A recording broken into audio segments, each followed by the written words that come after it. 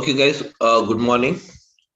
So, my name is Samir, and I'll be a faculty for this ADB. And when it comes to my experience, I'll just walk you through. I have around 10 plus years of experience in IT and on the clouds since the past 3 years. I'm working onto this cloud technologies. Okay, that's it. Working in some corporate. Okay, so guys, let us start with this now. So what is, before we go ahead, let us see. And guys, I want everyone to just have an interaction. So I want the session to be an interactive rather than me talking on a side. I want everyone to interact with me. Okay, guys. So let us start with this. So let us say here, Azure Data Engineering. What is Azure Data Engineering? Yes, guys. Everyone, I'm audible. Please. It's audible, Samir. Audible. Okay, so now this is what is Azure Data Engineering. So basically, Azure Data Engineering is packed packed in the form of services. In the form of what is that? Services. Azure Data Engineering is packed in the form of what? Services. The following are the various services provided for various operations in the that is nothing but in the Azure Data Engineering. So the following are the services. Let us see what is a first one. What is it? You have it. We have the first one here as a Azure Databricks. Azure Databricks. And then we have the next one after this. We have the Azure Data Factory. And apart from this, we have the next service that is called as Azure Synapse. Azure Synapse. And next one after this, many services are there, but I'm listing few of them. Okay, so we have the Azure Artificial Intelligence, AI, or else we can also refer it as a ML, that is called as machine learning. Okay, so these all are the services packed into this Azure Data Engineering. That means all end-to-end solutions for the data. That is nothing but data engineering means end-to-end solutions for the data. So now, guys, what is this Azure Data that is Azure Databricks is used, and what is the purpose of it? So, guys, this service called Azure Databricks is provided by the Microsoft to perform the job of ETL. So, guys, what is this ETL? Where ETL stands for what? Extraction, transformation,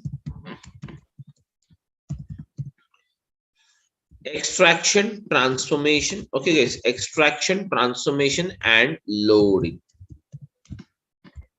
So the Azure Databricks is provided for, Azure Databricks is a service provided by the Microsoft within the Azure Data Engineering for the purpose of extraction, transformation, and loading.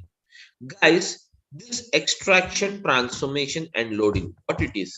Let us try to understand this first.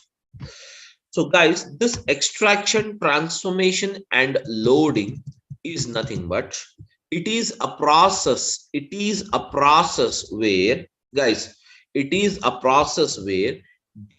is summarized, where the data is summarized, where the data is summarized, where the data is, what is that? Summarized. And this summarized data is used for decision making. this summarized data is used for what? Decision making. So whereas what is this process of extraction, transformation, and loading? So this process of, guys, extraction, transformation, and loading, this process of extraction, transformation, and loading basically consists of, requires the following. What is that? Source, that means what? Source, and the next one it requires as a target. Source and the target. Now guys, what is a source and what is a target? So basically, between the source and the target, this process of ETL is applied always. Okay, irrespective of whatever the thing service we use it. Generally, I'm talking about the ETL. That is nothing but ETL is the process where the data, guys, ETL is the process. ETL is a process where the data is summarized. Okay, so what is the source? What is this target? Let us try to understand this, guys. Source is a place where we get the raw data. Source is a place where we get, what is that, guys? Raw data. And whereas this raw data is extracted as per the requirement in the process of extraction. This raw data is extracted as per the requirement in the process of extraction. And once the extraction means what? Picking up the data. Whereas after this process of extraction is done, the process of transformation is implemented. Transformation is the actual process where the data is converted into the required format by the customer. And once the transformation is done, guys, on the data or applied on the data is finally prepared and it is loaded.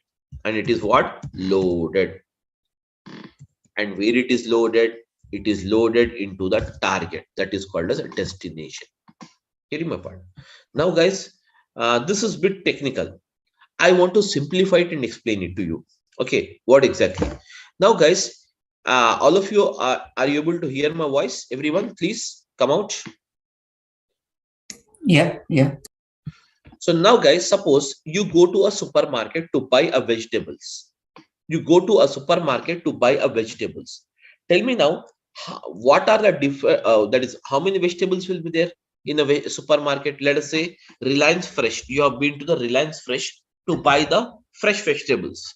Now tell me, how many vegetables you will be having? Many, almost all vegetables you will have it. Am I right? So now guys, tell me a answer now. Do you purchase all the vegetables or you will purchase only those vegetables which is required for you?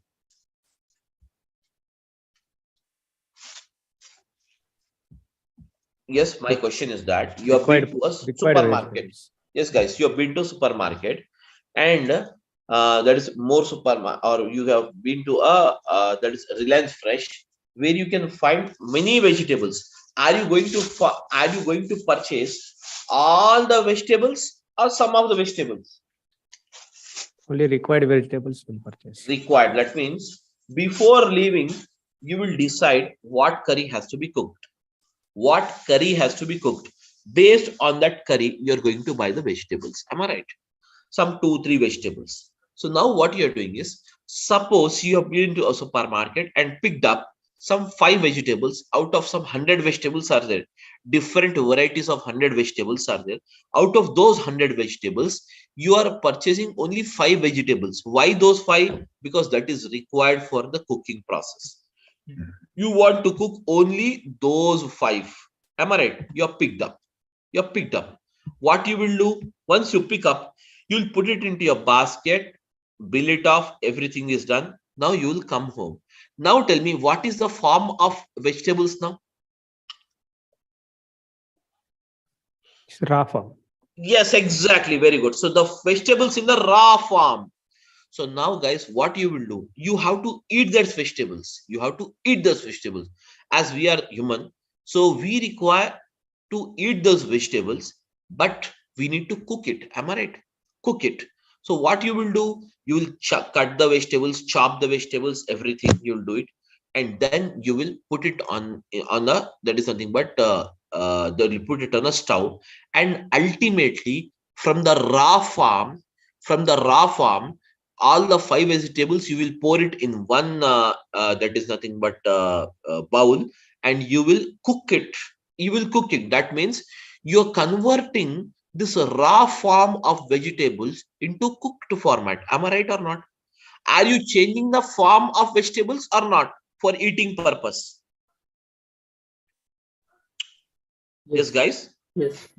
Yeah, you have converted. Ultimately, the vegetables are cooked. Now the curry is ready. So that means what you're doing, you have bought the raw vegetables. You have first of all picked up the vegetables. You have been to the supermarket and picked up the vegetables. And once you have picked up the vegetables, what you are doing, you brought them home and cut it off and chopped it. And once the chopping, everything is done, you are changing the form of those vegetables from the raw form to what is that? Cooked form, as per our requirement. Ultimately, once the vegetables is cooked and ready, then what you will do? Finally, you will eat. That is nothing but called as what? Loading. Same way, guys, picking up the vegetables. From multiple 100 vegetables are there, but you are picking up only 5 vegetables. And those vegetables, picking up the process of vegetables from the supermarket is called as what? Extraction. It is called as the process of what? Extraction. Whereas the extraction is done, then what you are doing? Transform. That means you're getting them home and chopping them, cutting them, and putting them into the bowl to cook, and ultimately cooking those vegetables. That means you are converting the raw vegetables to what is that? Cooked format in the form of a curry. Am I right or not? Ultimately, once that is called as a process of what? Cooking is the process of transforming. Cooking is the process of what? Transforming. Ultimately, once the transformation is done, finally your destination is what? Your destination is the curry. So curry, you will eat it. That's it. That is nothing but finally the process of loading is nothing but cooking. That's nothing but eating the same. So hence, this is actually you have the process in what? Extraction, transformation, and loading. That's it, guys. Nothing else. There is no technicality. There is no something is, where you need to worry about how the things will move on. All these things, you need not worry about this. Simply extraction, transformation, and loading is the process. Extraction, transformation, and loading is the process of converting the picking up the required data and transforming the data as per the requirement, and ultimately transformed data you will load it into the target. Okay, so guys, is it clear for everyone what is ETL actually? Yes, guys, I want an answer, ma, please. Huh? Yeah. Okay, so before we see some examples on how actually this process has taken place, let us try to understand few more things here, then we'll come back to this. Let us try to understand first of all what is a cloud, what is a clouds, and what is an on-premises. Then we'll come back to this. Okay, so first of all, let us try to understand what is cloud.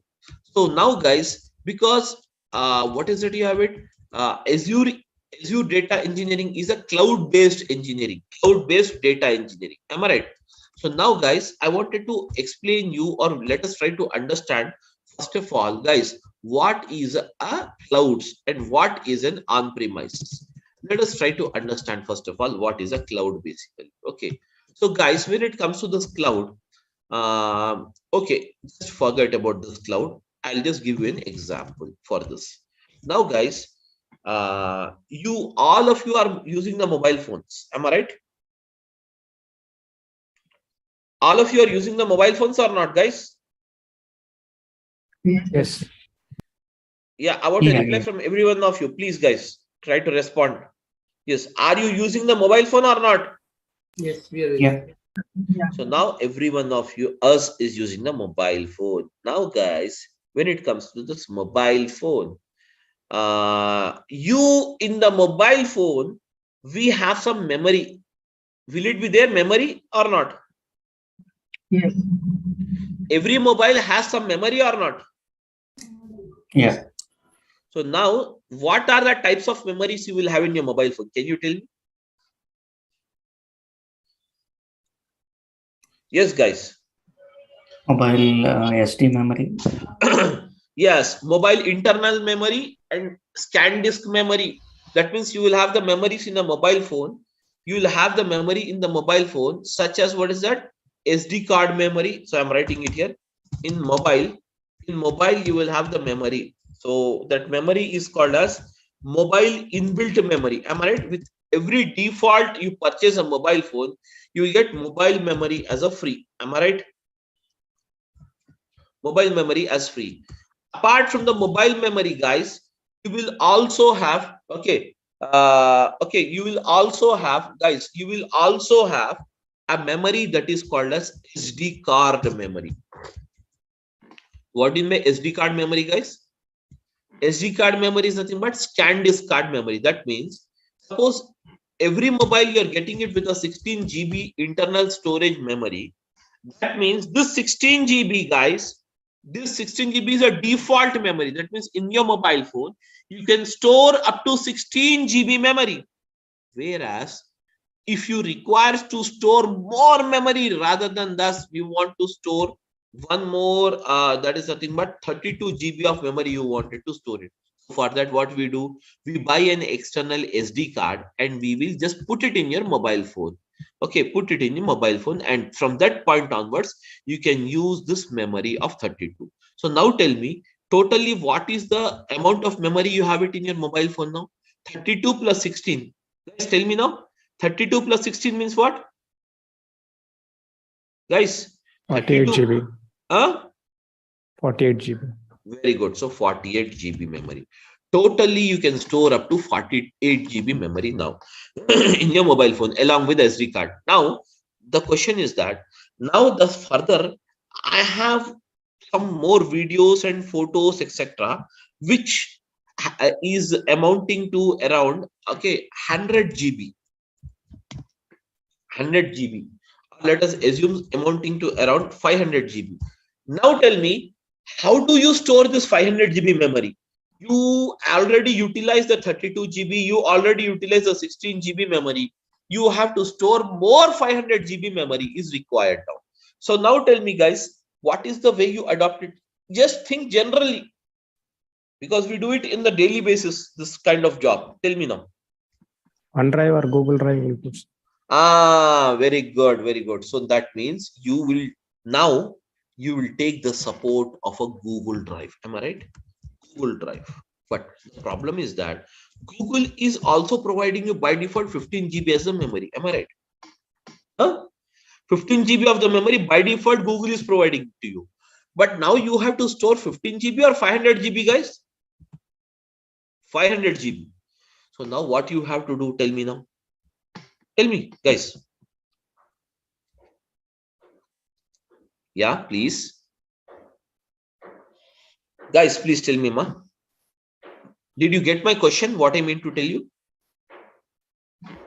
If you get the question, just simply say yes, or else I'll repeat the question once again. My question is that, I'll repeat the question once again. My question is that now, my mobile memory already has 16 GB memory, and SD card, I have installed it. I've put some SD card and it has the 32 GB memory. Totally both the memories amounting to 48 GB, but I have some more 500 GB memory to be stored. So for that, I took the support of Google Drive, and Google Drive is providing only 15 GB memory. What is the alternative for me now? External hard disk. External hard disk. External hard disk, that is fine. Okay, but I want the data. Okay, no problem. One more way is that you can ask the Google. That is fine. That is very good. Okay, but here the thing is that you can ask the Google to increase the size. That means from 15 GB, I want 500 GB. So Google is providing, Google will provide you 500 GB of memory free of cost or they will charge something for it? They will charge something. They will charge. That means after 15 GB, even if you store 0.1 MB also, okay, then it is going to charge you. So you can buy the space on the Google Drive by paying some cost. Now, guys, totally I bought it. I bought this one also. Everything is done now. Totally, the amount of memory. What is that amount of memory I have? 548 GB memory. Totally, I have it now. Totally, how much memory I have it? 548 GB. That means 48 GB in my mobile phone and 500 on my Google Drive. Now, one fine day, I lost my mobile phone. One fine day, I lost my mobile phone, guys. That is my query. Now, my query is that when I lose my mobile phone, so I could not able to trace it off. Now, the question is that I bought a new mobile phone. I have to buy a new mobile phone. Hence, I bought the new mobile phone. Now, once you bought a new mobile phone, guys, please tell me, can you recollect this 48 GB? Can you recollect this 500 GB memory or not? 500 GB is possible. 48 GB is not possible. Yes, exactly. Very good. So we can say that 500 GB, you can recollect it by just using the synchronize option. You can just log in with your mail ID, enter the password, and in the same way you can recollect it. But what about the 48 GB? The 48 GB memory is lost with the mobile phone because this memory is called as physical memory. Am I right? This memory is called as what? Physical memory. Physical memory. So hence I cannot recollect it. Whereas the memory or the data which is stored on the Google Drive can be recollected. So we can say that the Google Drive, we can call it as a cloud. Am I right, guys, everyone? Google memory is called as what? Cloud memory. Google memory is called as what is that, guys? Cloud memory, cloud data memory. It is called as what? Cloud data memory. Cloud data memory. Whereas the physical memory of your mobile phone, we can refer it as what? On-premises memory. Am I right, guys? I can refer it as what? On-premises. So now tell me, what is the drawback, guys? Now tell me, what is the drawback you have? What is the drawback you have between on-premises memory and cloud memory? On-premises memory, once you lose your mobile phone, you cannot recollect it. But the same can be recollected using the cloud. Am I right or not? So now this is the drawback. You have it in the on-premises data. So now, guys, just for 548 GB, which is required for us, now what we have done, we took the support of the cloud rather than taking the support of the mobile phone. So in the same way, what you have done, tell me now, what you have done? That means you have moved physically, guys. You have moved physically from the cloud, from the physical mobile phone memory to what is that? Cloud memory. That is called as Google Drive memory. Am I right or not? So nowadays, every one of us storing the data in mobile phone inbuilt memory, or we are storing it data into the Google Drive, guys? Tell me now. Huh? Google Drive. Most of us, every time, we will store the data in the Google Drive. Am I right, everyone? So why do you store the data in the Google Drive? Tell me now. Can recover. Yes, can recover it. Suppose tomorrow you have traveled to other country, suppose United States or America, and did not take your mobile phone now. Now what happened is, as you did not take your mobile phone and you are there finally into this some United States of America. So can you get this Google Drive memory resaved to your mobile phone in even after reaching the USA? Tell me now, guys. Yeah. Of course, that means the access is possible even irrespective of the location. So we can say that we can access this data which is stored in the Google Drive from anywhere in the world. Am I right? From anywhere in the world without worrying about the physical location where my data is stored. The same way, guys, tell me now, actually Google Drive is stored where? The Google Drive stores the data into the cloud environment. Into what is that? Cloud environment. So cloud environment is what? Ultimately, cloud environment is nothing but ultimately it stores the data physically into the data centers. So every cloud provider has the data centers. And now in these data centers, the entire physical data will be stored. In this data centers, the physical data will be stored. Am I right, guys, everyone? Okay.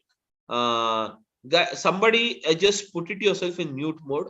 I think there is no issues from my end. Yeah, guys. Okay, now fine now. So now I think the voice is background voice is not there. It's fine now. Okay, guys. There is no disturbance now, I think, from the background. Please say yes.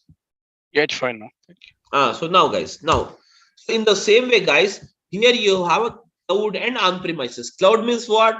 Cloud is nothing but storing the data onto the Google Drive is a cloud environment. And now, guys, on-premises is nothing but storing the data into your mobile phone physical memory. Mobile phone memory. Mobile phone memory is called as what? On-premises. Is called as what, guys? What is it called as? On-premises. Am I right, guys? So now, guys, as we are an individual, still we wanted to save the data. Still we wanted to move it from the physical memory to what? Google Drive memory. In the same way, lot of the corporates, many corporates, now what they are doing is they are planning or they are moving from the physical data to what is that? Cloud data. So for that, many cloud providers has come out. Many cloud providers has come out to provide the support for it. So for that, the following are the cloud providers we have it. What is that? The first one is called as what? Azure. Azure is a cloud provider from Microsoft. So Microsoft, what it is doing is it is marketing their product, the cloud product. It is marketing its cloud product with a name called what? Azure. Okay. And then we have what is that? The next one provider as what? Amazon, or we can say AWS. AWS is from what? Yes, Amazon Web Service. Amazon Web Service. And the third one, what is that you have it? Google, GCP. So we have the GCP, which stands for what? Google Cloud Platform.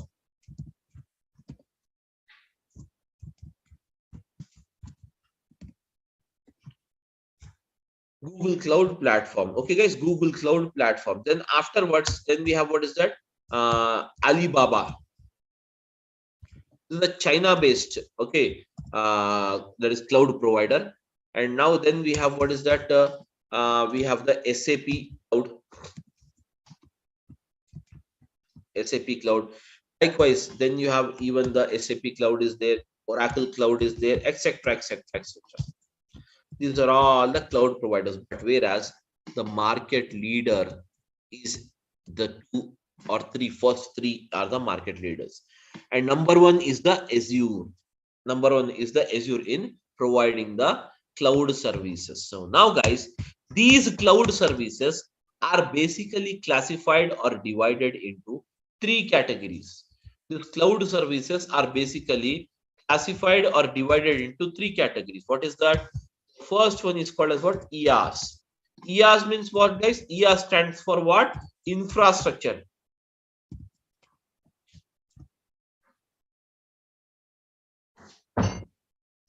Infrastructure as a service. And then you have what's that? PaaS. PaaS stands for what, guys? PaaS stands for what? Platform as a service. Then, guys, third one is SaaS. SaaS stands for what, guys? Software as a service.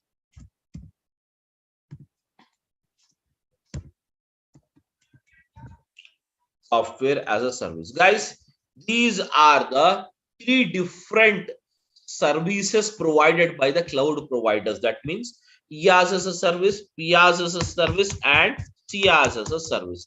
These are the three categories of services provided by the cloud providers.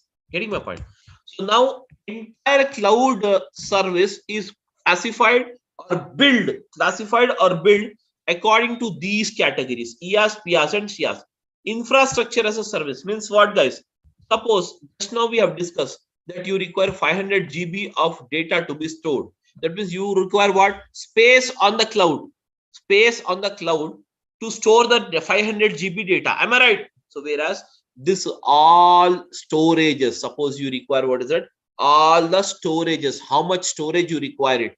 500 GB or 1000 petabyte, okay, petabyte. So all these, okay, all these, can you see here? All this is the responsibility of the that is nothing but the cloud provider, and it provides this service in the form of what? Infrastructure as a service. Now guys, you require a RAM, random access memory. You require a RAM speed of let us say 56 GB.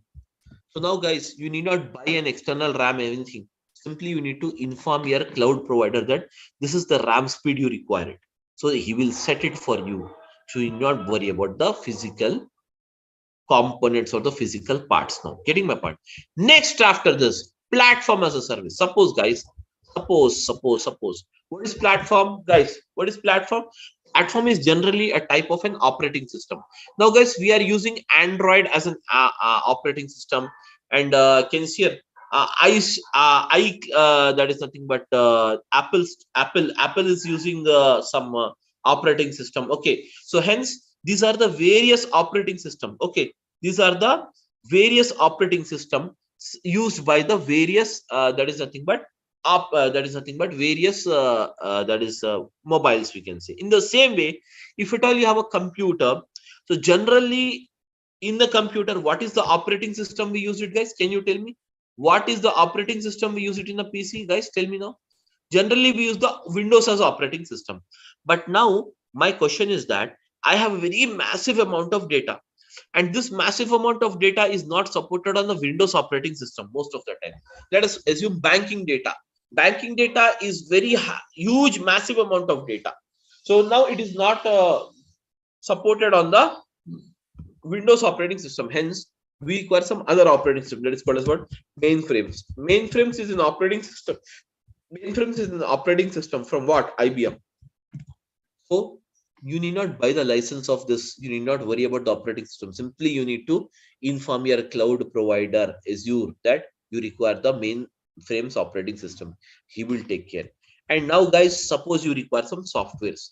Softwares in the sense you require some reporting softwares, or you require some analytical software, such as you require some softwares, or you require any kind of reporting. That is nothing but, suppose you require Power BI, or suppose you require some Cognos. You need not buy the license of this. Need not worry about this. Simply you need to inform your cloud provider that you require it. He is going to buy that for you.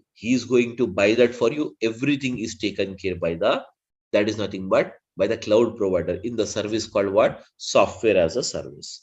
So these are the three categories of services we have it. So whereas the cloud providers has divided their service based on these three, and based on these three categories only they will bill you. They are going to bill you. It is as simple as, guys, simply you log into this.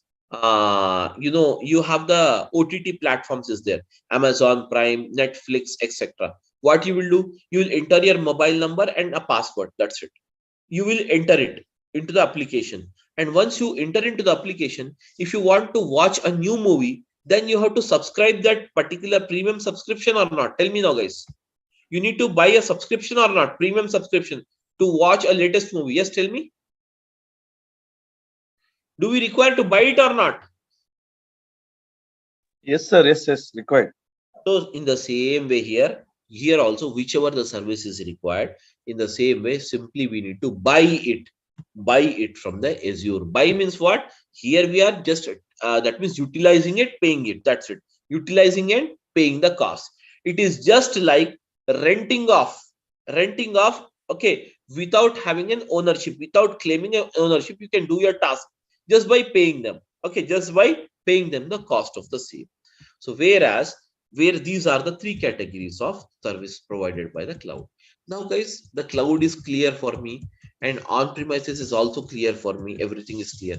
But my question is that source, target, and this thing is done already. This is also extraction, transformation, loading done.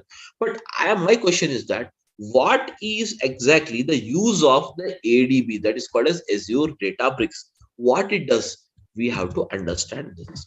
So now guys, let us come back here. When it comes to the Azure Databricks is a service of Microsoft, which is provided to perform the job of extraction, transformation, and what is that? Loading. To perform the job of extraction, transformation, and what is that? Loading. The Azure Databricks is a service of a Microsoft provided to perform the job of extraction, transformation, and what is that? Loading. Okay guys, now when it comes to this Azure Databricks, exactly, let us try to understand this ETL with some example. Guys, here I have a data. So let us say here I have some data here. So I'm using it this as a source, and now I have the source, and now guys, in the bottom I'll write the target. My query is that I have a data of a supermarket, and supermarket data is given like this: product ID, product rate, product quantity sold, and date of sales.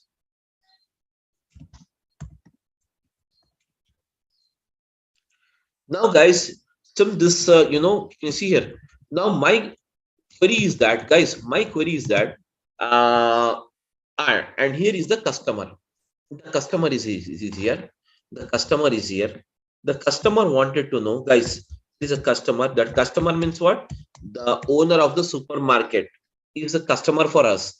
The customer wanted to know what is the change in sales, or what is the sales difference on 21st of this month and 22nd of this month, whether the sales has increased between these two dates or not. He wanted to know first of all. So guys, first of all, to know this query or to report him the same to the customer, what is that you require it? You require the source, and the source consisting of the following information. What is that? Product ID, product rate, product quantity sold, date of sales. Let us give the product ID is something like this. Product rate, let us give it as 100 rupees, and the quantity sold is 10, and then you have a date of sales. Date of sale is 21, guys, 21/11/2022. And then you have the product something like this, okay, product ID, and the rate is 200, and the quantity sold is 05, and now the date of sales is 21/11/2022. And then I have something like this.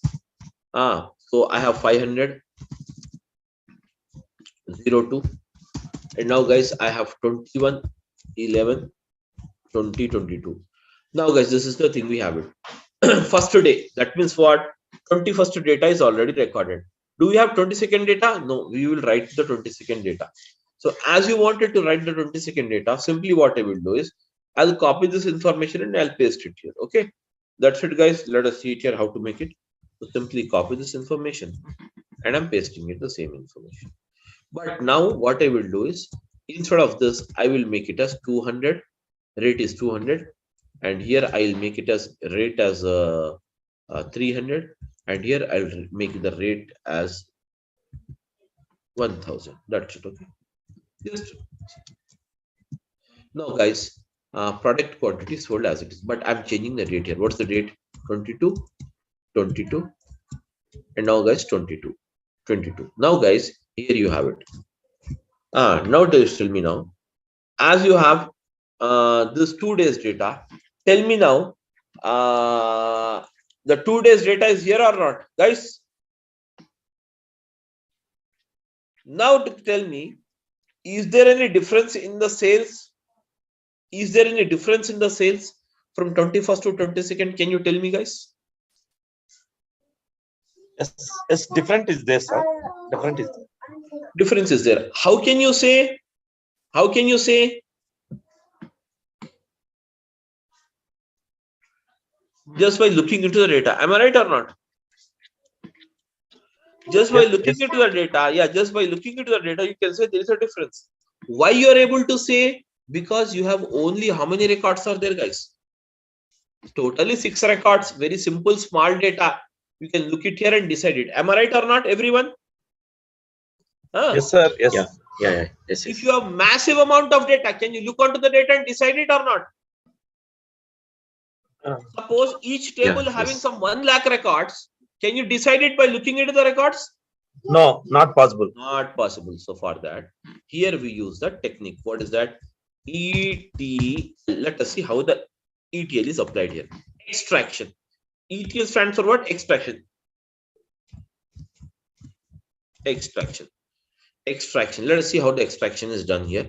The first process of extraction is that where you have to pick up. Where you have to pick up. Do we require the product ID to find out the net sales amount of the day? Do you require the product ID, guys? Not required. Not required. Do you require the product rate? Yes, required. Required. Quantity sold? Required. Date of sales? Required. So now, guys, I'm picking up these 3 columns. Picking up these 3 columns is the process of what is that? It is the process of extraction. It is the process of what? Extraction. Now the columns are picked up. Now, guys, next comes transformation. Picking up is done. Transformation.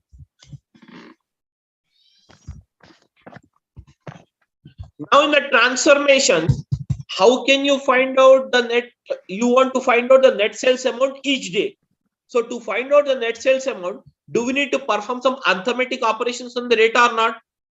That means some mathematical calculations is required or not? Yes.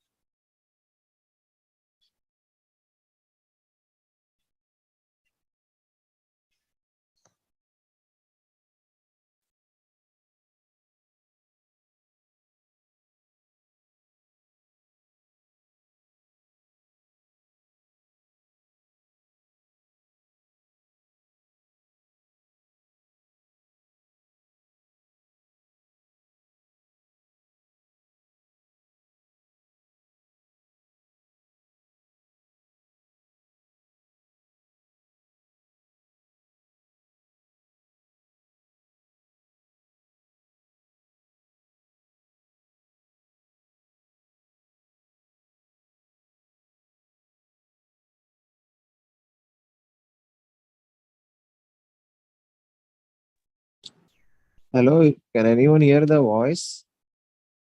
Yes, yes. Sir, screen is not visible. Actually, he's left. He's left. Maybe he's facing network issue. Okay. Shamir is not there.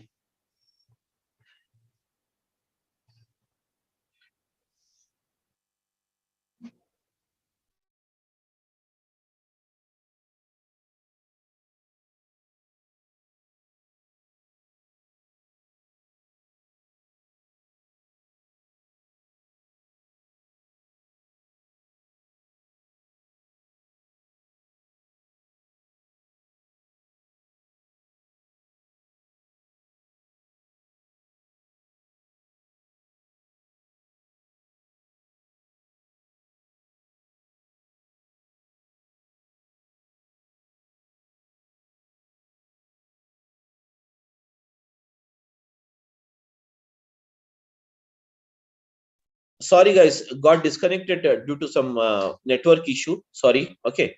Hello, I'm audible now? Yes, yeah. Yeah, I'm audible now. yeah, so got disconnected due to some this thing, network issue. Okay, so now guys, okay, we were just a minute. So just a minute. I'm just looking out for this. I don't have this host rights. Just a minute.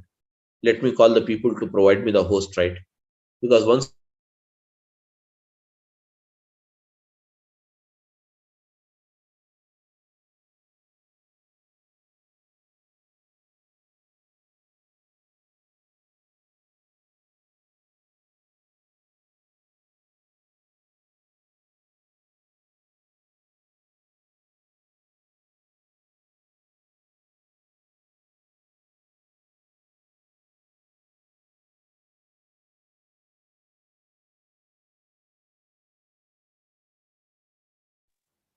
Because you can provide a host rights to Shami. Might be or is the host.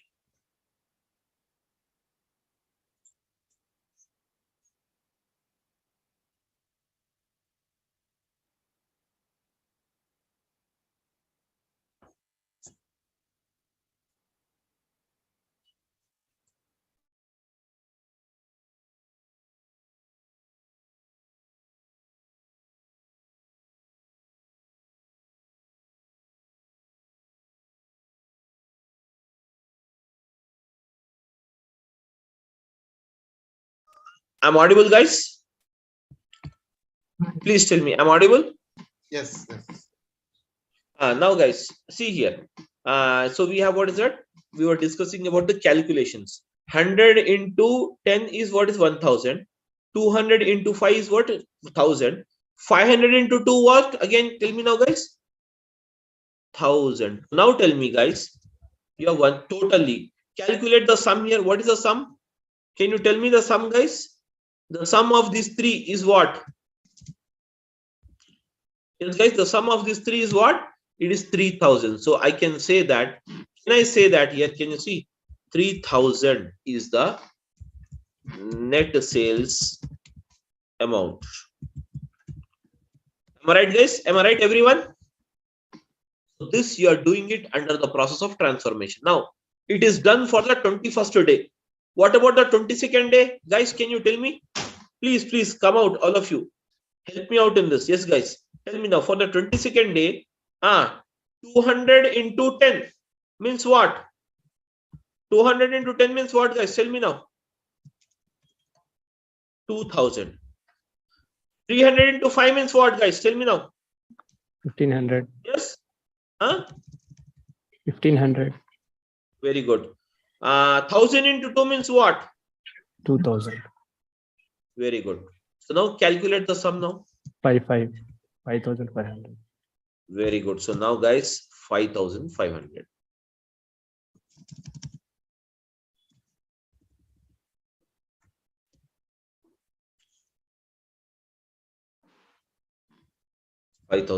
Now, guys, this is the net sales amount. Now, guys, this process is called as a transformation process. It's done now. Finally, you will be loading. Where you will be loading the data, guys? Tell me now. Finally, you will be loading the data into the target. So how will I load the data? I will load the data like this. See here. I'm loading the data. So net sales amount underscore sales underscore amount.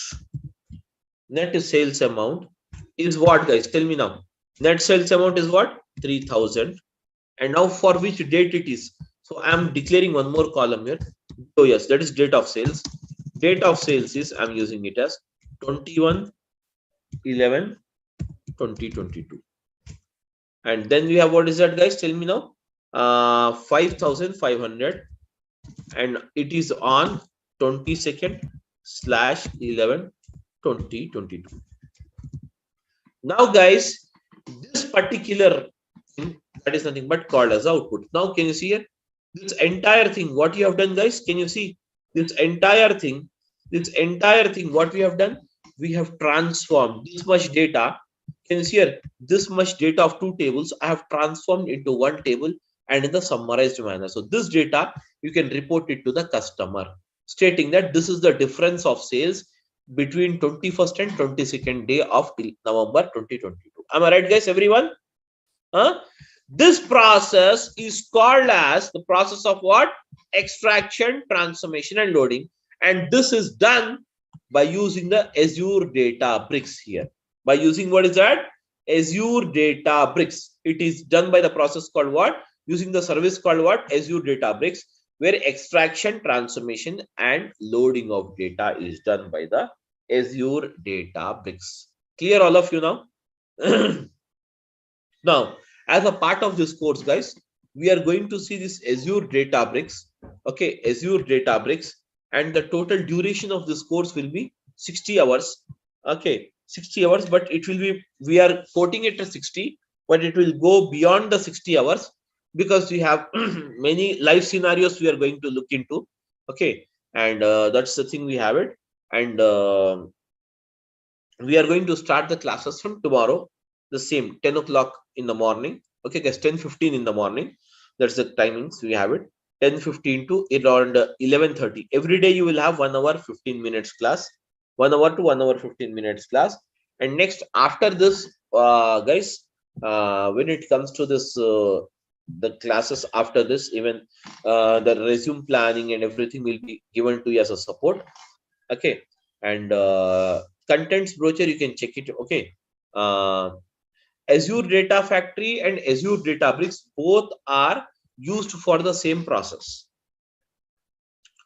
but Azure Databricks, here you can use the it is called as CUI, that is called as character user interface, where you need to use different languages: Python, Scala, R, and SQL.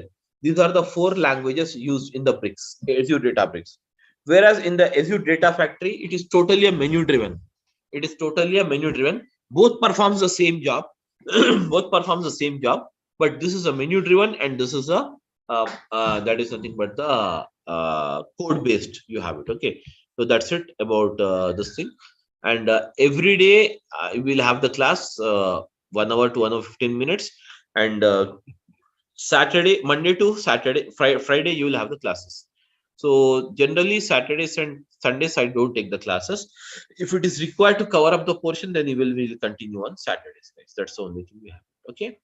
So now you can ask me any questions if you have. Please go ahead.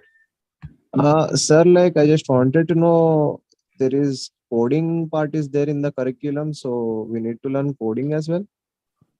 Yes, of course. Coding means whichever it is required, we will discuss it in the class itself. As such, separately, you need not learn the coding somewhere going outside. Okay. So what is that? I will explain you. That will be easy only, not so tough enough for people, what the people think. Okay. So we will be seeing here the coding in 4 different languages. See, there is SQL, Python, R, and Scala. I'll write the coding. Yeah. Sir, like what is PySpark that I'm hearing a lot about? See, PySpark is basically Python and Spark together. It is called as PySpark.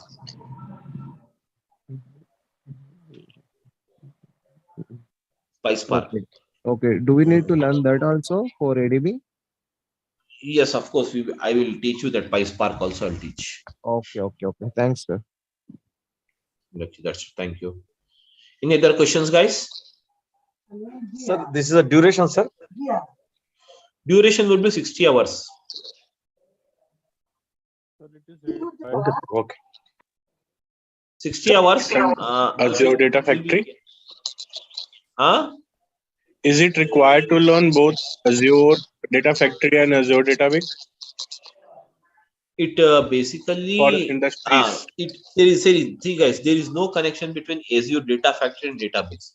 If you learn it, that is up to you. If you don't learn it, then also no problem. You can get the job individually on Azure Databricks as well as on the Data Factory. These are 2 different services you have it. Okay. Sir, if there any deployment process are you explaining, sir? Deployment processing. Yes, of course, deployment process we will see now anyways. Without the this is all a technical subject. Yes, sir. So ADF also there, right? ADF and ADB.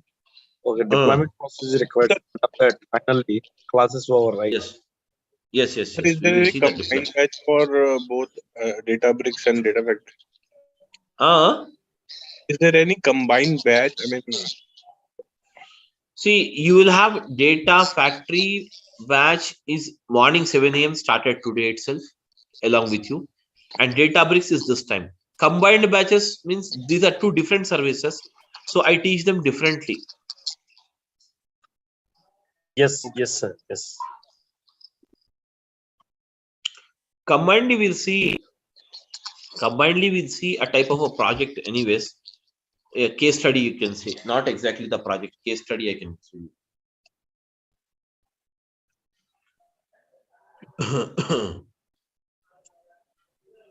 See, basically, when it comes to the data, someone is typing.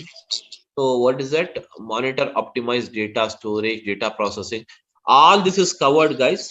And whatever the training we are going to look into, it is basically okay. More than enough to write a certification also. Certification for ADB whenever you want to write it. Okay, this is enough. So, as a part of even the that is nothing but everyday videos will be provided to you.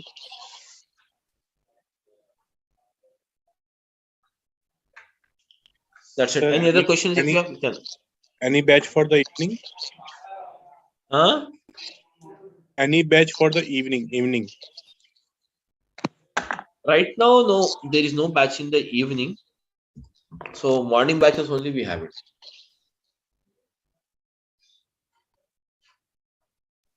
It's there, one batch is there, but it's already started 12 to 14 days back, it has started already. Yeah, 12 classes is already done with that. Samit sir, ADB and ADF both are providing Azure, right? Microsoft. What is the main difference between ADB and ADF? Basically, the ADF, what they're using is, if there is a project in where you are going to use the ADF and ADB both, the ADF is used for data ingestion process. Up to only data ingestion process only, the ADF they're using it. Further, after the data ingestion of the data, ingestion, that means insertion of the data. Okay, once the data is inserted, the data, picking up the data from there and preparing or moving the data into Delta Lake, and then performing the visualization. For all this process, we are using the ADB only.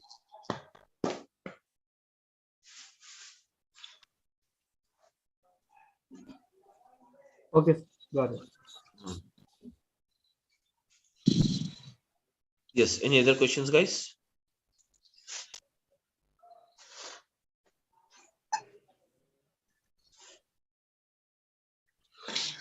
Okay, Sir, that's it, guys. Any specific software we have to download for this? No software is required. No software is required. No licenses is required. Simple, very subscription. I'll tell you. I'll show you. You have to subscribe that. That's it.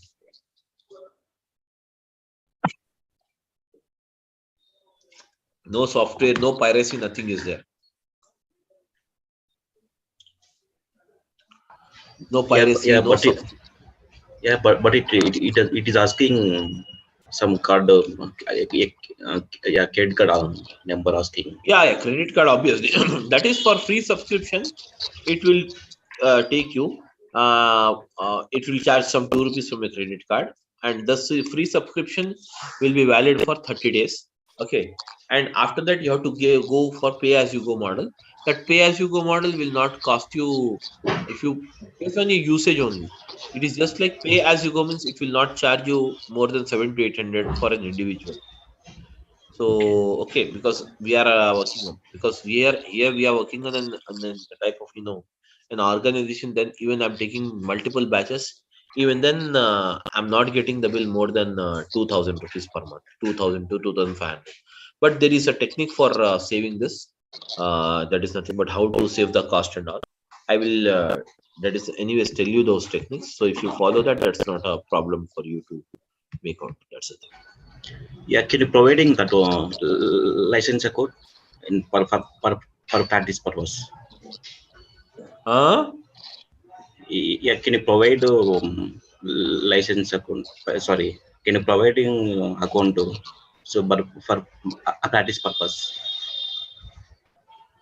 Account, you can take it. It's not me to provide you. You can take it directly. I'll show you the way how to create account, everything. I'll show you. Yeah, okay.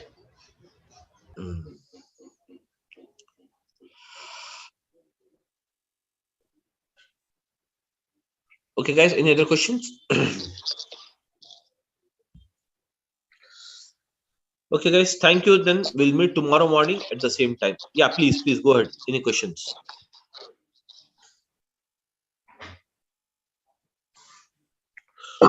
Okay, sir. Bye. Okay. Thank you, guys. We'll meet tomorrow, 10:15. Okay, thank you, everyone. Thank you. Yeah, thank you. Bye. Yeah, thank you. Thank you. Bye. Okay, so now let us start with this.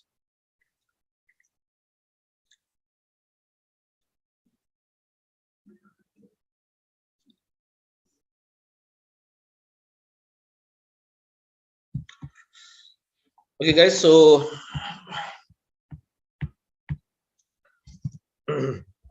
let's start again, and just we'll begin the introduction part today. So, guys, we're using it Azure Databricks.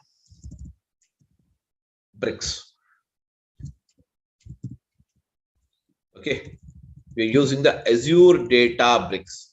So basically, what is Azure Databricks? Guys, the Azure Databricks is nothing but it is a cloud-based service. Cloud-based service provided by Microsoft. It is a cloud-based service, guys. It is a cloud-based service provided by Microsoft. So Azure Databricks is a cloud-based service provided by Microsoft. It is a cloud-based service provided by Microsoft to perform the job of ETL. So now, guys, what do you mean by ETL? Guys, the ETL stands for, yes, the ETL stands for, already I told you yesterday, ETL stands for what? Extraction. Yes, extraction, transformation,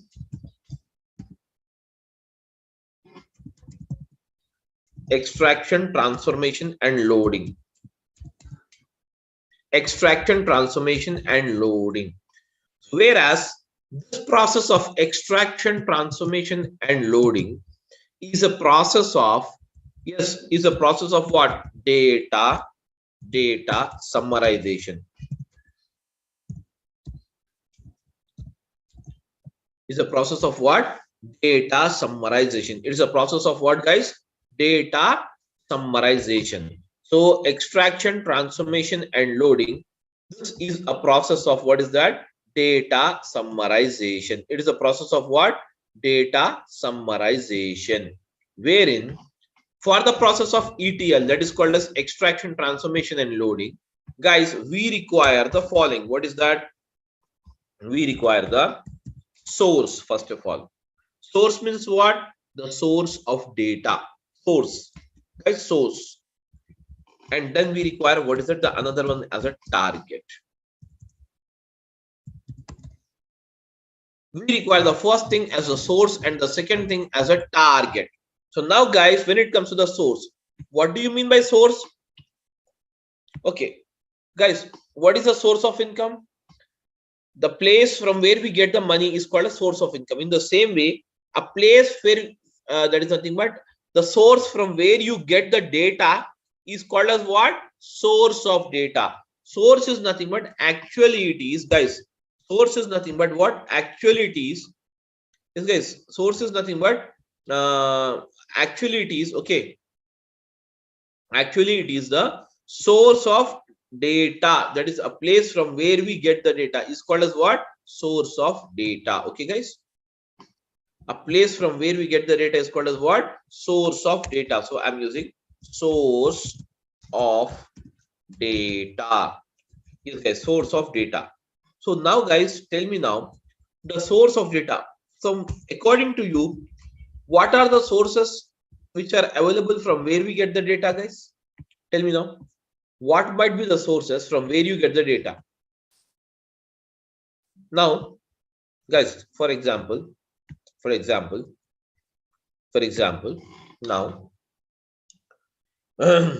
you're typing or you're recording some information of your expense, house expense. So where do you write your house expense generally? Nowadays, we are using in digital format only. We are not taking a pen and paper and writing the things. Everything we are digitally writing it. Tell me now, house expenses, where do you write it? In which type of file do you write it? Tell me now, guys. This much is the earning for this month, and this much is the expenditure you have incurred. You have to write all these things. So tell me now, how do you write it, guys? In which file you use it, or where do you write it in the computer? Can you tell me, guys? Somebody? Guys, am I audible? Yeah, am I audible, guys? Everyone? Yes, you are audible. So you're understanding what I mean to tell you? Guys, you're understanding what I mean to tell you? My question is that, suppose you have to write your household expenses. Not let us go into the broad scale. We'll just go to at our place. You want to write a household expenses. Where do you write this information? That is income, expenditure. You have to write it. What type of thing you use it? Are you going to use an Excel file, guys, or not? Yes. So that is nothing but basically your house affairs, or your that is nothing but house expenses and income. You're going to write in an Excel sheet, but ultimately that is what? That is nothing but the data. That is nothing but what is that? Data. So we can say, what is that? Source of data is nothing but the place from where we get the data is called as what? Source of data. A place from where we get the data is called as what? Source of data. So we can get the data from what is that? Following files. We can get the data. Okay, files. What type of files, guys? Okay, but ultimately the files will also receive the data from what? Ultimately business. See, we all are working for the business or not? Even though you are working as a data engineer, that means you are working for a business or not? Tell me now, guys. Yes, everyone? You're working for the business. Am I right, everyone? Just give me a second. Just give me a second. I'll back.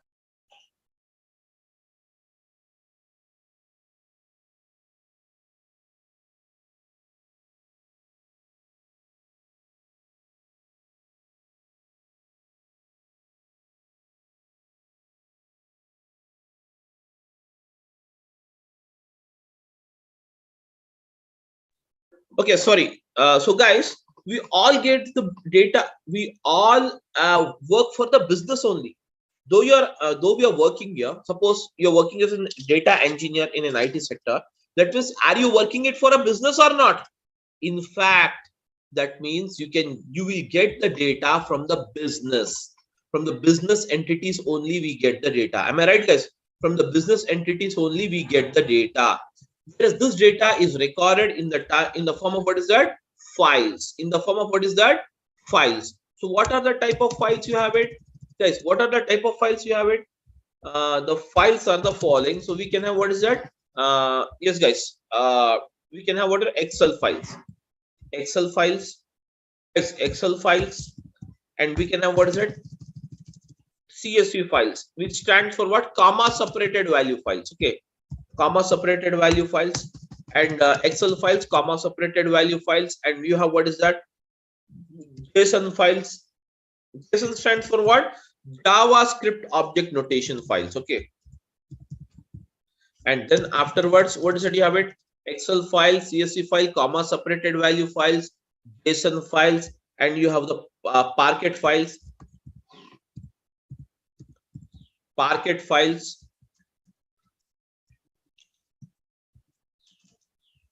You have the Parquet files. Okay, guys. You have the Parquet files, and then you can have what? Avro files.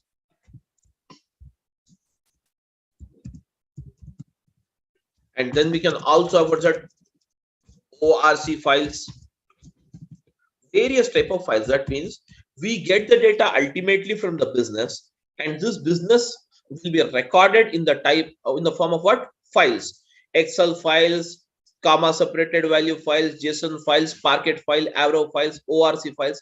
Anyways, you don't worry about the files. Once we get into the subject, I will explain you about each and every file. You don't worry now. Okay. So this is nothing but the data we get it. From where? From these files. What we do from these files, guys? From these files, we get the data. From these files, guys. From these files. Okay. From these files, we get the data. So ultimately, what we do, we pull in the data.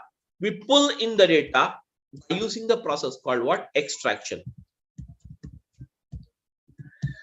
We pull in the data by the process called what? Extraction. So extraction is done. And now, guys, this extraction is done by what? By using the ADB. That is called as what? Azure Databricks. By using the Azure Databricks. By using the Azure Databricks, guys, by using the Azure Databricks, we perform the process of extraction. That means extraction of data. Extraction, the full name is what? Extraction of data only, guys. Extraction of data. Extraction. Then extraction is done. Then next, what is the process you have it? Tell me now, guys. The next process, the next level of processing is what is that? Transformation. So transformation is nothing but the ultimate requirement. Based on the requirement of the customer, you're going to change the format of the data.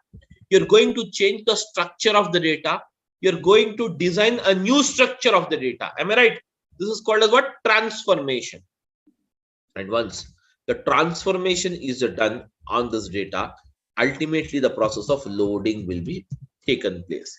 And loading means what? The final data, whatever you have it, will be transferred to the destination. That is called as what? Target. That is called as what? Target. Or we can say destination. We can say target, or we can say destination. We can say target, or we can say what is that? Destination. The data will be transferred to the destination. Am I right, guys? Everyone? Yes, guys, everyone is following or not? I want a reply, guys. If you don't talk, yeah, if you don't talk, I cannot understand what is your thing. Okay, so I want everyone to respond it, guys, so that I'll come to know whether you people are following or not. Okay, anyways, so this is the first. Now, apart from, guys, apart from getting the data from the files, we can also get the data from the business.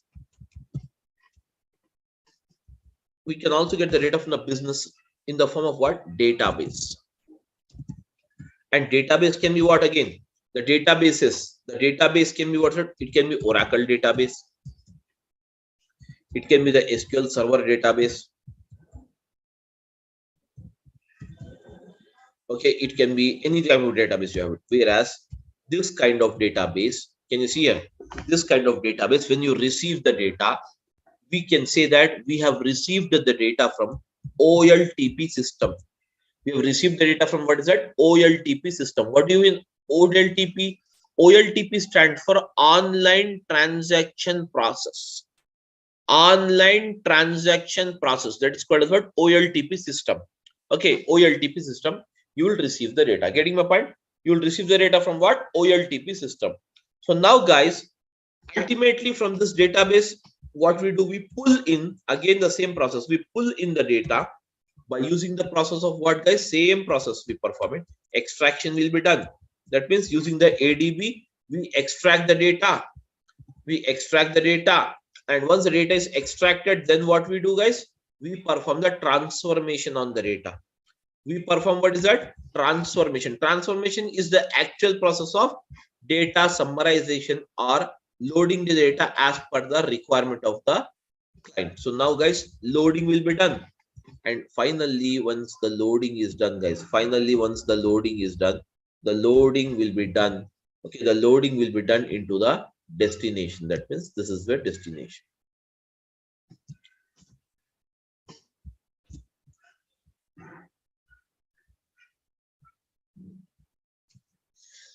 This will be your destination. Getting my point?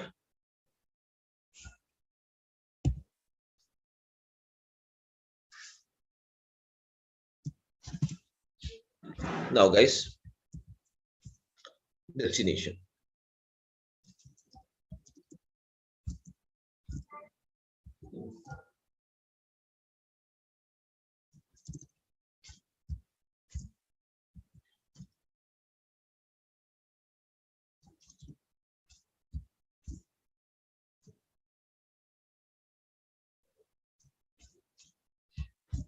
Destination. I'm linking up just to show you guys, these all will reach the destination like this. Finally, the data reaches the destination. Target is nothing but guys, it is called as what? Destination. Destination. Okay, now next one. Apart from this, guys, apart from getting the data from the businesses from the data into the databases or into the files, we can also get the data. Everyone, we can also get the data, guys. We can also get the data from another way. It's called as what? From the business only. Because we all working for business, we get the data, business data only. So we get the data in the form of what? Live streaming data. Live streaming data. Such as, guys, live streaming data means what? Guys, stock market data. Live streaming data. Suppose that is India versus Pakistan match is going on. You will get the live streaming. Am I right or not? Yes, guys. That is all called as what? Live streaming data. Even the live streaming data we pull in here as it is. The live streaming data also we pull in here in as it is. And this process is called as what? The process of, again, extraction. We perform the extraction on this data. So can you see here, we perform the extraction on this data. And once the extraction is done, then what happens? Again, the process of transformation will become. So what is the process of transformation? Transformation is the actual process of, transformation is the actual process of what? Data summarization. Transformation is the actual process of what? Data summarization. And once the data summarization is done, guys, finally what we do? We load the data into the target. We load the data into the target, guys. Okay. So now this all data, whatever you have it, that is source data, destination data, or whatever the data you have it, finally will be recorded into the target. That is called as sync system. In Azure, it is also called as what? The destination is also called as what? Sync system. Sync. This is also called as what? Sync system, guys. Okay. It is also called as what? Sync system. Sync system. Okay. So now can you see here? This is how we get the data here. Ultimately, we get the data from what? Various sources. Ultimately, we get the data from what? Various sources. And from these various sources, what we do? We extract the data, we transform the data, and we load the data into the target. Everyone. Okay. So this, all this can see extraction, transformation, and loading will be done by using the service. Guys, this is a service. ADB is one service. ADB is one service, guys. Likewise, you can also have, what is it? ADF is the another service. Likewise, you can have Synapse as the another service. These are the various services. We can do it. Okay.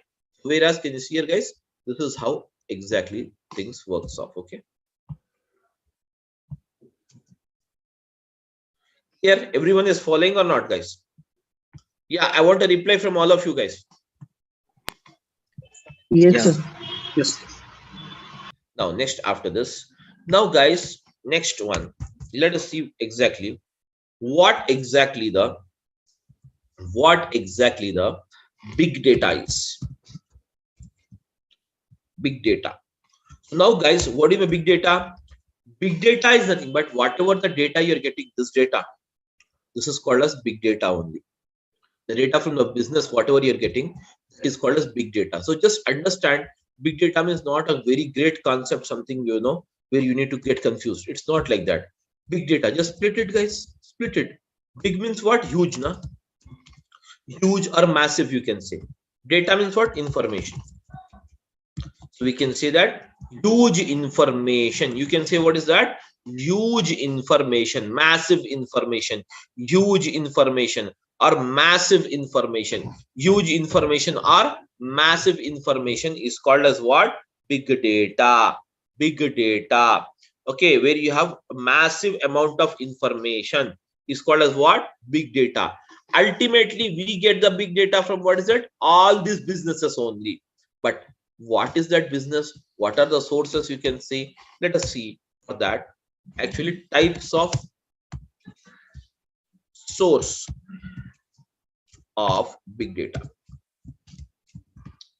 Now, guys, types of sources of big data, types of sources of, okay, types of sources of big data.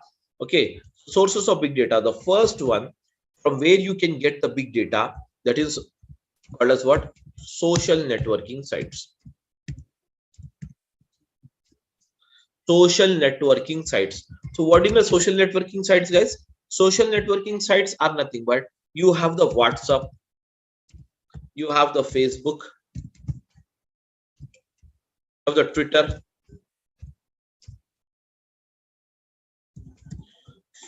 WhatsApp, Facebook. Okay, guys, WhatsApp, Facebook, Twitter. Then you also have what's that? LinkedIn. Then afterwards, you also have what's that? Instagram. All this Insta and all these are what? These are all called as what? Social networking sites. These are called as what? Social networking sites. So the social networking sites are basically referred as the major source of getting the big data. Major source of getting the big data. Getting my point? Next one after this, guys, you have the second source. So what is the second source? We can say second source as the banking application.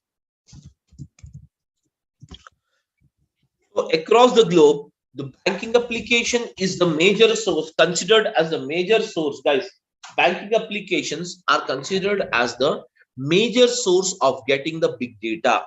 The banking applications are considered as the major source of getting the big data. Major source of getting what's that? Big data. Major source of getting the big data. Suppose you go to a bank and get an entry done. So in your passbook, you have made some entries. That is some cash withdrawal entry and some deposit entry and some online transfer entry, some purchase entries, some entries you have made it. Okay, that means some transactions you have done it. So, but can you see here in this passbook, as you have made only 3 transactions, but it will give you some 7 to 8 lines code. Am I right? 7 to 8 lines it will print. Balance, it will print deduction after the debit balance. So that means type of data. That means banking data is considered as a massive or huge amount of data across the globe. Getting my point? So we can get the data, the big data. We can also get it from what? Banking applications. That means this we have discussed as a business now. Business means what? It can be social networking site, which is a one type of business. Banking application is the another type of business from where we get the data. Okay, then we can also get the data from what is that? Machine generated data. Machine generated data. So what do you mean machine generated data, guys? The data which is generated by a machine. Suppose you have a CT scan machine. Suppose you have a CT scan machine. Okay, so it scans of the human body, whereas the CT scan machine or MRI machine, okay, MRI scan or CT scan machine, whatever the machines you have it, okay, and then we have what's it? MRI, okay, scan, or else we can also have what is that? CT scan, MRI scan, and even the ECG machines. Okay, these are all the machines which generate some data. Am I right, guys? These are the machines which generate some data. Am I right, everyone? These are the machines which generate some data, whereas even these machines, can you see here, generate some data. So this kind of data is also considered as the big data. That means a massive amount. The CT scan machine generates a very massive amount of data. So that is nothing but called as what? Machine generated data. Any that is machine which generates the data is called as what? Machine generated data. That's it. Okay. Then afterwards,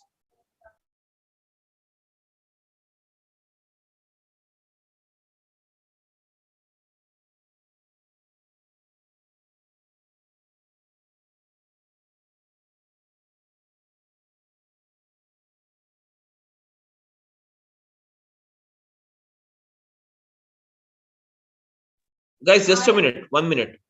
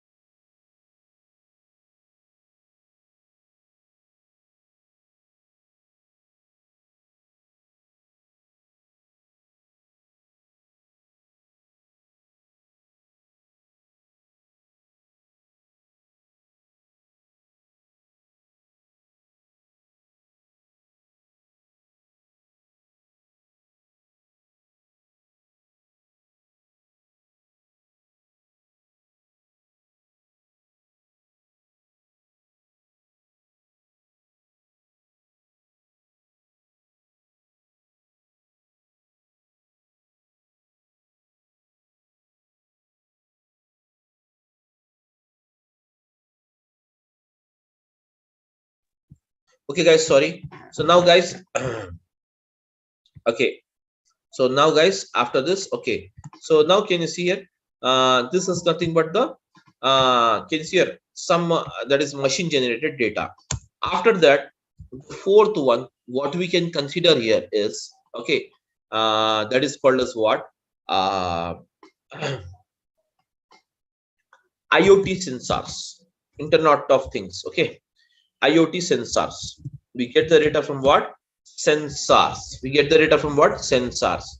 These sensors basically measures what is that? Pressure. Okay, and then it measures the okay that is even the okay gas pressure. Okay, and then it measures even the temperature. Okay, and even the okay wind. All these are the sensors which basically measures. But these sensors, how it generates, these all will be connected to computers, to required computers. So this computer generates the data here. The data will be recorded here, and this data will be further processed or transferred to us like this. From in the files we received, we extract it, we transform it, and we load it. Ultimately it will go like this. Okay, so now, guys, so basically IoT sensors, I can give you one example, guys. Whenever you travel and okay like on the highways, once you will enter a basically a type of a town or a village. At the starting of this town or a village, you will find some a very big table fans which is rotating very slowly. Am I right? Which rotates very slowly. What it does exactly? That measures the wind, and those fans are nothing but a machines at sensors only, and those are connected to the computers.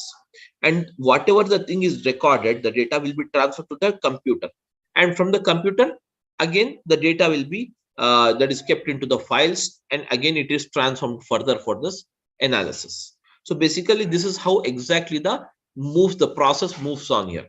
Okay, so guys, okay, all of you following or not, please let me know, guys. Yeah, we can able to follow.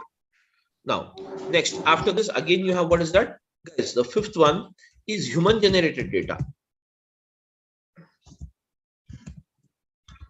Human generated data, it's not basically you will have that massive, but still it can be considered as a big data only. Human generated data means the data which is generated by you and me. Okay, the normal routine data, that is basically a kind of a human generated data. So this is also considered as the part of big data. But guys, this big data is basically has some categories. That means we can say types of big data. We can have various types of big data. So now I will say types of data. Now, guys, what are the types of big data? Generally, guys, you will have the following types of big data. The first type of big data which you can consider, okay, which you can consider, that is first type of big data which you can consider. Okay, the first type of big data which you can consider, is called as what? Structured data. Structured data means what? I'll type it, guys. I'm writing it: name, ID number, and salary. Can you see this is the thing we have it? Name is, let us say, Alan, and now, guys, I'm using the ID number as something like this, and salary I'm making a 10,000, and Bobby 20,000, Carl 30,000. These are the basically. Can you see here, guys? This is the data. Where can you see this data is in which format? It is in the proper format of rows and columns or not? These are the rows and these are the columns. Am I right, guys? Everyone? Yeah. These are the rows and these are the columns. This kind of data is proper data. Hence, it is called as what? Structured data. This kind of data is called as what, guys? structured data, the data which is placed into the proper form of rows and columns. The data which is placed in the proper form of rows and columns is called as what? Structured data. Am I right, everyone? Yes, am I audible, guys? Yeah, what happened? Am I audible to everyone or not? Yes. So now, guys, this is nothing called as what? Structured data. Next one is what is it? You have it. The second one is semi-structured data. Semi-structured data means what? This data is purely not structured as well as not unstructured. It is semi-structured. You will have some semi-structured, such as you have the data into what's that? JSON files. For example, I'll give you the JSON file, how the JSON file looks like and how the data will move. The data in the JSON file will be given in the curly braces. Now, if at all I'm writing the first, I'm calling defining this data into JSON format, how the data will be. Let us see it here. Name under the quotes, double quotes, and use the colon, ALN. Now, guys, use a comma. After this, use it again. ID.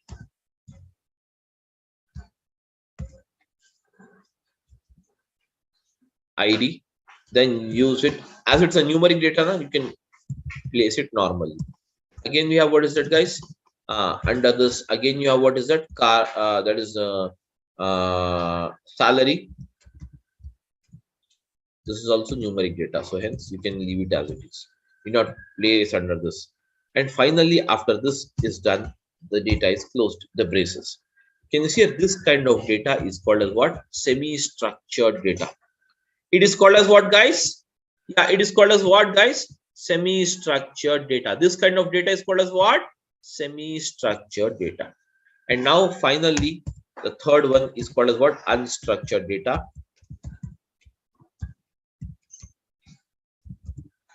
Unstructured data is nothing but guys, this unstructured data is nothing but basically there will be no particular structure, such as the photos in your mobile phone, the videos, the chat history, and the voice notes. All these comes under the unstructured data only. There is no proper structure for it. Okay, there will be no proper structure, guys. There will be no proper structure. There will be no proper structure.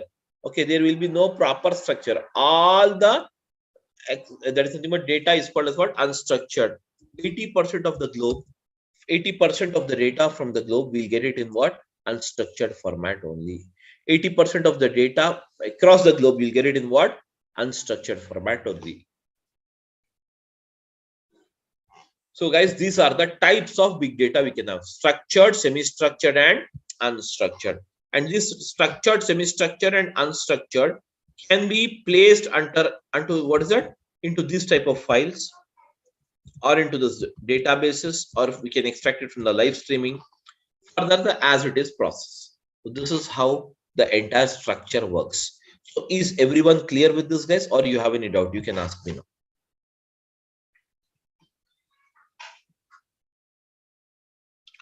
Yes, guys, tell me.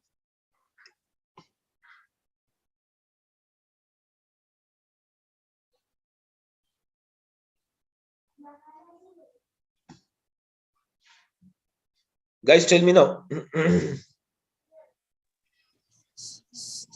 No, Samir, no doubts as of now. Okay. So this is how the things works off. Okay, guys. That's it.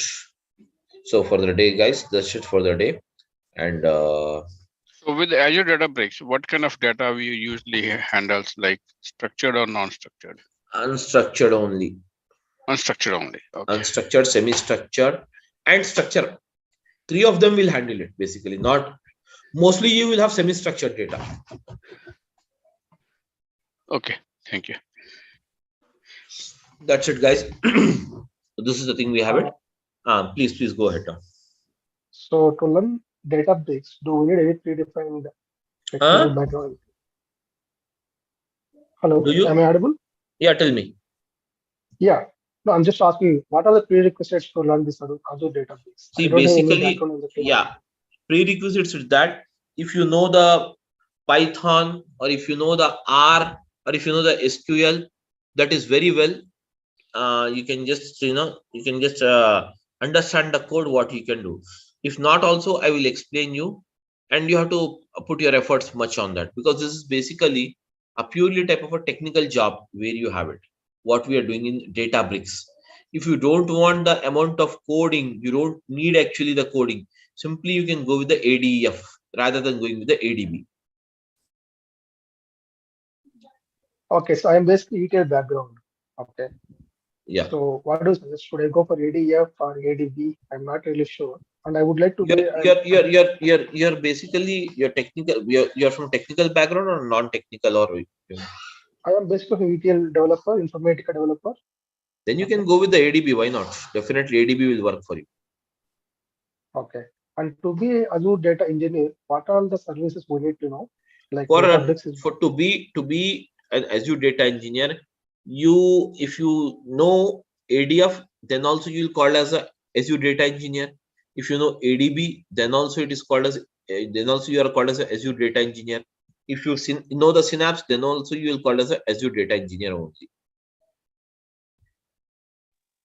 Okay, so either one or should be fine, that means, right? Yeah, no, the reason I'm asking, I heard ADF also like something like it's an ETL tool only, and here you have mentioned ADB also ETL tool only, right? See, if you have what is the companies are doing till the job of data ingestion in a project. I'm telling you the live scenario what is going on right now in most of the projects. Up to the data ingestion, ingestion means what? Extraction. Up to this data extraction, they're using the ADF. Further, for transformation and loading, they're using the ADB. Some projects. Okay. Because you have more good facilitation, or we can say good facilities, or very flexible to perform the process of data ingestion using this that is ADF, because ADF does not uses any code. It is basically a menu driven this thing. But here you will have to write the code for everything: extraction again, transformation, and again loading again. Basically, using this ADB, you can design. It is mainly focused on the visualization, data visualization. That means visualization in the sense performing the analysis on the data, etc. Okay. So my understanding is like ADF might be something like a tool based, like ETL. You can go with this ADF or ADB, anything, because already you have a technical background. You need not worry about it. Okay. And both are not, if I would like to join any training, both are not. Both means it will be very good. No issues. Okay. I'm trying to join any one of these. So what is this? Should I start with ADF or ADB? Like being an ETL. That you have to decide it. I can't tell, because basically I'm telling you now, if you are mainly you think that you can manage the amount of coding, then you can go with the ADB. If you don't want the coding, because ADB is required anyways in the process. One time in one situation you can do the job without ADF also, but ADB is very mandatory to have it mostly. So just how it's better to have ADB knowledge. You can just decide it. That's not a problem. Okay. Yeah, I got it. Thank you. That's it. Thank you, guys. Thank you, everyone. Any other questions? Sir, may I know what is Synapse used for? Synapse is totally a visualization process. It is basically called as a data warehouse of Azure. Synapse. Okay. So data visualization, analysis. I told you now, analysis, data visualization, all analysis from this part. Once the data is loaded into that sync system, from here the data is picked up. And now we use a technique called OLAP, online analytical process. And using this artificial intelligence or machine learnings, all this we applied further on this data. Whereas can you see here the machine learning, artificial intelligence, or machine learning or artificial intelligence, all this is the part of what is that we have it. The Synapse performs this type of job, more focusing on the visualization of the data.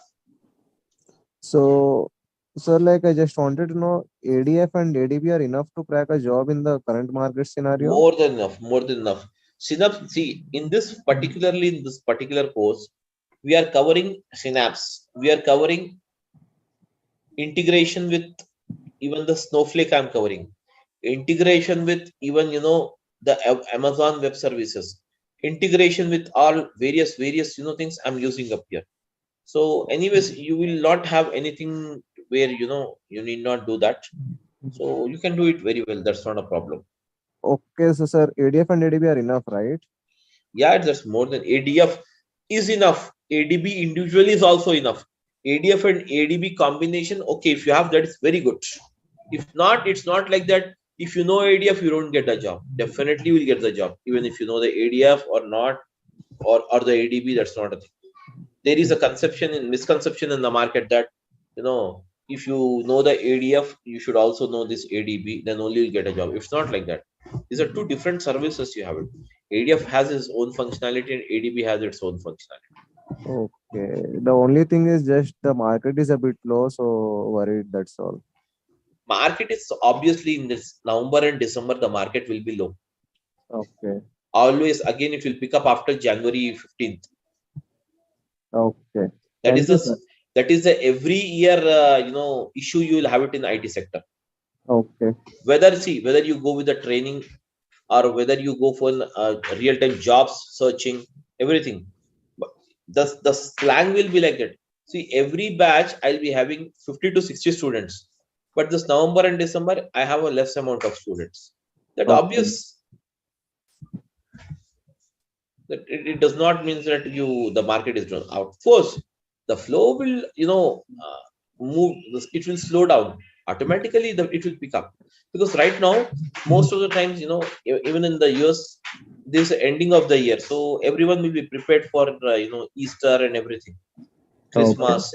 So things will slow down because we are totally dependent on the all the US and the UK and Europe, and we're all the Western countries we're depending upon for the data, for project, everything. So obviously it will have an impact even on our life, isn't it or not? Yeah, correct. That's the thing. Okay, sir. Okay, that's it. Thank you, guys. Okay.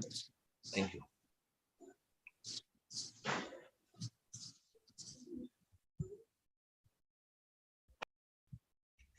Yes, am I audible, guys? Yes, sir. Good morning. Okay, so let us start now. So Azure Databricks. Okay, guys, Azure Databricks.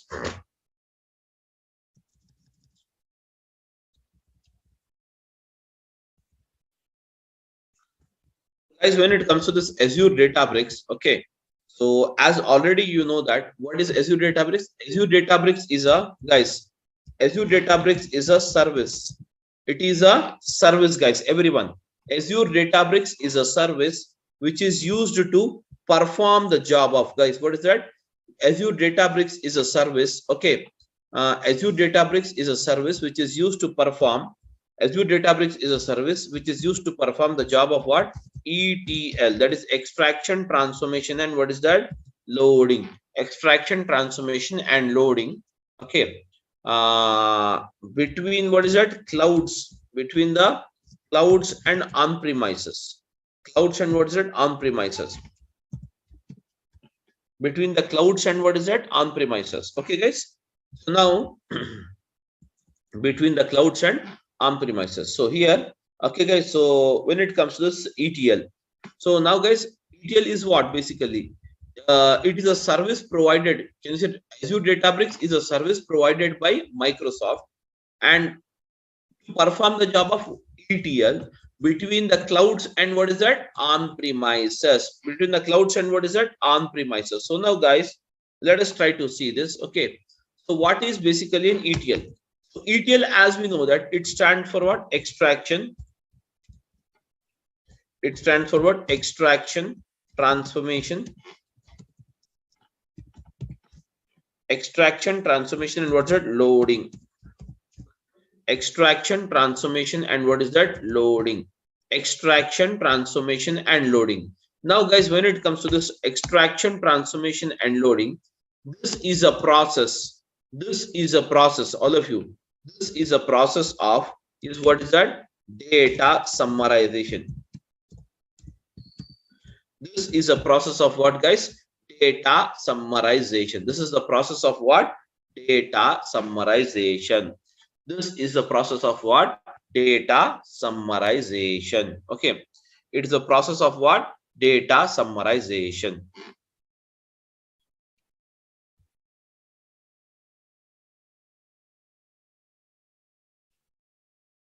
It's a process of what, guys? Data summarization. It is the process of what?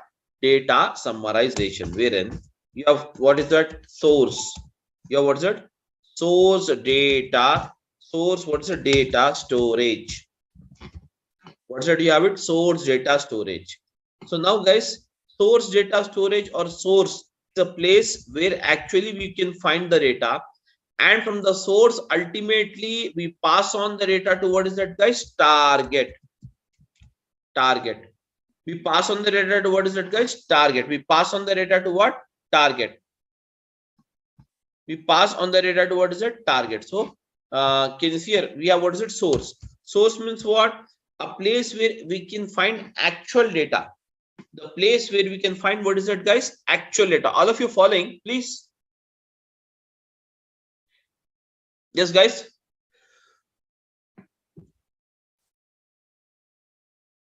Yeah, am I audible?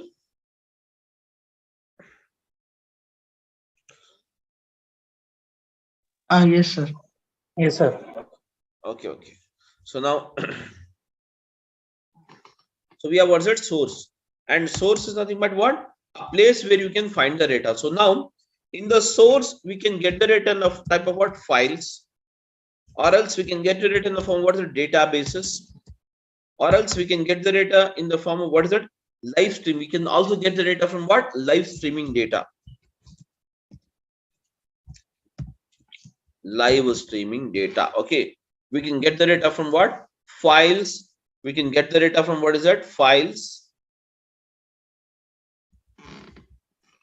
We can get the data from what? Files. We can get the data from what? Databases. Else we can get the data from what is that? Live streaming data. Anyways, guys, so these files, can you see here, are of what? We can have the CSV files. We can have, what is that? JSON files. We can have what? A CSV file, JSON file, and then we have, what is that? Excel files, etc. Can you see here? These are the various type of files you have it. These are the various type of files you have it, guys. What is that? These are the various type of files we have it. Okay. What is that? We have the, these are the various type of files we have it.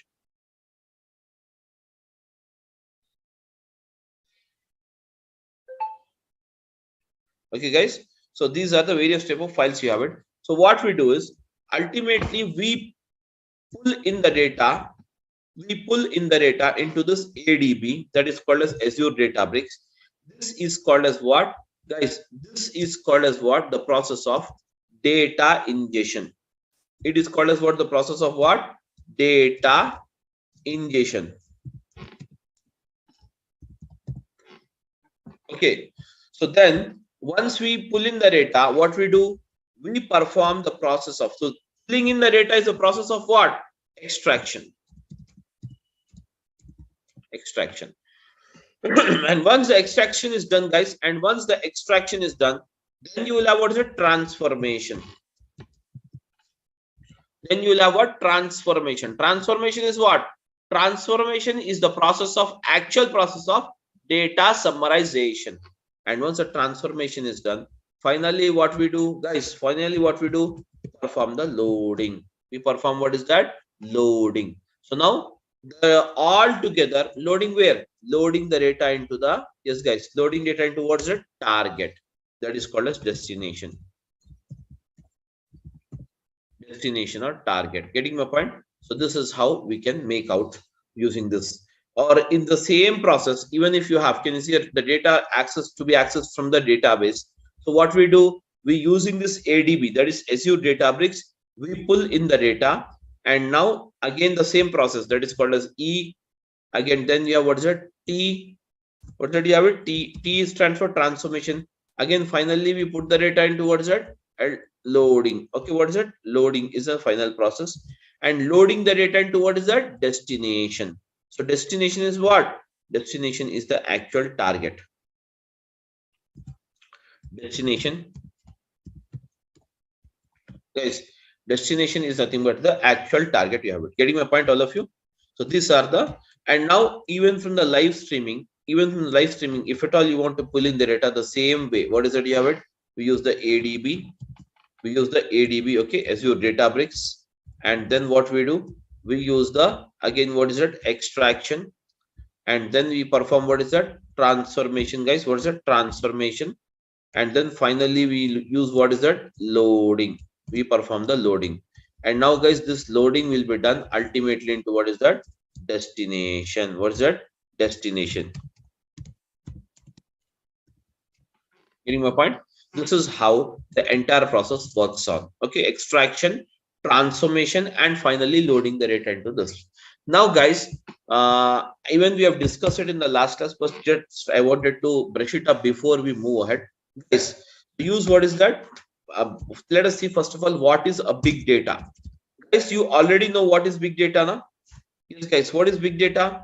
Big data is nothing but, what do you mean by big data, guys? Huge data. What is that? Big data is nothing but what? Huge data or huge information. Huge information is called as what? Big data. What is that? Huge information is called as what? Big data. Guys, huge information is called as what? Big data. So now, guys, big data. So what are the sources of getting the big data? Can you just tell me, guys, from where you can get it? Yes, any idea?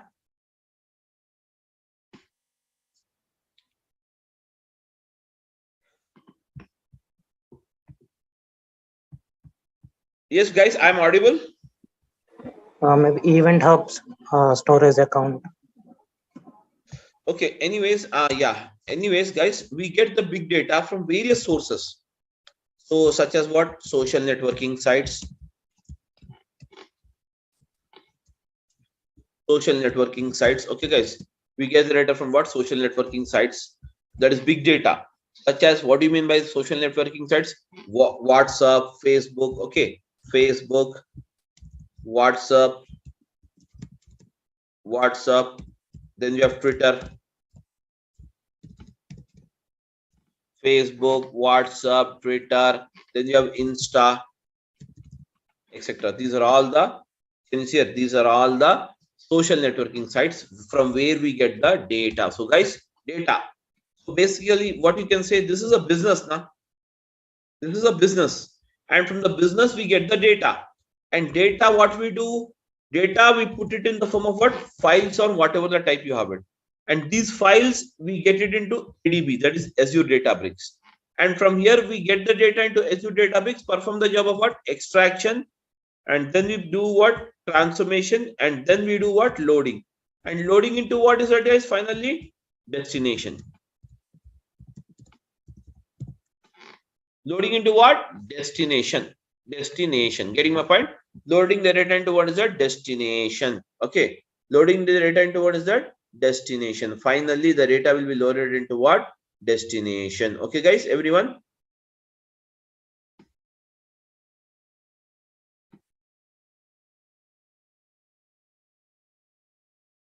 Yes, am I audible to everyone or not? Yes, sir.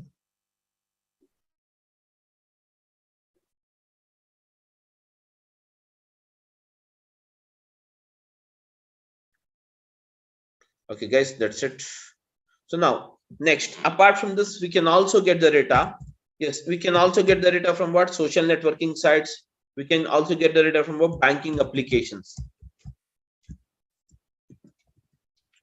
We can also get the data from what? Banking applications. So what in the banking applications, we can get the data. And from here, what we do? We pull in the data. And now, this time, whenever you have a banking applications, the data will be loaded, or data will be stored in the form of what? Databases only, guys.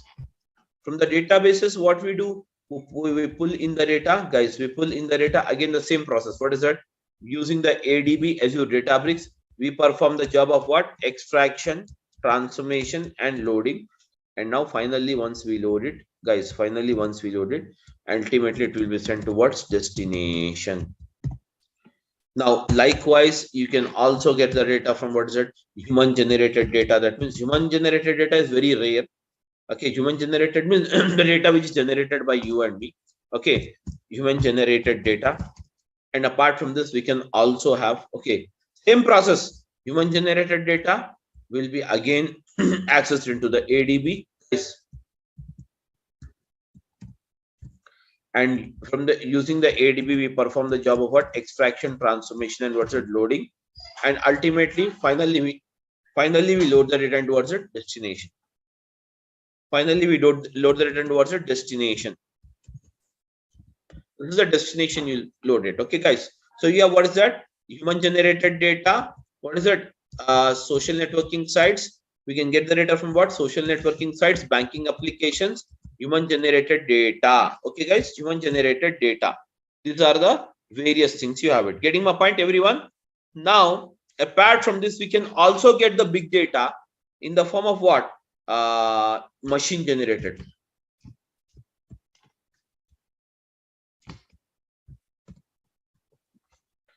Guys, machine generated data. What is machine generated data? The machine generated data is nothing but the data which is generated by the machineries, such as your CT scan machine is there, ECG machine is there. Okay, guys, many machines nowadays, we have everything. We are surrounded by machineries. So every machine, almost all every machine generates the data. Getting my point, everyone? Almost all every machine generates the data. So now, guys, every machine generates the data. So now every machine generates the data. Okay, so whereas those generated, that is nothing but whenever the can you see here, the data is, can you see here, whenever can you see here, whenever you have that is nothing but any kind of machine generated data is there. Okay, any kind of machine generated data, any machine generates the data, that data, guys, will be recorded.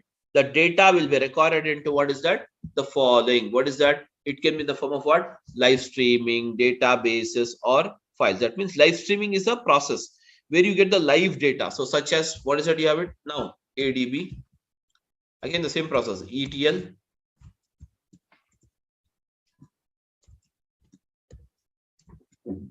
Ultimately, from here, the data will be sent to what? Destination.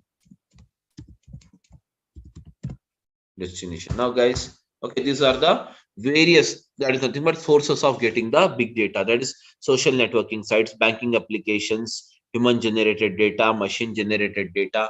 Okay, live streaming data is nothing but just like the stock market. You'll be getting the stock market data. Okay, leave about stock market, guys. Live streaming data is more similar, I can tell you. Cricket match, we all must be watching the matches, am I right? In that you will have live score, na guys? Live score, that is called as what? Live streaming data. Getting my point? That is called as what? Live streaming data. Okay, guys, so now anyways, we can capture even the live streaming data and perform the job here. So now, guys, this is the thing you have it. So now, after all these things are completed, now guys, this data, we get the data here. What we do, we get the data from what's it? Files, etc. into the ADB. And now ADB, from ADB perform the job of what? Extraction, transformation, loading. But here in ADB, where the data is stored, the data is stored in ADB in the following storages. So we can say that storages in Azure means what? The following are the storages which we require it to store the data in Azure, guys. If you store the data in Azure, you can use it anywhere, guys. You can use the data anywhere, guys. You can use the data anywhere.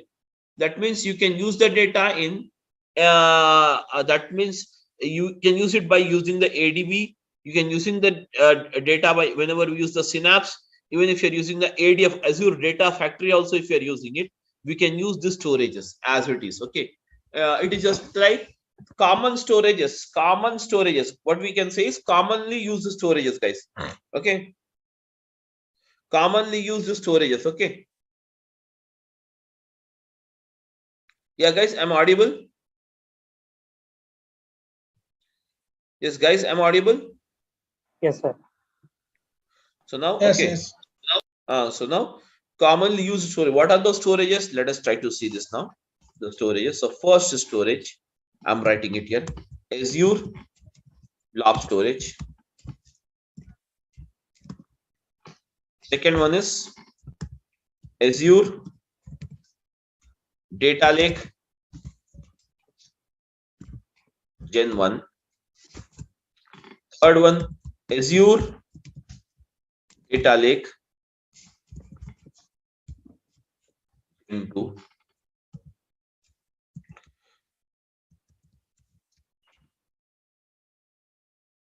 Azure Data Lake Gen 1, Azure Data Lake Gen 2. Okay. Then next one, what is it? You have it.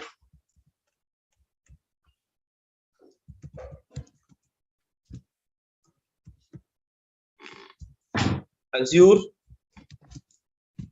Data Lake, or sorry, Azure, okay, SQL database. Then you have what's it? Azure Cosmos DB. That means this is called as NoSQL database, guys. It is called as what? NoSQL database. See my point, everyone? This is called as what? NoSQL database. Following everyone, guys, please. This is called as what? NoSQL database. And afterwards, we can have the next one. What is it? Azure Elastic Pools. Can you see here? These are the various storages you have it. Wherein, out of all the storage, this storage is going to retire in 2024. Hence, we cannot create only this. Rest of all we can create and we can use it. Getting my point? Hence, rest of all we can create and we can use it. Only this storage you cannot create it, guys. That is called as what? Azure Data Lake Gen 1. Azure Data Lake, what is that? Okay, guys, Azure Data Lake Gen 1 you cannot create it. Rest of all you can create it. Now, in Azure, totally you have 90 plus storages. How many? 90 plus storages are there. Now, guys, I'll show you the storages, how the storages appears. So these are the, I'm just go to the portal, take a portal. I'm just sharing the screen here. New screen, I'm sharing it, all of you. How to begin here? How to start? All of you. Yes, guys, I'm audible, guys. Please come out, all of you. Yes, sir. A portal, can you see here? Just type it here. Portal.azure.com.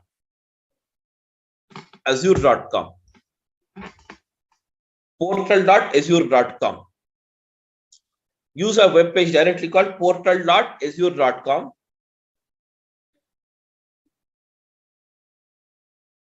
So in this, can you see here? You have a storages. So for seeing the storages, guys, click on more services. Click on the more services.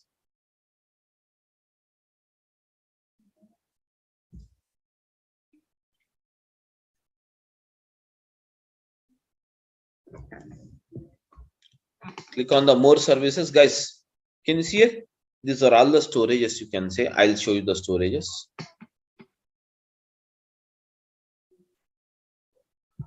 Can you see storage? These are all storages only.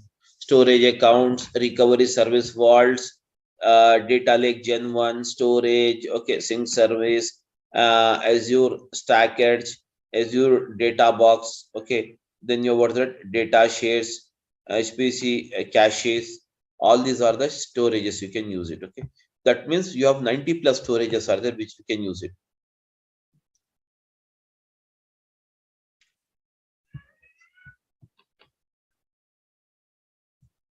Guys, what is that you have it? Can see databases.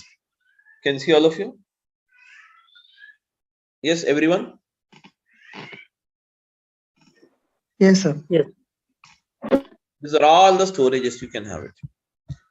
So in Azure, totally you have 90 plus storages you have. Okay. So this is how. Now, how to log into this portal, guys? I will tell you one more way. So now, guys, I'm just showing you. Use, first of all, azure.com.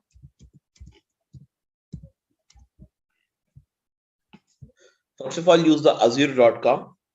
Once you use the azure.com, guys, get your free account. You'll get it. First, click on this. Try Azure for free, getting started. Click on getting started or try Azure for free. And you can select getting started. Can you see here?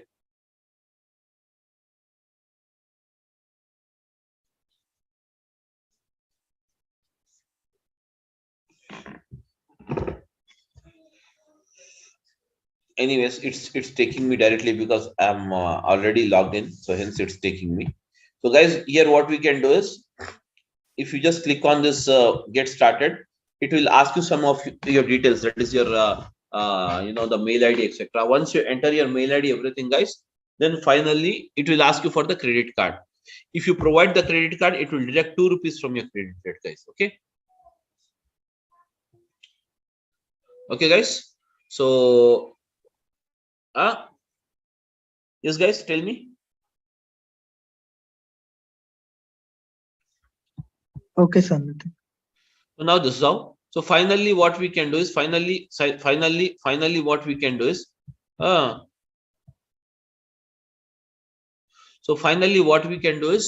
once you click on this, finally you'll be landing up here on this. Finally, you'll be landing up here. This is called as portal.azure.com. And now you can start the service here. What is that? Bricks. I'm just typing here bricks. Bricks. Type it here, bricks. Can you see here, guys? This is the bricks. Okay. So now this is the one way. Can you see here? Bricks. If you have this tab here, it's fine. Okay. So anyways, the login, how to log in this one, how to check on this, how to create this, and how to start, what is the bricks you have it, what are the things you have in bricks, that we will again see it from tomorrow onwards, guys. Okay. Tomorrow we'll have the class. Okay. Tomorrow we'll meet at the same time. No changes in the time. Okay, guys. That's it. So now, guys, for the day, can you see these are all the things. So these are the very mandatory things which you have to remember it. Sorry. It's okay. This is the storages, and this is the thing we have it about this.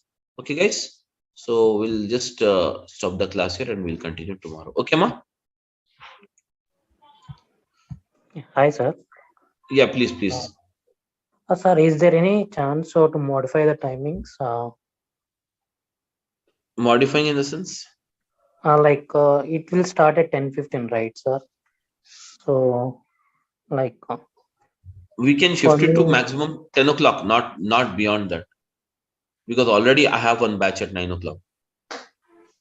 Oh, okay. Since I'm interested to join the session, sir, but because of office, the timings are not suitable for me. So that's why. Is there any chance? That's why I'm asking. Let me check and update you on this with the management. I'll check. Okay. I'll check and tell you on this. Definitely. Yes, sir. Okay. Thank you. Anyways, tomorrow we'll meet at the same time. Okay, guys. So we'll just meet at the same. Now I'm stopping the class. Okay. Thank you. Thank you, sir. Thank you.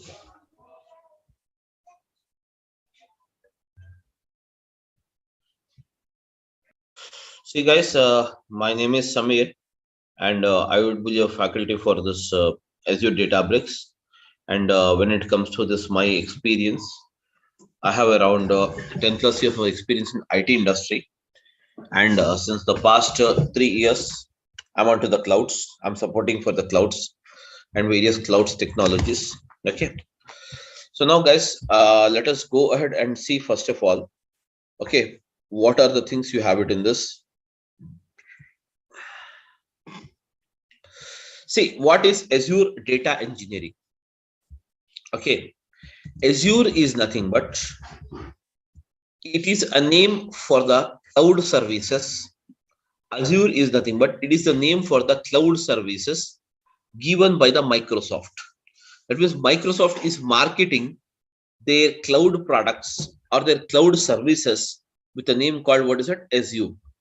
And now data means what? Information. Okay, data means what? Information. For the services called engineering, for this engineering services, they are using the Azure Databricks. Apart from this, they are also using the service called what? ADF, Azure Data Factory. They are using the service called what? Synapse. Okay, etc. And Synapse, and then we have the artificial intelligence, and then we have the machine learning. These are all the services provided for engineering service, for performing the engineering on the data. And these all are, that is nothing but these all are provided by what? Azure. So Azure is the that is nothing but name given by the Microsoft, given by what is that? Microsoft, for marketing their products, cloud-based services, cloud-based services. Now guys, when it comes to this Azure Databricks, the Azure Databricks is nothing but this is, okay guys, everyone just have a look, and I want everyone to just interact with me so that, okay, if you have any doubt we can just clarify it meanwhile. Okay guys, so now the Azure Databricks is nothing but it is a cloud-based, okay, it is a cloud-based service. It is a cloud-based service or cloud service. It's a cloud service. Azure Databricks is a cloud service provided by Microsoft, provided by what is that? Microsoft. And now it is used for the purpose of what? Extraction, transformation, and loading. So now guys, what is this extraction, transformation, and loading? Let us try to understand this. Whereas the extraction, transformation, and loading, everyone, the extraction, that is ETL, extraction, transformation, and loading. Extraction, transformation, and then we have loading. Basically, the extraction, transformation, and loading, it is a process or it is a technique which is used to perform the data summarization. It's used to perform the data summarization. As that is extraction, transformation, and loading. It is a process or it is a technique to summarize the data, And whereas for this particular process of ETL, we require the following. What is that? Source, and then we require what is that, guys? We require the another one that is called as a target. Whereas a source is nothing but what? The source where we get the source from where we get the information is called as what? A source.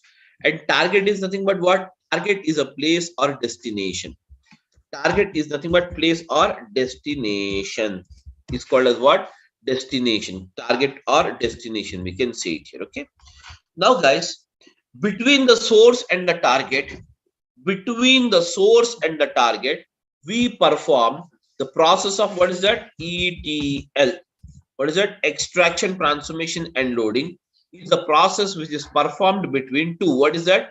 Source and the target. Source and the target. Now, guys, even a layman, that is a person who is not from an IT background, should understand this. That is my main motive, okay, for explanation of all these things. Okay, so now guys, let us try to see what is this ETL actually does. Now guys, this ETL basically performs the extraction process on the source, picks up and transforms the data and load it into the required format. For that, let us take an example. Now guys, you wanted to cook a curry, that is a vegetable curry you want to cook. So as soon as you decided to cook a vegetable curry, you will go to the market and get the vegetables. Once you have been to a market, there you can find many vegetables in the market, such as we have, for example, In Telangana, we have this Raitu Bazaar, or in various areas, even we have the supermarkets, that is Reliance Fresh, where they are providing all the vegetables at one store. Am I right? So once you've been to this market, how many type of vegetables you can find it, guys? Can you tell me? Just a practical one, not nothing related to subject. Tell me now. Yes, guys. Different vegetables.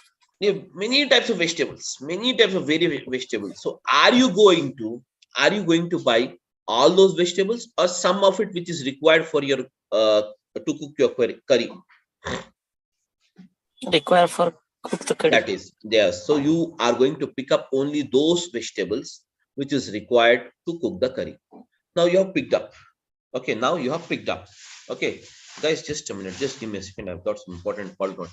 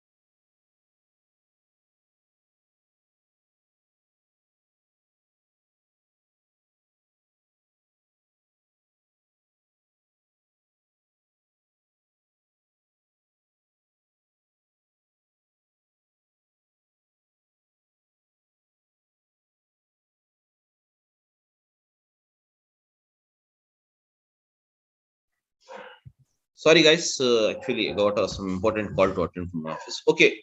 So now, guys. So I'm audible now. Hello. Yes, guys. I'm audible.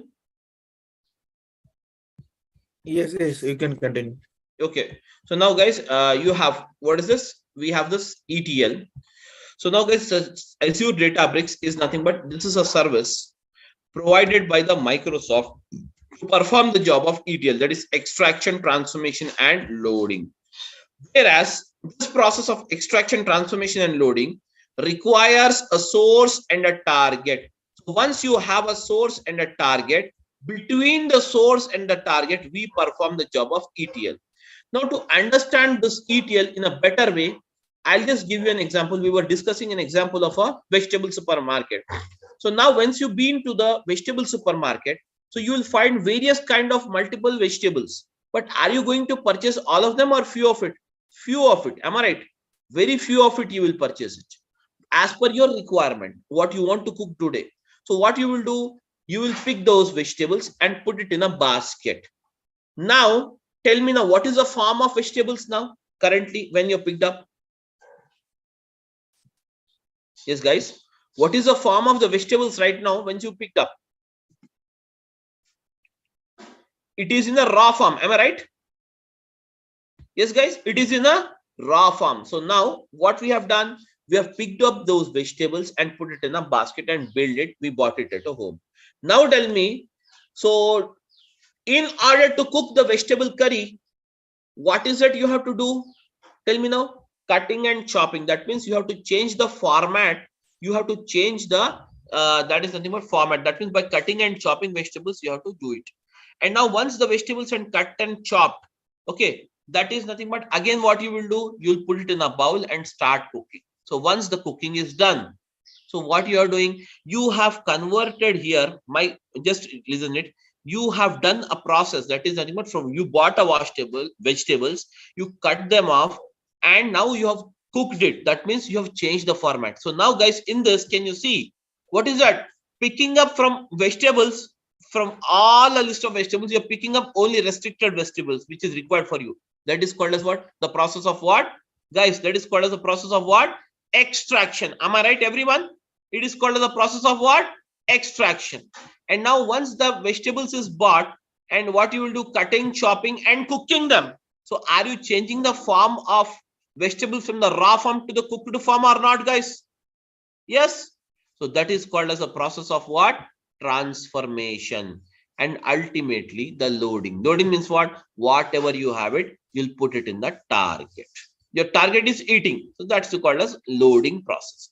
So here in the same way example, in the same way here also, what we do, we perform the extraction, transformation, and loading between the two. What is that? Source. The source consisting of what? Data. Data means what, guys? Data means what? Data is nothing but information. Data is nothing but what? Information. Okay. Data is nothing but what? Information. Data is nothing but what? Information. So we pick up the information from the source, required information, that is called as the extraction. And once the information is extracted, what you do? You transform. That means change the format of the information. That is called as transformation. And once the transformation is done, then finally you will load the data into the target or the destination. For example, guys, now I will give you a live type of example so that you will understand this ETL in a very better way. Suppose, guys, you have a latest, take a say supermarket data is there. Okay, some supermarket data is here. Can you see, all of you? Just concentrate well, guys. You will have a very good idea on this. So now, guys, you have product ID, and then you have the product rate. Guys, product rate is there. And then you have the product rate, product quantity sold, QTY.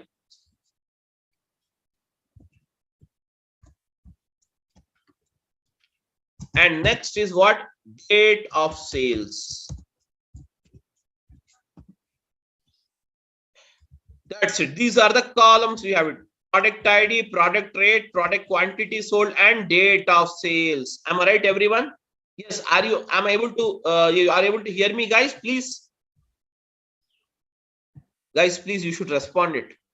You people are not kids. You should respond it. This is a professional class going on, isn't it? So I want everyone you to just interact with me, please. Okay. So now, guys, what is it called as? Product rate, product ID, product rate, product quantity sold, and date of sales. These are the columns. These are the columns information of a supermarket.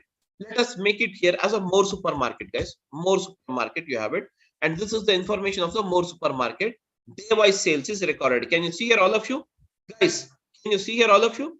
Now, product ID is something like this, 1, 2, 3, and rate is, let us say, 100 rupees. Okay, and then the product quantity is, what is that? 10.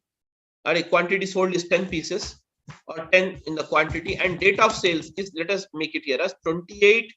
Guys, what is that? You have 28 11 2022, and now 1, 2, 3, 4. Okay, again we have, what's it? 200 rate, and 20 is the quantity sold, and then we have the date of sales is what? 28 is 11 2022, and then we have 1, 2, 3, 5, 300, quantity sold is 10, and the date of sales is 28 11 2022. Now, guys, everyone is following? Please say yes or no, guys. Yes, everyone is following? Yes, sir. Okay, now we have this. This is nothing but the first one. And now, guys, on the second day also the data is recorded. That means the second day data. I'm just making it off. Can you see here, all of you? I'm just having the 28th data. Na? I want some other day data is also here. That is nothing but, let us say, 27th. I'm taking it as what? 27th data. Okay, 27,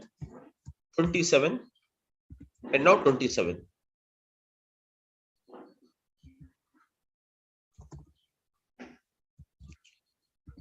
Now, guys, here you have, let us make it as 100 only. Okay, some change I have made it. That is okay. 100, and let us make it as a 10 here. Now, guys, this is the data you have it. Now, guys, tell me now. My query is here. The supermarket management wanted to know. Management wanted to know the net sales took place on 27th and 28th of November 2022, and find out the variation. Find out the variation. Getting my point, guys? Find out the variation. They want this query to be executed. Now tell me, the supermarket authority wanted to know what is the variation in 27th and 28th day, whether the sales has increased or decreased. They wanted to know this. This is their query. So based on this, how this Azure data engineer is going to work. Now, guys, first of all, to apply the process of extraction, transformation, loading. Now tell me, to find out the net sales, do you require the product ID, guys? Can you tell me, all of you? If you interact with me, I'll come to know whether you people are following or not. If not, I'll be helpless, guys. I don't have a habit of, No, it is required on dates here. Yes, we don't require the product ID. Product rate is required? No, only here. Year is required. But if you want to know the net sales without the product rate, how can you find out the net sales? Yeah, sir. So here we require product rate. We have picked up. That means product ID is not required. ID wise is not worried.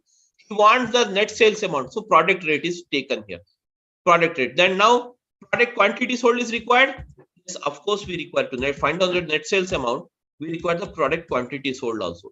Then we have what's the date of sales. Yes, of course I require this DOS. I'm writing a shortcut. Now, guys, tell me product rate. What is the product rate? You have first product rate. Can you tell me, guys? 100. Very good. So 100 is the rate, guys. Everyone, 100 is the rate. So I'm using this 100. Now tell me, what is the product quantity sold? 10. Very good. 10. That means the 10 pieces or 10 is the quantity, whatever it may be, you can consider. You can consider 10. Now, guys, what is the date of sales? This is the date of sales. Yes, this is the date of sales. Okay, this is the date of sales. That is 28 of so and so month. Now, guys, tell me. Second time, tell me now. In the second transaction, I've just made it 3 entries to make the process very simple. I have what 200 rupees as the rate of the product. Then I have the rate of the product as what 200, and then you have the quantity sold as what 20. Yes, yeah. 20 is the quantity sold. That's it. Now date is same. Anyways, leave it. Now, guys, the third one is 300 is the rate of the product. And now, guys, once the 300 is the rate, you will have to just make it here 300, and then the quantity sold is again 10. Now, guys, this is called as the process which I have done right now. This is called as the process of what? Extraction. Am I right, everyone? It's a small doubt. For extracting our data, we need to create another database table like for these 3 fields. Simple. Yeah, that is fine. Technically, I'm not just, just simple example. I'm just making it you. Okay, just to understand the process. Extraction. Okay, guys. Now, the next one. After the extraction is done, what is the next process you have to tell me now? Transformation. Very good. Transformation. Okay. Transformation. Now, guys, transformation is the actual process of where we on the data we perform any kind of arithmetic operations, whatever the things you require it, we have to do it. Now tell me, to find out the net sales, what is that you require? You need to find out you pick up the product rate and product quantity. Now tell me, product rate is 100 rupees, quantity sold is 10. That means 100 into 10 means what is outcome, guys? Tell me now. 1000. Very good. 200 into 20 means what? 2000, 3000. Very good. 2000. And next one is what? 3000. So now, guys, 2000, 3000. Now you have performed some arithmetic operation. Now sum all the values 1000 plus 2000 plus 3000. What is the total sum you have it? Can you tell me? The total sum is 4000. 6000. Am I right? So can I write like this? Can you see here? I'm writing here like this. I'm creating a new table here. I'm creating a new table with a name called what? Net sales. Net sales amount. Simple. Net sales amount table. Now, guys, what I will do is, below this, I will put up, guys, below this, I will put up the value, the net sales amount. What is the value of the net sales amount? Can you tell me? 6000. But now, on which date this transaction took place, guys? On which date the transaction took place? Tell me now. 28th. 28th. Very good. So now, guys, okay, now, guys, you have 28/11/2022. So finally, what I'm doing is, finally, I'm pasting up the data here. Now, guys, this data is ready.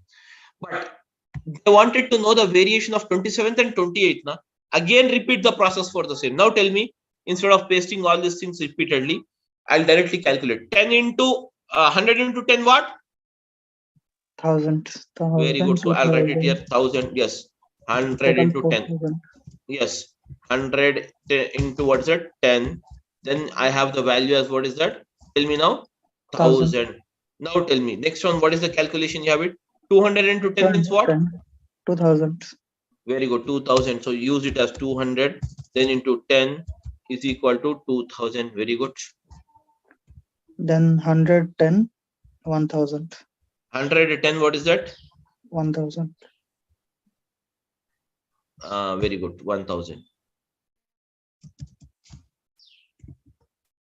I think it is 4000 now. Yes. Guys? Yes. 8000. Am I right? Okay. Anyways, no issues, no problem. Okay. Now, guys, can you see it? We have it. Now, guys, now it is what? Tell me, now it is what? 3000.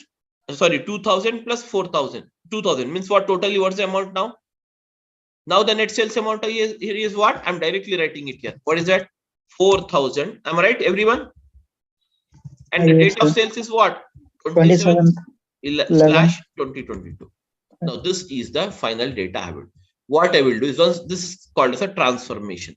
Now the transformation is done. Finally, what I will do? I will start the process of loading. Now loading will be done. Loading, and the data will be loaded into what? destination. Okay, the data will be loaded into what is that? Yes, guys, the data will be loaded into what? Finally, the data will be loaded into what? Destination. Now tell me, destination is nothing but what? Target. Am I right, everyone? Target. This is your target data. So now, guys, this data I'll load it into the target once. Now, from the job of extraction till the job of loading into the target, it's the job of a Azure data engineer. It is a job of what is that? Azure data engineer, which we do it by using the Databricks. Which we do it by using what is that, guys? Databricks. Now further, he wanted to know what is the final variation. That is, find the variation. So this job further is a job of analyst. Analyst or the job of the data scientist. So job of the data scientist. These are the person who is going to work. So, but in Azure, for even working onto this, that is for the analyst and data scientist, we have the services provided here. Instead of Databricks, we can use the machine learning, we can use the artificial intelligence and do the same task of finding out the same and finally generating a report and sending back the report to the client here or the customer, whatever we have it. So this is the process of extraction, transformation and loading. Everyone is okay now, guys? Please tell me now. Is this clear for everyone? Yes, sir. Okay. So now this is how it works. Yes, this is how it works. Now, whereas when it comes to this, now this is fine. But what about, I have a doubt here. What is that? So the thing is that I wanted to know, first of all, guys, everything is fine. But I wanted to know here, first of all, what is basically, we are doing it, all these things. This is cloud, etc., everything is here. But now what is it I wanted to do here is, cloud is there, everything, but on premises. I want to know, first of all, what is the difference? So now, guys, here you will have two things. What is that? Clouds. And next one is what? On-premise. Clouds and on-premise. Basically, these are the two factors which is importantly we should know. Okay. So to understand the situation of this, basically cloud, I'll give you a very simple example on this. Cloud is nothing but, or on-premises is nothing but, it is just like, just take an example of your mobile phone, guys. Everyone, take an example of your mobile phone. Your mobile phone has how many memories? Can you tell me? Your mobile phone has how many memories? Yes, one is the inbuilt memory. You will have it in the mobile phone. Another one is, what is that? You will have it. You can store it in the SD card. And the third one, and the third memory, which is nothing but you can store the data in, what is that? Yes, which you can store the data in, what's that? Google Drive. Now tell me, one fine day, you lost your mobile phone. Now the data which is available inside your mobile phone and in the memory card, can you recover it back? Can you recover it back? No, sir. No. But if you store the data in the Google Drive, you can recover it back at any point of time, even if you change the handset. Am I right, guys? Yes, sir. Yes. So now the data, which is stored in the Google Drive is nothing but the data is on the cloud. The data is on, what is that? Cloud. And the data which is there in your, can you see your mobile phone? That is called as what? On-premises. It is called as what, guys? On-premises. So now, slowly all the corporates, all the business entities are moving from the on-premises environment to cloud environment. For what? For security reasons, for storage reasons, for avoiding purchasing of a licenses, everything. To avoid this, they're going on to the cloud services. And whereas across the globe, we have the following cloud providers. What is that? We have the Azure. Okay. Azure is one of the topmost cloud provider. And then we have AWS, Amazon Web Services. Then we have the GCP, which is nothing but the Google Cloud Platform. Google is also into this. Whereas these two are the market leaders in providing this. Apart from this, you also have, what is that? Alibaba, one of the China-based cloud provider. And we have SAP Cloud is there. And then you have Oracle Cloud is there. Various people has come out with their products. Various people has come out with their products with various names. Getting my point? Azure, AWS, GCP, Alibaba, SAP, and then you have Oracle, etc. But now the leading market, the leaders of the market is what? Azure and as well as the Amazon. Yes, Salesforce, of course. Okay, all these are the cloud providers, but Azure, or Amazon Web Services. Even the GCP is coming up now, but the market leader is the Azure. Okay, why? I'll tell you. Before it was Amazon Web Services. Yes, of course. So before it was Amazon Web Services was in the top position. Now it has come down. Why? The same task what Azure is providing, or you can do it in Azure, that is quite cheaper than if you use it in AWS. If you use in what? AWS, it is bit costlier. So hence, to reduce that, the Azure has provided or launched their product on a very cheaper cost. So hence, we can say that here the Azure is cheaper than comparatively with the Amazon Web Services. Hence, it is more efficient than AWS. Then that's the reason why it's leading up the market. And whatever the cloud providers you have it, they all provide the cloud services in the form of the categories. What is that? First one is called as what? IaaS. And the second one is called as what? PaaS. And the third one is called as what? SaaS. IaaS means what, guys? Infrastructure as a service. That means if at all you require some space to store. Suppose this is my computer. All of you, this is my computer. I'm taking it to my desktop. Everyone, just a minute. I'm sharing my desktop. Just a minute. I'm sharing my desktop. See, these are some sharing my desktop. Can you see here, all of you? Just have a look. Here, guys, what is it I wanted to do is I'm sharing my desktop. Just a minute. Wait. I have some files are there. Some files are there here. I don't want these files to be remain on my computer desktop. I want to store it in the cloud because for easy access, more security, etc. I require some storage space or not to store the data. Am I right? Google Drive is providing by default how much space for us? 15 GB. Am I right? Whereas if at all you require to store the data more than 50 GB, then what is it you require to do? Tell me, guys, what is it you require to do?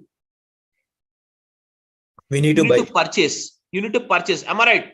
In the same way here also, you hear what is it? The drive. I want to store this entire some information. Some, let us say you have okay, I have on my desktop around 10 petabyte. 10 petabyte information is there. I want to store it. That I need not worry for that. Simply I need to inform my cloud provider. My cloud provider is going to provide me the service of storing the data on their particular cloud environment. And cloud environment, ultimately they store the data in what? At the data centers they have it. Data centers across the globe, they have the data centers. And Azure is having their data centers around at 54 locations currently. They are operating from 54 locations currently. That means the Azure is operating from what? 54 locations currently to provide the, that is nothing but storages. And whenever you require, they can access. That is called as what? Infrastructure as a service, storage service, all this going to provide. Infrastructure means what, guys? Infrastructure is nothing but computer, that is nothing but hard disk, or else you require a RAM. All these things will be provided to you by the Azure in the form of what? IaaS as a service, infrastructure as a service. PaaS. PaaS means what? Suppose, guys, you wanted to use a platform called operating system on not Windows, because banking data, when you consider, you will have a massive amount of data in the banking sector. So banking sector, massive amount of data is not supported. So hence what we do? Yes, what we do? We require to store the data, or we require to save the data, yeah, or we require to run the data on the various cloud, that is platforms. That is called as what? Mainframes from IBM or Unix platform. But right now, can you see here? You don't have that. If it is in a local computer or a local server, you have to buy that particular operating system and install it into your PC. In order to avoid that, simply you can inform your cloud provider Azure to provide you the PaaS as a service. That means platform. I want to operating system as the mainframes operating system. So they will install it for you. They will provide you that service, licenses and all these things. You need not worry about this. Suppose you have a software as a service. Means what? Suppose you require some software. That means for storing your data, you require some SQL database. So now, guys, whenever you require the SQL database, you require to buy the license. Am I right? License of all softwares. So here you do not worry about the license, guys. Here you need not worry about the license. The license is not your responsibility. License is not your responsibility. License is the responsibility of the Azure provider, that is a cloud provider. So simply you need to use this. You need to pay. So how you are going to pay? You need to go with the model called pay as you go model. That means the way you use it, you have to pay. It is just like your OTT platforms. If you want to watch some premium movies, you have to pay some extra cost. Am I right, guys? Yes, everyone? Yes, sir. Yes, sir. In the same way here also, if you want to take some premium services, you have to pay for it. That's it. Use it. Pay, use and go. That's it. Nothing else. Nothing will be your own. Whenever you require, they will save it. For saving, they will charge the cost. So that is nothing but they have cut short the things. So here, serverless, they have made it serverless now. That means you need not have a servers in your office where server room for maintenance of the server. Again, some service administrator is required. All these things is not required. Everything is cut short here. Getting my point? So that is nothing but the simply with a laptop and that is nothing but your mail ID and login, just like this. You can start your project. I'm using it. Can you see here, all of you? Portal.azure.com. I'm using this. Simply you need to log into this web page, guys, with a laptop, and then you can start working on this, guys. Can you see it? Then you can start working on this. See, you can start working, you create your this thing own. So here, can you see it? Go to the subscription. You will find how much cost they are billing it for you. Can you see it? Currently, my role, they'll display you. I'm the account admin and current cost, see, 587 rupees because I'm using it right now active. Likewise, you will have to pay as you go model. So simply with a username and password created on the Azure, you can start up your own project with a very low cost without any infrastructure, servers, etc., etc. Everything is taken care by the Azure only. There is a cloud provider only. Okay, guys. So as a part of this course, we are going to see this Azure Databricks. Okay, with all the real-time applications we have it. Okay, so all the real-time applications and what are the things you require it, Azure Synapse, all, even the Delta Lake, how to develop a Delta Lake. Delta Lake is about the data lake. So all these Delta Lakes creation, how to extract the data, how to perform the transformation on the data, how to report the data, visualization of data, everything we are going to see as a part of this course, for which we will be having 60 hours time. 60 hours time we will have it. You will have a time called what? 60 hours time. Okay, 60 hours time. And you will have the class from Monday to Friday. Monday to Friday, 5 days. But Saturday, if it is required, we'll put it the class some days. Or if it's not required, we don't put up the class some days. Okay, guys. So this is how we are going to move it ahead. And the content brochure and all, you can find it on the web page. You can see there. Yes. If you have any doubt now you can ask me, guys. Go ahead and ask, please. Sir, it is just extracting transformer loading, or we use any SQL behind this, or any developing, just we have to know any Python coding or any other? Yes, Python coding development is also there. Python coding is also there. So Python, Scala, R and SQL, these are the codes in which you need to write it. It is basically a coding based process where you need to know this. If you don't know this, you will have to learn it. And whereas as a part of this course, maximum I'm going to cover you the Python, because Python is the main this thing I'm going to teach you. And Bricks is also providing default languages of Python only, but you can also use the Scala, you can use the R, you can use the SQL language to write the commands and do the same. So basically the thing is that here in this, it is not, this is the, you will have two services. I'll just give you one more service name here. That is, first is the Azure Databricks, which is nothing but it is used for the process. And also you will have the Azure Data Factory. ADF is also there for the same process, but the ADF is used here as that is nothing but as a GUI, graphical user interface. But here you will have the ADB as a character user interface.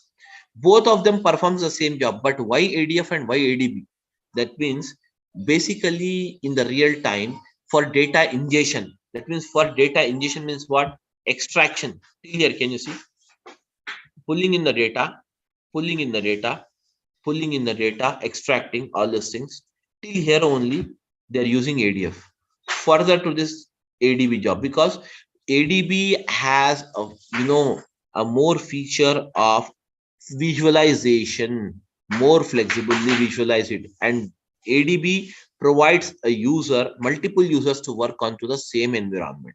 Suppose there is a data scientist, there is a data engineer, and there is one more programmer is there, database programmer. All of them collaboratively work in a single environment. That is the Databricks thing you have it.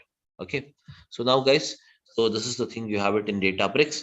And now if you want any other questions, you can go ahead and ask. Please. Can you please show me the some coding, how it involves in real time? Just sample coding, sir. A sample coding. Okay. Some sample coding is basically, I'll tell you just a minute. See, sample coding here, what we have it is, we can use in 4 different languages. So we can write it, the coding like this, such as I'm using Python. So if at all you want to use the Python in bricks, use %py. And then can you see here, you can just print off this line, whatever. This is bricks class.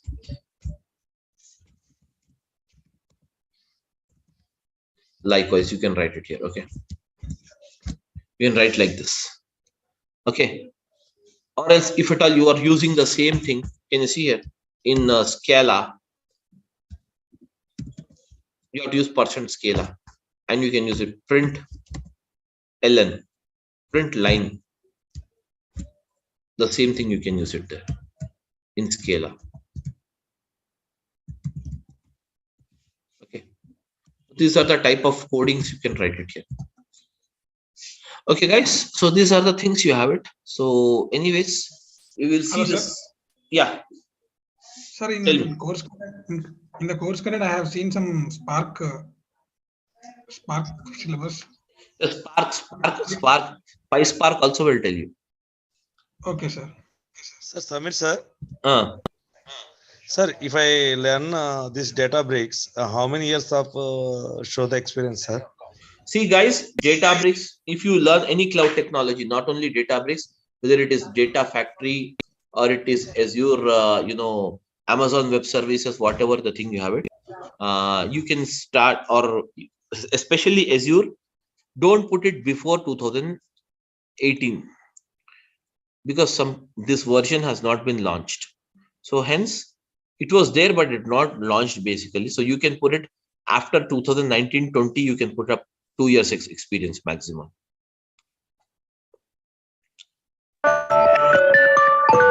Okay, guys. Sure. But if you are finally giving us some real-time environment experience, obviously. Sir, will you provide any real-time hands-on project? Yes, projects in the sense the real-time scenarios. There will be no project like structure in cloud environment. You will have the case studies. That is the only realistic like case POCs. Like we need to take one POC and we'll be applying on the data factories. Yes. Data factory and Databricks. Yes, the same way we work here.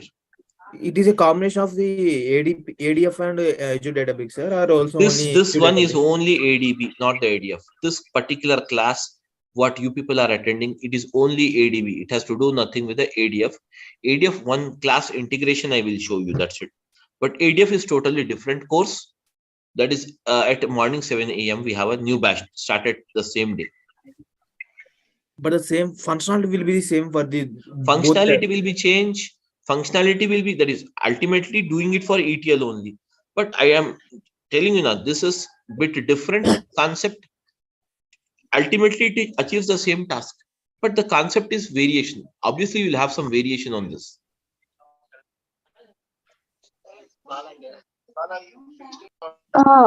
Samir, the people who don't know about the Python, how they can manage Python, PySpark, See, Scala, etc. Python, PySpark, basic commands you should try out. You can get it here basically on this Google. If not, I have some Python videos that I can refer you. I can send you that videos. You can refer those videos, Python classes videos. Then you can understand it. Okay, that is my classes only. And here, because we have a bricks, it itself is a very vast subject. Teaching again Python here will be a cumbersome process for me. So I don't want to make you any kind of fake promises that I will teach you that or this, because the realistic issues what we have to see and the real-time scenarios which we have to see, every scenario will take 1.5 hours to 2 hours time every day. Okay, though we are saying 60 hours, but it will cross around 90 hours a day, 90 hours totally, because 1.5 hours to 2 hours class also we have to take up some days. So that is the thing. So Python, if you want, see, basically I will go from the basic Python only. But still, if you need some more inputs, because you might not be from this background, you might be from some different background. In such a case, then, yeah, in such a case, you can just either do the Python separately, or I can send you some videos. Is there basic Python videos, how to write the code, how to generate this line, how to print all these things. I'll send you that you can have it. Thank you so much. Thank you, mobile. Okay, any other questions? Anyone else want to ask me some questions?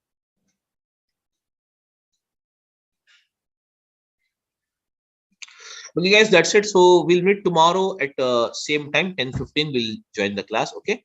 Thank you everyone for attending this demo. Thank you everyone.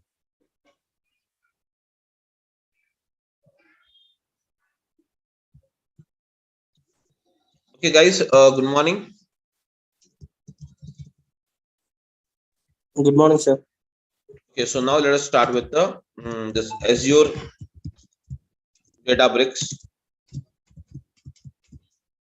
Okay, guys, so now the Azure Databricks will just go ahead. Now, as you know, yesterday already we have discussed about these things. What is an Azure Databricks? So basically, the Azure Databricks is nothing but the Azure Databricks is a service. What is that? It is a service. It is a service provided by what is it? Microsoft. It is a service provided by what? Microsoft, in order to perform the job of what is that? Extraction, transformation, and loading. That is nothing but ETL. Okay. So that is nothing but Azure Databricks is a service provided by Microsoft to perform the job of extraction, transformation, and loading. Okay. Now, so this process of ETL, guys, tell me now, this process of ETL, that is extraction,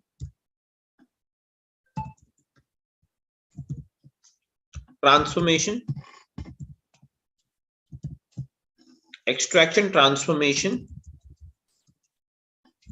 and loading requires what? Yes, guys, you require two things. One is the source. Another one is what is the target. You require the source and the target. Between the source and the target, guys, we perform this job. That is called as ETL. Okay, everyone. So we have what is that? Between the source and the target, guys, between the source and the target, we perform the job of ETL. That is extraction, transformation, and loading. So whereas the source is nothing but all of you, source is nothing but what, guys? Source of data. Am I right, everyone? Source of nothing but what? Source of data. Guys, source of income means what? A place or a source from where we get the money is called as source of income. In the same way, source of data is nothing but what? Source of data. That is, we get the data from what? Ultimately, we get the data from what? Business only. Am I right? From where do we get the data? Can you tell me, guys? Yes, all of you. Yes, I want a reply from all of you guys. From source. Huh? So we have to extract the data from the source, and My question is that data we get it from where? Ultimately from the business only we get the data, na? Yeah. From the business we get the data, and this data we can get it in the form of what? In the form of files. In the form of what is it? Yes, we can get the data in the form of what? Databases. We can get the data even from live streaming data. So what do you mean live streaming data, guys? Live streaming data is nothing but just like, you know, the share market data you have it live streaming, which will be fluctuating. Okay, on a that is immediate, that is very short interval, the values keep on fluctuating. That is called as live streaming data. Okay, just like your cricket match. Okay, just like the stock market, this thing. So all this data will fluctuate. So we get it the data from ultimately business, and from these businesses we get the data in the form of what? Files. Again, guys, these files can be what? It can be CSV files, it can be Excel files, all of you. It can be CSV file, Excel files, then we can have what's that? JSON file, etc. All these are the various type of files we have it. So from this data, from these files, what we do is we pull in the data by using the ADB. By using what is that? ADB. And ADB is used for what? ETL. Am I right, everyone? Yes. Yes, everyone tell me now. Yes, ADB, yeah, tell me. Yes, we use the ADB, that is called as Azure Databricks, and we pull in by using this ETL of ADBs. Ultimately, once it is done, extraction transformation is done, finally the data will be loaded into the destination. Finally, the data will be loaded into what? Destination. What is that? Destination. Okay, destination. Destination. Now, finally, the data will be loaded into what? Destination. Destination means what, guys? Can you tell me? Please, all of you. What is destination? Target. Destination is nothing but what? Target. Okay, target is nothing but ultimately where you want to put the data. Now, guys, these are the data sources we can have. Now, tell me, we have the types of data. Types of data. Can you tell me, guys, now? All of you just try to interact, guys. You should respond it to me. Then only I'll come to know whether you people are following or not. Okay, else it will be issue. Guys, types of data. So now, guys, what is types of data? The following are the types of data. We have it. The first one, that means we get the data from business now. All this data, database data, live streaming data, data from the files, etc. All this data are basically classified. And now, guys, this data, we can also refer it as what?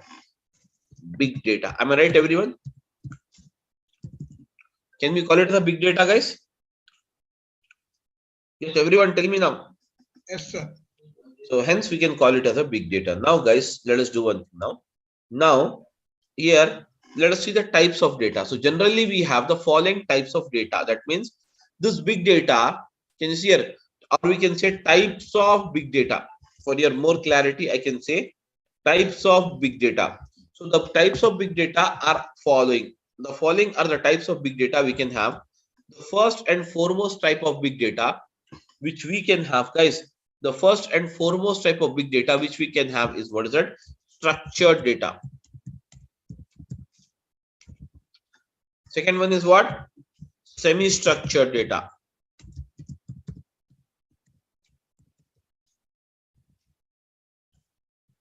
Third one is what? Unstructured data.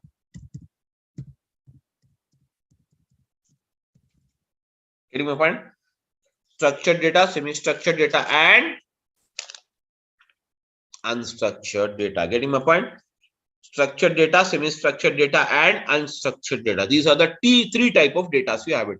Now, guys, tell me, what do you mean by structured data? Structured data is nothing but, can you see here? I'm writing an example. For example, I'm writing it here. For example, all of you, I'm writing here written as an example. You have the name as a column. Then you have ID. ID is nothing but identification number. Then you have salary. Then you have job.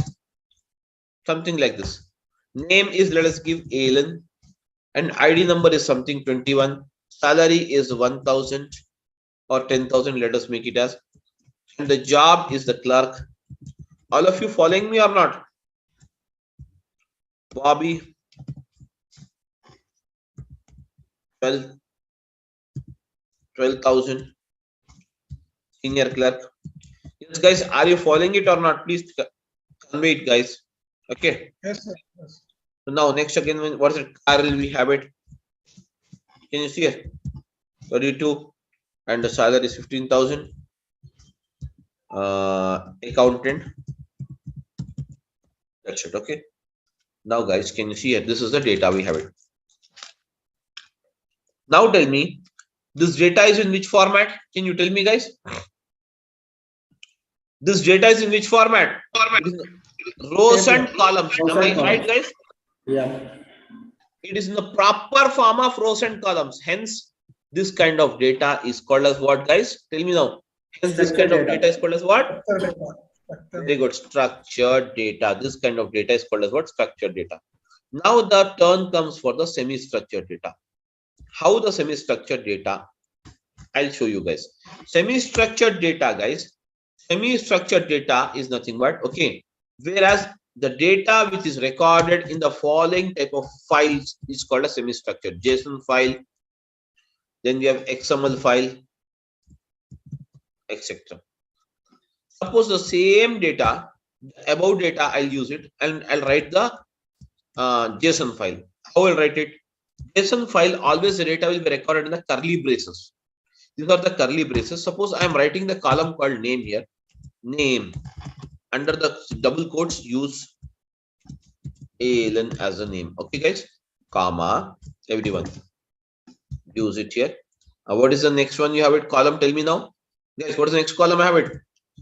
ID. So ID is which column here? Can you tell me, guys? The second column. Numeric column. Second numeric column. Am I right? If you have a numeric column, then the data will be normally given without the quotation marks. Next. What is the third column? What is the third column? Can you tell me, guys? It's a salary based column. Salary column. So now tell me, salary is a numeric column or character column? It's a numeric. So again, there will be no quotes here. Now job. What is the next column? You have it. Job now. Yes. Job is a numeric or character? Character. It's a character based. So now use a clerk, and now this particular thing will be given here in the form of quotes. Can you see it? Quotes. Now finally, once it is completed, it will give you the brace here. That means this is called as a document. It is called as what? A document. It is called as what? JSON document. Clear, all of you?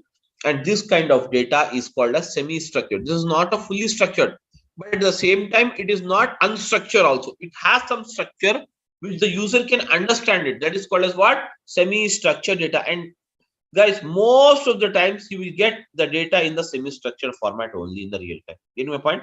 In the JSON format or XML format or HTML format only we get the data most of the times. Okay. So as a data engineer, it is your responsibility to pick up this data, guys, to pick up this data and convert this semi-structured data into what? Proper structure format. With the process of ETL, you have to do that. Getting my point? That is the actual meaning of transformation. That is the actual meaning of what, guys? Transformation, where you transform the data. Now, guys, I will show you one more format that is called as XML. Now, let us make it as a table name here as a employees. All of you. Employees is a table name. Guys, employees is the table name. So I am using it here as it is. Guys, everyone. Employees is the table name. So now the data will be recorded in the form of tags. These are called as tags, guys. Everyone have a look. These are called as tags.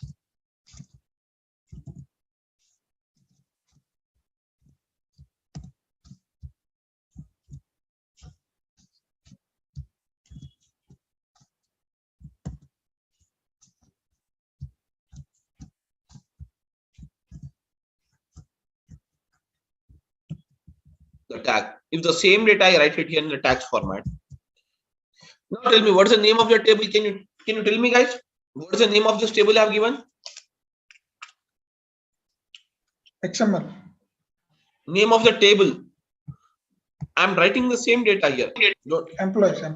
To use the employees. This is called as an opening tag. This is called as opening tag, guys. This is called as what? Opening tag. Okay. This is called as what? Opening tag. Now, guys, next one. What is the first row you have it? First column you have it? Tell me now. Name as the first column. Now, copy this. Can you see it?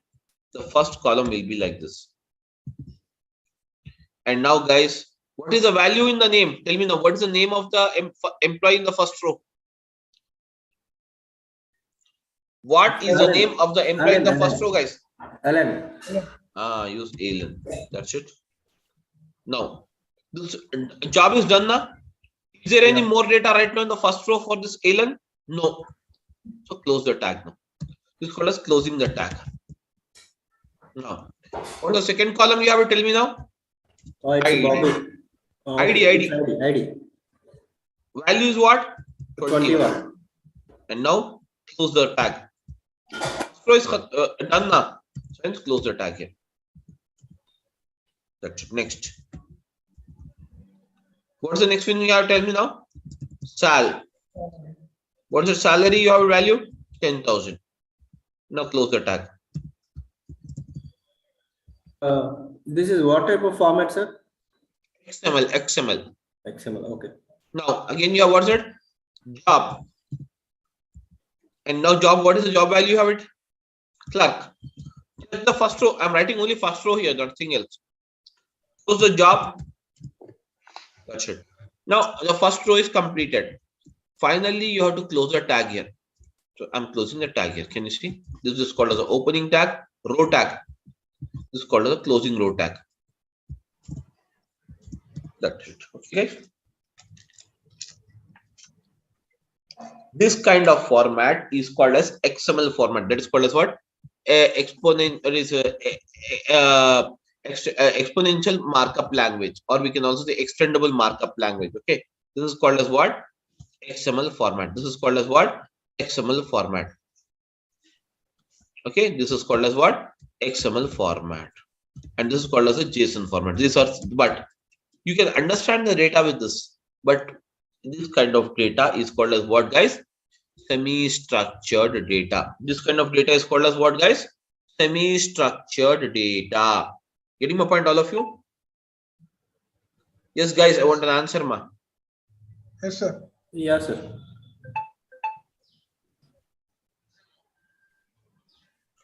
Yes, tell me now. Now, okay, basically, okay, this is nothing but you have it. Extendable markup language, we have it. That's it, guys. After this, okay.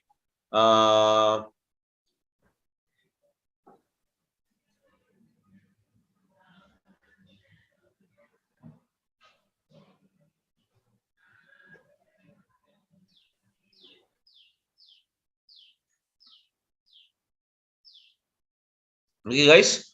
So these are the two formats, that is extensible markup language, and what is that you have it? JSON format. That's it. Now, guys, we have already done with the semi-structured data and structured data. This is called as a structured data, where the data is recorded in the proper rows and columns. And here you have what's that? Semi-structured data. That's it, guys. And now the third one, the third type of data, that is called as what? Unstructured data. What is the unstructured data, guys? Can you tell me? Unstructured data is nothing but in your mobile phone, you will have photos, videos, voice notes, chat history. All this is what? All those are called as what? Unstructured data. The data which does not follows any structure, or which does not have any structure. Which does not have any structure. Which does not have any structure. Okay. Which does not has any structure is called as what? Unstructured data. Okay. There is no format for unstructured data. Your photos, your chat histories, etc. But whereas the drawback is that 80% of the data collected in the big data environment, 80% of the big data environment or big data collected will be 80% of the data will be unstructured only. Only of the 20% we'll have it structured and semi-structured. Getting my point? All of you? Yes, sir. Only 20% will have structured and semi-structured. Okay, guys. So now this is called as the type of data we have it. Now the next one, guys, let us try to see whether whatever the type of data you have it. Can you see it? Just to see this example. What we do from the business, we get the data in the form of files, and these files can be all JSON, etc. And we pull in into the ADB, then we perform the job of ETL. So after we pull into the ADB, guys, that means ADB is a service. ADB is what? Service provided by what? Who provides this ADB? It's Azure one, Microsoft Azure. Azure, Microsoft Azure. So now, guys, actually the data need to be stored in Azure storages first.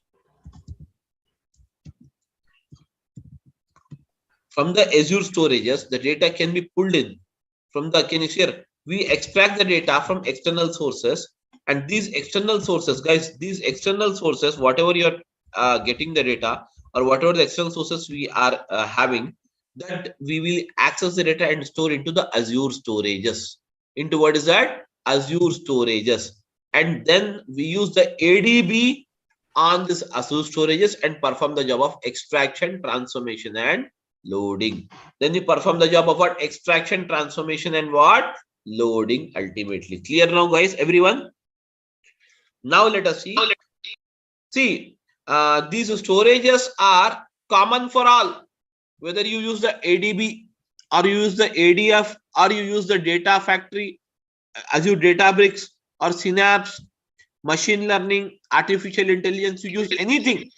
These storages are common for everyone. Getting my point? Yes, please sir. come. Yeah. Now let us see the storages. You have it.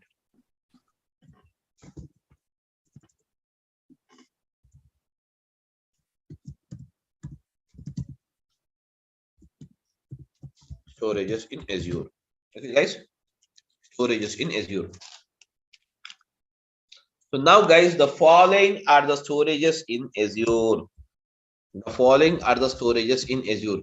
The Azure supports almost all 90 plus storages. How many storages, guys? 90 plus storages. We can have the data in following. What's that? The first one is what? Azure Blob Storage. Azure Blob Storage. And the second one, what is it? You have it. The first one is the Azure Blob Storage. Blob stands for what, guys? Blob stands for binary large object. Blob stands for what? Binary large object. The blob stands for what? Binary large object. All of you okay? Am I audible, guys? Yes, sir. You are audible. So blob stands for binary large object. Now the second one, you have the Azure Data Lake. In one. Sir, how blob looks like? I will show you the practical now. Don't worry. Okay. Azure Blob Storage, Azure Data Lake Gen 1, and then Gen 1 this is going to retire in 2024. So right now they are not allowing to create us, but we can migrate it when it's very soon. We'll migrate it. Okay. So they have the third one, Azure Data Lake Gen 2. Then we have what is that? Azure Data Lake. Sorry, Azure SQL DB, SQL database.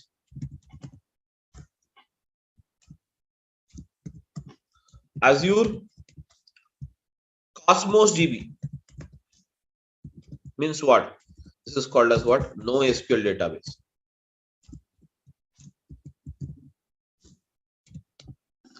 This is called as what? No SQL database. It is called as what? No SQL database. This is called as what? Where you don't use SQL language. This is a very this particular Cosmos DB is on very much demand right now. No SQL database. And then we have, apart from this, Azure Synapse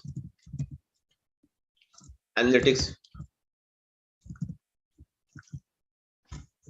Likewise, you can have Azure Elastic Pool. That's it. Okay, guys. These are all the storages we can have. And now these storages can be used by, guys, these storages can be used by all the services of AD, that is Azure, whether it is ADF or ADB or Synapse or machine learning or artificial intelligence, any kind of thing you have it, we can use it here. Okay, guys. Now I'll show you guys how to see how many 90 plus storages you have now. How to see the storages, guys. Every one of you, just have a look, every one of you. I'm just opening the tab here. Everyone, I'm sharing this tab once again. Browser, open a browser and now type it here, portal.azure.com. Portal.azure.com. Use it as what? Portal.azure.com. And once you use the portal.azure.com, guys, these are the storages you have it. Click on more services. I will show you all the storages you have it.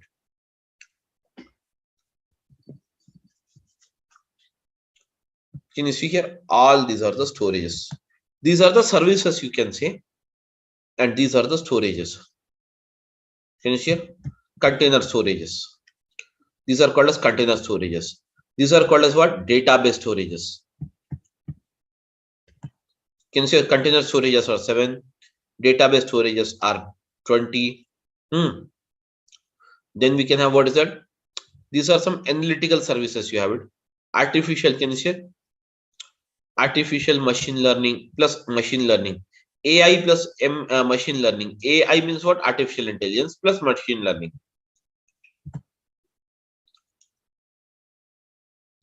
IoT, Internet of Things. We say IoT sensors, I said, you know, this is the Internet of Things.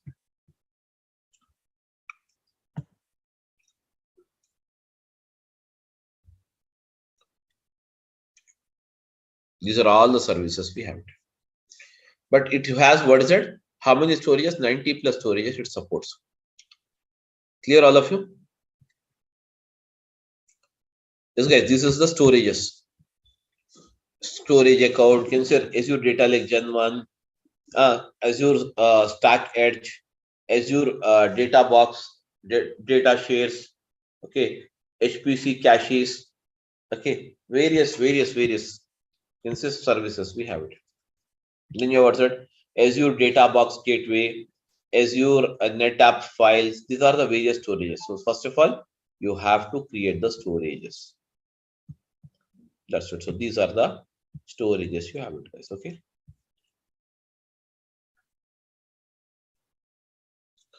Is everyone is following or not? Yeah, sir.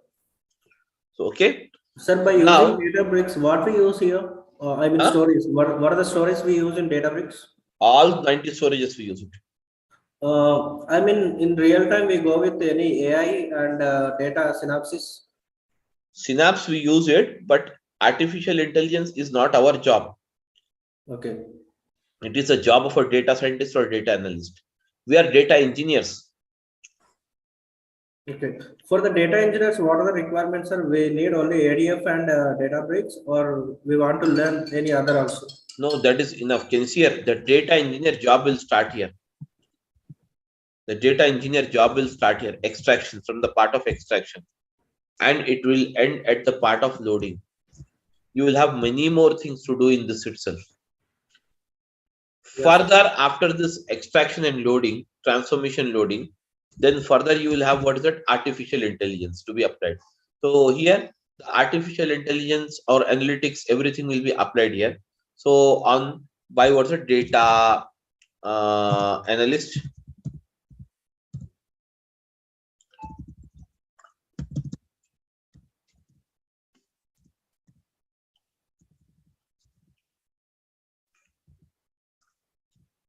Analyst.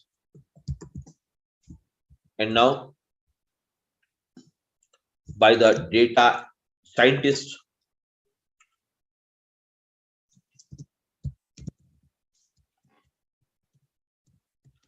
Now, basic difference I'll tell you between the data analyst and data scientist.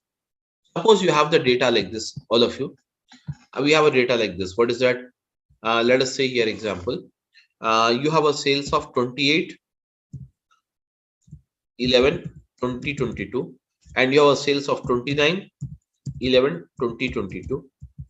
So now, what is the difference of sales? Whether the sales has increased or decreased between these two dates, it will be given by the data analyst.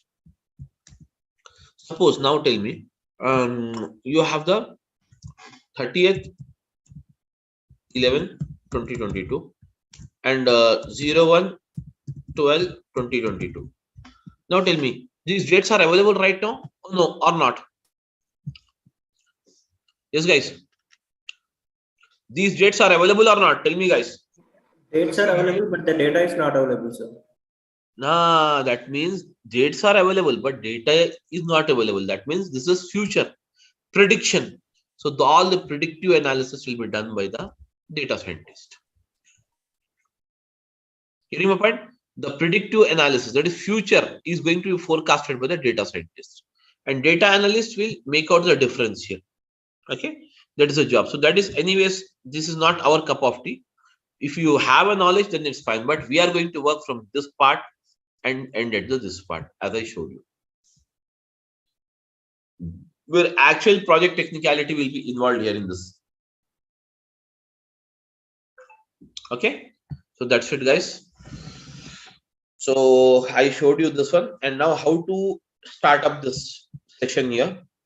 I'll just show you that also, so that you can prepare yourself accordingly. The practical skills, begin it from tomorrow. Now, guys, do one thing.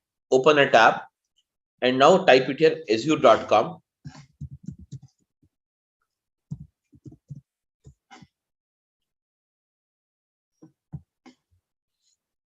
Then click on what? Try Azure for free. Or you can say start free. You can click on start free, or you can click on the pay as you go model. First, you can take the start free, because if this is provided free of cost for the 1 month. Okay, you can just click on this start free, and then it will ask you. See, mine is already registered, hence it is directly giving me my mail ID. If not, it will ask you for the mail ID and all. Okay, your mail ID, you have to register it, then you have to give your password. Everything has to be given here step by step. And once it is given, guys, okay, once it is given, then you will have to click on the sign in. And once you click on the sign in, guys, automatically you will be drive, or you will be rerouted. You will be rerouted to this portal called, can you see here, portal.azure.com. This will be a session. That's it. Okay. So from here, you can see a bricks. This is the bricks session. Open this bricks. So the same job, you can do it by using the bricks. You can also do it by the data factory session. This is a data factory. You can do it anything. Okay. So anyways, we'll start with the Databricks from tomorrow. How the things will work on in Databricks and all the things, we'll check it tomorrow. Okay. This is for the day, guys. That's it. So we'll just start up from tomorrow onwards. Okay. All of you just connect by 10:15, guys, everyone. Okay. Just try to connect by 10:15. 10:15 is your starting time. That's it. Okay. So we just let us connect it by 10:15, because even I have some other work to log in here. Okay. So just let us connect it by 10:15 tomorrow. Okay. Thank you, everyone. I'm just stopping the class here. Okay. Yes, guys, I'm audible. Yes, sir. Yes, sir. Okay. Sir, ADF also teaching by you, right, sir? Yes, I'm teaching ADF also. Morning 7 a.m. new batch. Parallelly, new batch is started. Morning 7 a.m. ADF, you have it. Okay. Okay, and the content we have the same in Databricks and ADF. No. The contents of data factory is a separate. It is there on the Durga Soft web page. You can have it. Okay. Sir, if you want only videos of data factory, means what the price? It will be separate, or the same of cost of tutorial? If you want only ADF videos which taught by you, The cost is same as a tutorial cost, or it may reduce in the cost. So just to do one thing, you contact, I'll let you know. If you want only the videos, I'm just typing the number, you can contact me, I'll tell you. Okay. Yes, sir. Thank you.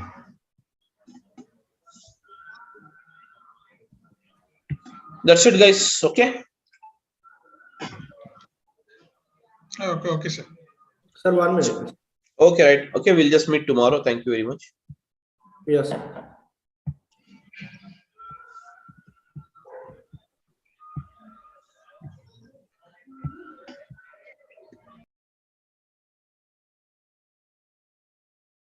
Guys, please confirm to me. All of you get my voice on screen. Those who are attending in online. Guys, please check it. All of you get my voice on screen. Those who are attending in online. Guys, please confirm to me. All of you get my voice on screen. Those who are attending in online. To check it.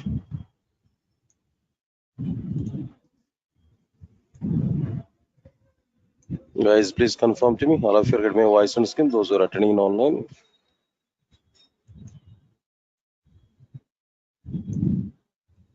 Guys, please confirm to me. All of you get my voice on screen. Those who are attending in online. Right. Thank you.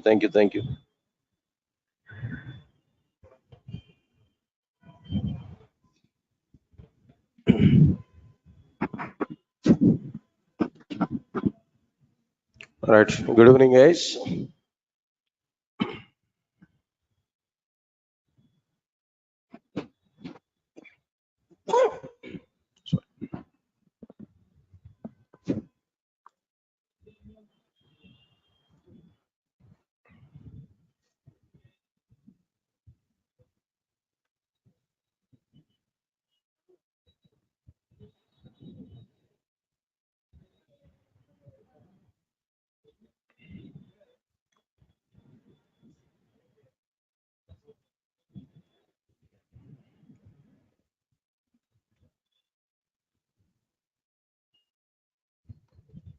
Right, sir. And today, just I want to give a small introduction part related to this Java.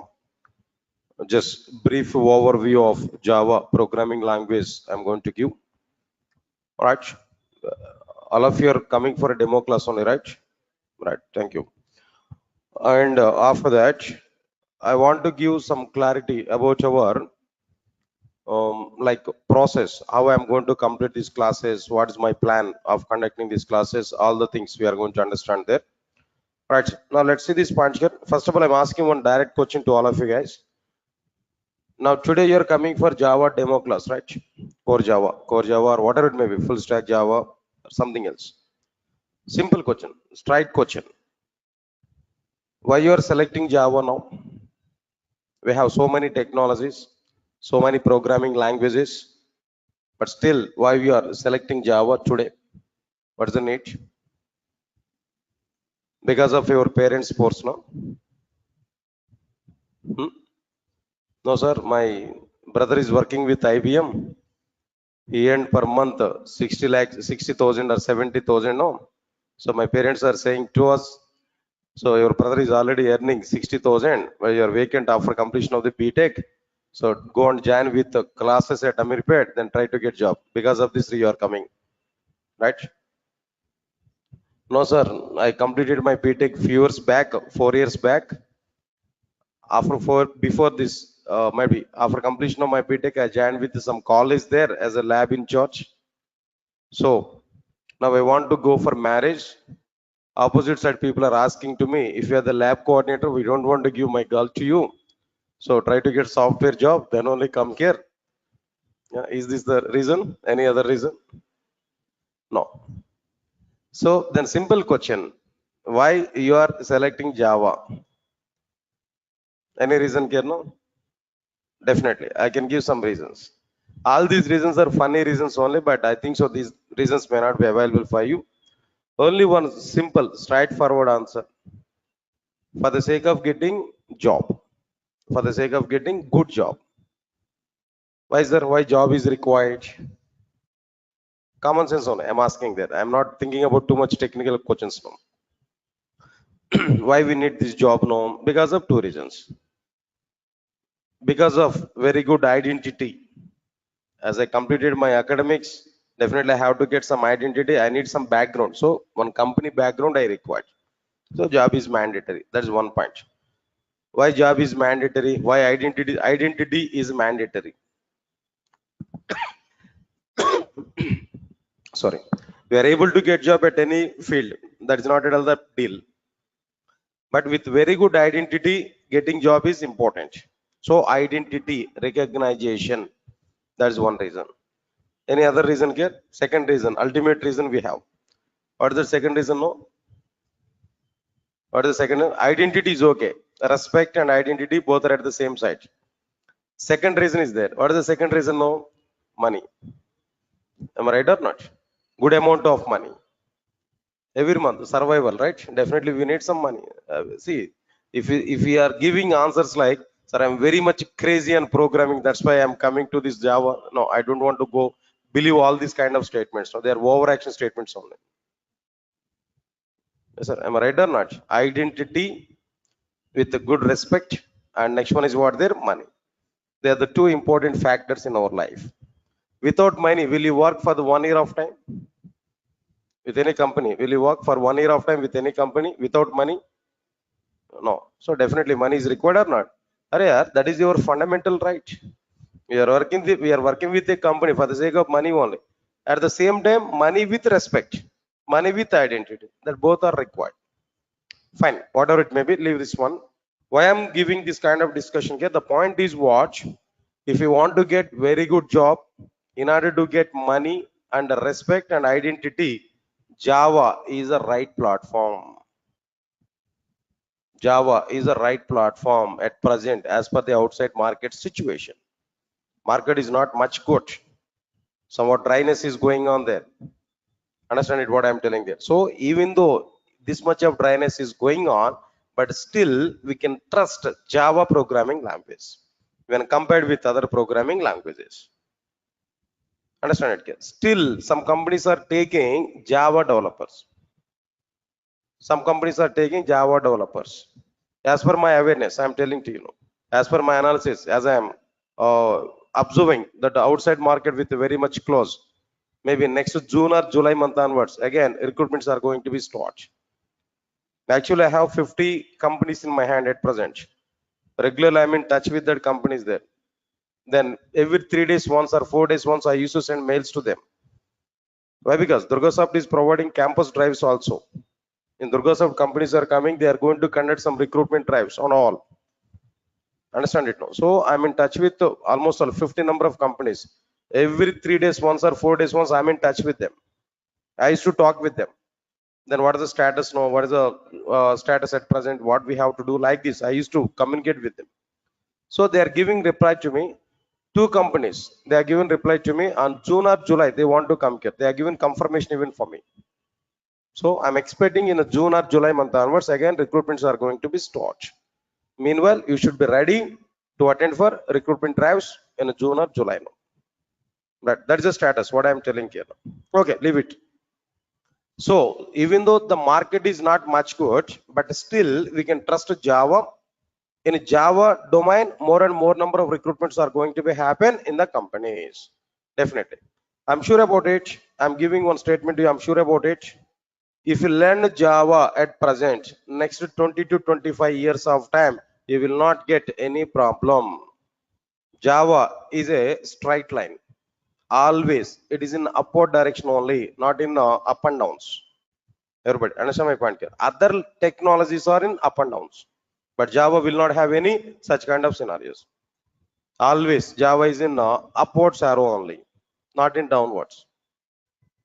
Understand it clearly now. So because of that reason, we can trust Java. Whatever the step today here we have taken there is the right step only. Then if you learn Java completely, I'm giving the word, next to 20 to 25 years of time, you will not get any problem. In Java domain, this much of requirements are going to be happen.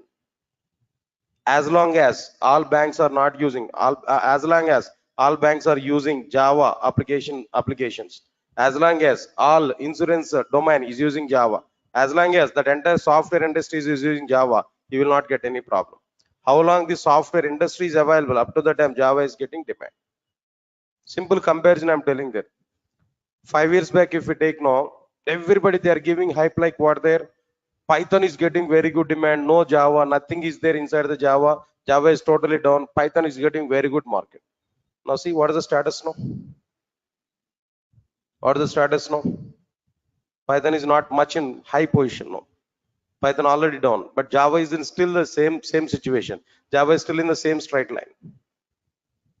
Even at present, I'm telling that number of drives, number of recruitments are going on more in Java when compared with other technologies.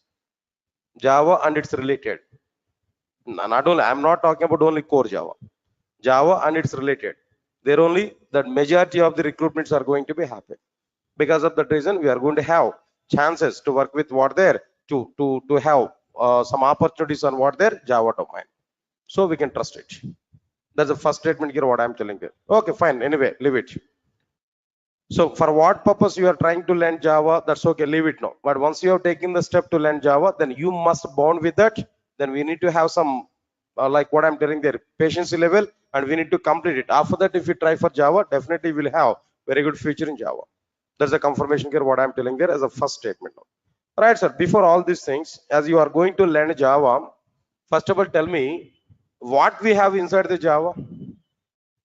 What content, that means what exactly the parts, what exactly the concepts are available inside the Java. Do you have any awareness on it? What you are having inside the Java? Do you know anything about this Java? If you observe this one, Java was provided by Sun Microsystems. What is the company name? Sun Microsystems is a company. It has introduced Java programming language to outside. So for example, Windows operating system provided by Microsoft. Oracle database provided by Oracle Corporation. Similarly, Java is a programming language provided by Sun Microsystems. Please come. Java is a programming language provided by Sun Microsystems. So Sun Microsystems has a provided Java in the form of 3 parts. In the form of what there? 3 parts. What are the 3 parts which are provided by Sun Microsystems inside the Java? As per our awareness, I'm telling there, first one is what there? Come on, first one is what there? Core Java. And the second one is what there? Now tell me, advanced Java. And the third one is like what there? J2EE. Don't write anything. Understand? Just try to understand. So your responsibility is what there? Just sit aramly. That means peaceful. Try to understand whatever the points I'm saying there. That's it. Not required to write anything in my classes. Why? Because whatever the things you want to write in our notes is no, I will write in my laptop. I will share the document to you. Everything I will share. Don't worry. At the end of the session, I'm able to give some clear-cut picture for it. Try to understand it now. Now here, now the point is like what I'm telling there. Java was provided by Sun Microsystems in 3 parts. Can you tell me what are the 3 parts now? Core Java, Advanced Java, or the third one? J2EE. Clear or not? This is totally wrong classification. It's totally wrong. Everybody is following this kind of terminology only, but this is wrong. This is unfortunate. This is wrong. This is not the right classification what Sun Microsystems has given. This is only local terminology. More clearly, Amirpet institutes have given this kind of classification as per their business. Of course, not only Amirpet, I'm telling that institutes have given this kind of thing. Bangalore institutes or maybe Chennai institutes, whatever it may be. No. So this is not the terminology which was provided by Sun Microsystems. Okay, sir, good. This is not the right terminology. But what is right terminology? What is right terminology? If you observe this, Java was provided by Sun Microsystems in the form of the same 3 parts, no? But what are the 3 parts here? First one is J2SE or Java SE. Of course, almost all we can say it is a core Java. But the core Java terminology is not available, but we can say it is a core Java, equivalent. And the second one is what there? Second one is J2EE or Java EE. Second one is what there? J2EE or Java EE. And the third one is what there? J2ME or Java ME. J2ME or what there? Java ME. So all of you are getting it or not? Now tell me, Java was provided by Sun Microsystems in the form of three parts. What are the three parts now? J2SE, J2EE, J2ME. What is not available? This is not available. I want to delete this, not try to understand it now. Just let me delete it. Not required. That is a totally wrong terminology. But in outside, everybody is following that terminology only. Because of that reason, as a first point in my classes, I'm telling to you clearly that terminology is a wrong terminology. This is right terminology that we have to follow. Clear, sir? J2SE, J2EE, and J2ME. Good. That's okay, fine. But what is this J2SE actually? What it will cover? What we are able to get from this J2SE? What we are able to get from J2SE? Right. Simple points. Try to understand it clearly. Java 2 Standard Edition. Java 2 Standard Edition. Abbreviation, I'm telling that. Good. What it will provide? It will provide only fundamentals of the programming language. What it will cover now? Tell me. Only fundamentals of the Java programming. Not complete Java. See, if the total Java is provided by J2SE, then what is the requirement to go for J2EE and J2ME? Get my point or not? So J2SE is providing only fundamentals of the Java. By using these fundamentals, what we are able to do? Do you prepare any application by using fundamentals of the Java? With only fundamentals of the Java, is it possible to create any application? Understand it clearly. By using J2SE, we are able to create, we are able to prepare, listen, all of you know, standalone applications. Come on, guys. Now, what is this one here actually? Standalone applications. By using fundamentals of the Java. Here I'm saying that by using J2SE, I'm telling there, or maybe by using fundas, by using fundamentals of the Java, we are able to prepare what type of applications there? Now tell me. Come on, standalone applications. Then immediately I'm getting a question. Sir, what is this standalone application? Okay, J2SE, only fundamentals of the Java. By using fundamentals of the Java, we are able to prepare standalone application. Okay, I do agree that. But what is this standalone application? What is the meaning of the standalone application? Answer is very clear. Try to understand it now. Listen, I'm giving clarity. Try to understand it now. If we design and execute any application, all of you clear up to now? If we design and execute any application without using, come on, what is this now? Without using client server architecture. You know, there is a design architecture, client server architecture. Client will send request to the server, server will perform some process, server will send some response back to the client. This is what client server architecture. All of you are getting my point or not? Client server architecture. Okay. If we design and execute any application without using client server architecture, or listen carefully, without distributing application logic over multiple machines in the sense computers, without distributing multiple machines, then that application is what there? Standalone application. Right, sir? All of you understand this point clearly? Please read out the definition here. Whatever the definition here I have given there clearly. Understand it. It's very simple definition here. Try to understand it. try to analyze, try to understand. While reading the content, we have to understand what I'm telling there. If you design and execute any application without using client server architecture, hold on here. Client is one mission, server is another mission. Some program we have to write on client mission, some other program we have to write on what their server mission. Means that my application is distributed over multiple computers or not. In a client server application, my application logic must be provided a client mission and server mission or not. That I don't require. That is not available in my application development. There is no concept like client to server application. There is no concept like what there client to server architecture. So without using client server architecture or without distributing application logic over multiple computers, my application logic must not be distributed over multiple computers. Then that application is called as what? Standalone application. It means that my entire application I have to write and I have to execute within a single computer. Indirectly what I am telling there, my complete application I am going to provide within a single computer. Are you able to follow or not? See this point here. I want to give a simple diagram here. Now try to understand this diagram. So this is one computer. Sorry. This is one computer.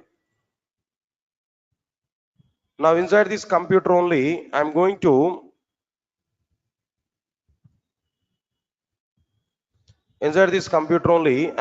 prepare my entire program. Now here, this is what I'm telling there, my application.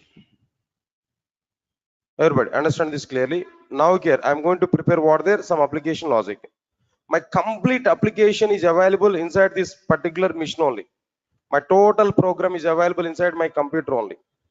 This is the logic. This is my code. Whatever the instructions here I want to prepare, this is my code. Now computer I want to say it is what their mission. And this is my program. Program I want to say it is what their application. Total application I have written within a single computer. There only I am compiling my program. There only I am executing my program. My program is asking to me enter some input data. I entered input data in the same computer. My program is giving some output to me in the same computer. I am able to test my application within the same computer. Everything about my application is going on in a single computer. Entire application logic is provided in a single computer. This type of application is called standalone application. If you're following or not, this type of application is called as what there? Standalone application. To prepare the standalone applications, we required what technology, what programming language we required? J2SE, Java 2 Standard Edition. To prepare these applications, only fundamentals of the Java is sufficient. Only what is sufficient here? Fundamentals of the Java is sufficient. Not required to go for too much Java programming language. Is that all of you are following or not? That's okay. Now this is clearly the diagram here. Don't worry. This diagram also I'm going to be include there in the future. I will provide even this diagram also to you in the document here now. Right, sir? Clear? This is exactly the meaning of what there standalone application. Okay, sir. Understood, sir. Clearly, I'm getting some point here. What is the point here I'm getting there? J2SE is a Java 2 Standard Edition. It will provide only fundamentals of the Java programming, not complete Java. With only fundamentals, I can prepare standalone applications. What is standalone application? Design and execute Java application, any application, without using client server architecture or without distributing application logic over multiple machines, or by providing entire application logic in a single computer. Then that application is what their standalone application. Okay, good. Up to that, okay, I understood that. Now tell me, sir, how many applications are standalone applications in outside? In outside, so many applications are available. So many computer applications are available. Out of all these computer applications, software applications, how many applications are standalone applications? What are the examples for these standalone applications? Can you tell me? Right. I can give some examples. After that, I will give ratio. Understand it? What are the various examples here I'm telling to you? So this is my laptop, right? Inside my laptop, inside my computer, calendar is available or not? Can I get calendar or not? Come on, guys. That calendar is also an application. That application is available within the same computer. Am I right or not? So that calendar is what there is an example for standalone application. Leave this one. Inside my computer, calculator is available or not? Come on. Calculator doesn't distribute its logic over multiple machines. It doesn't require client server architecture. Within my single computer, that calculator is running or not? All right, so now calculator is an example for standalone application. Say for example, for the sake of diagram, I open this paint. This is what their paint. Am I right or not? Paint is also an application. All right. This paint is also be what their a standalone application. And so on and so on and so on. So many things are available. Calculator, calendar, and so on. All these things are what their standalone applications. Clear? That's fine. All right, sir. Good. These are the examples now. But how many applications are standalone applications in outside? How many applications are standalone applications in outside? If you observe this point here, I'm giving clarity. Now try to understand it now. Only 5% of the applications are standalone applications. Only how many applications? No, 5% of the applications are what? Standalone applications. Only 5% of the applications are what? Standalone applications. Yes, clear? All of you are following these points now. Good. Remaining 95% of the applications are not standalone applications. Only 5% of the applications are what? They're standalone applications. Clear? Now try to understand it clearly after this.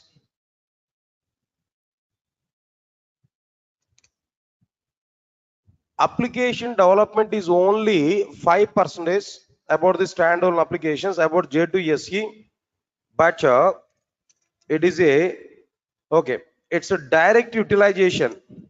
J2SE direct utilization is only 5%, but it's a dependency level.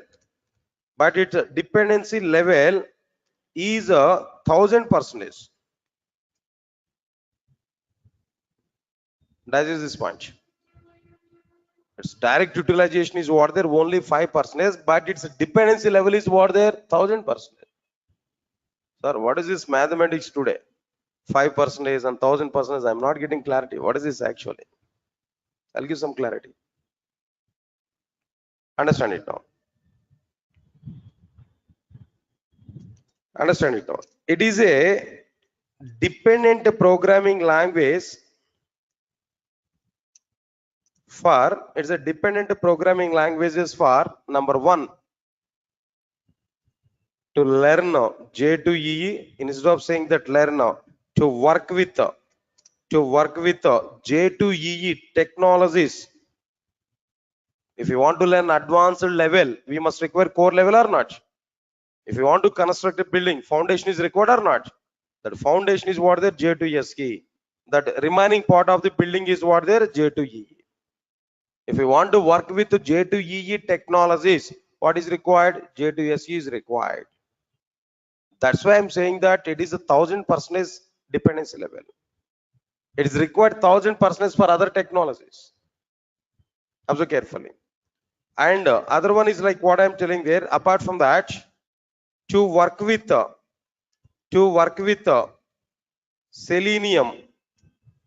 Selenium testing tool. I think you already aware about it. Selenium testing tool. Selenium is one of the tool for the sake of the automation, right? Automation testing. Selenium is one of the tool. If you want to learn or if you want to work with the Selenium, you must know J2SE. Without having J2SE knowledge, you are unable to do anything with the Selenium. But Selenium is also another tool. It's going on there in outside. Next one is what there. In the same way, Salesforce. If you want to work with the Salesforce or if you want to learn a Salesforce tool, again, you require what there? J2SE part. Not only that, if you want to work with the Hadoop, do you aware about it? No, Hadoop is a big data analysis. If you want to work with or if you want to learn Hadoop, again, what is required here? No, J2SE is required. Or if you want to work with or if you want to learn SEAP related tools, ABAP or maybe some HR or maybe something else. If you want to learn SAP tools, SAP tools, then again, what is required here? No, J2SE is required. Not only that, if you want to work with Android mobile application development platform, if you want to work with Android mobile application platform, then definitely we require what there J2SE part, and so on and so on and so on. So many, not only this, just only some of the products list I have given there, and so on. So many, everything, almost all 90% of the software products nowadays are depending on what their J2SE. But J2SE direct utilization is only what 5%, but its a dependency level is what there 1000% because of all these many things. If you want to learn Salesforce, if you want to learn Selenium testing, or if you want to go with SAP tools, or if you want to learn Adobe, for all these things, one prerequisite is needed. What is that prerequisite here? J2SE part. So it's a dependent programming language or not? That's why 1000% dependency level is available over this particular programming language. Yeah, because of this reason also we might be Java is not having any downfall. Always Java is having what there upgrade. That means upward arrow. You can understand it clearly. Right, so now this is what exactly the information about what there J2SE. Guys, tell me what I discussed here up to now. Point by point I have given there. First of all, tell me what is abbreviation for J2SE? Java 2 Standard Edition. What it will cover? What it will provide? Only fundamentals of the Java. By using these fundamentals, what type of applications we are able to prepare? Standalone applications. Standalone application is using client server architecture or not using client server architecture? Come on, using client server architecture or not using client server architecture? Not using client server architecture. Without using client server architecture, without distributing application logic over multiple machines, if we design and execute any application on if we design and execute any application, then that application is what there standalone application.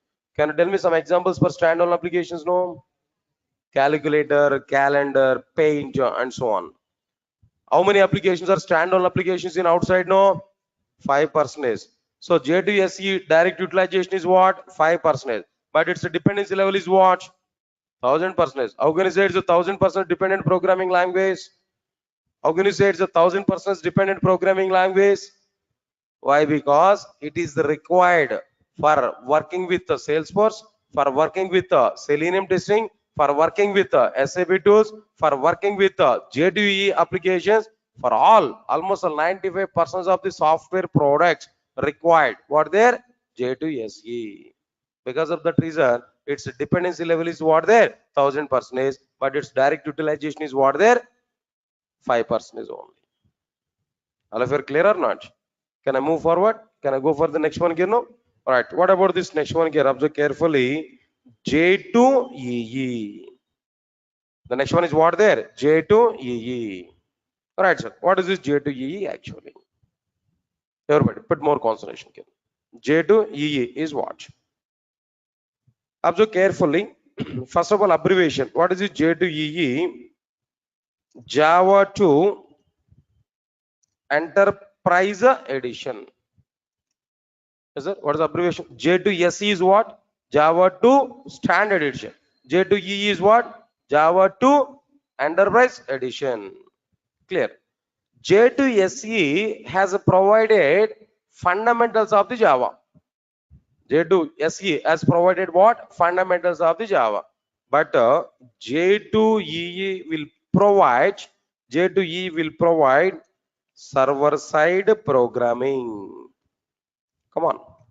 J2EE will provide what side programming there? Server-side programming. Server-side programming in the sense client-server architecture or not? It is using client-server architecture or not? Server-side programming in the sense it is using client-server architecture or not? All right, sir. Next one, point number 3. It will provide server-side programming. Okay. By using J2SE, What we prepared there actually, which type of applications we prepared there? Standalone applications we prepared there. Am I right or not? But by using J2EE, it can be used to prepare what type of applications? No, enterprise applications, or simply speaking, distributed applications. By using J2EE, what type of applications can we are able to prepare? Enterprise applications, or we can prepare what there? Distributed applications. So, all of you are getting my points or not? Enterprise applications are what there? Distributed application. Now again, I have a question. What is this enterprise application? What is this distributed application? What's the meaning of it? Right, the point is very clear. If we design and execute any application, quite opposite to standalone application, exactly opposite to standalone application. Now tell me, if we design and execute any application there without using client server architecture, but here on the basis of what? Client server architecture, or there without distributing application logic over multiple machines, but here what there?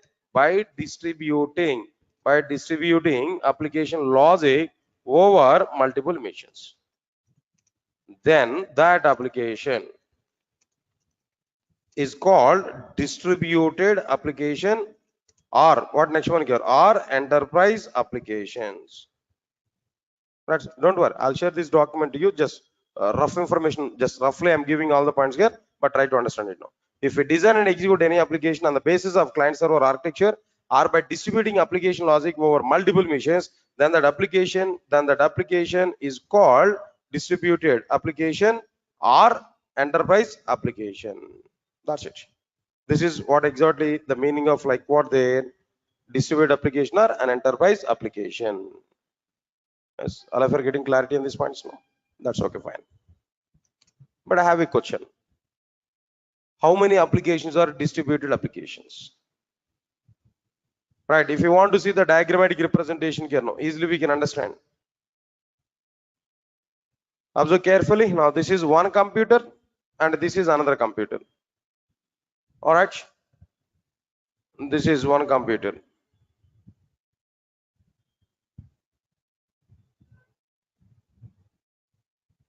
All right, sir. In between these two computers, what is required? Network is required. Am I right or not? Network is required. Protocol is required. Communication point of view. Now this I want to say client mission. Now this I want to say what there? Server mission. All right, sir. Now here at a client mission, we are going to write a program, client application. At server mission, we are going to write a program, server side application. Now this is like what I'm telling there, client application, and this is like what I'm telling there, server side application. All of you are getting my point or not? All right, now this is like what there, network.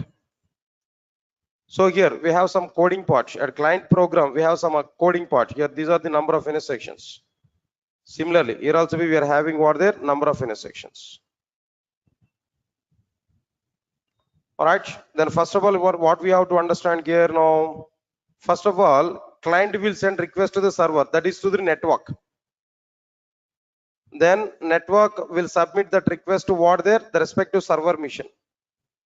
Server side program will be executed. Server side program will be executed. When this program is executed, whenever this program is executed, automatically some response will be generated. That response will be given back to the network. That response will be given back to the network. Observe carefully. Here network will send the required response back to what their respective client. Now tell me, application is designed on the basis of client server architecture or not? Application logic is distributed over multiple machines or not? Come on guys. So this type of application is called as what their distributed application or an enterprise application. Clear? Okay, fine. This is okay, fine. But how many applications are enterprise applications now? How many applications are distributed applications? If you want to know that, now try to understand it clearly. 95% of the applications are distributed applications. 95% of the applications are what? They're distributed applications. Any examples, sir? Any examples, sir? All banking applications are distributed applications or not? Very good. Then what next one here? After this, no, all insurance applications. Tata insurance application maybe, then Bajaj insurance, like so many insurance applications are available. All these are like what there? Like next one is after this. All social media applications, social network applications are what there? Directly distributed applications now. I think very much you already aware about it now. Like what there? All food delivery applications. Food delivery applications now. All these are like Swiggy, Zomato, all these are what there? Like what there? Distributed applications only. Maybe WhatsApp, maybe YouTube, or maybe social media network, or maybe social network applications. All these are like what there? Distributed applications only. Right, sir. Apart from this, like this, so many, every domain, healthcare, all healthcare applications are what there? Distributed applications only. All healthcare applications are what there? Distributed applications only. Take any Apollo hospitals, maybe care hospitals, maybe there where there's some applications are going on for the sake of tracing, for the sake of tracking patients, for the sake of tracking doctors, for the sake of tracking like what there. Then all the details now, prescriptions and everything. Then there also be distributed applications are going to be happen everywhere nowadays. Everywhere distributed applications are going to be happen. Yes, clear to all of you know? Right, sir. That's okay, fine. After completion of this, 95% of the applications are what there? Distributed applications only. These are somewhat information about like what there? J2EE. Java meant for J2EE. Not only J2SC, Java meant for what there? J2EE. Java meant for enterprise application development. Clear? Next one, third one. What about this third one here? Now tell me. J2ME. Java 2. Now tell me. What is the abbreviation for it now? Java 2 micro edition, not mobile edition. Please remember this. M is not mobile. M is what there? Micro. Java 2 micro edition. Clear? What it will provide? J2S is providing fundamentals of the Java. J2EE is providing server-side programming. What is micro programming? What this J2M is providing there? It is able to provide micro programming, chip level programming, micro programming, chip level programming. Okay. J2SE, by using J2SE, we are able to prepare standalone applications. By using J2EE, we are able to prepare enterprise applications. Similarly, by using J2ME, what type of applications here we are able to prepare now? By using J2ME, we are able to prepare like mobile based applications. Simply speaking, mobile applications. So, all of you are getting it or not? Good. How many applications are mobile applications nowadays in outside? 100% of the applications are what there? Mobile applications. Am I right or not? 100% of the applications are what there? Mobile applications. Clear? Good, nice. Then after this, after completion of this, 100% of the applications are what there? Mobile application. That's okay. We understood that. But remember one point here. Mobile application development has very good demand. Mobile application development has very good demand in outside. Why? Because if you take any domain, any location, mobile application development, mobile application support is available. Go for hospitals, mobile application development, mobile application support is available. Go for banks now, mobile application. See, for example, I have an ICICI bank account. iMobile app is available. Am I right or not? For the sake of, for example, I have might be what there, Airtel. I have a SIM card. That means communicator. Airtel communication I'm using now. For the sake of Airtel payments and all these things now, my Airtel app is available. My Idea app, my Vodafone app. HDFC bank application. WhatsApp mobile application, right? YouTube, I'm going to see all videos through YouTube. If I want to see all videos through YouTube, in the sense, what we have to do? We need to install that app or not? YouTube app or not? Of course, by default, it is coming along with our mobile phones now. But if it is not available, we are able to install it or not? Facebook, I want to watch. Facebook, I want to see. I have to install that Facebook app or not? Observe carefully. Swiggy, Zomato, all these things I have to install in my mobile phone or not? All these are what their mobile applications only. Nowadays, in every sector, mobile application development is available. So that's why 100% of the applications are what their mobile applications only.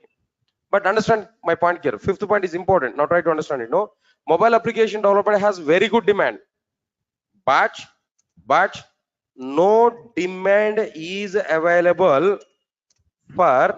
is available for J2ME. It's almost all dead in outside. Not available. No demand is available for J2ME.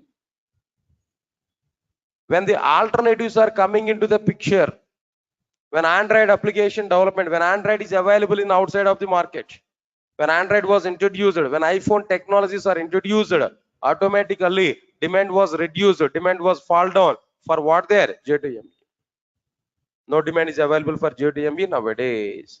Why? Because number of alternatives are available for mobile application development. That's why nobody is thinking about J2ME part. Yes, sir. All of you are getting my point or not?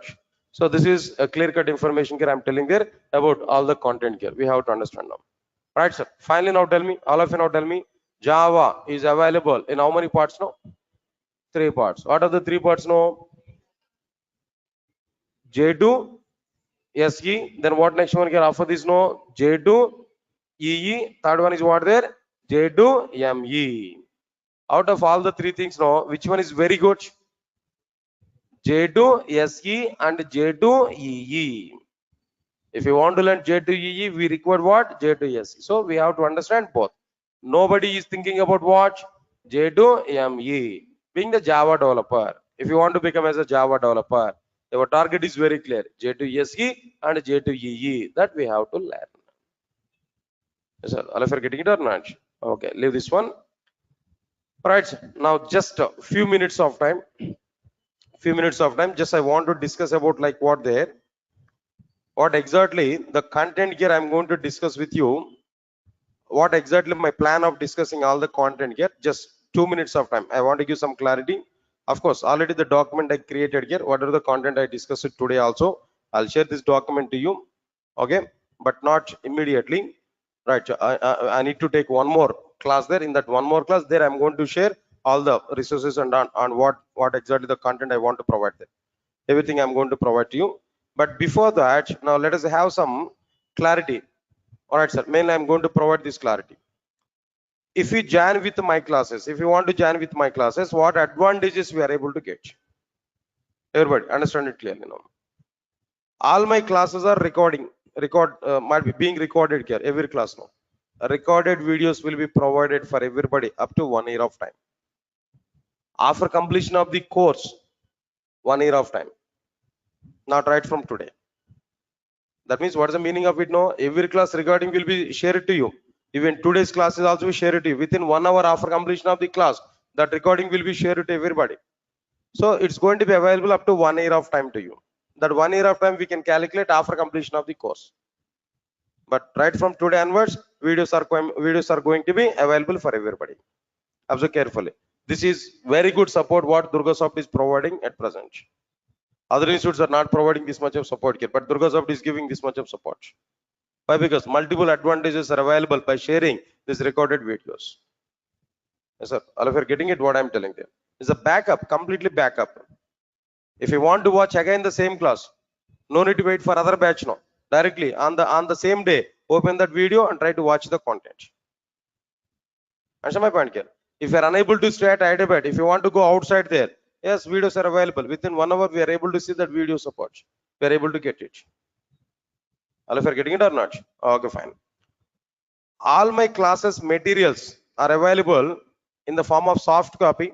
And if you want to get hard copy, some charges are going to be happen. Just you can check it at our office there. But soft copy will be provided for everybody. Okay, right, sir. Free access to the classroom notes. Whatever the notes I'm typing there, everything I will share with you. No need to worry for it. Free access to the classroom applications. Whatever the programs I'm going to provide, everything I will show. Live applications in front of you. I will type everything. Even notes also I'm going to type in front of you. Now today, how I'm going to type the content? While explaining the concept, I'm able to type the content here. Multiple tasks I can do at a time here. I don't have any problem there. That notes I'm able to share with you. Okay. All right, sir. Course completion certificate will be provided at the end of the course. You can utilize the Durga brand also in outside. Definitely, some weightage will come to your resume. Next one is, yeah, this is important. Durga is providing company drives, but depending on the situation. All right, we have some clients with us. I'm going to get the companies there. Then company drives are going to be conducted. Understand my point? What I'm telling you. So this is not like any job guarantee kind of program there. This is clearly technology-based program. Content guarantee, not job guarantee. Content guarantee. If you understand my total content, getting job is nothing. Very simple. In my classes, 80% is a success rate. Definitely, 80% is a success rate. For every 100 members, 80 members are going to get jobs. Sure, but 1 month before or 1 month later. Okay, leave it now. Concepts-wise written test we are going to be conducted on every topic. If it is possible, I'm able to plan for what their mock interviews. Okay, working with multiple database. Okay, these are the technology related things. No, by moving on to the concepts, we are able to understand it clearly. No need to worry for it. Right, sir? Part of the notes itself, I'm going to include interview questions also. Question and answer format, we are able to get it. So there's multiple advantages here we are able to get. That's okay. Coming to the, okay, the next one is one more thing here. Which version I'm going to discuss now? What is the latest version of the Java? At present, latest version of the Java is what is the 19? 20 is coming now. Okay, I didn't check it. Last 10 days of time I was totally off actually. So if 20 is available, I'll discuss about 20 also. Don't worry for it. It's a matter of 1 day to update myself. Right? What features are available, new features inside the 20, I'll discuss with you. But at the end of the course, not immediately. Up to the latest version. Up to what their latest version. Right from starting point to ending point. Ending point is what their latest version. Okay. All right. So today, what batches we are offering from Durga. Today is a general demo class I am conducting here. This is a demo for these multiple batches. Only core Java, if you want to learn, we can come for this. Batch 2 is a basic Java, core Java, advanced Java, Oracle, and basic UI. Batch 3, complete Java package, core, advanced, Hibernate, Spring, Spring Boot, microservices, web services, Oracle, and basic UI. Next one is what there? Full stack Java, core Java, advanced Java, Hibernate, Spring, Spring Boot, microservices, web services, Oracle, basic UI, Angular or React, Linux, AWS, DevOps, and testing tools. This is full stack Java. Nowadays, this is a trending in outside. Every company is looking for what? Every company is looking for full stack Java developers only. Nowadays, every company is looking for what? Their full stack Java developers only. But these packages we provided namesake, no, but this is main package. Everybody is looking for it. Understand it? What I'm telling them. But after completion of this course, everybody, you are able to get full stack Java total content. Nearly 60 pages document is available. In a 60 pages document, the total syllabus are included there. So you are able to get that 60 pages document through your WhatsApp. After completion of this class, our admin people will send the document to you. There we can see the total syllabus. Whatever the syllabus I'm going to discuss inside the class, the total syllabus you are able to get. Okay, in full stack Java, what is my participation? In full stack Java, what is my participation? If you have to this red color symbol, this total red color box, up to total Java related, I will take the responsibility. Remaining non-Java related things are available. Remaining part, some other trainers will take that content. But my part is what there? This total. Almost all 70 to 80% of the full stack Java I will cover. Here Java is the main content. The remaining things are what there? Sidewise technologies. But they are also important for us now. We have to learn it. Some expert trainers will take that content here. But these things here I'm going to take now. Sir, if you're getting it or not, what I'm telling you now. Okay. All right, sir. Now then all right, regarding this remaining further details, no, just we can contact with our admin people there. We can reach out to our office people. or maybe they will give more clarity regarding this admission and everything here, whatever it may be. But myself, from my side, I'm giving these many commitments. Definitely we are able to see the content, total content. So my simple philosophy is what I know about Java, everything I want to give to you. At the end of the course, your knowledge and my knowledge must be same. At the end of the course, I want to say everybody to teach Java to somebody else, not only in a position to get job. Once you're in a position to teach Java to somebody else, getting job is nothing. You can play with interviewer. So I will increase confidence. I'll inject more content. That is my main philosophy.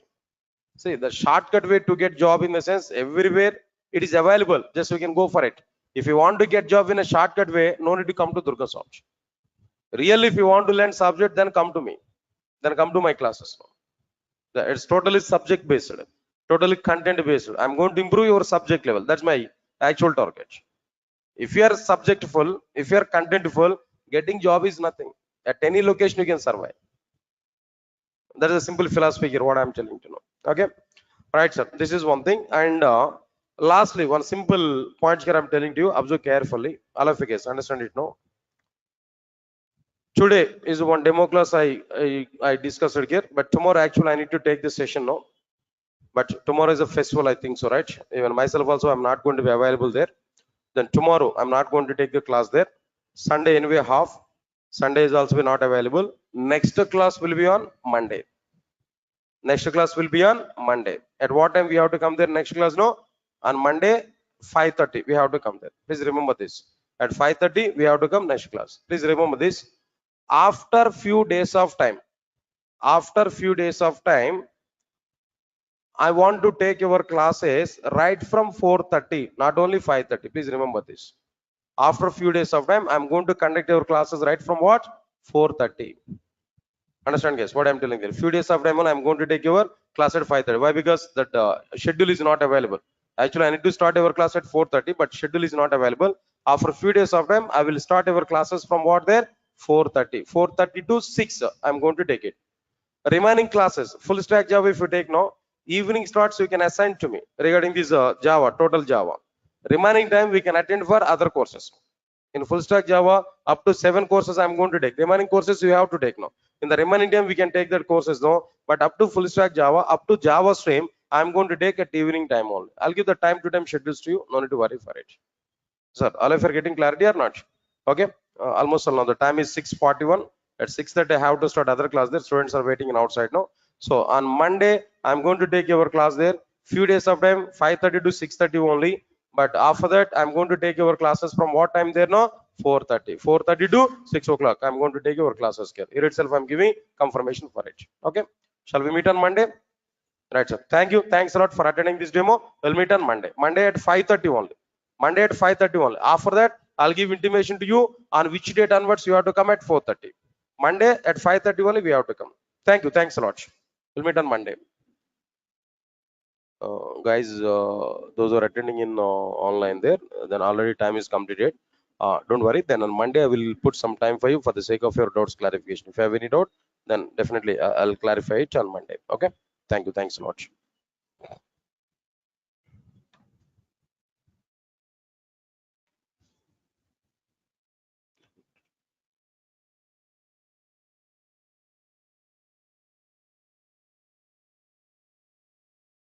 Please confirm to me. All of you get my voice on screen. Those who are attending in online, guys, please check it. All of you get my voice on screen.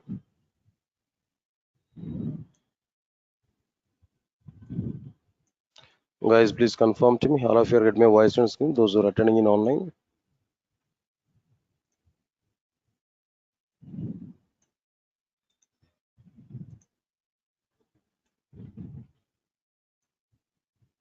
Guys, everybody, please respond for me. All of you get my voice on screen.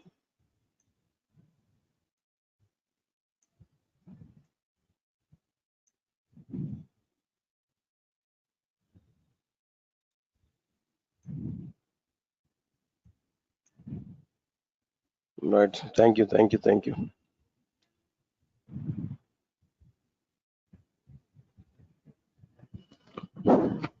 Right. Good evening, guys.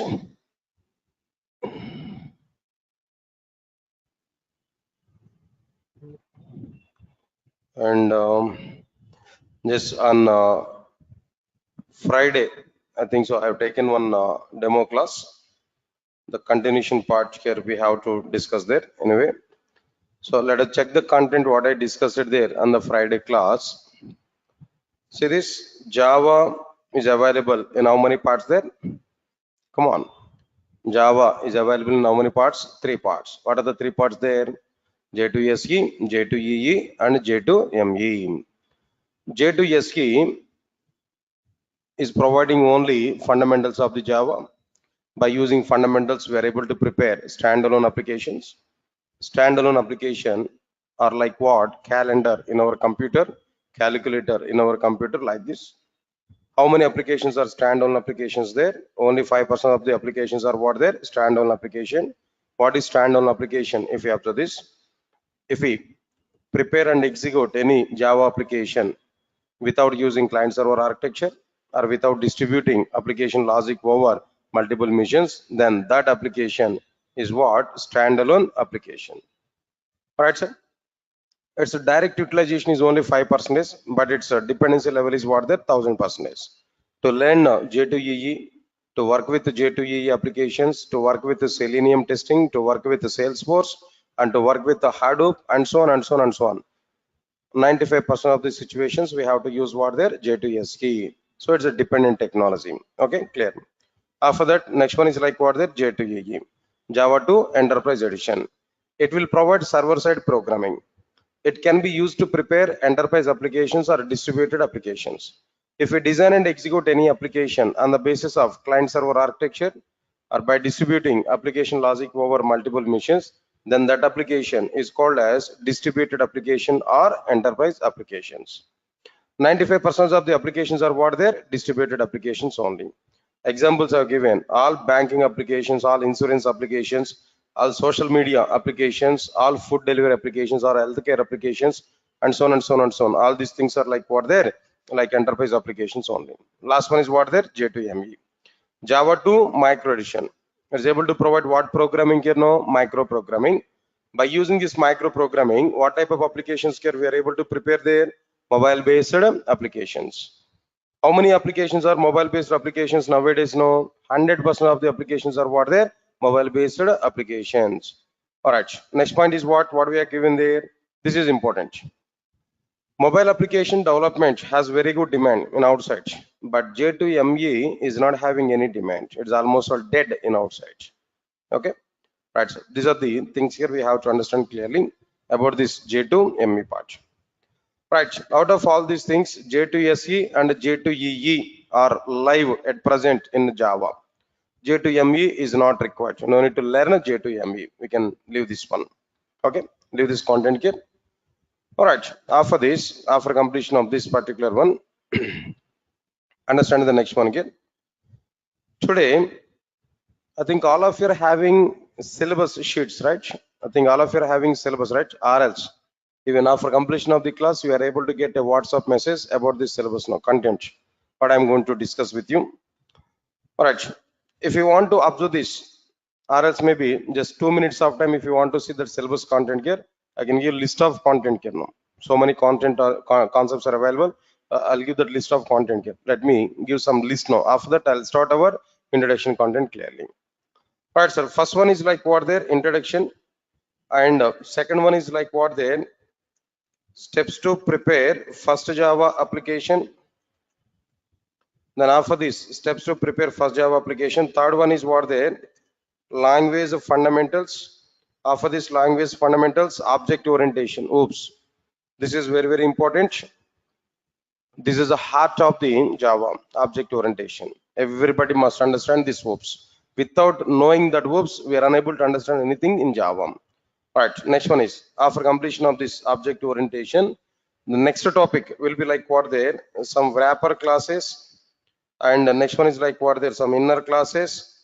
Next, seventh one is like what there? Packages. After this, eighth one is what there? String manipulations, string operations. This is also be important content. String operations. So many times here we are going to use the string operations there in every project. As a common operations we are going to perform. Comparing two names, checking whether the email ID is a proper email ID or not. Anything, all the things here we are going to do. And frequently we are going to use in our applications here now. Next one is like what? Then after this, string manipulations. Next one is we need to go with what there, exception handling. This also be another important one. After this exception handling, next one is like what there, multi-threading. Multi-threading is also be another important one.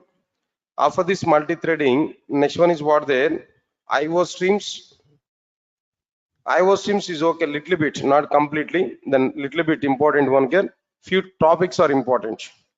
After completion of this IO streams, no, next one is what there, networking, outdated, but still we are going to discuss that as part of our content here. Next one is RMI, remote method invocation. After this RMI, next one is like what there, arrays topic I will discuss here at the 14th topic. 15th one, like what there, collection framework. This is another important. After the object orientation, the second important topic is what there, collection framework. Next one is what there, string manipulations, exception handling and multi-threading or nominal. After completion of this collection framework, then what next one here we are going to understand there, reflection API. After this, the 17th one was there, annotations. Then after completion of these annotations, the next topic will be like what the GUI part. In a GUI, AWT, and next one is like what the Swing. Even though they are outdated, but little bit awareness I'm able to provide. Why? Because just idea, not utilized in outside. No, just idea I want to provide. Their internal topics are important, but concept wise it is not required. But their implementations are important. That's why I'm going to discuss about it. After completion of this, next one is like what there, JVM architecture. After this JVM architecture, we are going to understand garbage collector. After this garbage collector, next one is like what the regular expressions. After this regular expressions, another topic is like what there. Right, sir. Now here, another content here. Introduction, inner class I covered. Okay, fine. JVM architecture, garbage collection, regular expressions, internationalization. Internationalization. Then after completion of this internationalization, all right. Anyway, in the list of topics here I'm giving there, if any topic if I miss no, then non-flow I'm going to be covered here. After completion of this content here, Java 8 version features. Java 8 version features.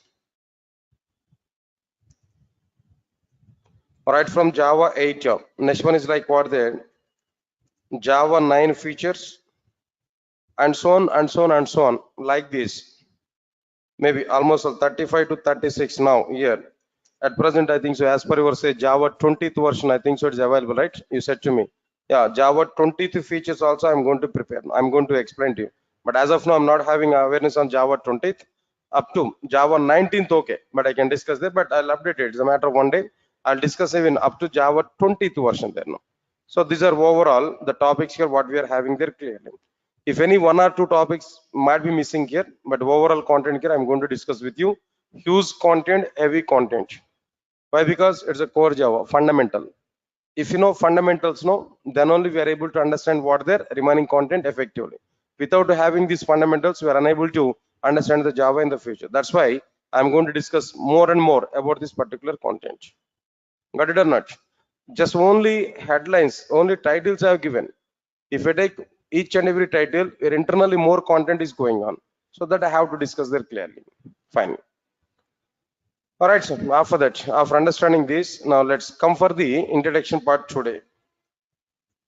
Introduction. In introduction, what topics are available? What exactly the content is available in the introduction part here? Observe carefully.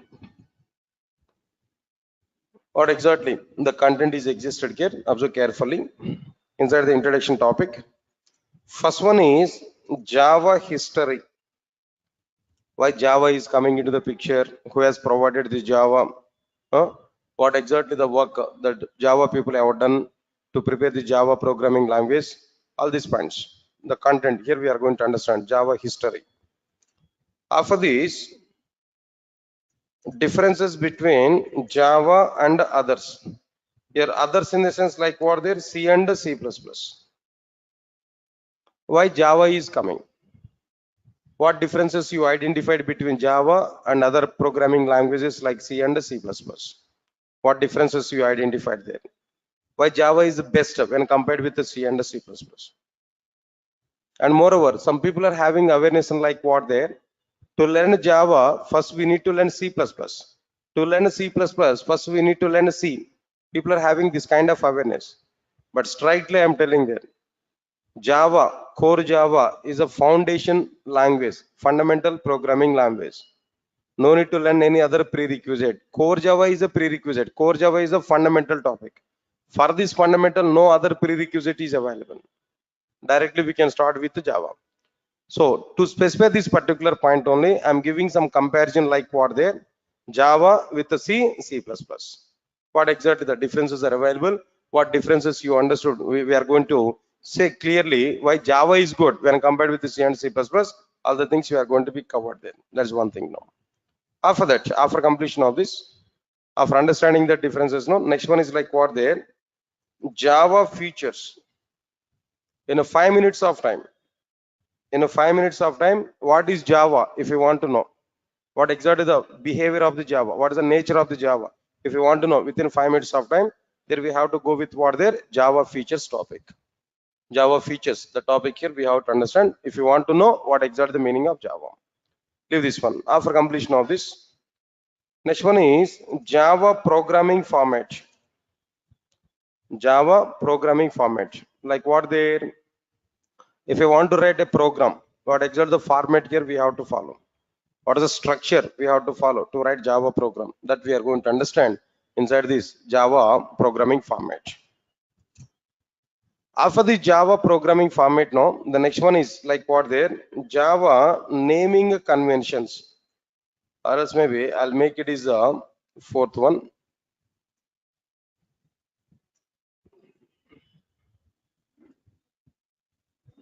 This I want to say fifth one, Java naming conventions, where to use lowercase letters and where to use uppercase letters, that I am going to discuss. After that, here we are able to see like what there, Java programming format.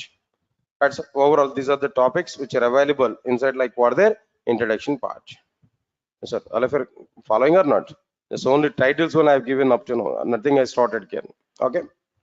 Now shall we start the first topic? No response, right? And the first one, very first one is like what there, Java history. Right, sir. Understand it. Before starting this topic, I'm giving clarity. This topic is only knowledge purpose. Nobody will ask questions on this. Not at all important in the point of project work.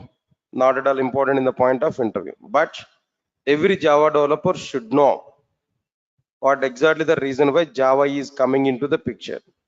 Who has provided Java? Why the Java is coming? Basic awareness that I am going to discuss now. Right. Observe carefully. Tell me guys, all of you now tell me, on which year Java first version was provided to the market? 1995. It's a confusion, right? 1991. No. Right, anyway, I'm giving clarity. 1996, January 23rd. 1996, January 23rd. The very first version of the Java was introduced to the market. 1996, January 23rd. The very first version of the Java was introduced. Observe carefully. Java was provided in 1996, January 23rd, in the sense preparation was started before 1996. Preparation for Java programming language was started before 1996. But when it was started, what are the roots for this particular one? Observe carefully. In 1991, exactly, you remember the date exactly, but that is not the startup point of the Java. That is a point here. Understand it clearly. In 1991, Sun Microsystems had a requirement. had a requirement to prepare a new programming language in order to prepare softwares for the electronic consumer devices. Like what are the electronic consumer devices here? Like cable TV, switch boxes, next remote controllers, and so on and so on and so on. Electronic consumer devices. In 1991, Sun Microsystems had a requirement. They want to prepare a new programming language in order to prepare softwares for the electronic consumer devices like cable TV, switch boxes, remote controllers, and so on and so on. This is actual route for Java programming language. This is a requirement by Sun Microsystems wants to prepare a new programming language. Got it or not? Right. Observe carefully. Understand it clearly. This is actual requirement. For this particular requirement, Sun Microsystems has gathered 30 engineers. Sun Microsystems has gathered how many members there? 30 engineers as a team led by James Gosling. Led by James Gosling. I think you already aware about this name, right? Familiar. Sun Microsystems has gathered 30 engineers led by James Gosling and Patrick Nathan. Patrick Nathan is another person. They are the 2 members lead for this 30 members team. Right or not? All right. With the 30 members team, Sun Microsystems has started. What they started there, Sun Microsystems started a project named as Green project. With this 30 members team, Sun Microsystems has started a project named as what there, Green project, to prepare a new programming language.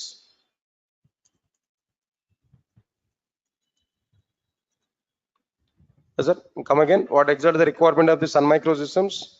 At 1991, Sun Microsystems had a requirement to prepare a new programming language in order to prepare softwares for the electronic consumer devices like cable TV, switch boxes, remote controllers, and so on. See, it's a matter of electronic devices. For electronic devices, Sun Microsystems wants to prepare a new programming language. That's the requirement of Sun Microsystems in 1991. Clear? Sun Microsystems has gathered nearly 30 engineers as a team to prepare this new programming language. The team leads are James Gosling and Patrick Nathan. Observe carefully. James Gosling and Patrick Nathan. Actually, Patrick Nathan is a key person there in Sun Microsystems. But whole credit is available with what there, James Gosling. Strictly speaking, James Gosling was available with Sun Microsystems up to Java 3rd version only. After the 3rd version, he left from Sun Microsystems. He went to some other organization. Now he is not with Sun Microsystems or Oracle Corporation. But up to 3rd version of the Java only, James Gosling was available. At the startup point of time, James Gosling is the lead for it. But actual key person in this entire total Java journey is what there, Patrick Nathan. Still Patrick Nathan is available with the Java. Still is a part of the Java. Understand it now? Okay, leave this one. But most of the people are saying that father of Java. Who is the father of Java? James Gosling. James Gosling is the father of the Java. Okay, it's okay, fine. Next one is, with the 30 members team, Sun Microsystems gathered or started a project named as what their Green project. Okay, fine. In a Green project, they want to start a new programming language. In that new programming language, they want to see 3 main features. Understand it here? Still they are in analysis mode only. Just think of it. We are at 1991. We have an intention. We want to create a new programming language. But before going to start to prepare new programming language, before starting its implementation, first we have to analyze it. What features we want to see in that new programming language? What we want to implement in this new programming language? There, if we come for this point, Sun Microsystems wants to see 3 main features in their new programming language. What are the 3 main features they want to see on their new programming language? First one is a simple programming language. Come on, sir. Then what is this first one, Kirno? A simple programming language. And the second one is tight coded programming language. Tight coded programming language. And the third one, they want to see architectural neutral programming language. Architectural neutral programming language. These 3 features they want to see on their new programming language. Still, they did not started to prepare new programming language. Still, they're in analysis part. A team was formed. They gathered. They started a project. Inside this, they want to see on paper what features they want to implement. Finally, they identified 3 features they want to provide in their new programming language. What are the 3 features they want to see in their new programming language? First one is what there? Simple. Next one is what there? Tight coded. Next one is what there? Architectural neutral programming language. Now we are going to elaborate. All right, sir. Why that programming language is a simple programming language? How that programming language is a simple programming language? How Java people are saying that their programming language? How Sun Microsystems is saying that their programming language is a simple programming language? Right. If we come for this point, they are given some reasons.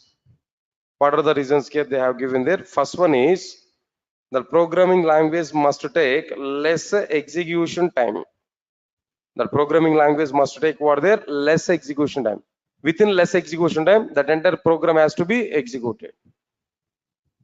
And second reason, they are given that the programming language should take less memory. Less execution time. Another one is what there? Less memory. And the third one is a funny thing.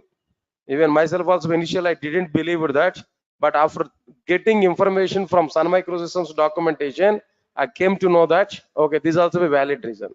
What they are given there? Less power consumption. I thought of it. What is the relation between programming language and power consumption there? But they had given some kind of reason. What was the reason? That we have to understand clearly. Right, sir. Anyway, I'll talk about it clearly. Let's come for this one. What is this first one, Kirno? Less execution time. Less execution time. What's the impact of this less execution time? Simple example, guys. All of you observe carefully. Very simple point. For example, so I'm watching a football match in my TV channel. The channel number is what there? ESPN. It is available at 72 channel number. Watching a football match. My friend made a call to me. Just had a small discussion. Then after that he asked to me, then what we are doing at present. Just I said to him, just I'm watching a football match. Immediately said to me, "Are a fool, why you are watching that football match? At other channel, Star Sports 1 channel, there is a cricket match between India and Pakistan. The match is going on effectively. Pakistan were batted. They got nearly 321 runs. Indians were started batting. Almost all 49 overs are completed. Last over is remaining. In last over, 21 runs India has to get. At one side, crease Dhoni is there. At other side, Ishant Sharma is another fielder. They are the 2 batsmen. They are fighting for win. Why you are watching that football match? Then try to change your channel and watch that cricket match." My friend has given this clue for me. Then immediately, then as per my friend's information, I'm getting crazy on what their cricket match. Obviously, I want to change my channel. Then I've taken remote controller. I've taken. I know that ESPN channel is what there 72. Star Sports 1 is going on at 75 channel. So I've taken my remote controller where I typed 7 and 5 on the remote controller. Then what happened there? It has not switched immediately. After some time, it has switched. After some time, when it was switched, when I observe the cricket match, there what happened? Man of the match presentation is going on. Dhoni is getting man of the match. Didn't see in that cricket match. I thought of it, at least I want to see the last over. I on time only I have taken remote controller and I changed the channel, but my TV was not switched immediately. It has taken some time. The moment when it was switched, when I observe there what's going on, their man of the match presentation is going on. MS Dhoni is getting man of the match. He got nearly 70 plus runs. Where is the problem? Watching football match is a problem from my side. Giving late intimation by my friend is a problem. And match between India and Pakistan is a problem, no? Huh? All right, sir. The problem is where remote controller is a problem. Not with the TV. Remote controller is a problem. Understand it. Inside the remote controller, what happened there? Inside the remote controller, when I type a 75 channel number, immediately it is not performing its functionality. It has taken some time. It has taken some time to perform its functionality. Means that internally there is a program. Inside the remote controller, there is a program. When I type 750, internally that program has to be executed. That execution time of that program is taking more. When it has taken more execution time, performance of the remote controller is reduced. When more execution time is taken, performance of the remote controller is reduced. When performance of the remote controller is reduced, automatically end user will not satisfy about our product. Whatever the remote controller product here we have taken, I'm not satisfied about my product. In the next attempt, if I want to take any remote controller, I will not take this particular remote controller. I will buy some other remote controller. If I get my point or not. So your understand point, when execution time is more, automatically performance of the application is less. When execution time is less, automatically performance of the application is what there more. Understand it clearly. One more example I am taking there. Previously, I have a tab, Samsung tab. When I want to go for some hotel or somewhere else, when I want to pay the bill, I need to scan. Then through PhonePe, I want to pay the bill. I need to scan that QR code or whatever it may be. I want to scan it. When I'm trying to scan it now, then it may take 1 or 1.5 minutes of time. I need to adjust that scanner, then only I'm able to get it. Sir, got it or not? Okay. After that, when I type the payment, when I click on pay, maybe some circle is rotating. After that only it might be paid. Then up to the time I have to monitor it. I have to check it. How much time now? In some situation, that PhonePe problem may be that circle is rotating only throughout the life. It's not completing it. Yes, sir, got it or not? So finally, I got irritation over my tab. I decided I don't want to use this tab. Then I want to buy a new mobile phone. I want to take a new mobile phone. After that, I waited almost 6 months of time to buy a new mobile phone, but very good mobile phone I want to take. It's a real-time example I'm telling you. I experienced it with that. Then finally, I came to know that most of the people are suggested to me, try to take iPhone. But I inquired about it. iPhone is very good phone, but the problem is what there, all operations are total in reverse. Then I recognize it. Up to at least 1 week out of I have to spend my time to understand the functionality of that mobile phone. But I don't like it. When technology is increased, flexibility I have to get. But again, I have to sit separately for that phone to learn, in the sense, who will lesson that 1 week of time. I thought of it. Next level best phone is what? Some other people have suggested to me, take OnePlus mobile phone. That's okay. That is a good thing. In OnePlus also, which one is the top end? There I identified it. So I checked for it. OnePlus mobile phone might be there. Some variants are available. 4 GB RAM, 8 GB RAM, 12 GB RAM. But one more variant is available. That is what there, 16 GB RAM. Yeah, that I want to take. When 16 GB RAM, in the sense, somewhat speed is coming there. Then I've taken. Right? This is a mobile phone. I've taken it. OnePlus. When I taken this, when I go to the restaurant now, When I want to scan it, no, even just like in a flash, if I rotate my mobile like it, my mobile phone like it, automatically it's scanning now. Now tell me, understand the difference, no? Previously my tab I have to rotate like a bus steering.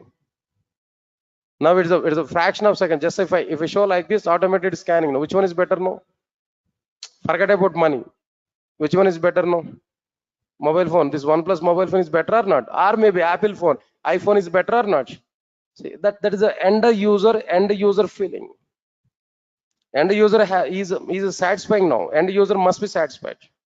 So here the point is what there, and moreover in my phone pay, when I click on it, as per this 5G network, maybe as per this phone, new mobile phone might be, when I click on, even my finger is also not touching on that icon, app icon, automatically it's open.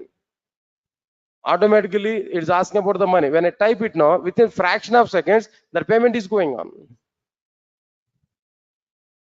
In my mobile phone, nearly 28 GB RAM is there. 16 GB is a physical RAM and 12 GB is virtual RAM. Understand it clearly what I'm telling you. So here the point is not like mobile phone and not like any other one. Less execution time, more performance, and user is happy. More execution time, less performance, and user is not happy. We are preparing all the software products and everything for the sake of satisfying end user. When end user is happy, then the product is getting very good demand. When end user is not happy, product is not getting demand. That's why now the execution time is providing impact or not. Execution time is important factor or not. So because of that reason, Sun Microsystems wants to prepare their new programming language. Sun Microsystems wants to prepare a new programming language. It has to take less execution time and it has to provide more performance for their applications. That is, Sun Microsystems wants to prepare a new programming language. It must take less execution time and it has to provide what there more performance. This is a clear-cut information here. What I'm telling you. This is a punch here. Next one is what? After completion of this, lesser memory. All of you guys observe carefully. What next one here? Less memory. What is this less memory actually? What you are thinking about less memory? Everybody understand it clearly. For example, I want to take a computer, guys. I want to take a laptop. Again, this is an example here. Just 1 year back, I have taken this laptop. Previously, I had all-in-one PC. In that all-in-one PC, what happened there? By default, they have given memories what they're only 4 GB RAM. Lenovo all-in-one PC, 4 GB RAM they have given.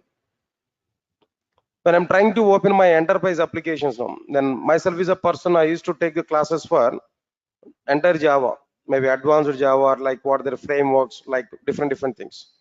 When I open Oracle database in my laptop now, it's getting some delay, slow down, totally slow down.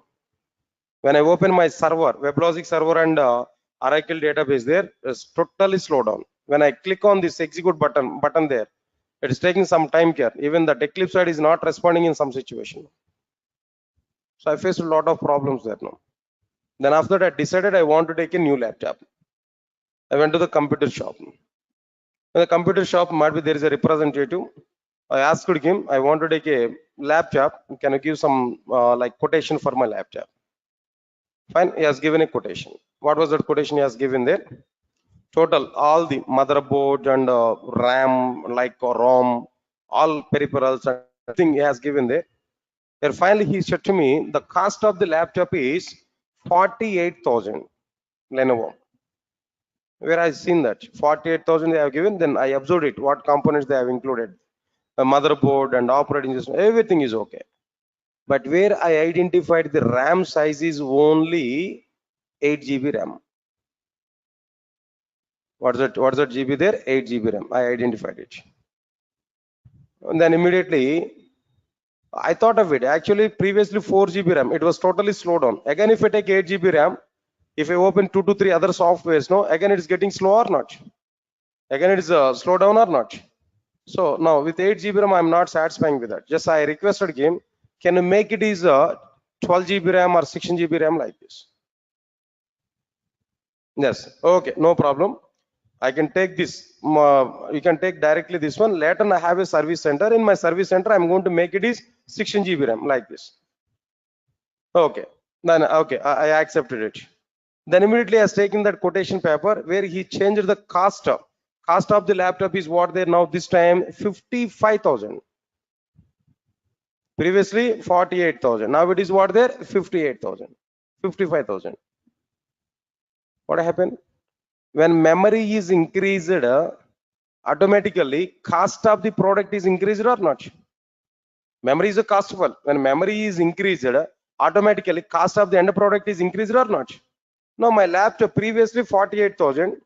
When I made it is a 16 GB RAM, automatically it is increased. Its cost is increased 55,000. So now tell me, if it is more cost, who will take that particular component? No? Who will take that particular product? If it's more cost, who will take it? No. One simple example, one more example I can take.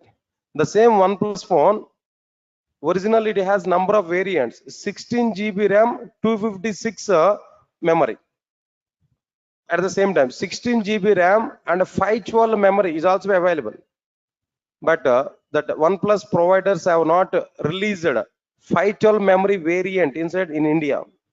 Why they are not introduced? What is the reason for it? No, as per the Indian market, 16 GB RAM max. As per the Indians psychology, max majority of the people, they are going to buy the mobile phone within the range of like 20,000, 25,000, max 30, 35.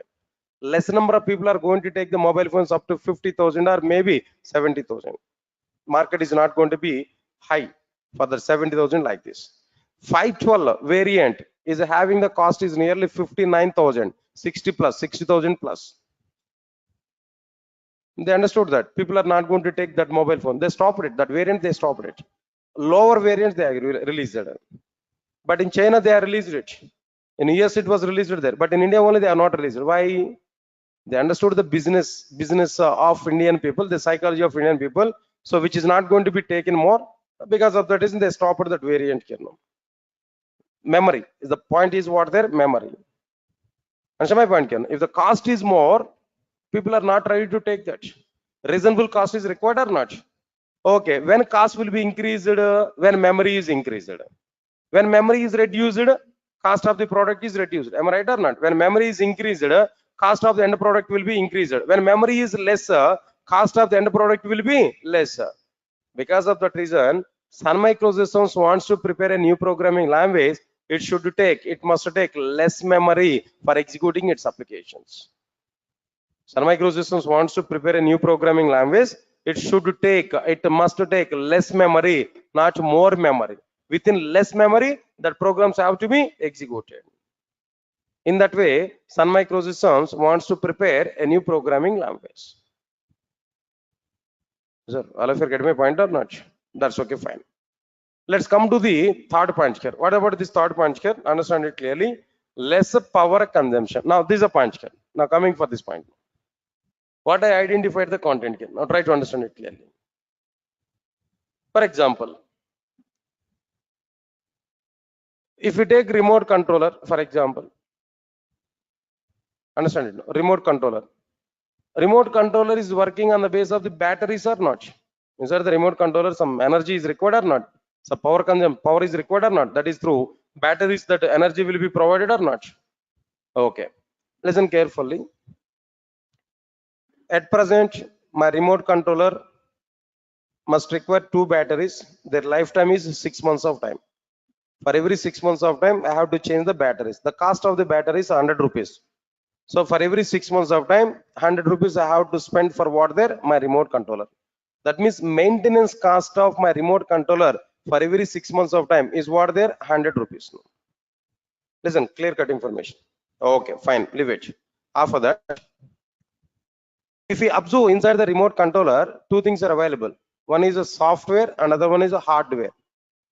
Am I right or not? 2 things are available inside the remote controller: software and hardware. In every electronic consumer, in every electronic device, these 2 things are mandatory: software component and hardware component.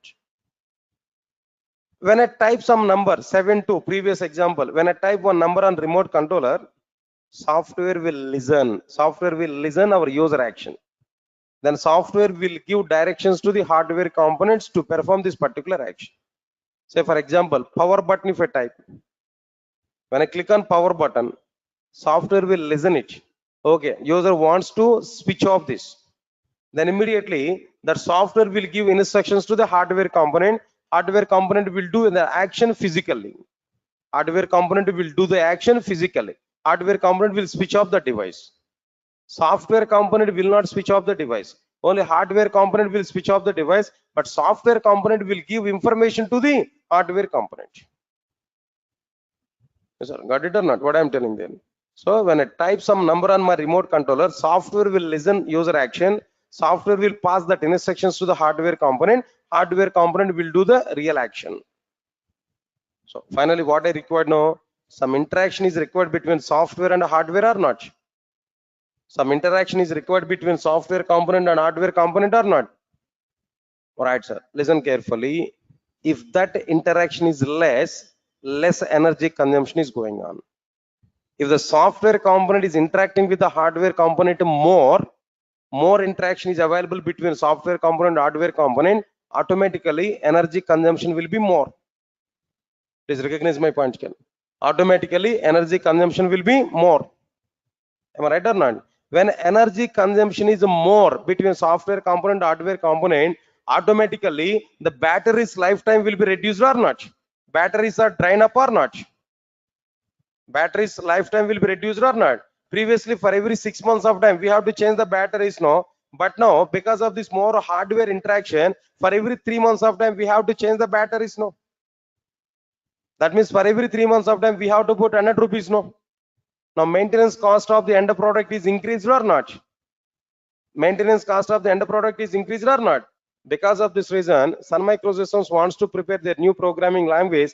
It should have less hardware interaction. It should require less energy consumption. It should require like what there? Less power consumption.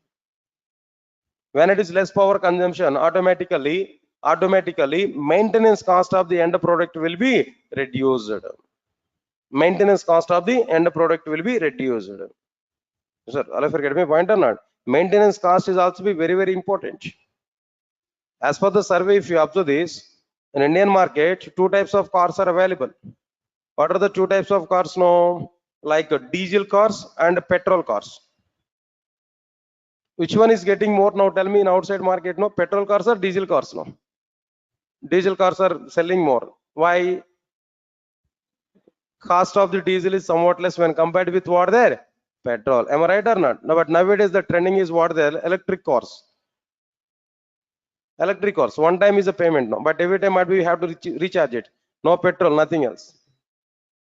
Right or not? So maintenance cost, definitely. End product maintenance cost is also be important factor. Customers may be attracted for the less maintenance cost only. Am I right or not? Here also be Sun Microsystems wants to prepare a new programming language that should take less power consumption, means that less maintenance cost. Sir, still this is the idea of Sun Microsystems. This is the analysis of the Sun Microsystems to prepare their new programming language. Still, new programming language was not prepared, not started. New programming language was not yet started. Just it is the idea of Sun Microsystems, what they want to see on their new programming language. Then immediately what happened here? No, observe carefully. They started to prepare new programming language in 1991. They took nearly 2 years of time to prepare this new programming language. Entire 1991 this taken, and up to end of 1992 they prepared new programming language. They completed the preparation of the new programming language. Just 1 minute, guys. I think so. Just only one factor I discussed here. What is that factor there? Simple one I discussed here. Remaining 2 factors here I have to discuss. After that, I'll go for the completion of the new programming language. Now let's come for this one. What is this next one again? Tight coded programming language. What is the meaning of this tight coded programming language, guys? Observe carefully, all of you know. Say for example, all of you are aware about this stack operations. Stack, one of the data structure. Do you aware about it? Stack, no? Any idea on this stack? Any idea on this stack? Right, sir. Stack is a data structures. Am I right or not? What are the various operations for the stack now? Tell me. First one is like what there? Push. And second one is like what there? Pop. Actually, there is a third one, that is what there? Peak. Push in the sense inserting an element. Pop in the sense read and remove. Read and remove. Peak in the sense just read but not remove. Peak is what there? Just read what is top of the element. That's it. But not remove. They are the three operations. Good, nice. In the C programming language, I'm asking this question to you. Now try to answer it. Just general knowledge only. To perform push operation on an average, we are going to take nearly 20 lines of code. 20 lines of code on an average. To perform pop operation again, 20 lines of code we are going to take. To perform peak operations again here, 20 lines of code here we are going to take. Overall, in C programming language, to perform the stack operations, how many lines of code here we are going to consume there? 60 lines of code on an average here we are able to consume. How many lines of code here we are going to consume there? 60 lines of code. Yes, sir, got it or not? Understand it, no? Same stack operations in Java. Same stack operations in Java. If you observe this, all of you observe carefully. Same stack operations in Java. If you think about it, stack S is equal to new stack as a predefined class. S dot push of complete. My push operation is completed. S dot pop. My pop operation is completed. S dot peak. My peak operation is completed. Finish. Now tell me overall in Java, how many lines of code is available totally? Total, how many lines of code is available here? 4 lines of code is existing. But in C and C++, 60 lines of code. But in Java, 4 lines of code. Listen carefully. If any programming language is taking more number of finish sections, then that programming language is a loose coded programming language. What is that programming language there? Loose coded programming language. For a particular requirement, if any programming language is taking more and more number of finish sections, no, then that programming language is what there? Loose coded programming language. If any programming language is taking less number of finish sections, less number, stack operations are same in C, in Java, but in C 60 lines of code, in Java 4 lines of code. If any programming language is taking less number of finish sections to perform the same stack operation, to perform the same operations, no, then that programming language is loose tight coded programming language. That programming language is what there? Tight coded programming language. Now tell me here, C programming language and Java, 2 examples I have taken. Which programming language is a tight coded programming language? Come on, which programming language is tight coded programming language? Obviously Java. Java is what there? Tight coded programming language. But C is what there? Loose coded programming language. Why? Because it takes more number of instructions to perform a particular operation. But in the case of Java, it will take only less number of instructions to perform the same operation kernel. So that's the meaning of like what there? Tight coded programming language. Right. Last one is like what there? Architectural neutral programming language. What is the last one here? Architectural neutral programming language. What is the meaning of this architectural neutral programming language? No, observe carefully. Straightforward information. Sun Microsystems wants to prepare a new programming language. It should not be bound with a particular operating system and a particular hardware system. It must be executed its applications in all the operating systems, in all the hardware systems. In that way, they want to prepare a new programming language. That means what's the point I'm telling there? Independent of all the hardware systems, independent of all the hardware systems, in every hardware system that Java has to execute its applications. In that way, they want to prepare their new programming language. That's why they have taken the factor is what their architectural neutral. Architecture in the sense hardware system, neutral to the hardware systems. Sir, all of you are getting it or not? Now tell me, all of you know, Sun Microsystems wants to prepare a new programming language in green project. That new programming language must have 3 features. What features they want to say on the new programming language? Simple programming language, tight coded programming language. Then what next one here? Architectural neutral programming language. Yes, sir, got it or not? What's the meaning of simple programming language? Less execution time, less memory, less power consumption. What's the meaning of tight coded here? No, less number of instructions, more implementation. Less number of instructions and more productivity. Less number of instructions, more implementation. Right. What's the meaning of this architectural neutral? It's an independent to all the hardware systems. It can run its applications in every hardware system. It can run its applications in every hardware system. This is what exactly the meaning of like what the architectural neutral programming language. Yes, sir. All of you get my point or not? So finally, what happened here? No, the total somewhat information can I discuss about this history. Right. After this, right, sir. Then few more points are remaining here. Then almost another time is like 6:35. No, can I discuss the remaining part tomorrow? Right. Then few days only 1 hour class I'm going to take. Then after that, I'm going to take your class right from 4:30. Yes, sir. Got it or not? Now 5:30 I'm taking a class. Now 4:30 to 6 is an official time for us for our class. Now, but up to these classes, I'm going to take like this 1 hour 5:30 to 6:30 like this. After that, I will start our class at what time there? 4:30. Please remember this.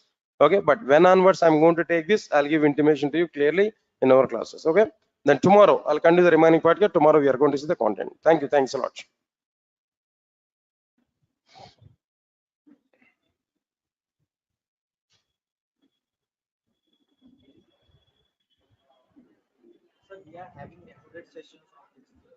Which one? Yeah, sure, sure. Every class is recorded.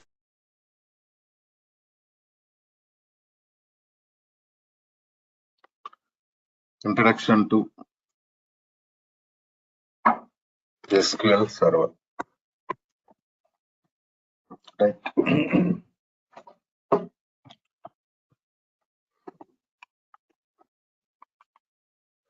So introduction to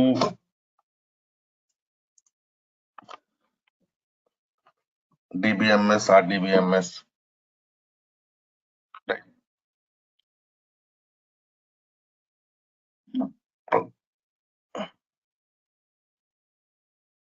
I mean, basic things.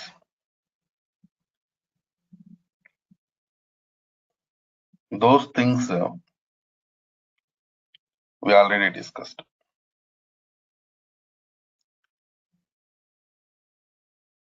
So now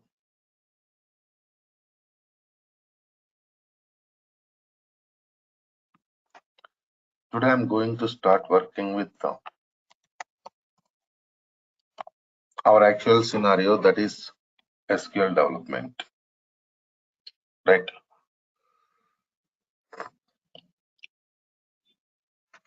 Correct, Aish. Yeah.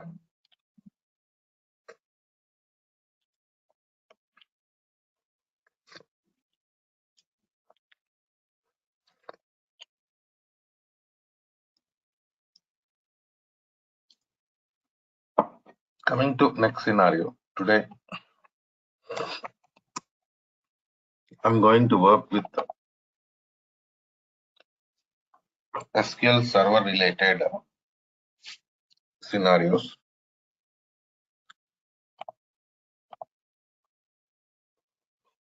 See, basically in project environment, we are going to work with minimum 3 servers. Okay. What are those 3 servers? Let us see.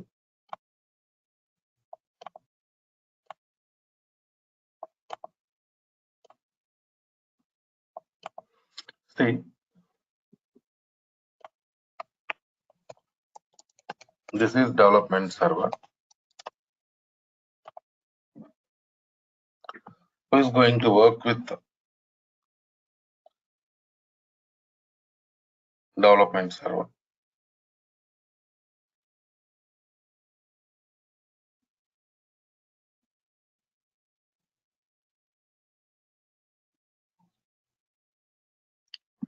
developers. SQL Server developers will be there. They are going to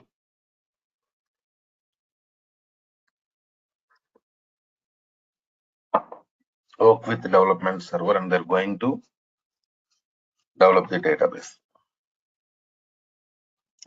See,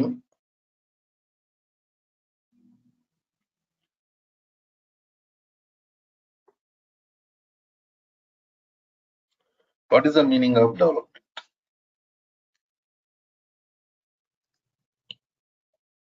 Creating tables, writing commands, writing queries, stored procedures. So these are all comes under development tasks. So that we do in development server on, right? So after completion of the development, your database will be transferred to QA. In QA, test engineers team will be there. Okay, na?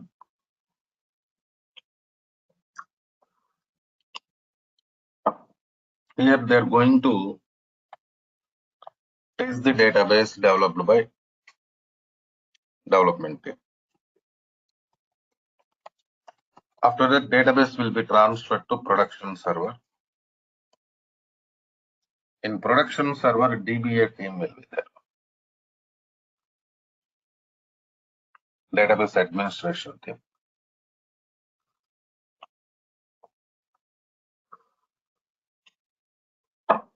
They're going to take care of production server. So in this overall scenario, in development environment and QA environment, just we are going to work with only test data. Okay, now only test data we are going to use. Coming to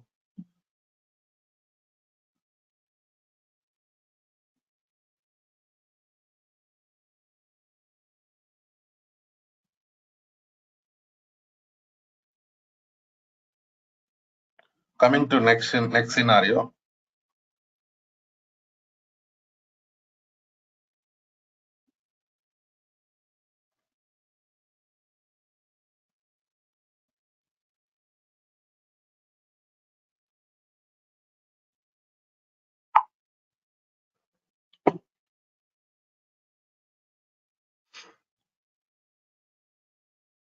Important scenario here is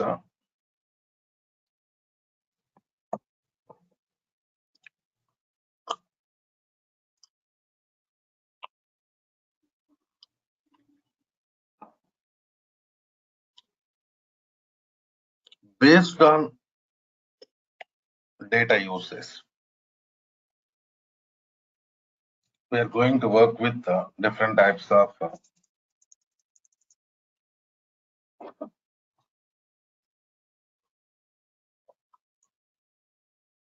versions from SQL Server.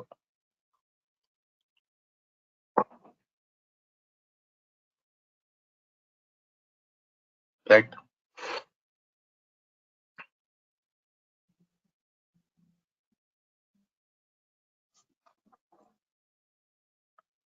Okay, now because you take production server.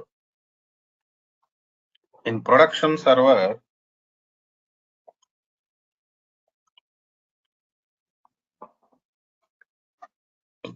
we are using customers data. I mean, we are going to store customers data. Right. So production is really important for us. because most important data is part of production.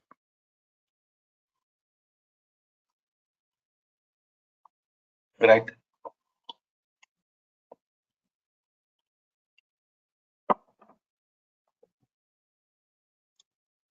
So now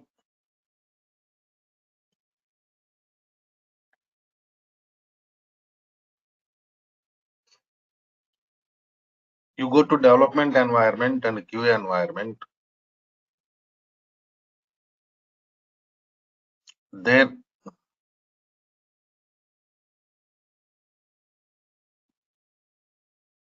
we are not going to work with production data, just test data only. So some features of the SQL server is more than enough for those servers. But coming to production server,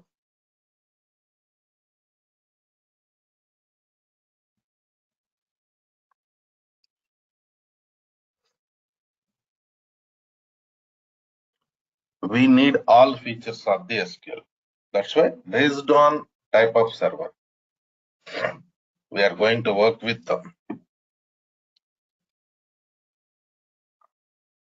different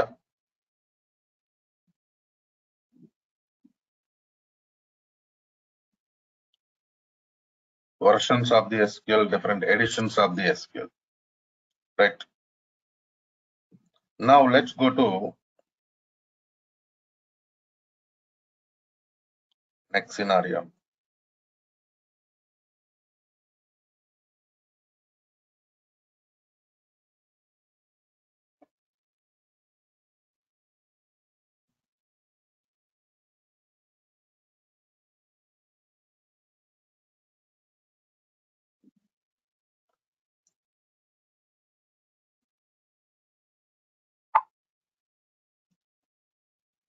We are going to discuss about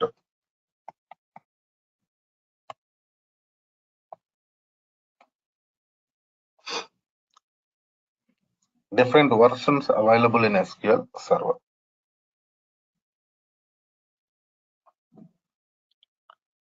We have SQL Server 2000 version. This is also known as SQL Server 8.0. Okay, now. So next we have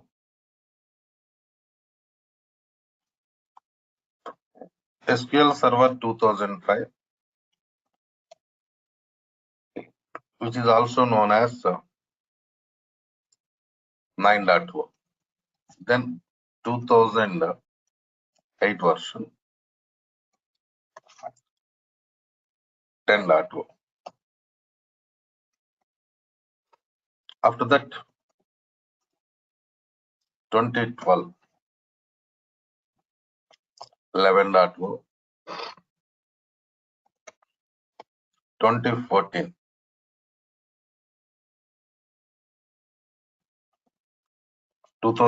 version we have 12.0, 2016 version 13.0,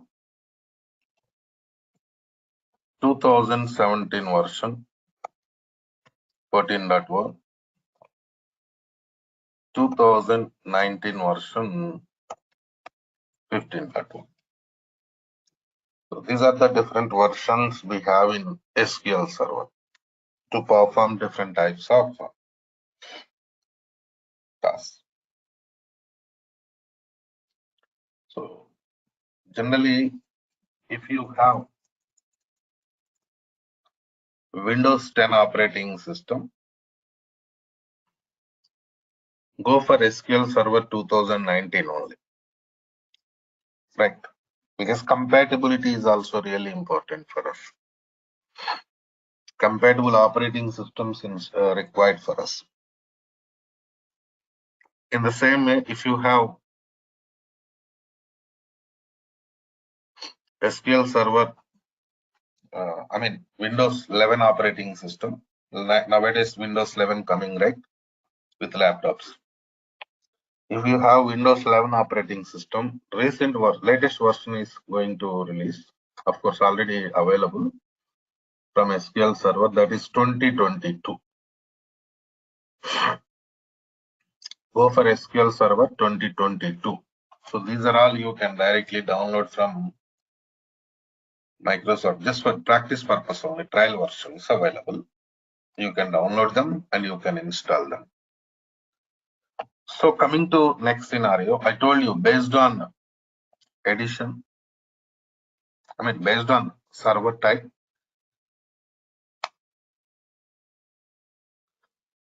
we are going to work with the different editions of the SQL Server, that is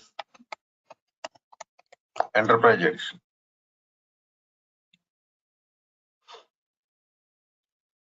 See, Enterprise Edition is top-end edition of the SQL Server, right?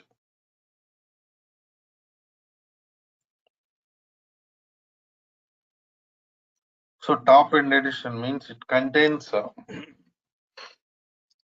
each and every feature of the SQL Server, which is required for us to perform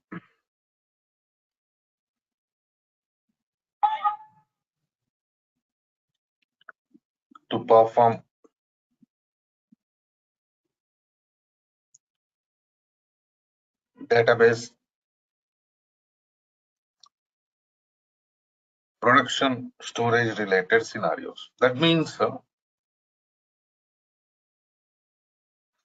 maximum scenarios for production server,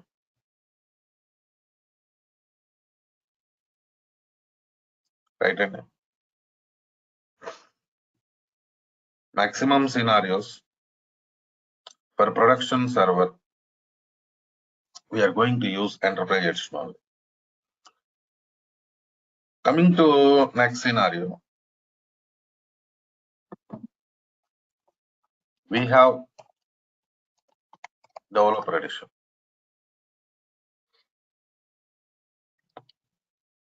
Of course, in between we can go for some other edition, that is Standard Edition. The major difference between Enterprise Edition and Standard Edition is cost will be reduced. Of course, features also going to reduce. Some people are going to use Standard Edition for production, but maximum what we do, we are going to use Enterprise Edition only for production purpose, right? After that, we have Developer Edition. Middle range, limited cost, limited features. Generally for QA purpose and development purpose,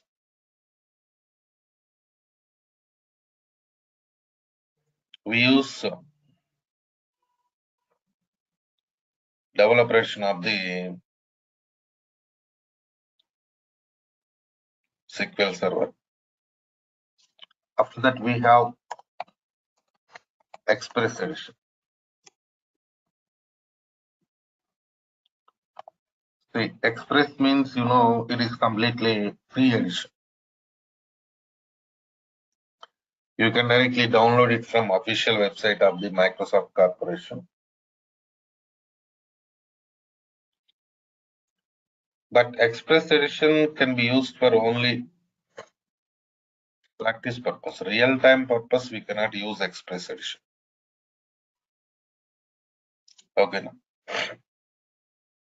real-time purpose, we use Enterprise Edition, Standard Edition, or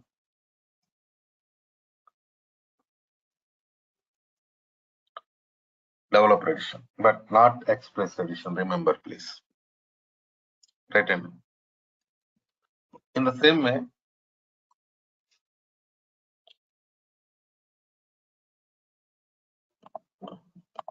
let me show you how to download this one. Of course, I already prepared installation videos, but still I want to show you how to go for downloading SQL software for practice purpose. SQL Server. In search button, type it as like this: SQL Server 2019 download. Go to downloads website. But you are redirected to 2022. If you click on this download button, download under developer, but not express. See that here it is showing developer edition, express edition. Even this developer edition is also trial version for us, practice purpose only. Okay.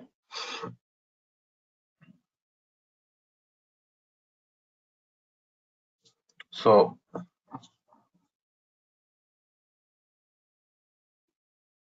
you can download it and install. Okay. Now, an installation video I will share. Next, after completion of the SQL Server installation, you have to go for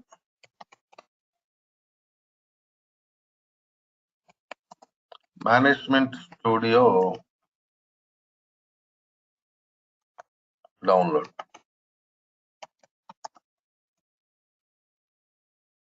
SQL Server Management Studio. Go to this website. Here you can see this 19.0. Previous version of the Management Studio 18, now it is 19. You download this version of the Management Studio and you can go for installation. Right. So in the beginning, what we do, we go for SQL Server installation. After completion of the SQL Server installation, we are going to download Management Studio and we are going to install Management Studio. Right. And so after finishing this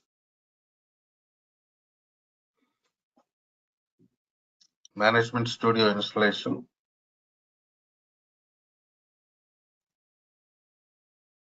we are going to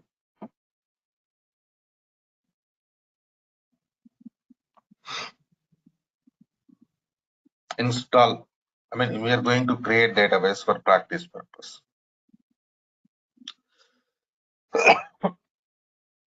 So I will give you that database backup file. And coming to next scenario, the tool. What is the tool we are going to use to interact with SQL databases? Tool name is Management Studio tool.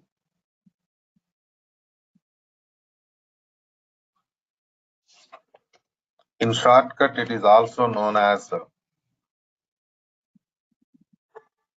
SSMS. SQL Server Management Studio.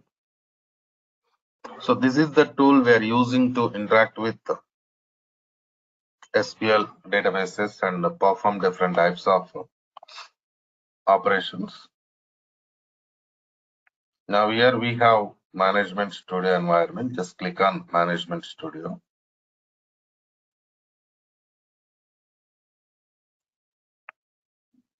This is your server. Connect.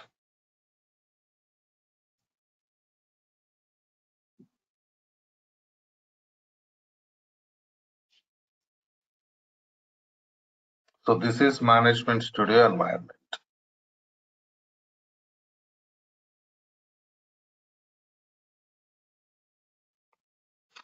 You go to New Query. See this, where I'm clicking New Query. So after clicking on New Query, you have to select your database. Suppose my database name is SureshDB. Use SureshDB.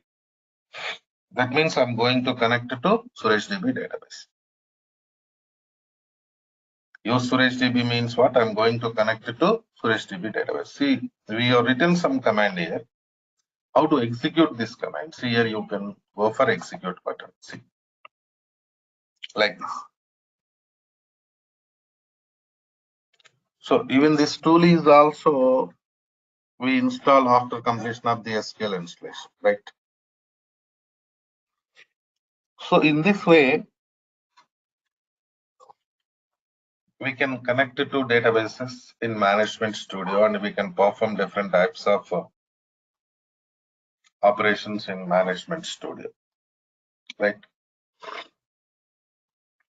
This is the way like how we are working. And coming to next scenario.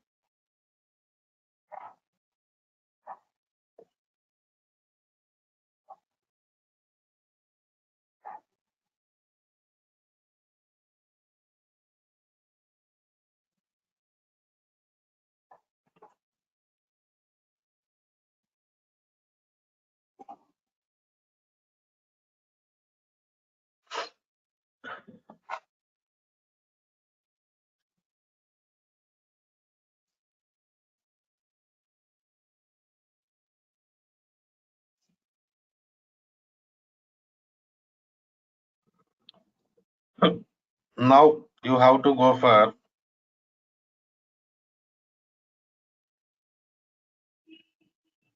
SQL installation.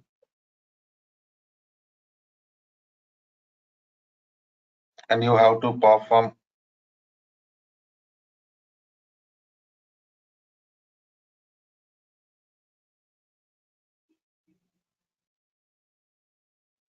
different types of scenarios here.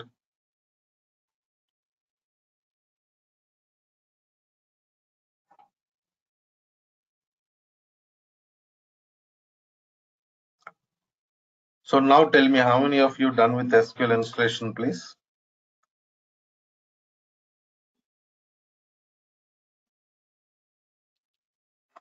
Aish, you attended my previous classes, right? Deepak attended. Hemant, you also attended, right? Yes, sir. Pallavi, have you attended my previous classes? I mean, demo session only. Last week we did demo. Pallavi, I cannot hear you. Message, please.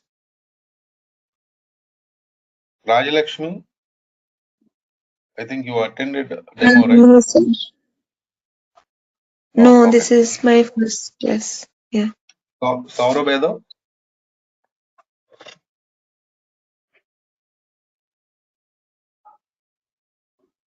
Saurabh, okay, no problem. Let's do one thing. Installation is important. Try to go for installation of the SQL today, because next step we have to start working with practical scenarios. That's why I'm requesting you all go for SQL installation. So because if you face any issues with SQL installation, I can help you. That is the reason. Next class, I can help you in SQL installation. That is what my plan. Right? Clear, girl. So let's do one thing. So take it as new participants, you take it as demo. Old participants continuation class, right? Anyhow, I'm going to start practical part from tomorrow. Lengthy sessions will be starting from tomorrow only. Okay, na? Right then. See you tomorrow.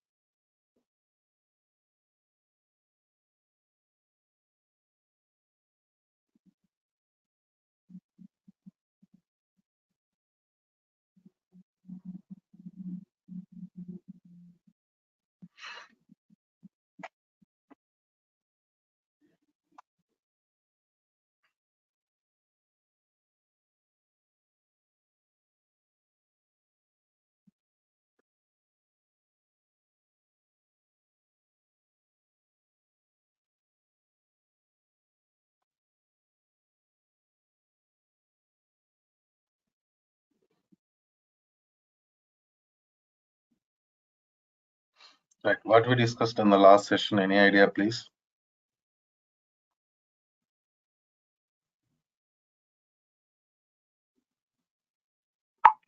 Hello.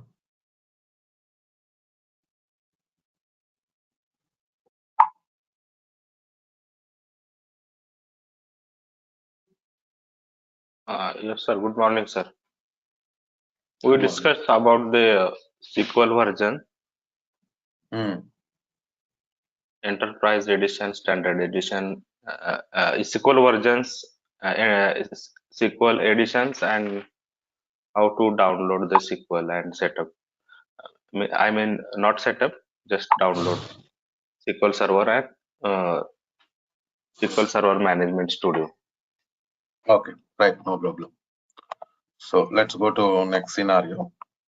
Today, we are going to discuss about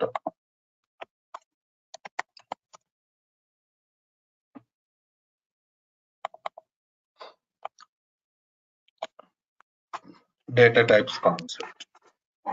So what are the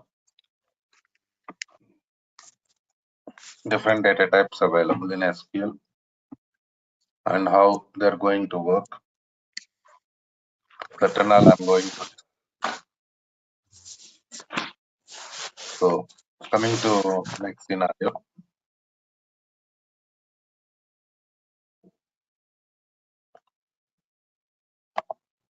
Bharat, okay, right, okay, Bharat. So coming to next scenario. Now, database means we are going to store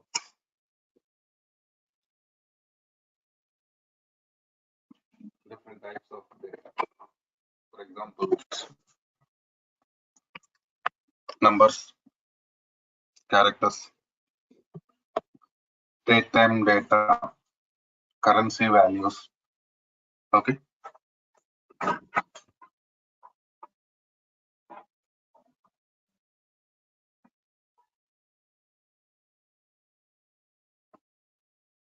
So in this way, different types of data can be stored in databases. So now, coming to next scenario. If you want to store any type of data in SQL Server environment, you need supporting data types. Okay. So what are the data types available in SQL? That is really important. Today, I'm going to discuss about them. Tomorrow onwards, we are going to start with practicals. Right. So coming to data types concept. Number family. So in the beginning, we have to discuss about number family data. So number family, we have different data types again in the number family. So what are those data types in the number family?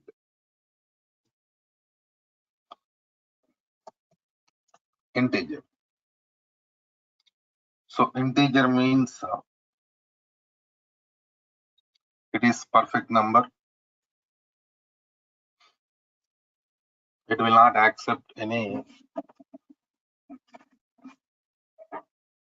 decimal values. That is what integer concept. Perfect number means what? Without decimal values. Right? If any decimal value is there, we cannot store it in int. Next, float data type.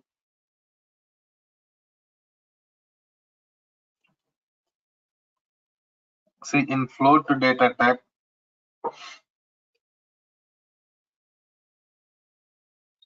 we can store only decimal values. Okay.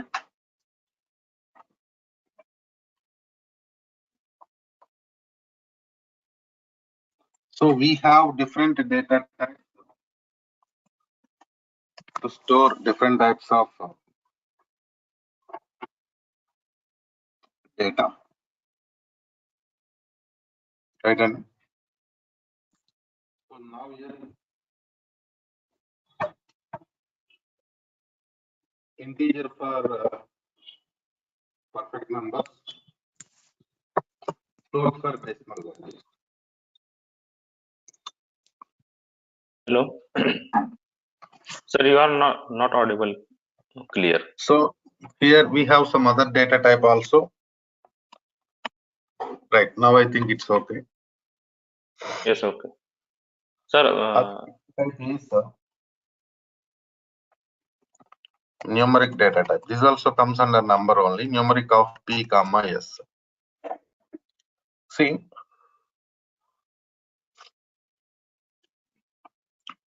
numeric is data type. P comma S is length of the data type. Okay, so here P stands for precision and S stands for scale. P stands for precision, S stands for scale. So what is precision and scale? We'll go for some example.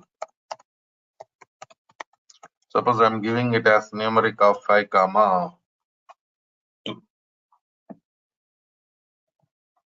Right in. So 5 is precision, 2 is scale. Here, precision indicates total digits in the number. Total digits. Scale indicates number of digits after decimal point. So total 5 after decimal 2.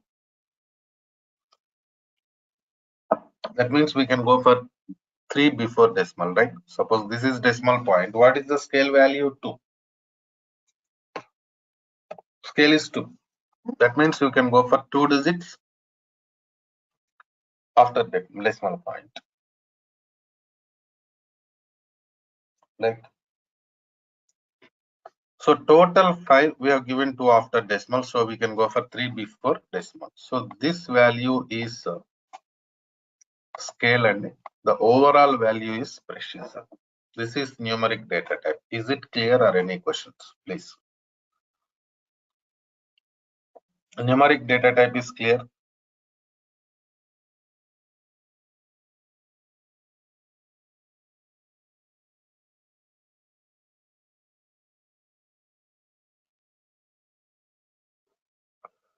Clear, right? So you are not asking any questions means I feel clear. Right? So these are the data types we have in number family. Next step, we are going to work with the character data. So char of length. See, this is known as fixed length character data.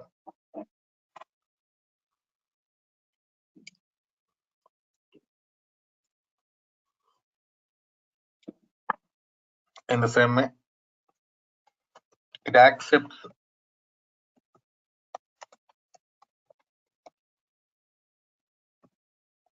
alphanumeric data. Alphanumeric means what?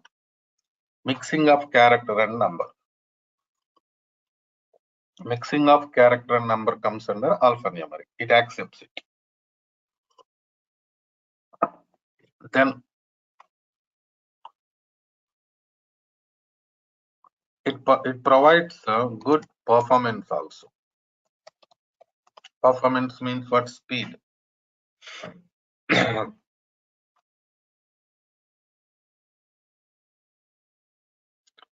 Accessing speed of the databases comes under performance.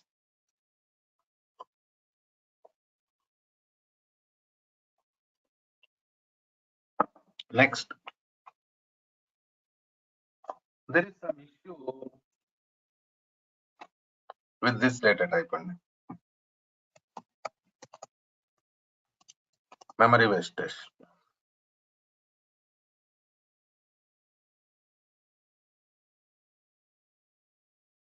So when we are working with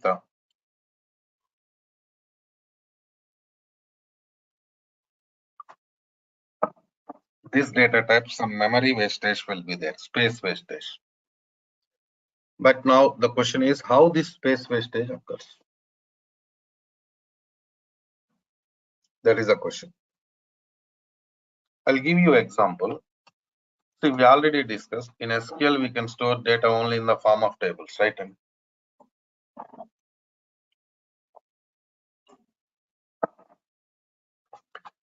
suppose we are working with some table. Table contains ename column. For ename column, I have given data type as char of 10.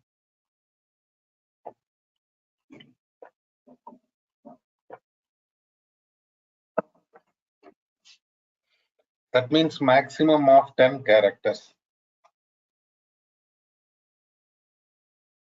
can be inserted into ename column.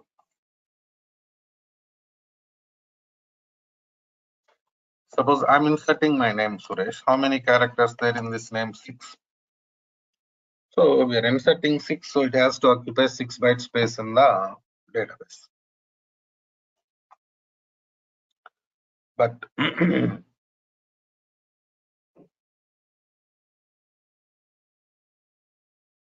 what happens,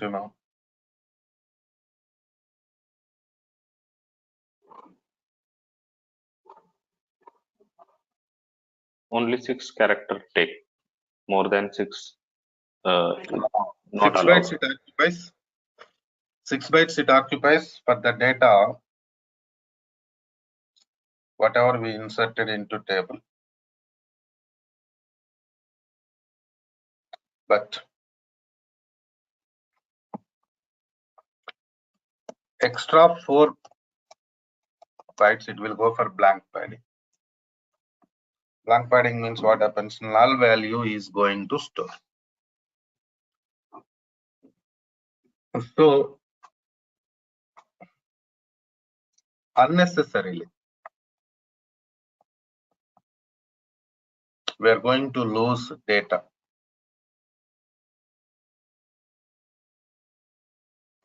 I mean space. See this? If it is occupying only 6 bytes, then no issues. But it is occupying 6 bytes for the data, whatever we inserted. Remaining 4 bytes, it is going for blank padding. And that is a problem.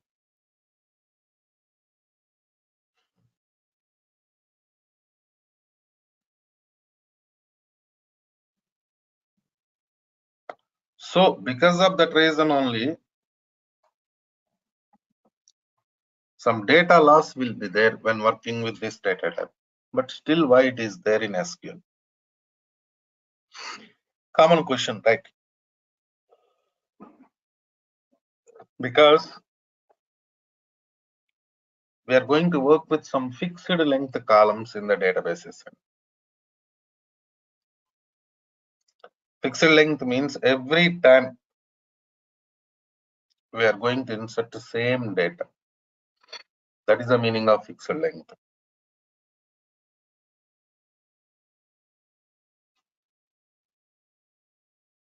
True, true, true, false, false, false. This type of data we are going to insert, right? Some columns, every time same data.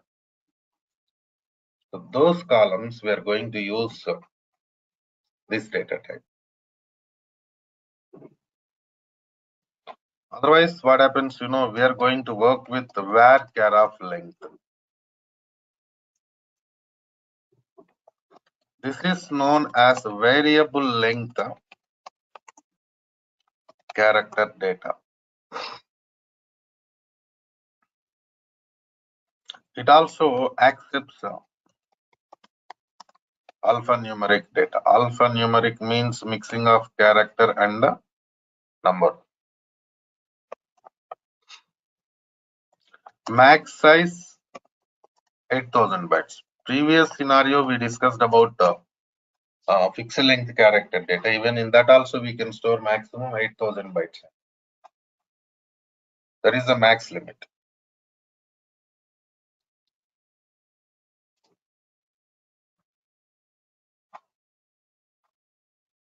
So in the same way, the only difference is no memory wastage.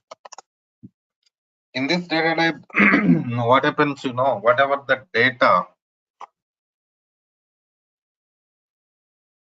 you are going to insert, it occupies memory for that only. No wastage. Right. So because of that reason only, maximum scenarios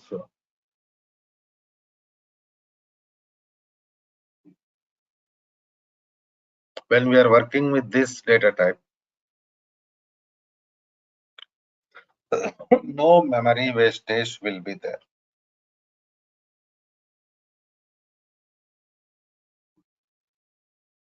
That's why maximum for character data storage purpose we use varchar data type only. Okay. But remember, if you're going for char or varchar, you can store only 8000 maximum. Suppose the requirement is exceeding 8000 bytes, then what? We are going to work with varchar of max data type.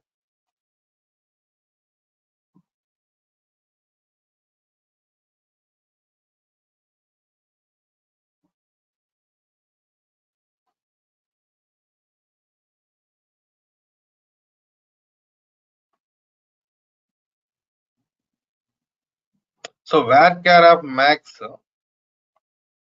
everything like varchar data type only. Same scenarios. Variable length character data accepts alphanumeric data. No memory wastage, but only difference is max size 2 GB.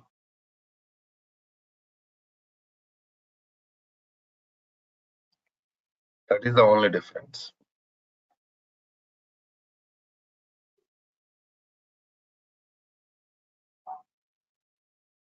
Right.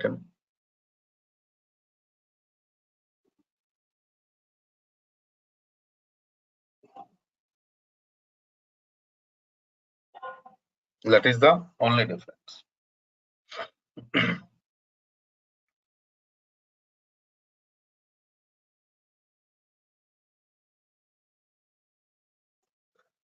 So coming to next scenario. Now, these are the data types we have to store character data. After that, we have to work with the date time. We have different data types here. Small date time. I'm sorry. When we are working with this data type, we can store data up to 2079th year. So this is the maximum limit we have. Right, and up to 2079th year, we can store. But in the same way, we have some other data type, date time also. In date time data type, we can store data up to 9999th year. So this is the maximum limit for date time. But remember, if you're going for small date time or date time, you can store date value and time value also. Date value and time value also can be stored.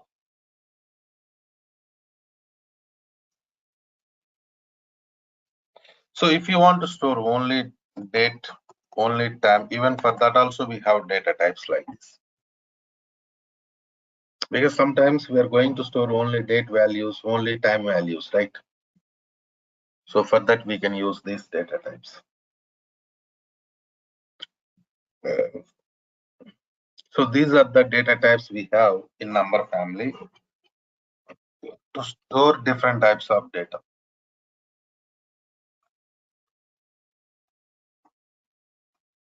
Right. So coming to next scenario, we have money data type. See, what is the purpose of money data type? It is used to store currency values with the symbols.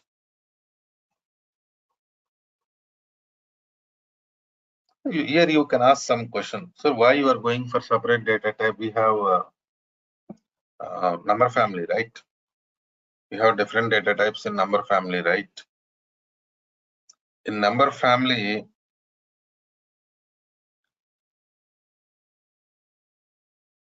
we can use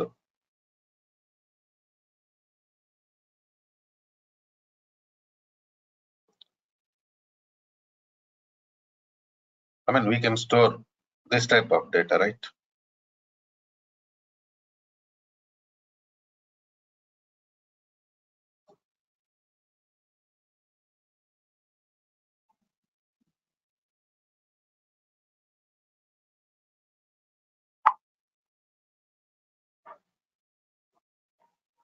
Then why you are going for separate data type? Because there is some symbol, dollar symbol, check it. What is this dollar symbol? Special character. Of course, that is currency symbol, I'm accepting, but it is special character. So in number family, what happens, you cannot store characters and special characters. That is the scenario. So you want to store currency values and you want to go for calculations also. Right? You want to store currency values in the same, you want to go for calculations also. Then we are going to use this money data type. Remember, please. Then we have XML data type also. XML means like a file system.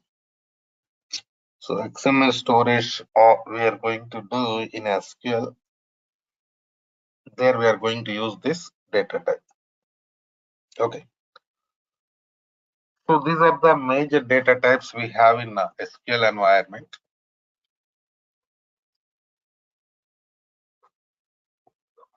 SQL Server. So then what to do? We have to connect it to Management Studio. In the last class, yesterday, we have seen like how to connect it to Management Studio, because in SQL Server environment, we can store data only in the form of tables, right? So there is no other facility. So now coming to next scenario.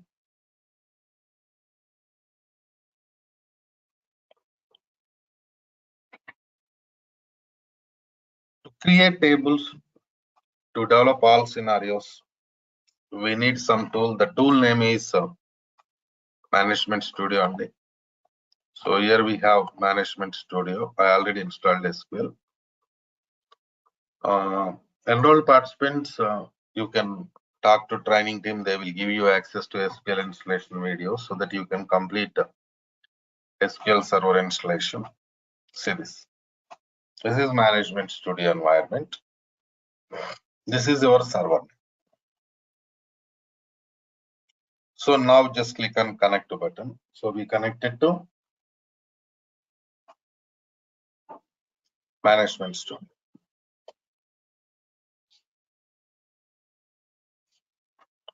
So here, if you want to write queries, because generally we are working with SQL Server, means we are going to write queries, right? Go to new query window. So in this window, we can write and execute queries. But before that, we have to select our database name. Suppose my database name is Suresh DB. How can I select database like this? Use Suresh DB. Execute this statement so that you'll be connected to Suresh DB database. See here you have execute button. See that. Click on this. So what happened now? You connected to Suresh DB. Right. So after doing this task, after connecting to your database only, perform other type of operations. Perform remaining operations.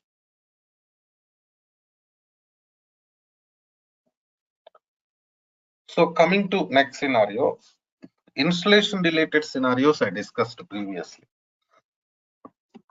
Like who is going to install SQL Server? DB. DB is going to install SQL Server.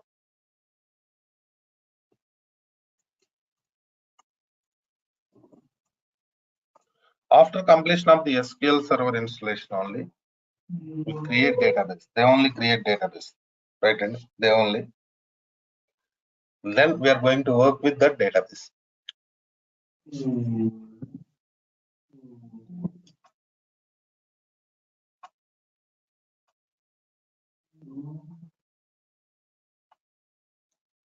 Now coming to next scenario.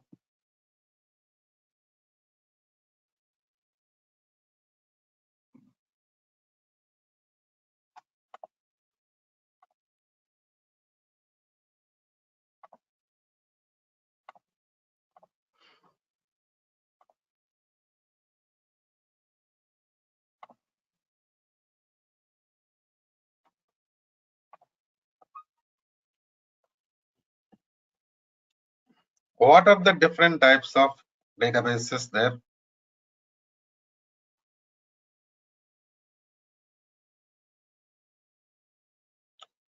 Because we have different types of databases. System databases, user databases. See, you are developer. See, this training is development training.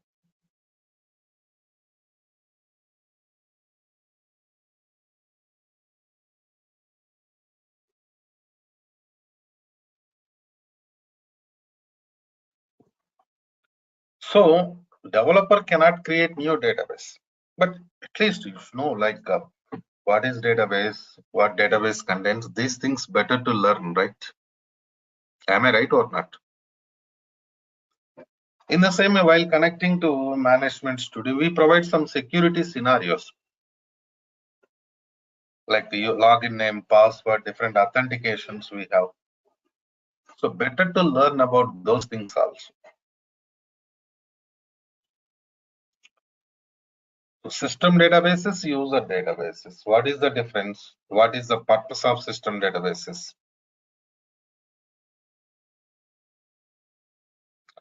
Better to discuss all these scenarios. Because if you start working with the commands, queries, then you cannot go back to these things. That's why better to discuss these things in the beginning only so that you'll get perfect idea.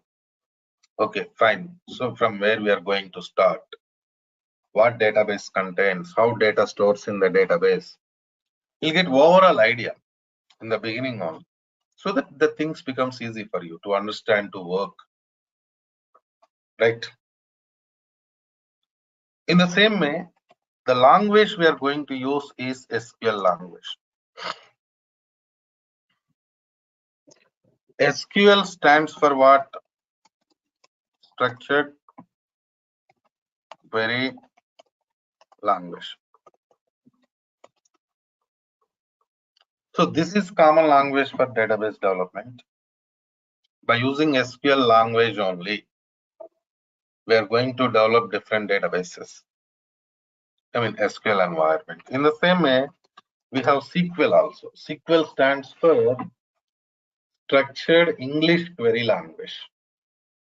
In the beginning, there was common language SQL only. Now it is SQL only. There is no SQL. That's why still we are writing it as SQL, but we are, We are calling it as SQL. You also call it as SQL only. Okay.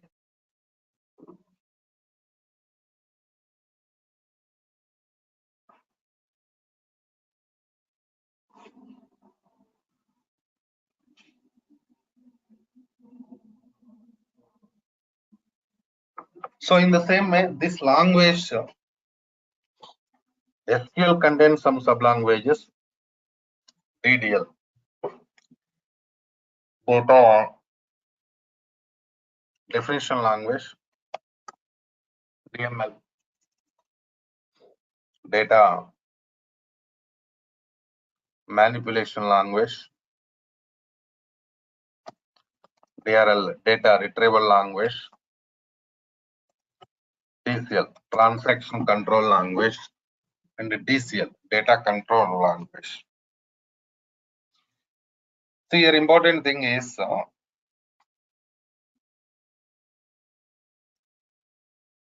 DRL commands we are going to use maximum in the project environment. Data retrieval language. So DRL means what? Retrieving data from the tables.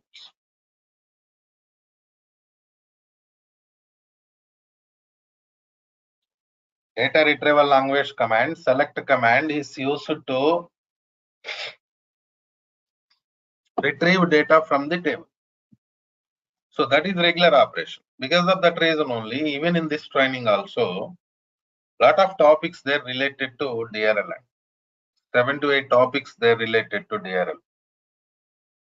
So you have to concentrate on that area. Even we are going to provide you maximum assignments related to DRL. I told you I'm going to provide you 200 assignments for practice purpose. So I'm giving those scenarios related to DRL. That is the importance of DRL, data retrieval language, in this training. So you have to concentrate on that area, DRL area. Okay. So this DCL area, data control language, means what are the different types of logins, authentications there, how we are going to work with them. I mean, generally when we use authentications while connecting to Management Studio, right? While connecting to SQL Server, we are going to use different types of authentications, different types of logins. These are all we are going to use. Right? And so those things also I'm going to discuss very clearly. Tomorrow I'm going to start working with DCL, data control language, security related scenarios. Very clearly I'm going to discuss. After that, I'm going to work with the databases creation. System databases, user databases, these are all I'm going to discuss very clearly in tomorrow's class. Because now we have some time, but that is not enough for me to discuss those things. Even practical part also we are doing tomorrow. Okay. So tomorrow same time we'll start the class, and don't miss tomorrow's class. Okay. Right. Yes, sir. Sir, I have one question. Hello. Tell me, what is the question, Hemant? Sir, there is a need every day we register. I don't get any link or No, drive actually access. thing is, still it is demo session only. That's why we are doing around 45 minutes. Okay, now mostly Okay, tomorrow sir. day So also will be like this. Now, as per my knowledge, Thursday onwards or Friday onwards, they're going to change the link. Then onwards, you no need to register every day. Even no need to register in the beginning also. Okay, na? Right? Okay, sir. Sir, okay. I means after 2-3 days, it will be going to start actual class. Already some participants joined, enrolled for this training. Some of them waiting. So mostly today is Tuesday, right? Wednesday, Thursday, Friday onwards, mostly they're going to change the link. Or Thursday going to change link. That I will announce in the tomorrow's class. Better if anybody wants to continue this training, enroll with the Durga app so that you can get installation videos and access to Google Drive. That's okay. Okay, right, sir. Okay. So actually, Deepak, I tell have me. paid. Okay, no problem. I'll talk to training team. Okay, na? Okay. Okay, then see you tomorrow.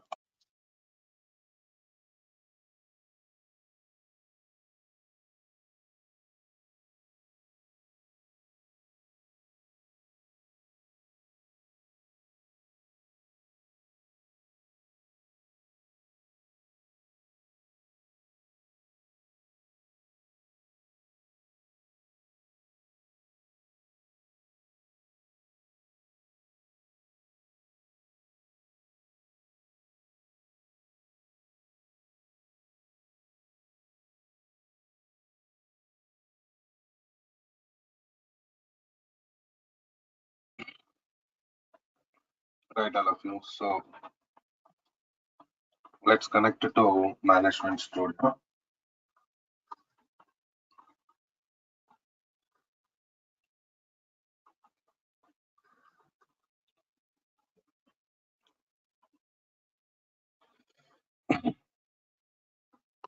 What we discussed in yesterday's class, any idea, please? Anybody?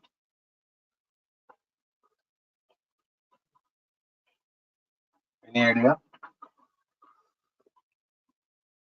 Data types discussed, right? Right. After that, today we have to start with commands part. So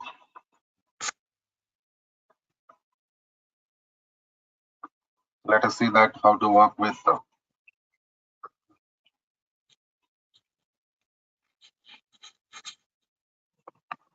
commands part. In the same way, if you want to work with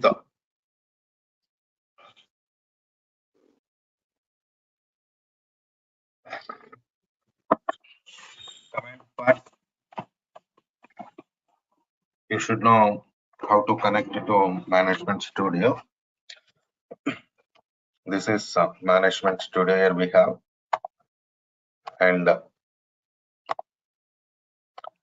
from this only we are going to perform different types of commands. They are connected to new query window like this. But after connecting to new query,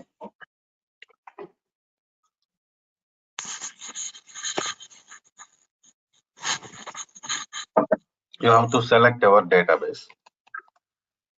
Use database name. My database name is Suresh DB. Execute. Execution purpose, we are using this execute button. Okay. Now we connected to database. Then we have to work with remaining things. So in the beginning,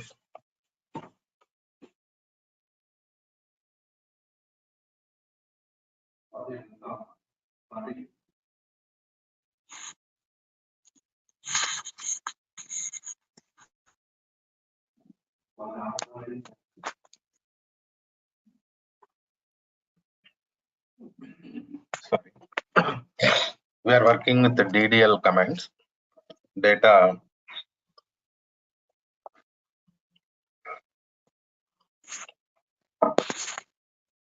definition language commands. We are starting now. After that, we work with other types of commands. So create command. So create command is used to create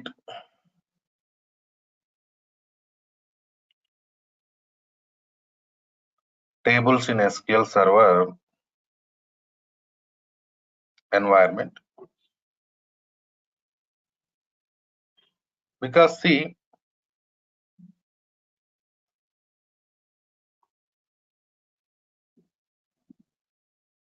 in SQL Server environment,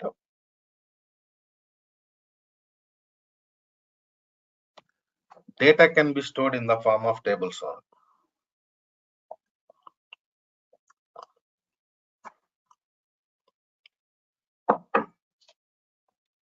In the beginning, we are going to create table, then we are going to store data.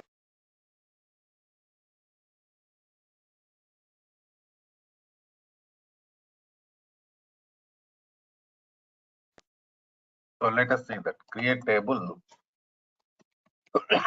Suppose table name I am giving it as product.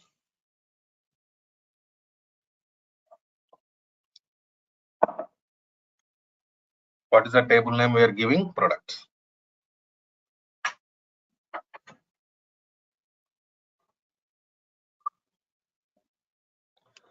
So start bracket.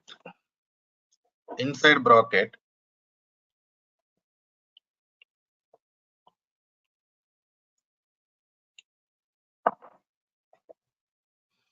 we have to define columns because table contains columns, right? Suppose product ID integer, comma. That means in product ID column, we can store integer data, right?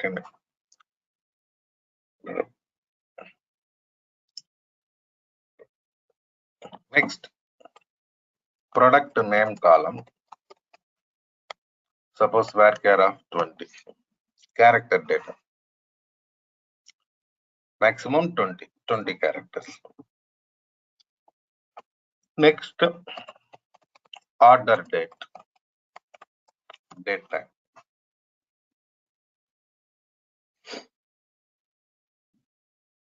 Right?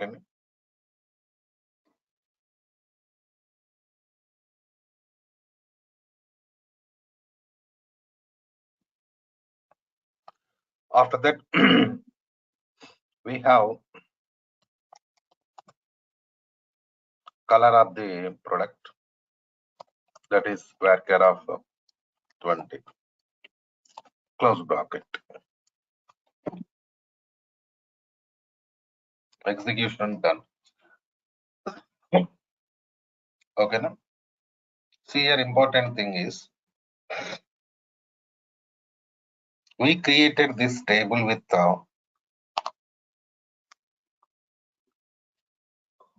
4 columns,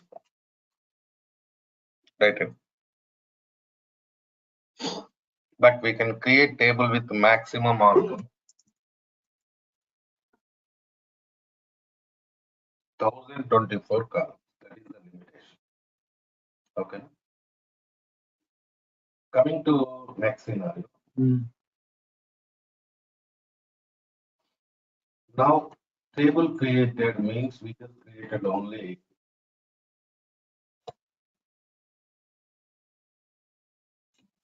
structure of the table.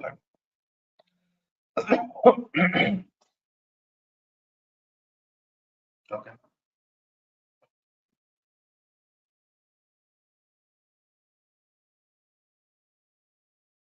Only structure, because table contains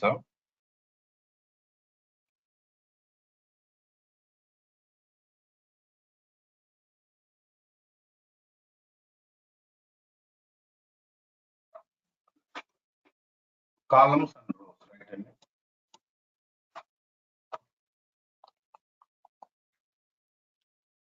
So we created only structure now. So how to check this structure? SP underscore help table name products. See this. That is the structure of the table we created. Right?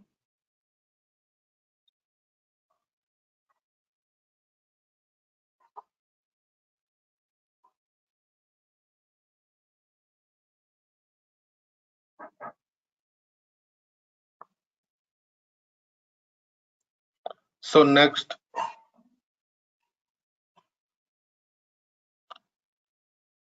SP underscore help is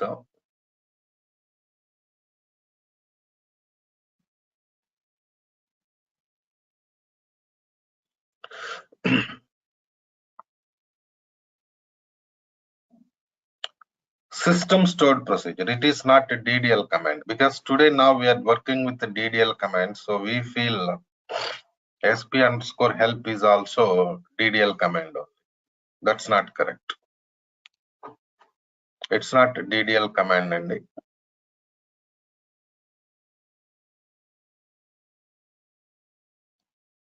So now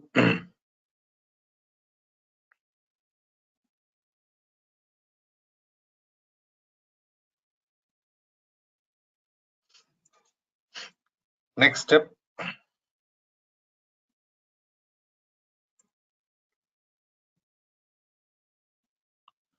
table already created.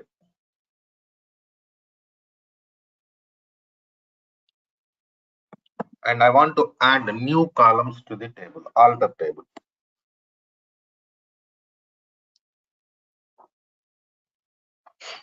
Adding new columns, because table already created, it is there in the database, right? Alter. Suppose alter table products. Add. Suppose I want to add sales amount integer, comma. In the same way, category varchar of 10, like this. Done. That means what happened now? We added new columns to the table. How we added new columns to the table? By using alter add command. Right. And by using alter add command, we added new columns to the table. Check it. So if you want to check it, what to do? Go for SP_help products, because structure, right? And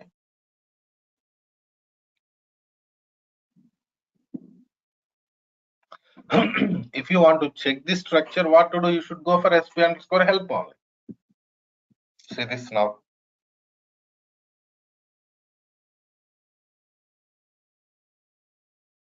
Added new columns added to the table. See here you can see added columns.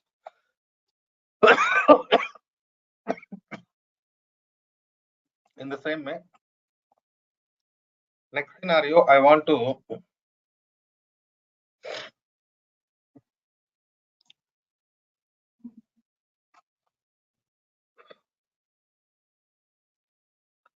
drop columns from the table. Suppose there is some column, category column. I want to delete only category column from the table. Alter drop. See this, alter table products. Drop column category. So now what happens, see that that particular column, category column dropped from the table.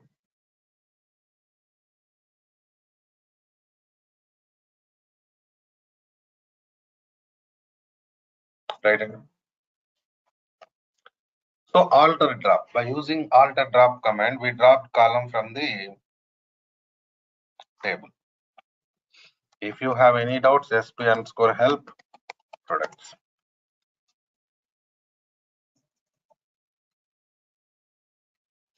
See this, there is no category column existing in the table. Okay, now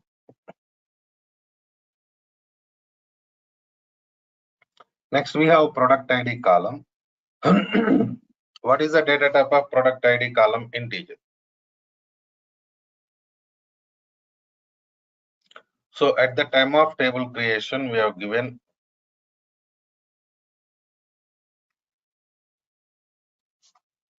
product ID column data type as integer. But now I want to change data type of product ID from integer to character. What to do? Okay, na? But I'm doing changing data type. So see, if I want to change a data type from integer to character, the column should be empty.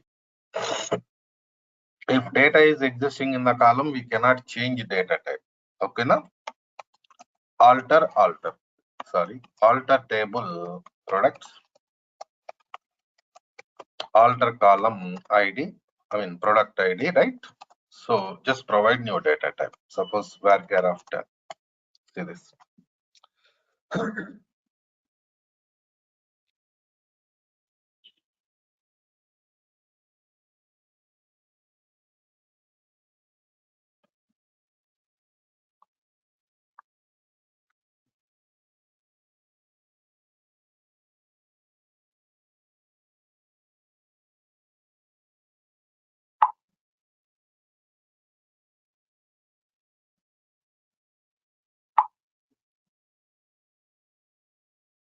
Right hand.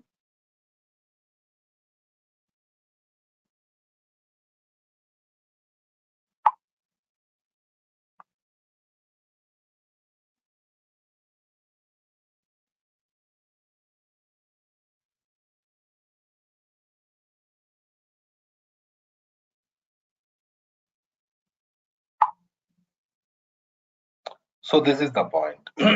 So now how can I check it? Tell me.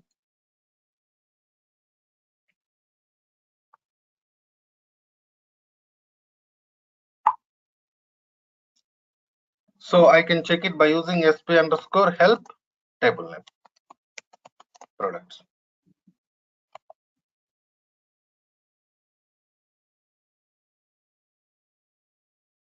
See this.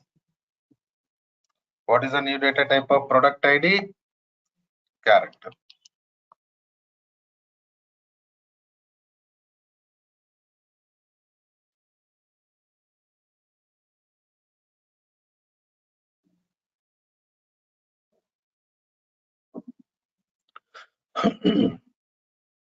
Right in.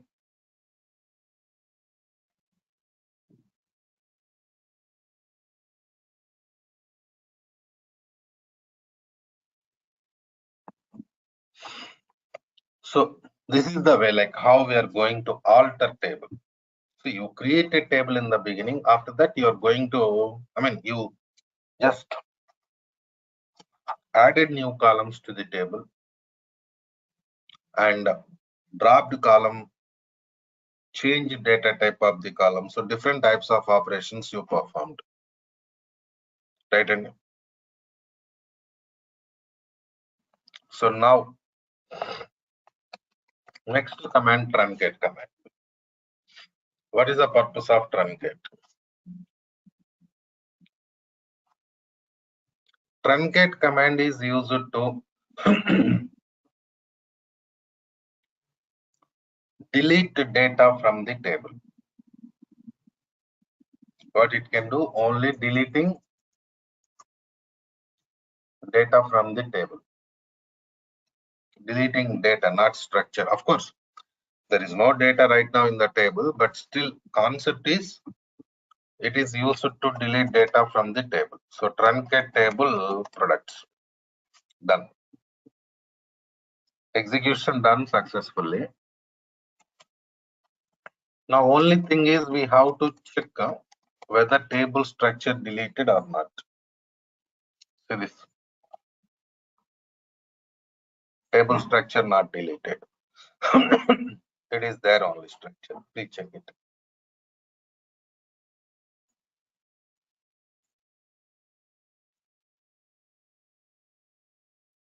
Right.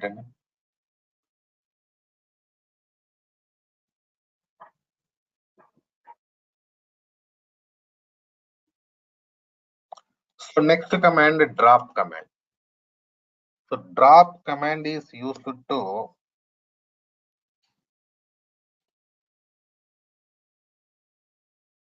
delete the table from the database.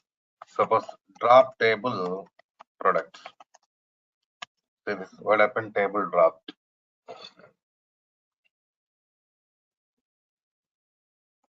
Now sp underscore help products. See this, there is no table. Why? It is throwing error. It is showing table does not exist.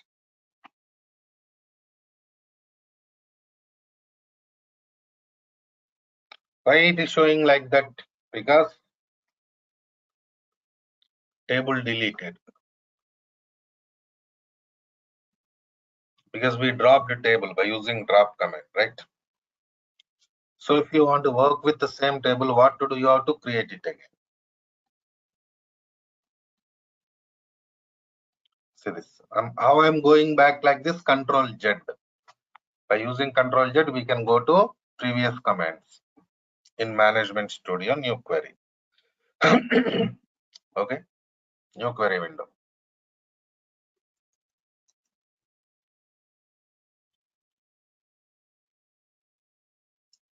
So these are DDL commands. Is it clear? DDL commands clear, or any questions, please? Right.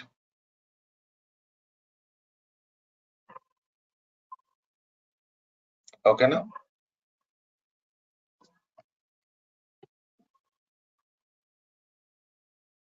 So after finishing DDL, we are going to work with the DML, data manipulation language, insert command.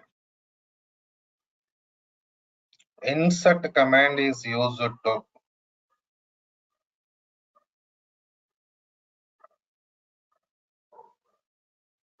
insert data into table. Suppose insert into products,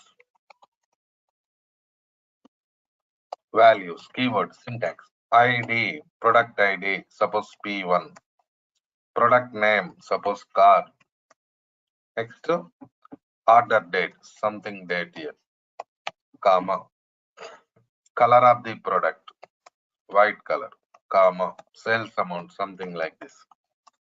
See this data. What happened? 1, 2, 3, 4, 5. How many columns there in the table? SP underscore help products.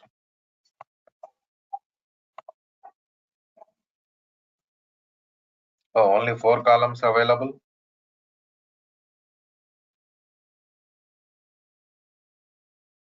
Let's do one thing. Let's add sales amount. Alter table products. Add sales amount integer. Now see this.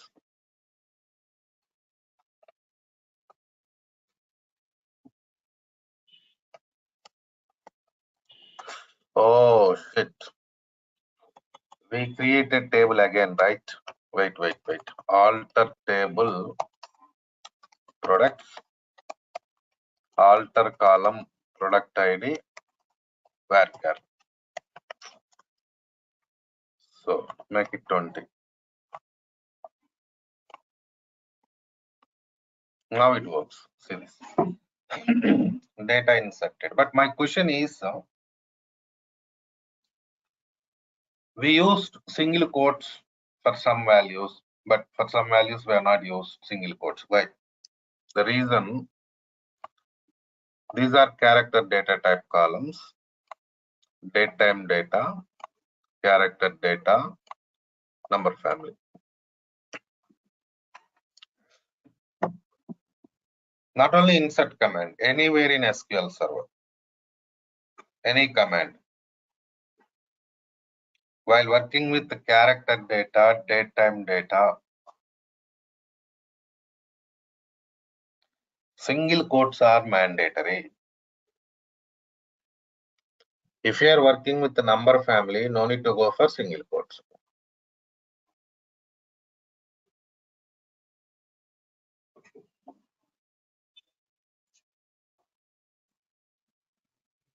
That is what the scenario.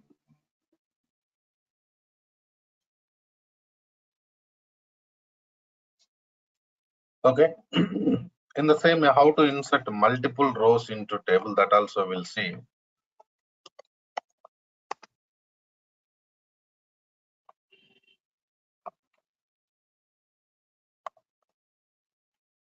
Here go for comma, start bracket. Again, no need to type insert command. Okay, na? Right.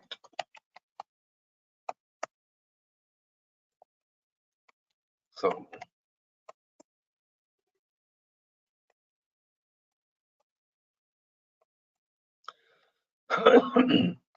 Like this. See now what's happening here? We are inserting multiple rows. See this.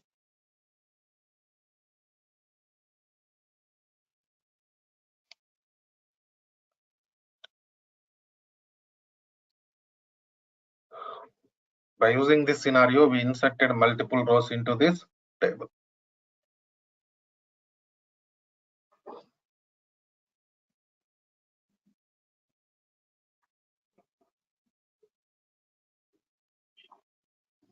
In the same way, suppose I want to insert null value into sales amount. So now you have to declare like this: product ID, product name, order date, right? Comma. What is the next column?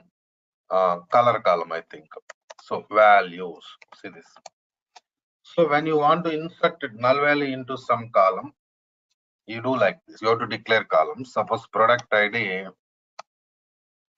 P4, product name cycle,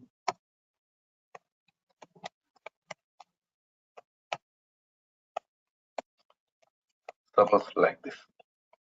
See what happened now? Row inserted. Row inserted into table, but only product ID, product name, order date, color, but no value inserted into sales amount. Means null value inserted into sales amount. Select star from products. So this command is used to retrieve data from the table. Basically, the select command is not DML, it is DRL. We want to see the data, that's why I'm using this command now. Otherwise, it is not a DML command. See this.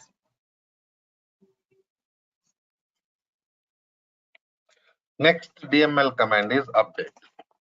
Used to update or replace old data with new data. Update product set.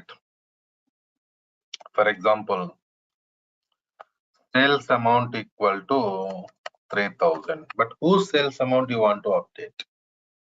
Fine, you are going to update sales amount, that's okay. But whose sales amount you want to update? So we are writing condition where product ID equal to P4.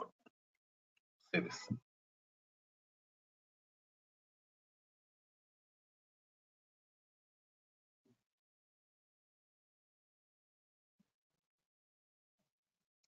So product ID P4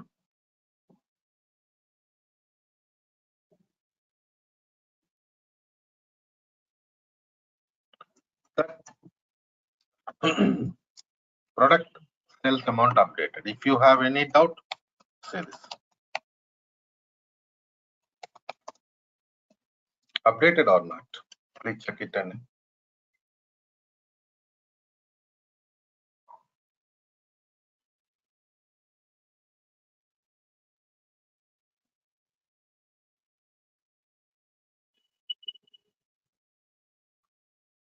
updated, right?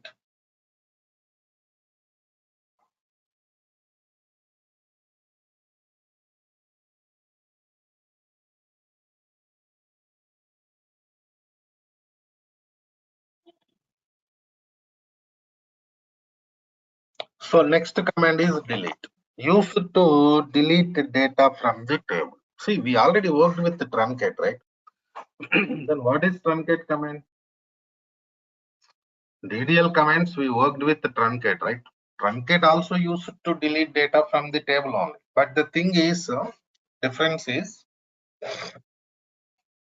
truncate command can delete only entire data from the table.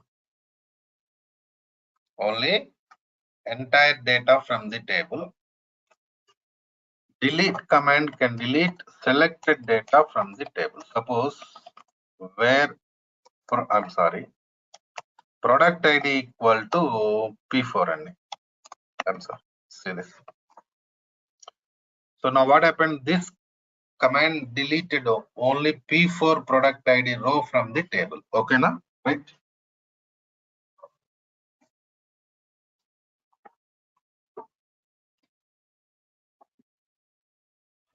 But you cannot do this task by using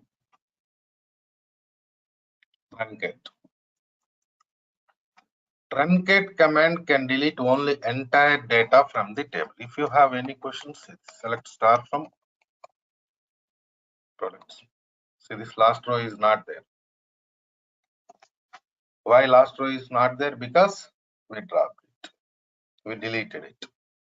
So if you want to delete the selected rows from the table, what to do? You should go for this command, truncate. So these are the DDL, DML commands we have, right, all of you. So we are in the beginning only. And I know that some of you have not installed SQL in your laptops. Some new participants also there. Please go ahead and ask training teams. They will provide you SQL Server installation videos, finish installation, and create database also. So that tomorrow onwards, we can go for other things. And Friday class onwards, link is going to change. Friday class onwards, they will give you link to only paid participants. Okay, no? Right then. Okay, Madesh. We'll meet 7 class. Okay. Enrolled participants, okay, no problem. I'm just giving information to all. That's all. Right, Andy? See you tomorrow then.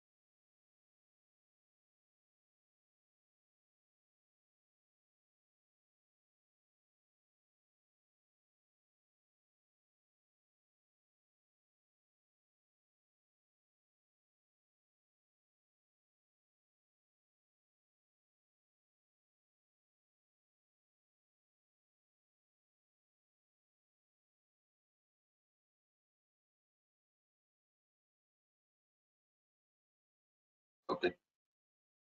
Right, all of you. So let's connect it to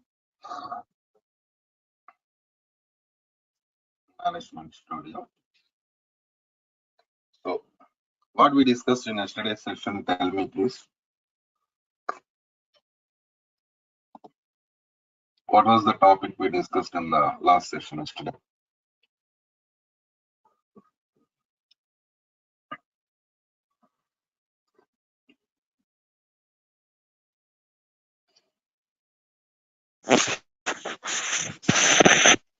Out commands, insert, update, run. DDL, DML commands we discussed. Have you installed SQL Server? All of you? I'm asking about SQL installation. Done? Okay. Sir, I tried to install but not success. So you are facing errors, right, Deepak?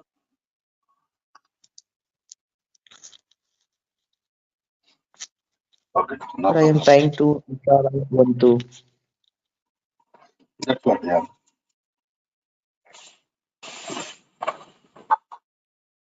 Okay, no problem. So let's go to next scenario today.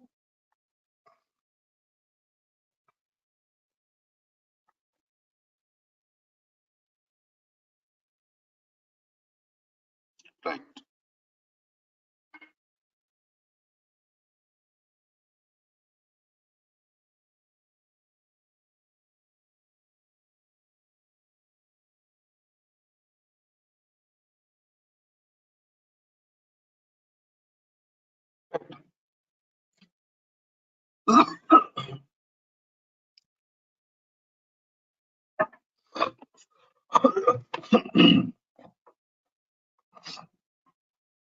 So I think we have some new participants again today. Jashwant Krishnan, you're new, right? This guy Shubham Palkar also new. Yes, sir. Okay. Jashwant, we already done with some sessions. Okay.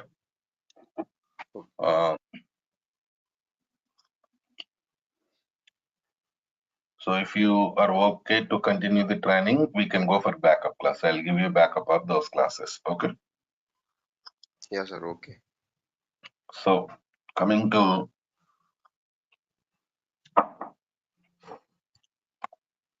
next scenario.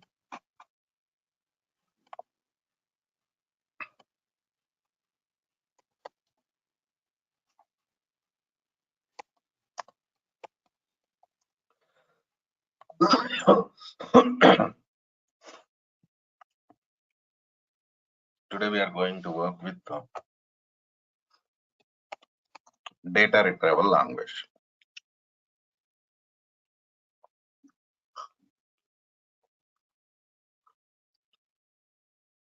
See, only command of the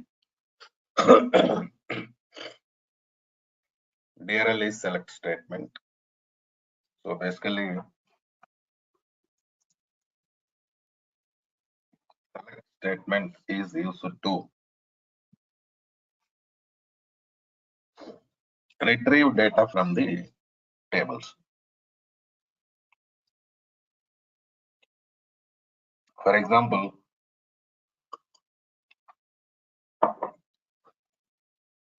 you create a table, inserted data, updated data, deleted data. And finally, you want to see what is there in the table, right? In that case, we are going to use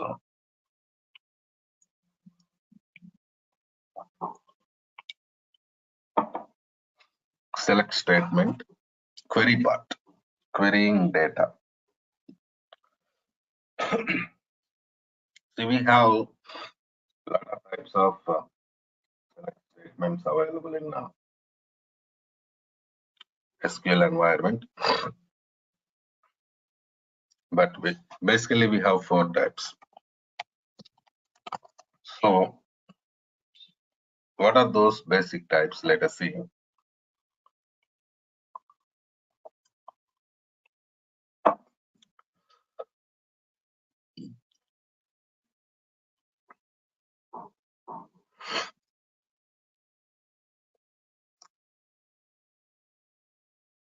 Select star from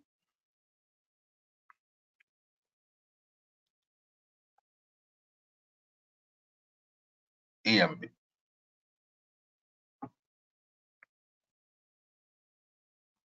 Right.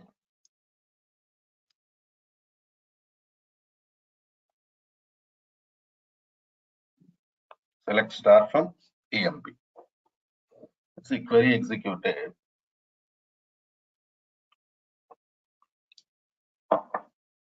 It retrieved entire data from the table. All columns, all rows retrieved.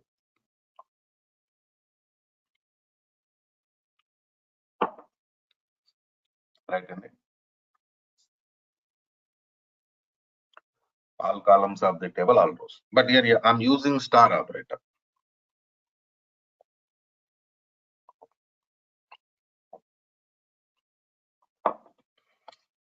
Star means what? Star means all columns. All columns of the table. In the same way, there is no condition in this query. Please check it. Is there any condition in the query? No. So what happened now? All columns and all rows. Right? All columns and all rows retrieved from the.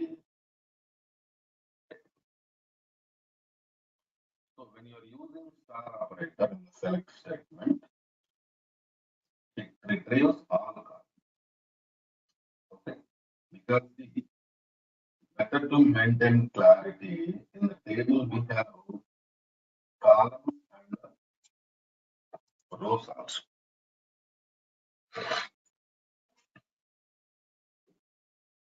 Right? Columns means structure of the table. Rows means data.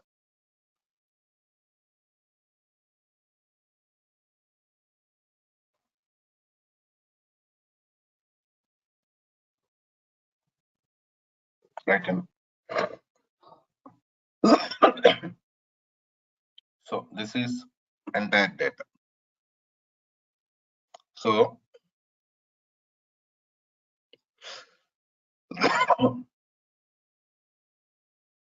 next step, I want to retrieve all columns, but only selected rows. What to do? Where condition? See here we have department number column in the table.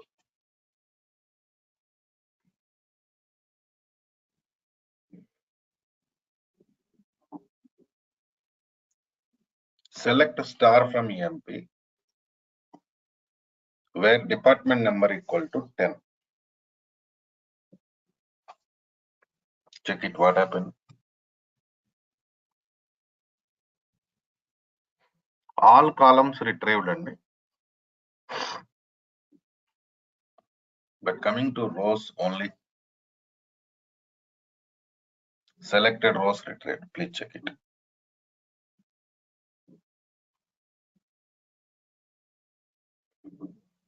Only selected rows retrieved. The reason is you are using star operator in the query. You are using star operator in the query, so all columns retrieved. Coming to data, rows, you are writing condition, where condition. So your writing condition means what happens, it retrieves only condition satisfied data. Okay. Now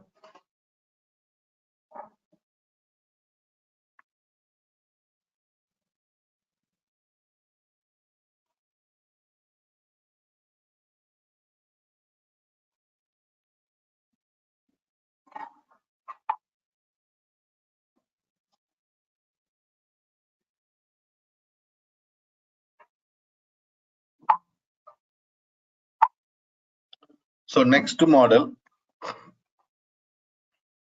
I don't want to retrieve data from all columns of the table.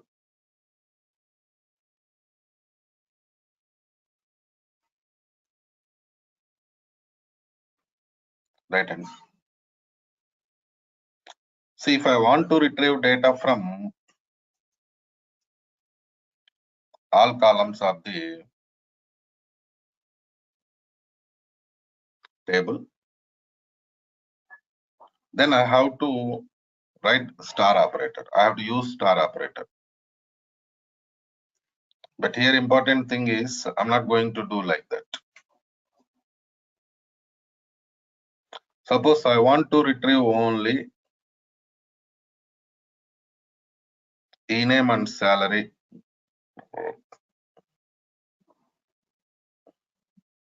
E-name and salary from the table. What to do? So if you're using star operator, all columns will be retrieved. But I don't want to retrieve all columns. Right in it.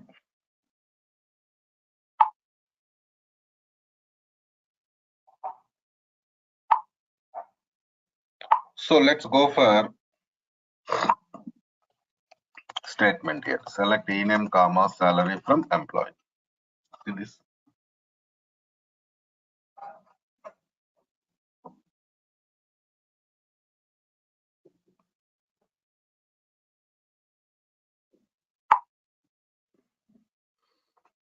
What happened?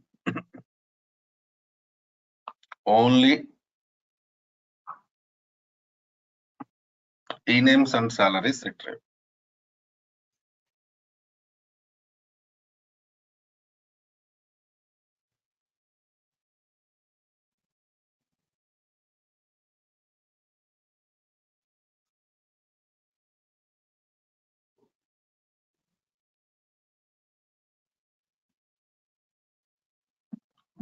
All e-names, all salaries retrieved. Please check it.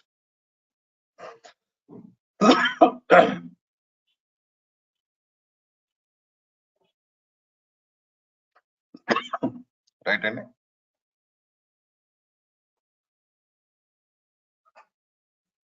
All e-names and all salaries retrieved. Next model, I want to retrieve only selected e-names, selected salaries. Where condition? See this.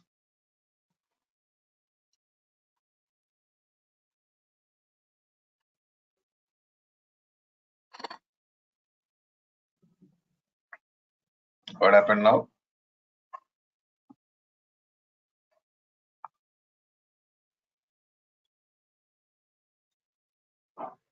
Only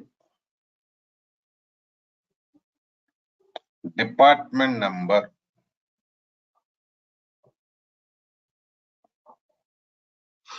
ten related e-name salaries retrieved. Please check it. Selected data. Right in it.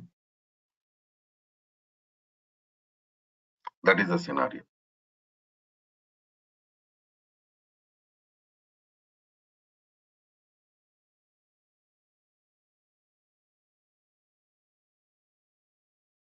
Right. So coming to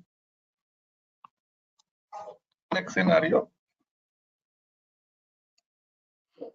Now,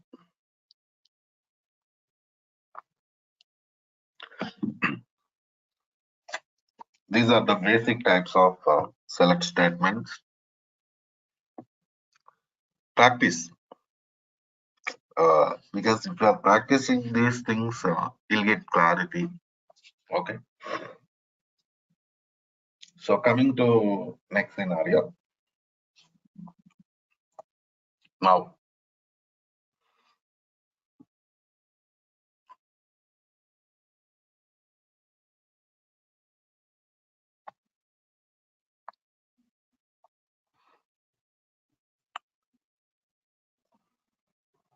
we have to discuss about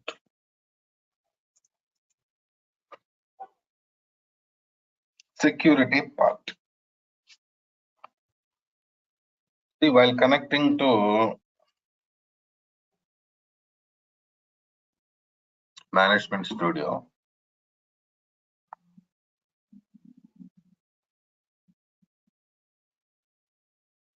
we selected some server name.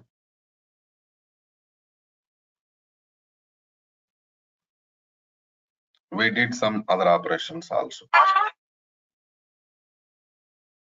Right hand.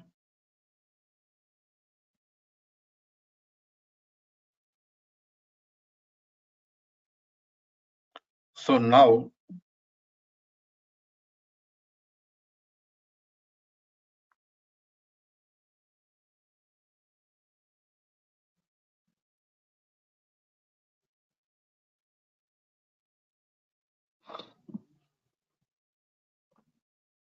at the time of connection, connecting to Management Studio,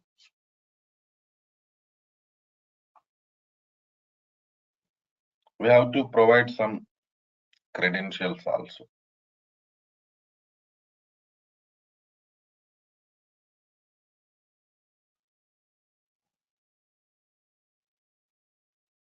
Credentials means what? Username, password.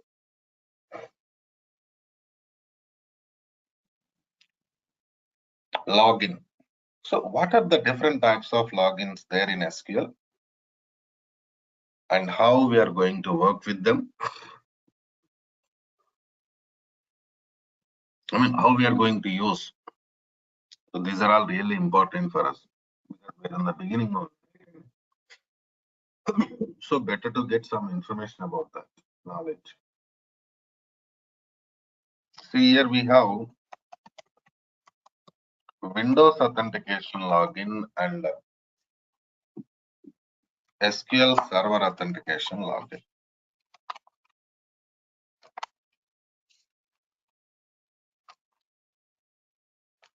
Right in.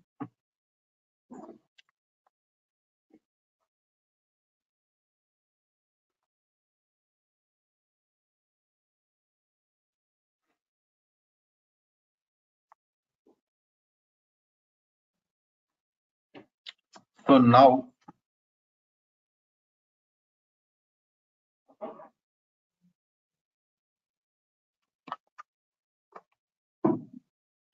what is the difference between Windows authentication login and this SQL authentication login?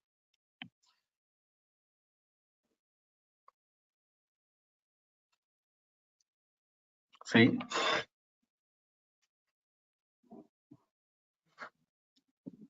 Windows authentication login can be used for only local connections.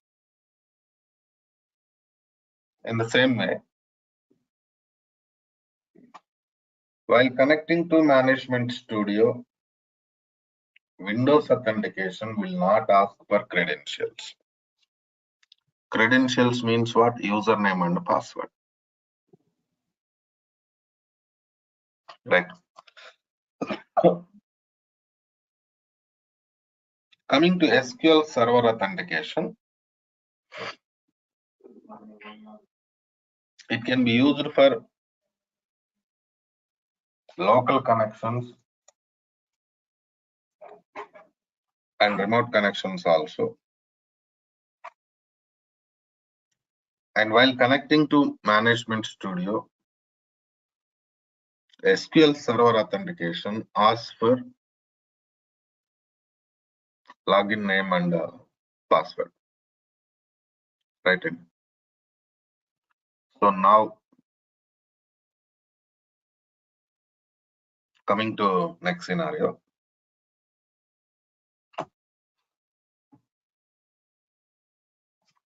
Close this Management Studio. Open it.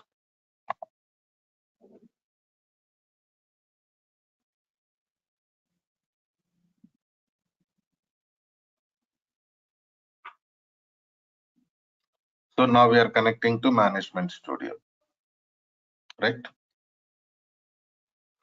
You can see authentications.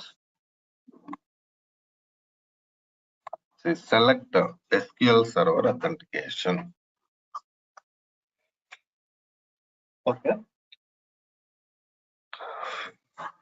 Select SQL Server authentication.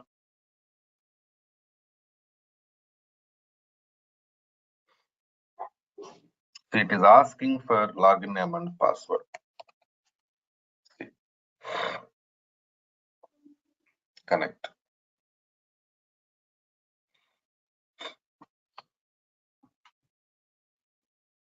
What happened here? You provided your login name and a password.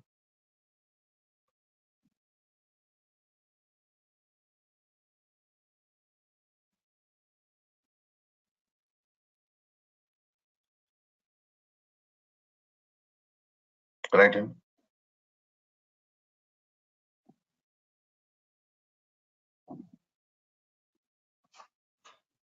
So here you can see login name also. Who connected?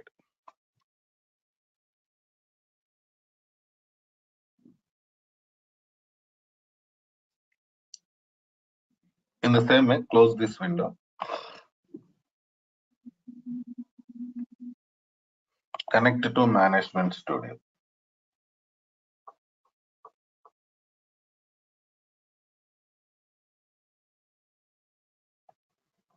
Select Windows Authentication.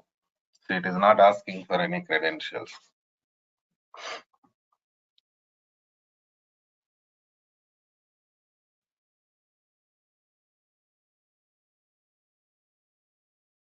Okay, Nandi?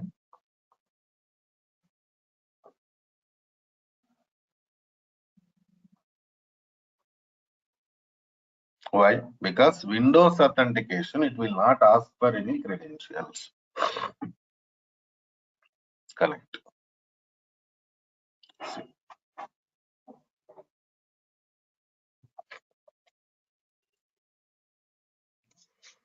Generally, some questions will be there here. What type of authentication we use in real-time environment?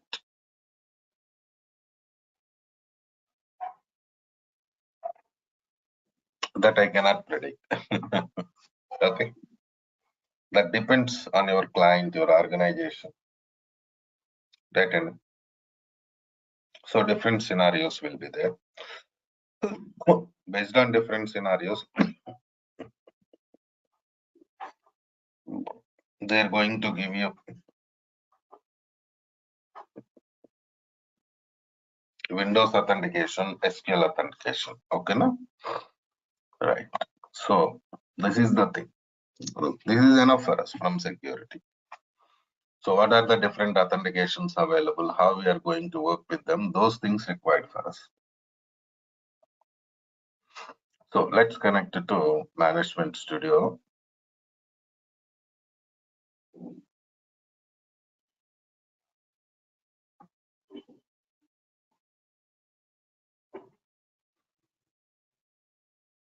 Go to new query.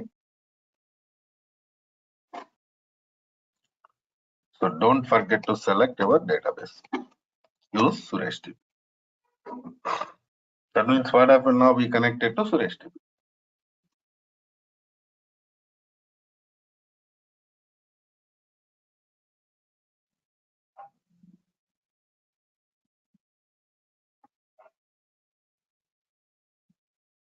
Right. And next step.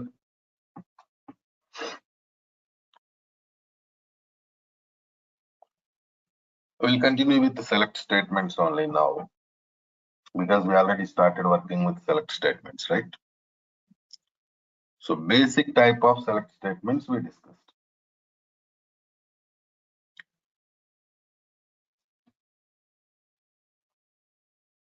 Now we are going to work with the distinct operator.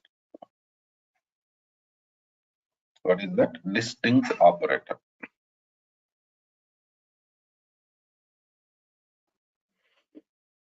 So what is the purpose of distinct?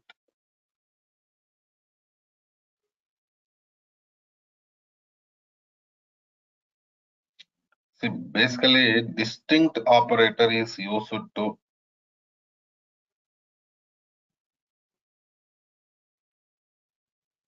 retrieve unique data from the column. For example,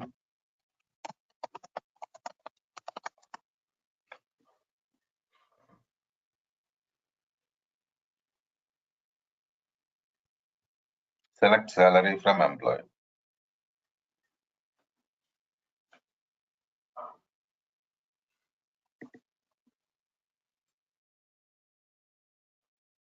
See this. Here we have duplicate data.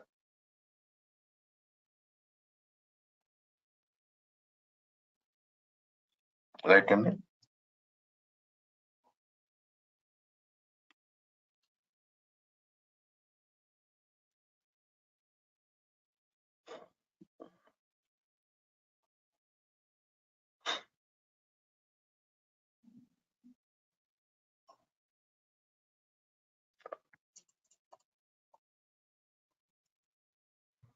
So we have duplicate data there. Please check it.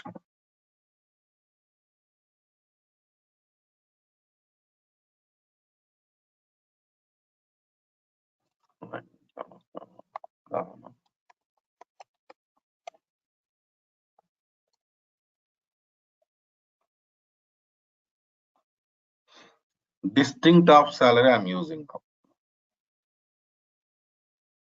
See this now.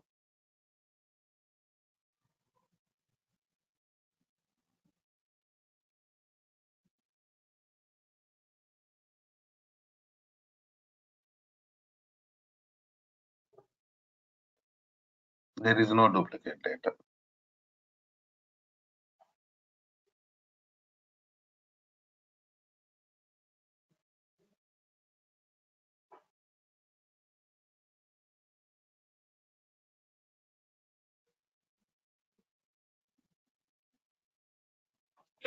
What happened now? Distinct operator retrieved only unique data from the column. Only unique data.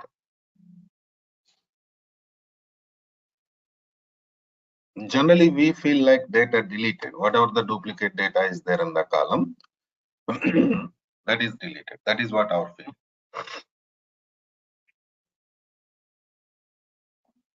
But that's not correct. What happened? This operator retrieved only unique data from the table. That's what happened. Please check it.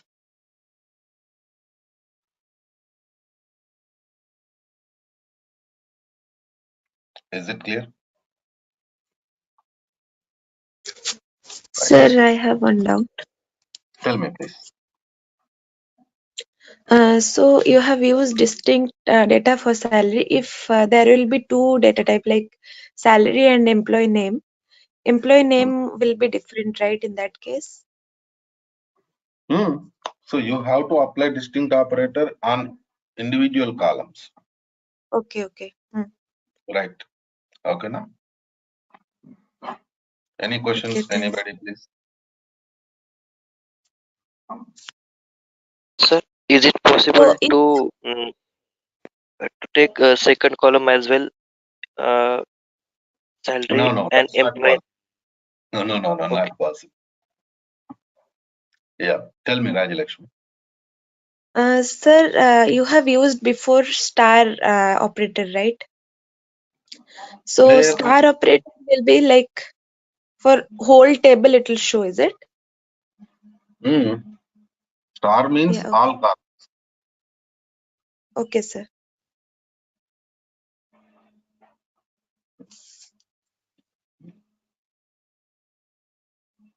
Thanks, sir. Right. Anybody, any questions, please?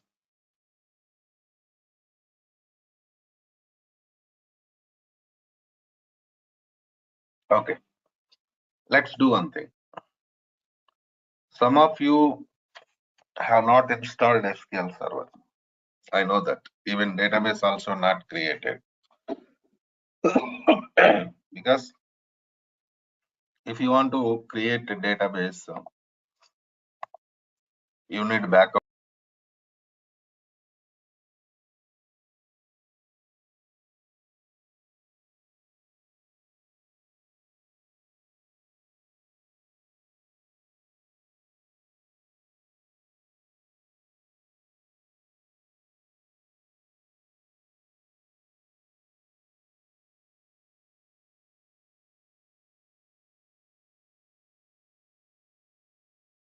Right.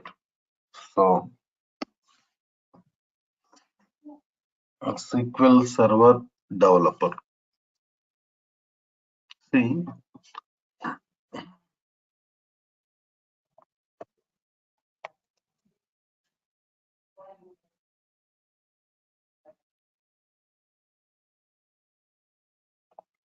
So in this training part,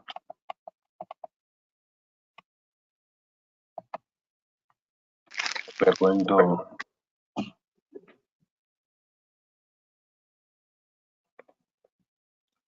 work with the development tasks of the SQL Server. So different scenarios like tables creation, commands, queries, some programs like stored procedures. So these are all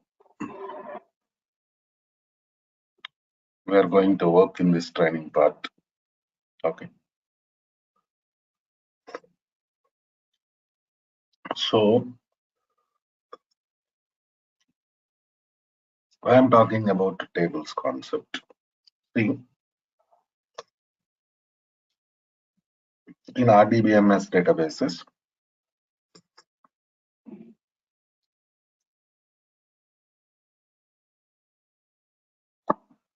data can be stored in the form of only tables. There is no other facility. So you have to create table in the beginning. Then only you can go for data storage.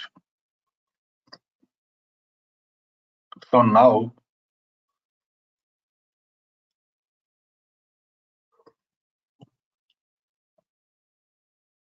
what table contains?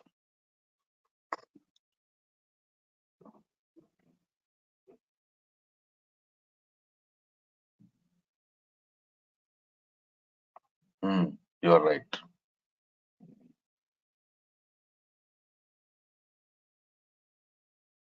Okay.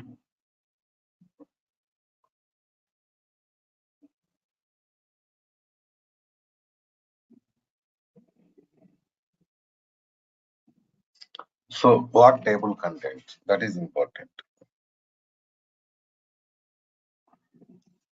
Table always contains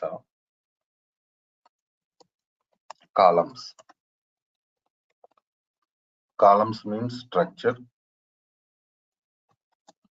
In the same way, rows. Rows means date.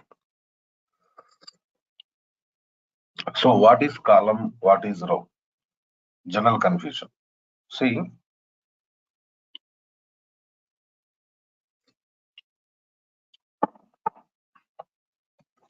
I'll give you a simple scenario here.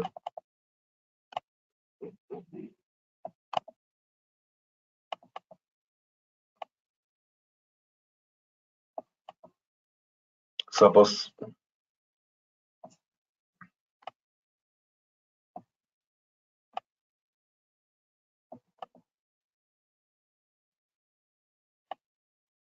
I'm going to create some table. Table name is products, product ID, product name, product color, sales. Okay, no? These are the columns. So now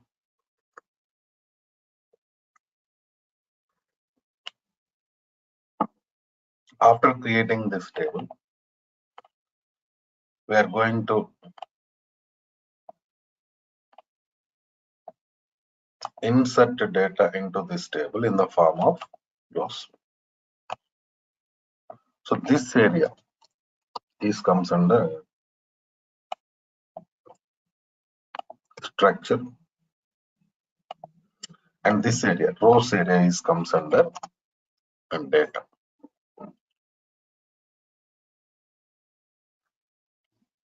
This is what the scenario.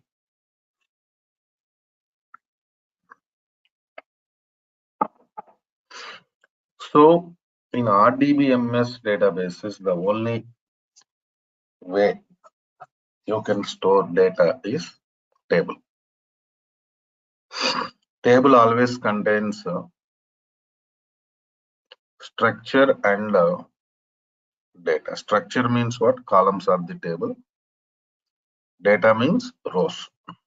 Rows existing in the table.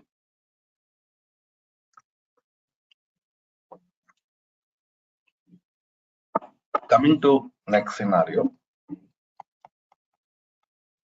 In RDBMS databases,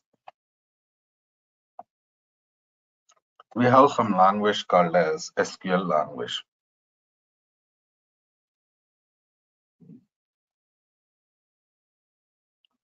SQL stands for Structured Query Language.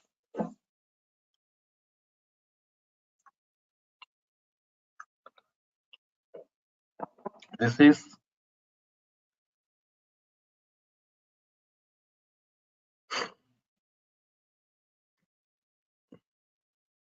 common language for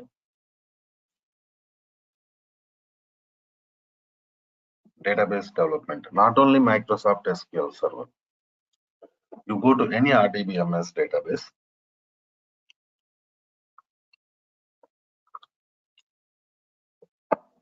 there you are going to work with the SQL part. Okay.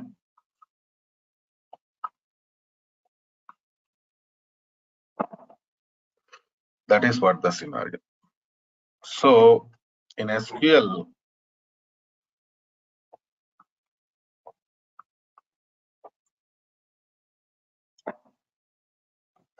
we have sublanguages like DDL,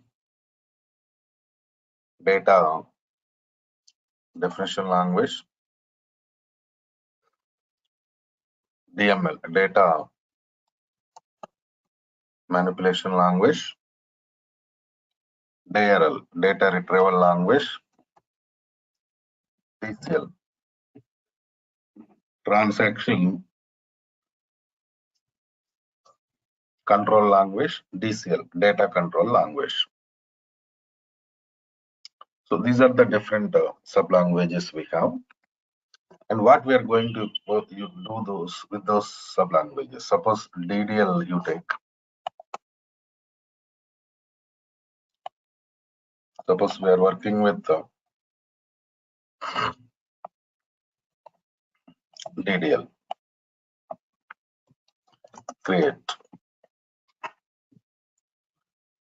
Creating table.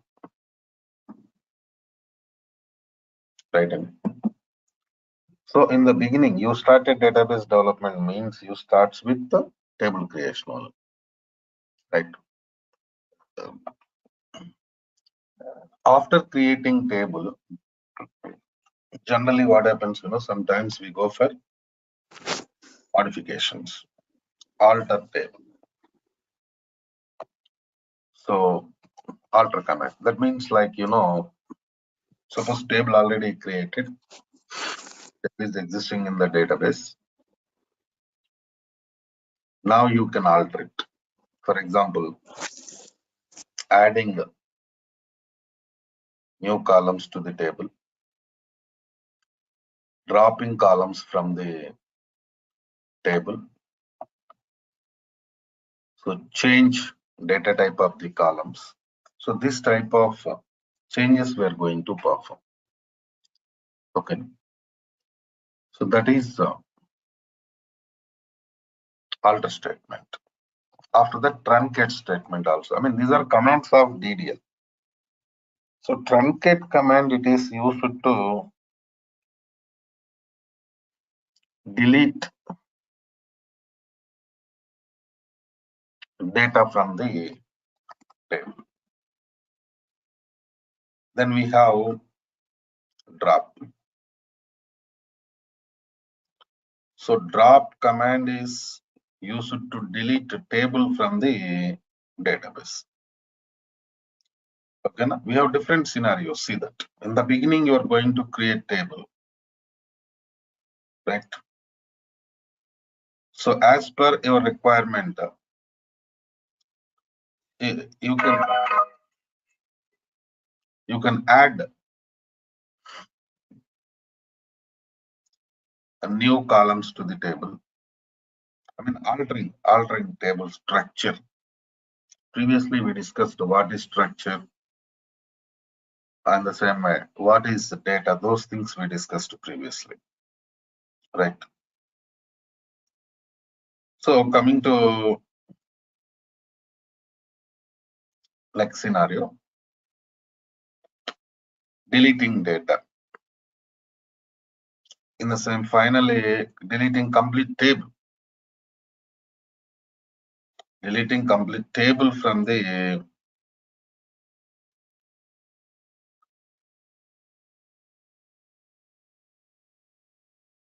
database. So these are all comes under data definition language. After data definition language,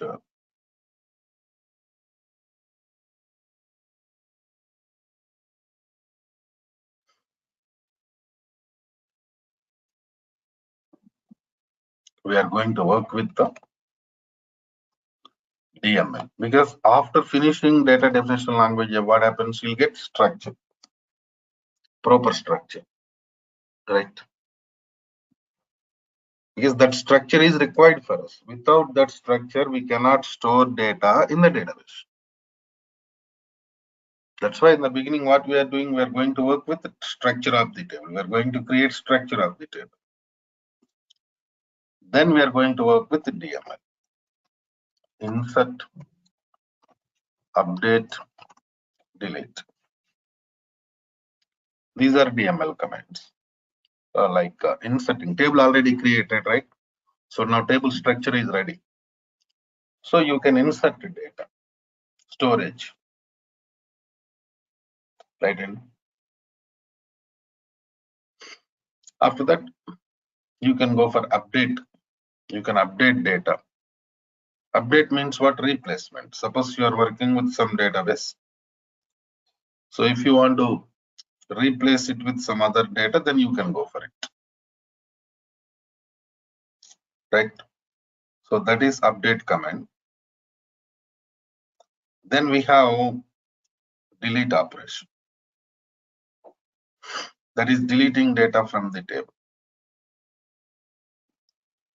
Suppose now you are working with some database, some data is existing in the table. You don't want to keep it in the table, then what to do? You can delete it, right? And so these are the different scenarios we have. Okay. So coming to next scenario.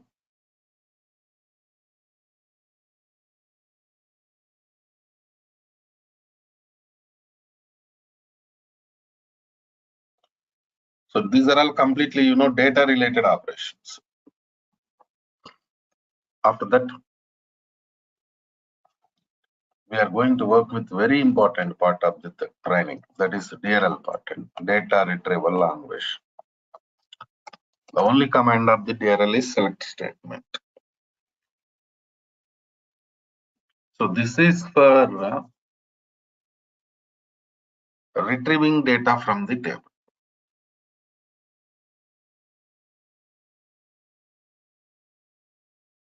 Suppose there is some data in the table.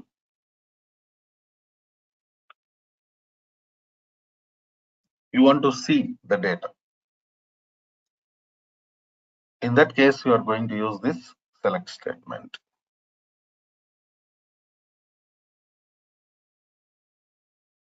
Right. So, maximum topics of SQL developer related to this DRLM only. I'll show you content also today only. Let me finish this thing, then we will work with content part also. Then TCL, transaction control language. So whatever the operations you are going to perform in SQL Server environment, you have to control those operations. Right. And for that purpose, we use some commands, commit command and a rollback command. Commit means what? Save operation. Suppose you did some operation, you performed some operation, you want to save that operation permanently, go for commit.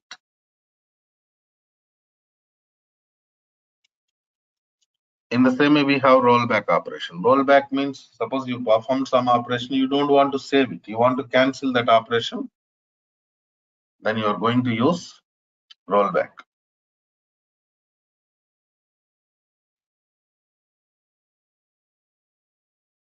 So transaction control language. Transaction means what? Transaction means it is the task you are performing in your database.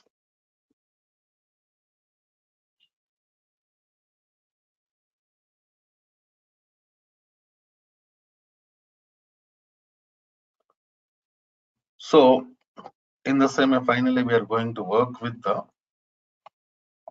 DCL, data control language. So data control language means it is related to logins creation, providing permissions, canceling permissions.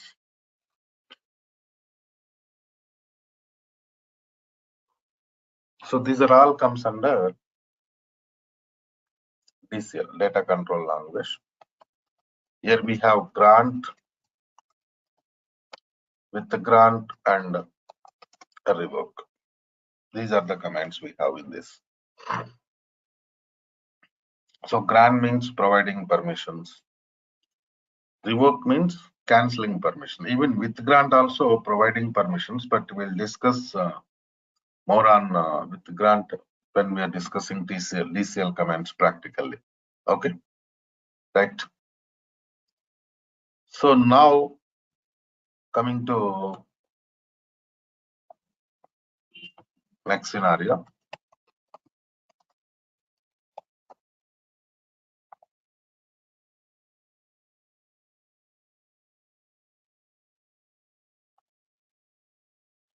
Let's open content once. What are the things we're going to discuss under this training? I'll give you more clarity on that.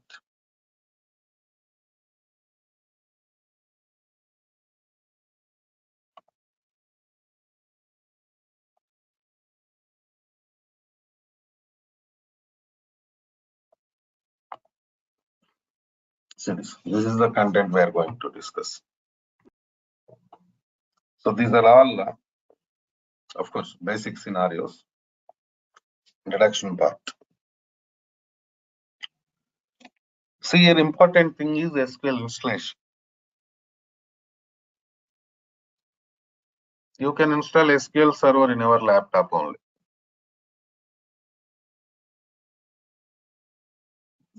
Right. The only requirement for SQL Server installation is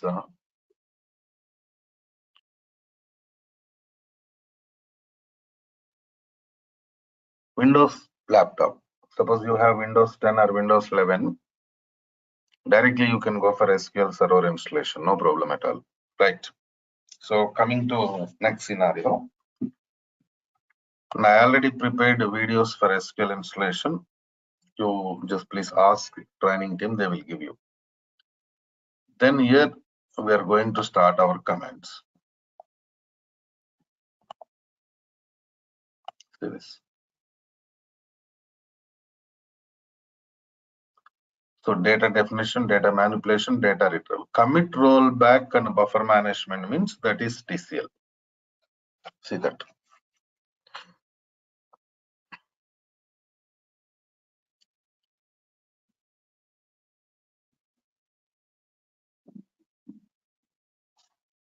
Right.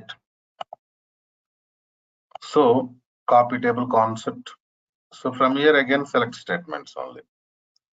So these are all up to subqueries. These are all related to select statements. See that lot of topics.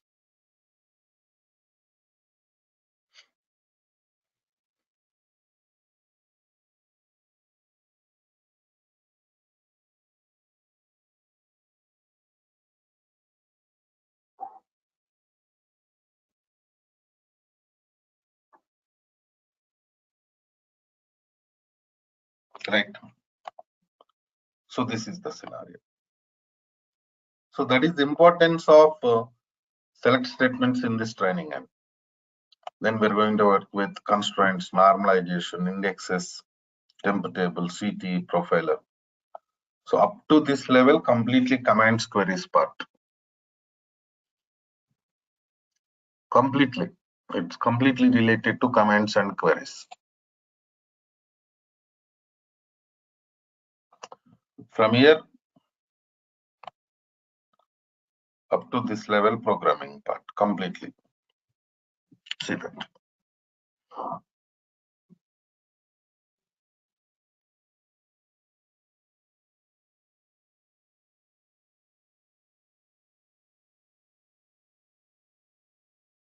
Right. So along with that, we're going to discuss some scenarios from DBA, backup restores from DBA, database administration. So introduction to SSIS, SSRS, those things also I'm going to work. Just introduction only.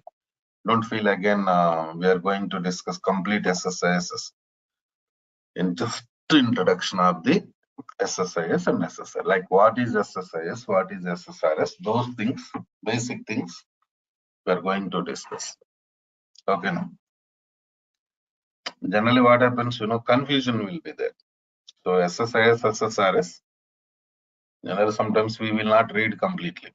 And we feel like complete SSIS, SSRS also they're going to teach in this training only. That is not correct.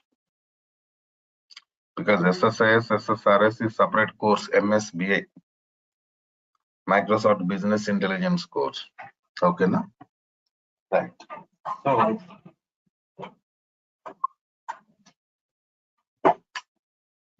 coming to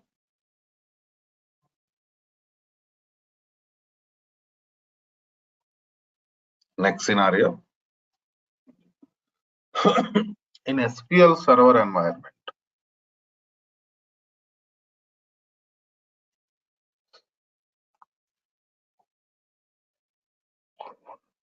to complete the task, we need some tool. What is that tool?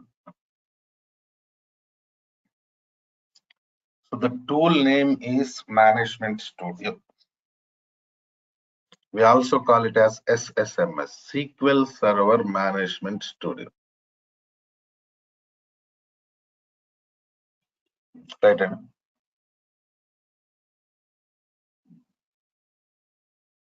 You're already SQL Server installed. I'm opening this tool. You also install it in our laptops.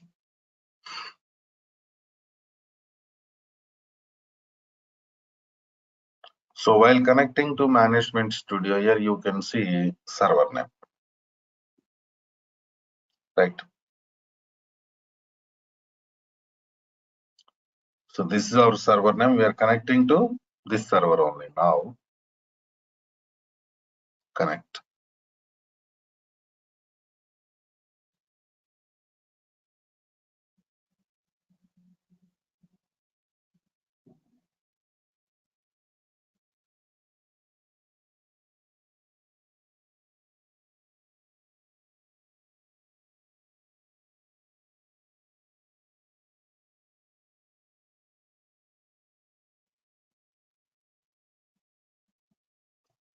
So this is Management Studio environment. But here we are going to work with the commands queries, right? And so for that, you can see new query window here. See, we connected to query window. Here in SQL Server environment, what happens, we are going to work with more number of, multiple databases. That is what the scenario. That's why after connecting to Management Studio, you have to select your database name. Suppose my database name is SureshDB. use Suresh DB means you're going to select your database. That's all.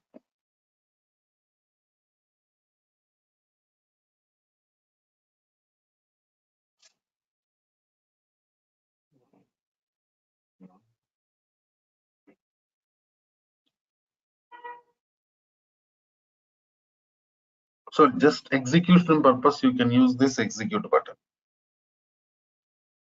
See this. Or function key F5 from the keyboard can be used for execution. See, done.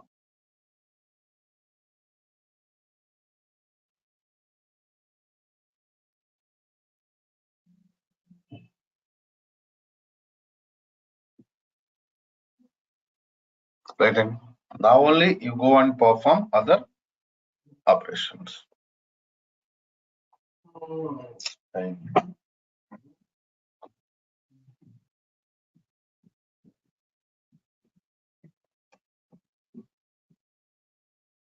So this is overall scenario.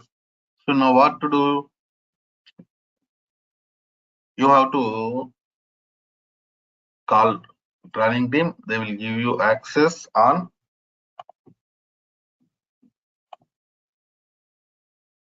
videos, installation video and database creation video. Right. So in this scenario,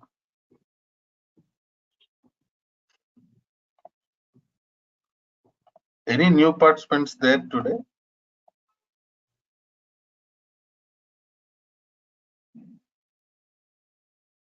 Yashwant Krishna, world participant. Ramakrishna, you are new to this session, right?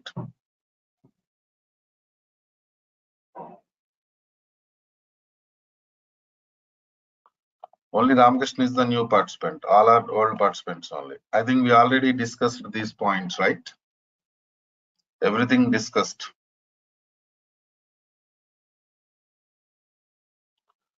Right. So I want to discuss some points here.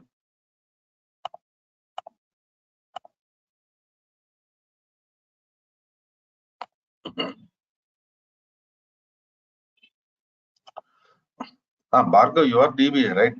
Bhargav. I know that. I remember your name. All participants.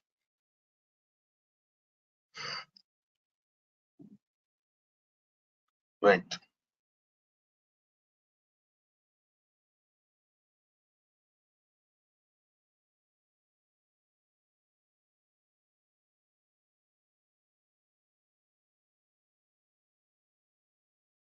So all participants, we are going to change link from Wednesday. Before that, if anybody, already some people enrolled, I know that. I have their names also. Other participants, if anybody wants to continue this training, enroll with this, because if Wednesday onwards, only enrolled people can attend this class. Enroll means fee paid. Fee paid. Okay, so I want to stop here itself for today, because a lot of people have not completed SQL installation. So now I will ask a list of the participants who enrolled for this training, and I will share you Google Drive access. You'll get it as SQL installation, Google Drive name. You'll get access today. Complete installation, and you'll get email also, like from database backup file, you'll get email also. There only you can see restore video, restore database also. Restore database means what? Creating database. Finish all these things. Tomorrow onwards, I'll start with the data types. Data types started means actual training started.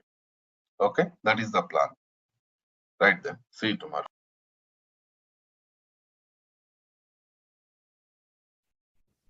So before starting the session, so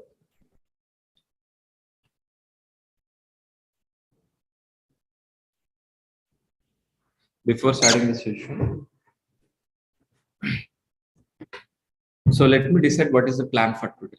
So today, our focus is only what is DevOps. That is only one thing we are going to be discussed for today only. So before starting, so audio is clear for all online students. Audio, video, everything is clear. So can you confirm in the chat box, please, all of you? Audio, video, everything is clear.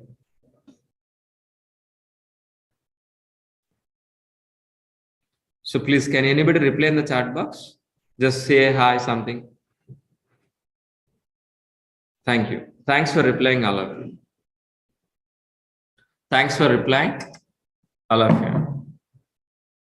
Fine. So today our focus is only for what?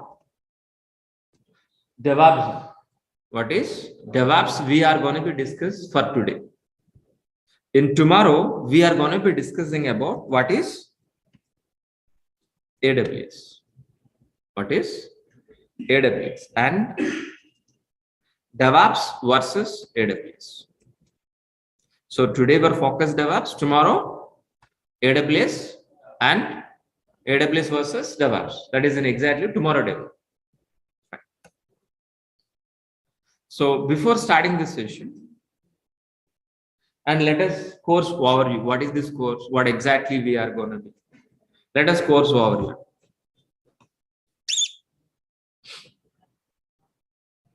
So this course is designed with complete DevOps, complete AWS, Linux basics, and shell script.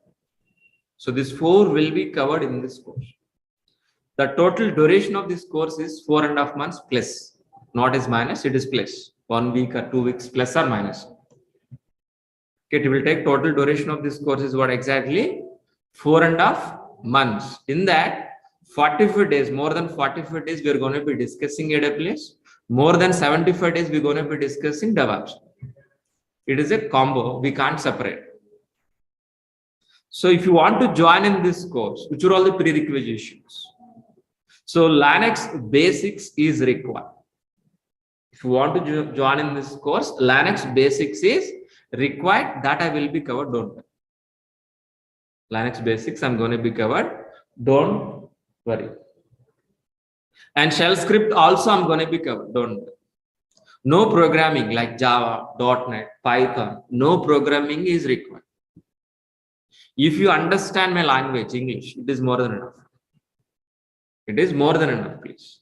Laptop is required to practice every day. So minimum, so 10 Pro, Windows 10 Pro, 4 GB RAM is minimum, but I recommend 6 GB. i3 is minimum. So this is an exactly your laptop configuration. So who can join in this course? Yes, freshers can join in this course. Yes, freshers can join in this course.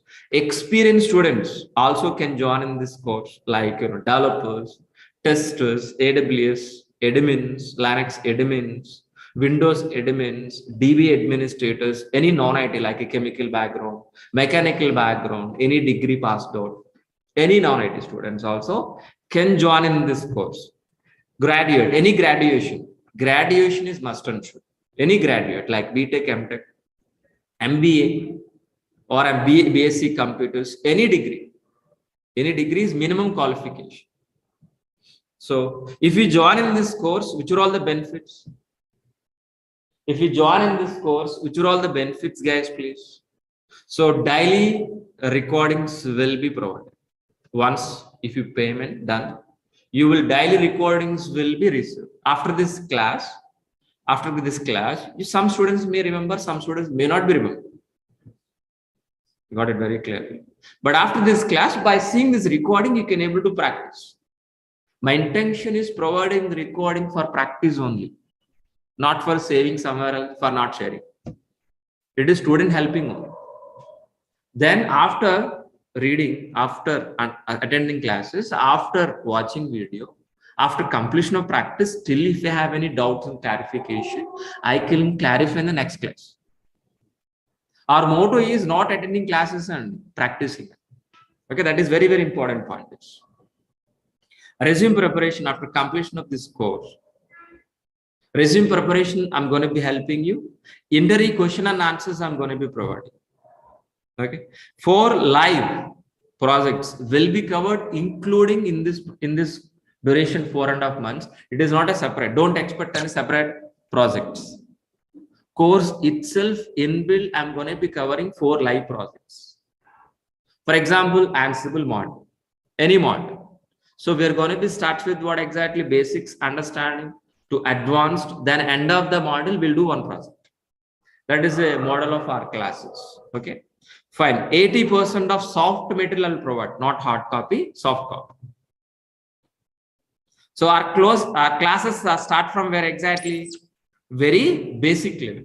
Each and every student can able to understand very easily, even non-technical students also. And it's going to be finished with an advanced level. So each and every class gonna be explained theoretically, understand the concept. The same thing will be reflected in a practical on the same class itself every day. That you need to practice. You have to promise yourself practice 1 hour for a class, minimum 2 hours to practice. 3 hours per day you need to promise yourself before joining in this course. And after completion of this course, you will receive a course completed certificate for only freshers. Experience also get it, but don't mention anywhere. You know very well what is that. Got it very clearly. So after completion of this course, you will feel 1.5 years of experience and real experience. You can feel inside that you can manage in your resume, that you can manage there after getting a job up to 3 years or 3.5 to 4 years also. Okay, fine. So daily you need to attend the 1 hour class. It's enough. Only 1 hour. After the class, I will clarify questions and doubts also. 1 hour is more than enough. 1 hour is equal to 5 hours per day. If it is increased 15 minutes, it's going to be increased 1 or 2 hours.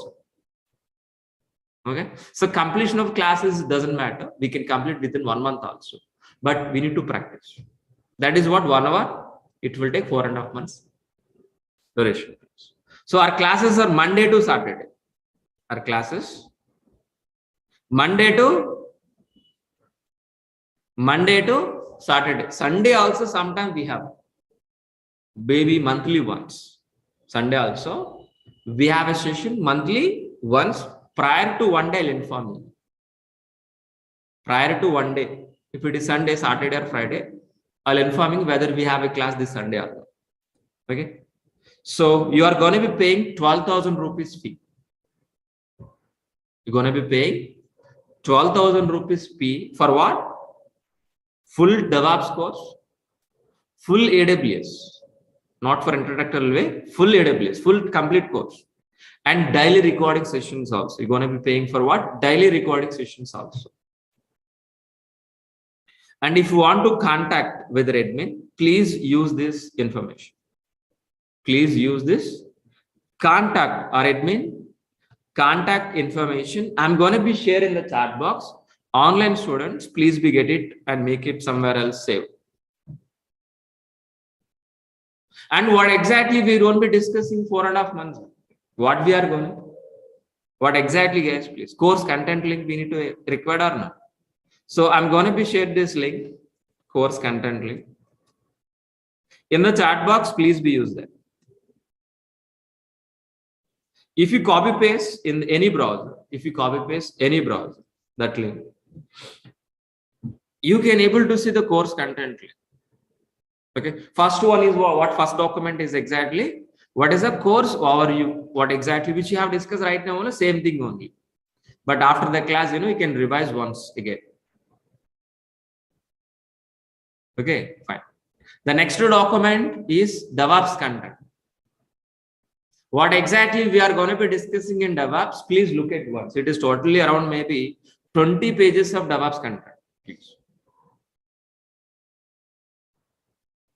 20 pages of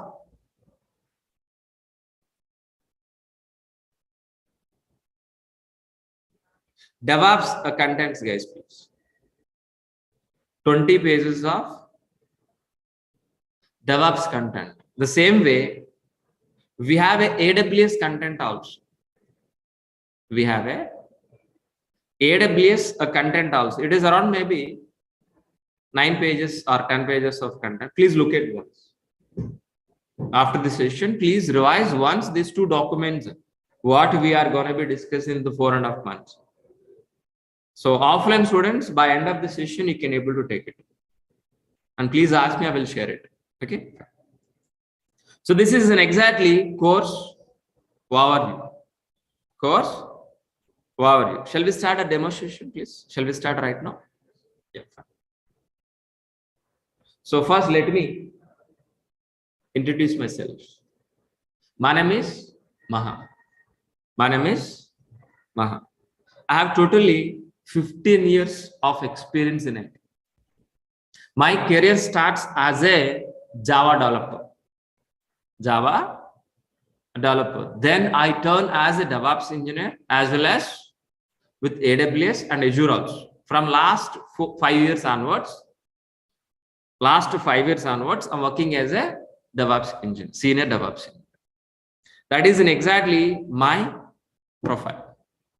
Before starting this, so I have 3 questions I'm going to be asking. Please answer to me. What is an application? First question. The second question, what is a server? The third question is, what is SDLC? Please answer to me. What is the first question, please? Please read out. Please reply. What is the first question, please? Just type in as it is. What is the question, please? What is application? Just type it in the chat box, guys, please. All of you. What is an application, please? Application is nothing but a website. Application is nothing but a website, like a Flipkart website. Like a Flipkart, like a Book My Show, IRCTC. These are all we are calling as what? Application. So if you ask me definition point of view, if you ask me what is an application, if it is ask me definition, the working software which is written any programming like Java, .NET, Python, any programming we call as what? Application. So let me repeat one more time. What is an application, please? The working software which is written any programming language we call as what? Applications. Am I right or wrong? So after we have a developers or not, have you heard about Java developers, .NET developers or not? So after writing the lines of code which you are calling a software, the software we are going to be placed on server side. We are going to be placed on server side. Once if it is placed on server side, after writing software, the software is going to be placed on where? Server side. Then there itself we are going to be accessing what exactly? As a website. Got it very clearly. So what is an application? The working software which is written any programming language. That application we are going to be placed on where exactly? On hundreds of servers. Once if it is placed a Java application on server side, then there itself we are going to be accessing over internet as a website.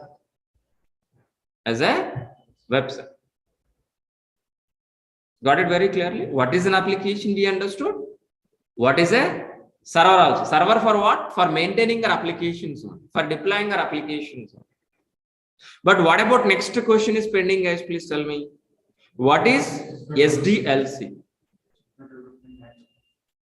So what is SDLC, please? How many people aware of this? How many people know about this? Online students can able to reply.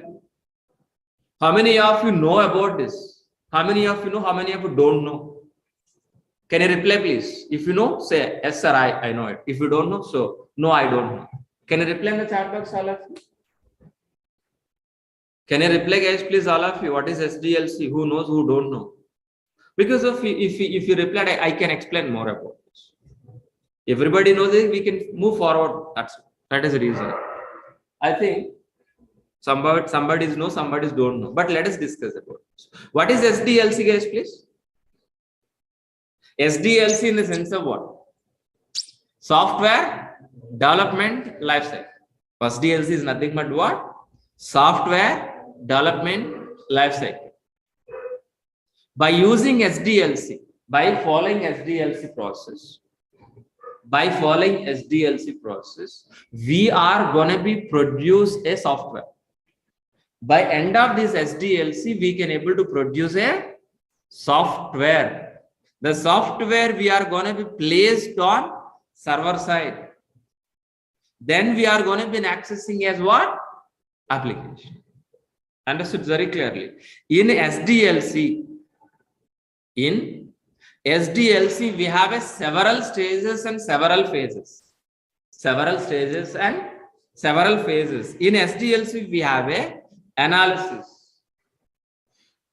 design, implementation, testing, deploy, and maintenance. We have a several stages and several phases. Several stages and several phases. So let us understand what is this role. Let us understand what is role, the phases and stages. For example, I want to build a flipcode kind of applications. I want to build a flipcode kind of applications. Can able to build this overnight? Within a day, overnight, can able to get this flipkart kind of applications? Please tell me. No, we can't be. So I'm going to be asking you one more question. Please answer to me. Can able to build an apartment overnight? Within a day, can able to build? No. The same way we can't able to build our websites also. If you want to construct the house, we need to follow so many stages, and it will take 6 months, sometime 1 year also. We need to follow so many stages. Then only we can able to complete what? Our apartment or home, whatever. The same way our website also. If you want to construct, if you want to build this Flipkart kind of applications, we need to follow these all the stages. What are the first stage, guys, please? Analysis. Analysis. Analysis is nothing but what? Gathering information from the client. Who is the client here? Flipkart. What exactly this business? So whether it is required, how exactly login page, how exactly registration page, what is the payment gateway, what is the search page, how exactly tracking customer, each and every information will be gathered from the client. Based on gathering information,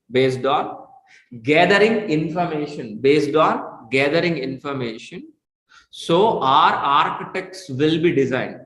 Design is nothing but what? Plan. Design is nothing but what? Plan. According into the plan, according into our plan, our developers will write the code. Our developers will write the code, either maybe Java code or .NET or Python, any programming, our developers will implement the software. But whether the software is in working condition or not, our testers will be verified by using Selenium test cases or automation test cases, performance test cases or manual test cases. Our testers will be verified. Once if it is verified, so we are going to be deploying on hundreds of servers. Once if it is deploy applications on hundreds of servers, we can able to access our internet as a website. Once if it is an access, that's it. No, whether this application is in working condition or not, we are going to be monitor and maintain. Monitor and maintain. This entire process we are calling as what? This entire process we are calling as what? SDLC. SDLC. In this total process, so we have a developers, we have a testers, we have AWS administrators, we have a Linux administrators, DB administrators. If you are IT profile, if you are doing an IT job or any profile, any platform, you are part of this SDLC, including DevOps engineer also. If you are working in IT software, you are part of this. Maybe developers are working on where? Developers are working on where exactly? In implementation part. Testers working on where? Are DB administrators, DevOps engineers, AWS engineers, Linux administrators. All together, we are going to be working in SDLC. By end of the day, End of the day, we are all not a DevOps engineer, we're all either developers, including AWS engineers, DevOps engineers, Java developers, .NET developers, or we are all together. We are going to be involved in SDLC. By end of the day, we are going to be produce a Flipkart kind of application. A Flipkart kind of application. Understood very clearly? I hope you people are understand what is SD. What is SDLC? I hope you people are understand very clearly. On top of SDLC, we are going to be implementing DevOps process. On top of SDLC, we are going to be implementing our DevOps process. What is DEV, guys, please? The DEV is nothing but what? Development. DEV is nothing but what? Development. OPS is nothing but what? Operations. The combination of software development plus operation we call as what? DevOps. We call as what? DevOps, guys, please. For example, let's say for example,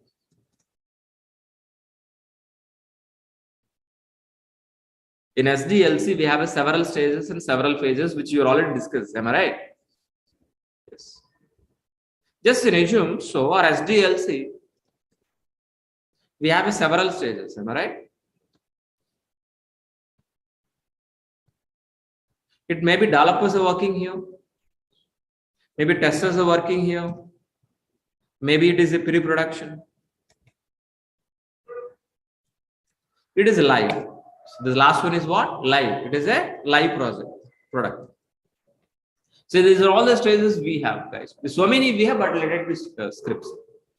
So developers are going to be writing from where exactly? In dev environment, developers are writing it by using Java code. Then what exactly it is moving into the testing environment. After verifying testers, we're going to be moving into the pre-production. Pre-production to the production. Pre-production to the production. But my point is what exactly I'm going to be discussing with you guys, please. So as a DevOps engineer, our roles and responsibilities start from where? Dev environment. Ends with where exactly? Production. It's nothing but operations, guys, please. So as a DevOps engineer, our roles and responsibilities start from dev environment, ends with operations. That is what exactly point I want to discuss with you. Yes. So DEV is nothing but what? Development. OPS is nothing but what? Operation. The combination of software development plus operation, we call as what? DevOps.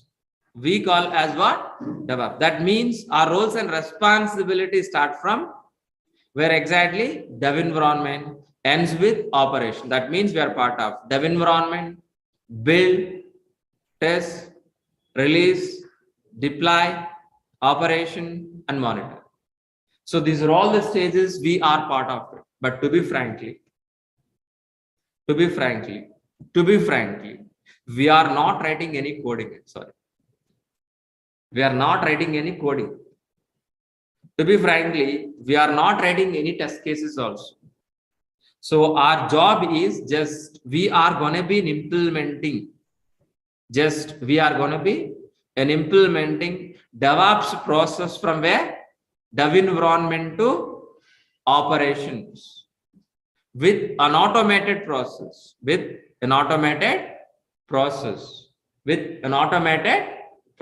is nothing but what? DevOps.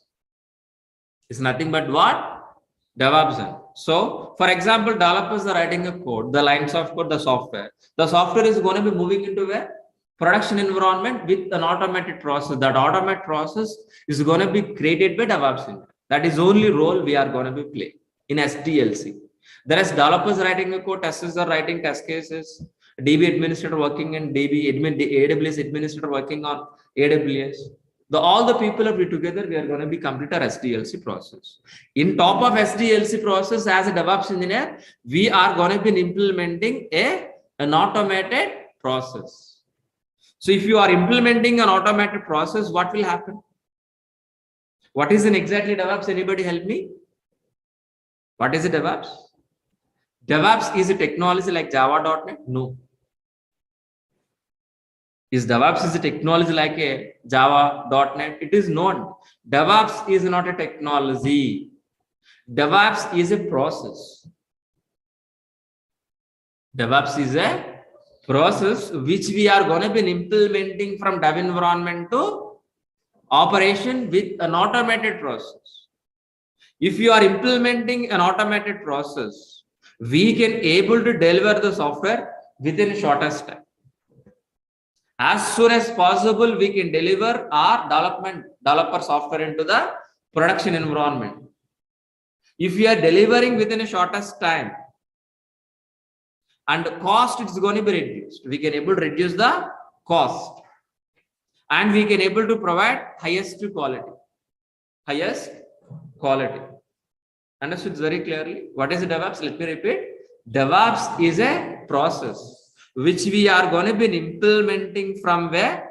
Dev environment to operations. While delivering developer code into the production environment, we can able to deliver within a shortest time with the high quality, with low cost is nothing but what? DevOps process. Is nothing but what? DevOps process. If you are replacing with our SDLC process with DevOps process, if you are replacing with the SDLC process with a DevOps process, what are all advantage exactly, please? What exactly DevOps aims, please? So we can able to deliver very fastly. We can increase the speed. We can increase the speed and frequently. And we can able to improve n number of deployments.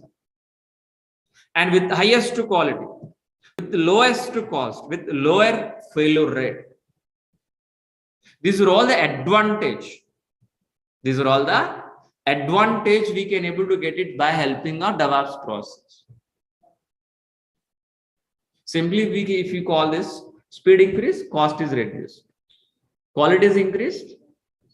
Quality is increased. And so quality is increased, cost is decreased means who don't want this technology. That is the reason. So more demand in DevOps. Understood very clearly. If you go for any shopping mall, so Pepe jeans or any pant and shirt is buying, instead of 2000 rupees, if you're getting 200 rupees, you are happy or not? Are you going to be saving our expenses or not? The same concept. Fine. Fine, please. So, but whenever after getting a job, if you are, what is an exactly roles and responsibility? Once if you are getting a job, what is an exactly roles and responsibilities, guys, please? So as a DevOps engineer, we are going to be replaced with a complex pipeline with a transparent pipeline. Sir, what is a complex pipeline? What is an exactly transparent pipeline? We should understand or not? So first we should understand what is a complex pipeline. Then we're going to be understand what exactly transparent pipeline. What is an exactly complex pipeline? Our SDLC process is a complex pipeline. We know very well SDLC or not? We have discussed already. What is SDLC? SDLC is what? Complex pipeline. What is a transparent pipeline? DevOps process. Very simple. So we understood very clearly what is SDLC. We understood very clearly what is DevOps process. So we are going to be replacing with what? Our SDLC process with what? DevOps process. Why we are calling SDLC as a complex? Because if it is a manual process. It is not automated. SDLC is not a automated. It is a manual process. So from analysis to design to implementation, testing to deploy to maintenance, it is a manual process. If it is a manual process, if you got any issue, any problem in the middle, any problem in the middle, so it will take long time for resolving issues. For identification issues, it will take long time because of it is a manual process. Example, a water pipeline. The water pipeline is underground. Example, somewhere else a blockage, there is no leakage. It is a blockage. So can able to find immediately where is the blockage. Experts are required or no? We need to pay more salary, more amount or no? Even experts also can able to resolve within half an hour, within a 1 hour, within a day. No, it will take long time. The same process in SDLC process also. If you are following SDLC process, if you got any issue, any problem, for identification it will take long time. For resolving issue also it will take long time. That is the reason what we will do. We are going to be replacing with what? An automated transparent pipeline.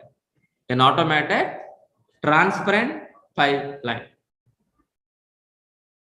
Automated transparent pipeline by using what? DevOps. Same water pipeline, it is a transparent pipeline. Look like this. Same pipeline, same usage, but it is a transparent, it is an automatic. Understood? Any issue in this middle, any problem in the middle occur, any issue, any blockage. So can able to see one look itself or in this transparent water pipeline. So can able to see one look itself where is an exactly problem and can able to resolve as soon as possible or not. The same way DevOps process also. Because if it is DevOps is an automated process. DevOps is a transparent process. In the middle, if you got any issue, any problem,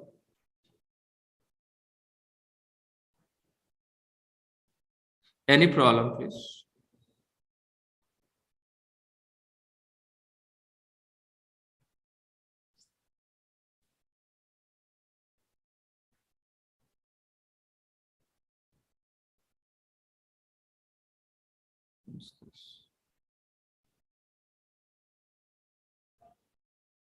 Okay, fine. 1 second. Huh? Yeah, fine. Let it be. Let it be continue, please. What is an exactly we are going to be, guys, please? We are going to be replacing with what? Complex pipeline with transparent pipeline. Why we are calling DevOps is a transparent pipeline? Because if it is a transparent with an automatic. In the middle, if you got any issue, any problem, easily we can able to identify, easily we can able to resolve. But actual DevOps process, how exactly look like this? This is what exactly our actual DevOps process, which we are going to be implement. Our actual DevOps processes look like this one. In this DevOps transparent pipeline, we have several stages and several phases like plan, code, integration, testing, release, deploy, operation. But in this DevOps process, we are going to be, our roles and responsibilities start from where? Dev environment. Ends with where? Operations. Starts with where exactly? Dev environment. Ends with where exactly? Operation. That means our roles and responsibilities in dev environment, in integration part, testing, release, deploy, and operations. Understood very clearly. To be frankly, while implementing this DevOps process, we are not writing any code. We are not writing any code. We are not writing any test cases. Just we are going to be implementing a DevOps, an automated, a transparent pipeline only. Why? To make it speed, to increase the quality, to decrease the cost. So that purpose only we are going to be implementing our DevOps process from where exactly? Dev environment to operations. So let us understand this DevOps process in stage by stage. What exactly are roles and responsibilities in each and every stage? Let us understand, guys, please. In dev environment, we are not writing any code. We are not writing any code. The writing is responsible by whom? Developers. The lines of code is responsible by whom? Writing is responsible by whom, guys, please?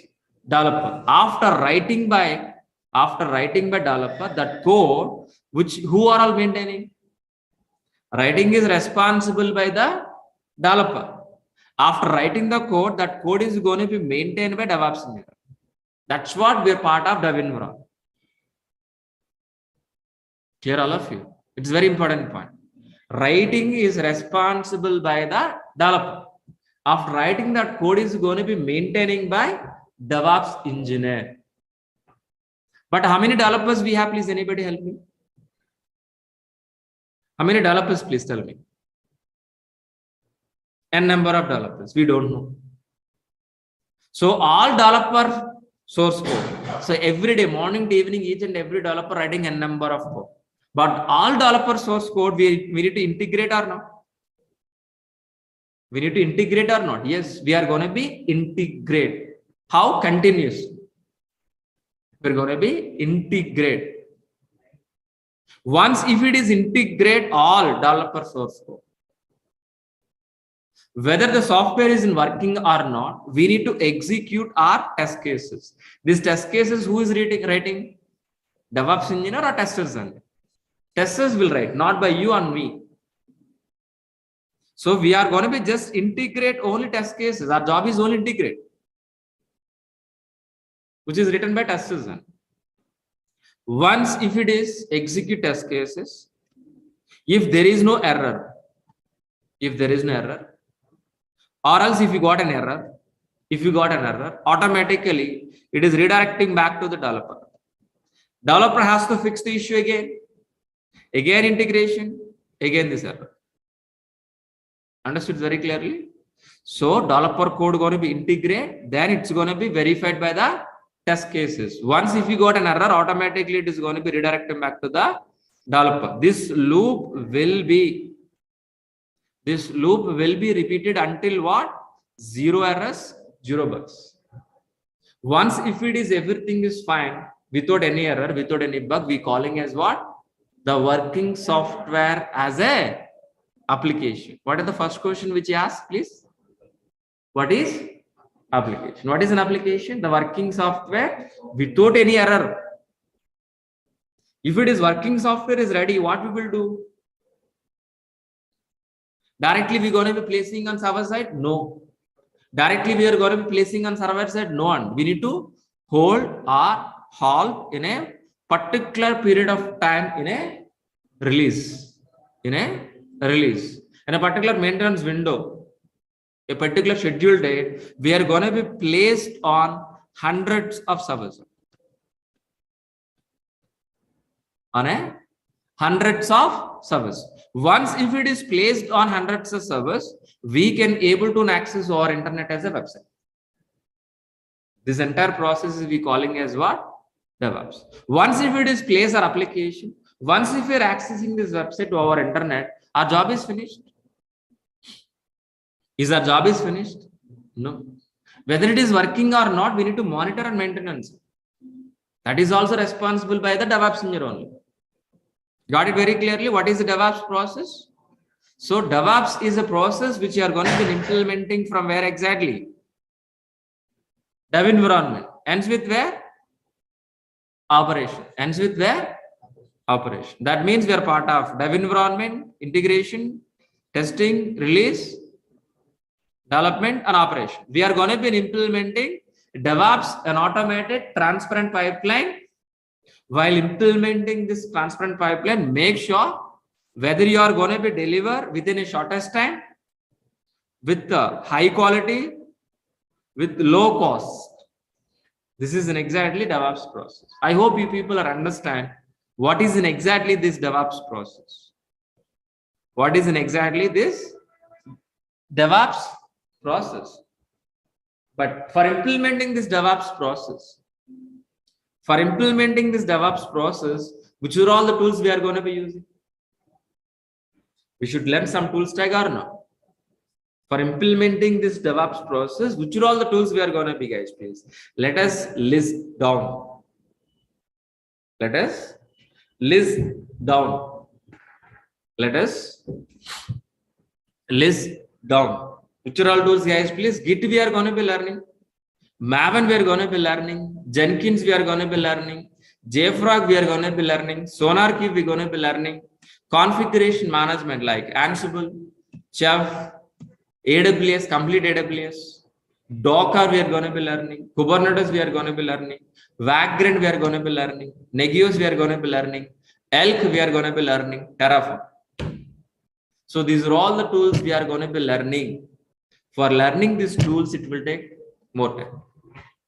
So by using these are all the tools, we are going to be implementing this DevOps process. How exactly these tools are fitting into this diagram? Let us understand. So firstly, so n number of developers writing code or no? That code is going to be maintaining by whom? Maintaining by whom? DevOps engineer. But DevOps engineer is going to be maintaining it by using which tool? Which tool? By using Git. Git is a version control. All developer source code as a DevOps engineer, we are maintaining in a Git version control. Git version control. But all developer source code we should be execute or not. We need to build or not by using Maven. But this entire process we are going to be automated or not by helping of Jenkins. Jenkins is an automation tool. In automation tool, this entire DevOps process is going to be automated with Jenkins only.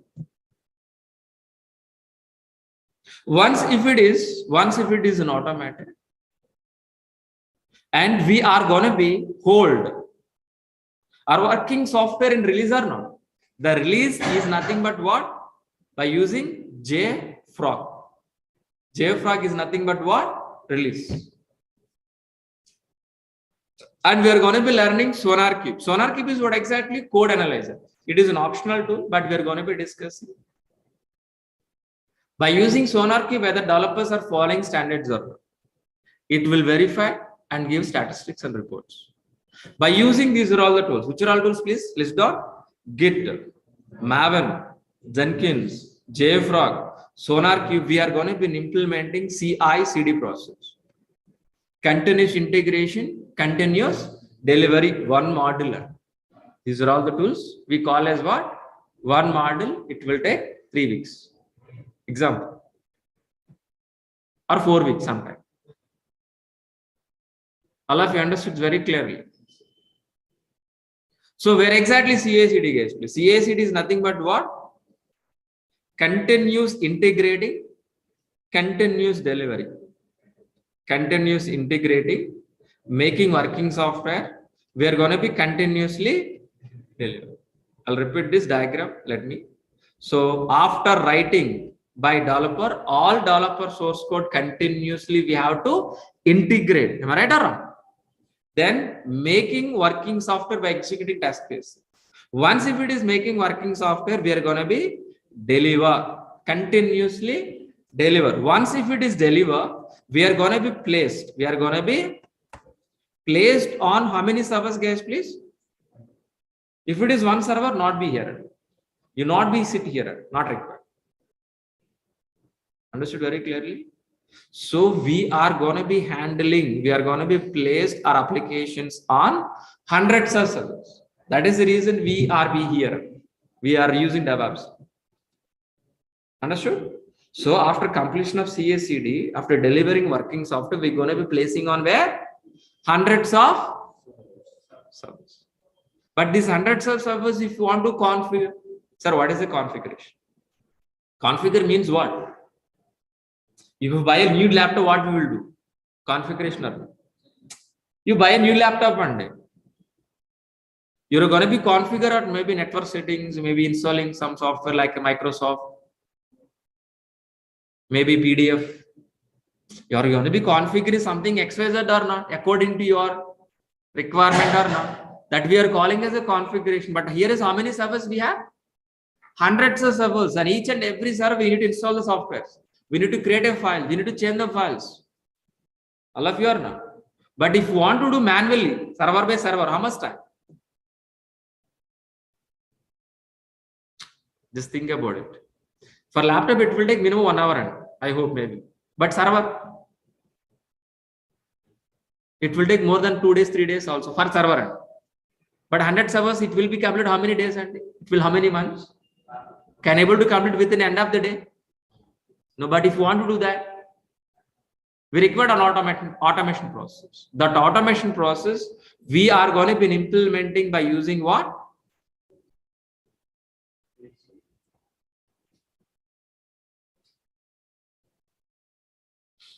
configuration management service. Configuration management. So what is an exactly configuration management? Please anybody help me? You know that answer. Manual process replaced with an automation process on a hundreds of servers. It is nothing but a configuration. So our job is what exactly? Creating files, installing softwares on hundreds of servers. How? With manual or without manual? Without automation. Manual or automated? And automated. For that we are using what? Configuration management. By using configuration management, hundreds of servers we can automate. We're going to be replaced with what? Manual process with what? Automation process. Automatically we can able to create a hundreds of servers. Automatically creating a files on hundreds of servers. Automatically installing softwares on hundreds of servers. Clear all of you? But for this, which are all the tools supporting guys, please? So it's going to be supporting Ansible and Chef. Ansible and Chef. By helping of configuration management, we can automate a number of dev environment, we can automate it, testing environment, we can automate it, production environment, we can automate. But we are going to be learning one push model. Ansible is a push model. Chef is a pull model. One push model we're going to be learning. One pull model we're going to be learning. Clear all of you? What is a pull? What is a push? Don't ask me. We'll discuss in the regular session. It will take 1 hour. For that statement, if you want to clarify, it will take 1 hour. Not for today. Okay. I will discuss deep discussion, not for today. And then we are going to be, please. We're going to be discussing what exactly? AWS. AWS is a complete course. We are going to be discussing AWS as a complete course. But here is what we are going to be understand. So as we discussed, we are configuring how many servers on day? 100 servers. From where we are getting hundreds of servers? If you have a laptop, you can configure. If you don't have a laptop, from where you can able to get it done? Question is that. Where? From where? How many times? How many ways we can able to get a servers on? Physically, like your laptop. Virtually and cloud. Which cloud? AWS. Which cloud we are going to be getting as please? Hundreds of servers. Hundreds of servers we are going to be getting from where? AWS. On top of hundreds of servers, we can able to implementing automated process by helping of Ansible and Chef. I'll repeat this point, very important point. Getting servers from AWS. After getting servers, we are going to be implementing an automated process by helping of Chef and Ansible. Chef and Ansible. That's very simple. Am I right? But so we are going to be deploying servers on where? AWS service. Am I right? By using Ansible, by using Chef, we are going to be deploying our applications on a hundreds of AWS servers. That is the point we're discussing from starting of the session. Application, what is an application? Am I right? First question is that or only. But I've shown you only one server, but right now 100 servers. But the servers are from where exactly we're getting? AWS. That is the point. Fine. But are we deploying our applications on only AWS servers? Are we deploying our applications on only AWS servers? No. We can deploy our applications on Docker also. We can deploy our applications on Docker container. Understood very clearly. If anybody asks you what is a Docker, what is the statement? Docker is for only websites deployment. Understood very clearly. What is a Docker? For placing our websites. Very simple word. What is a Docker? For placing our websites very easily. With the high performance, with low cost. Understood very clearly. How much cheap, For example, Pepegin you want to buy it for 10 rupees. Is it cheaper or not? Same quality, same fan, but 10 rupees. Same thing here. So for getting servers, instead of spending crores of rupees, we can able to deploy application with a minimal cost by using Docker. What is a Docker? Docker is an isolated area which is specifically deploying our application. That is a definition. but easy way for deploying our websites. Simple word. Definition point of view, Docker is an isolated area which is specifically deploying our applications. Understood very clearly. Example.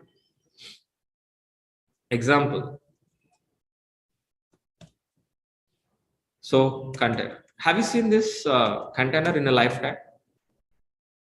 Have you seen this?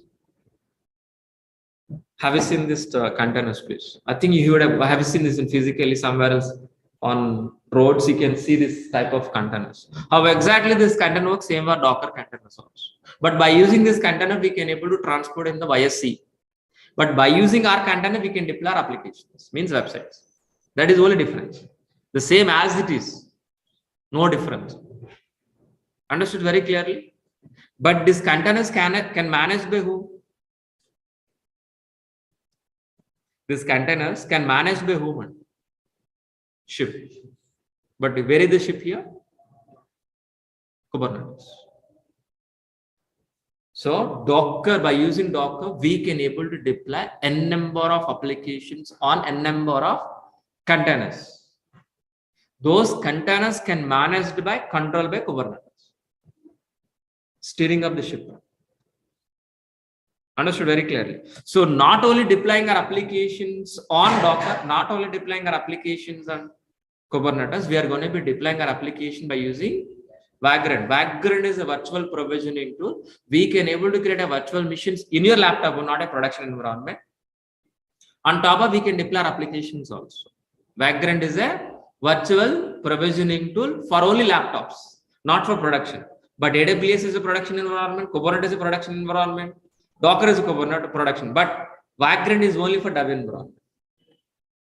And we are going to be using Negios. Negios is a system monitoring, means RAM, what is the RAM size, CPU, we can able to monitor. We're going to be learning ELK. ELK is a Elastic Logsus Kibana. We're going to be monitor applications, how exactly this website is performing. And we are going to be learning Terraform. Terraform is a cross cloud platform. By using Terraform, we can able to create a service in cross cloud, means AWS, Azure, Google, any cloud. By using these are all the tools,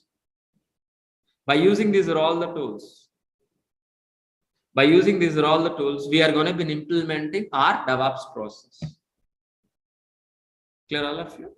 So what is the DevOps we understood? Which are all the tools we are going to be understood? And which tool is where exactly we are understood very clearly? Clear or not? What is the DevOps? If anybody asks you what is the single line answer? DevOps is an automated process implementing from dev environment to operation to make it speed, means shortest time, increase the quality, decrease the cost. This is only one sentence. Please write down and we can leave. Only one sentence. I'll repeat. What is the DevOps? DevOps is a process. So for implementing an automated process from dev environment to production environment or operation. While implementing this process, our working software, which is written by developer, making very speedily within a shortest time, we can deploy on production server with high quality, with low cost. It is nothing but DevOps process. This is only one point we learned for today. This is only one line sentence we learned for today only, the whole story. Okay. Tomorrow we are going to be discussing about what is AWS and what is the difference between AWS and DevOps. That is a class for tomorrow. I hope you people are understand what is DevOps enough for today. I don't want to hit your brains more for today. Tomorrow we'll discuss about what is AWS. Then we can compare. Understood? Very clear. That is a class for you. Do you have any questions, please? First, let me take an online student's question, then I'll take an offline. Okay, first let me clarify online students. So before taking the questions, please let us revise. So this is, as we discussed, DevOps plus AWS Linux special by me, Maha. So total duration is 4.5 months. Daily 1 hour class, 8 AM to 9 AM. 1 hour session only. Before 9 AM, I'll close the session. Don't be exceeded because of you need to practice. Monday to Saturday. Sometimes Sundays also. You're going to be paying 12,000 rupees fee. For what? Full AWS, full DevOps, but daily recordings. Without recordings, we can't be practice. Sorry. It is inbuilt, no separate videos included, nothing. It is a combo package, single time fee. So Linux basics, shell script, I'm going to be covering. No programming is required. Freshers and experience can also join in this course. If you want to join in this course, minimum graduate is more than enough. Daily recordings will be received by after payment via Google Drive. The 11 months of access from date of registration, you're going to be access 11 months. Sir, only 11 months? No, lifetime. Unofficially. Officially, 11 months. Unofficially, lifetime. But namesake, we need to give expiry date or not. That's what 11 months. And resume preparation, interview question and answers. Yeah. Four live projects. These 4 live projects inbuilt the course, not a separate. 80% of the software material, our course starts with what exactly? Very basic level, finish with an advanced level. And each and every session is a practically oriented session. It is my admin information. It is my course content link. I'm going to be share one more time in the chat box. Please be get it, all of you.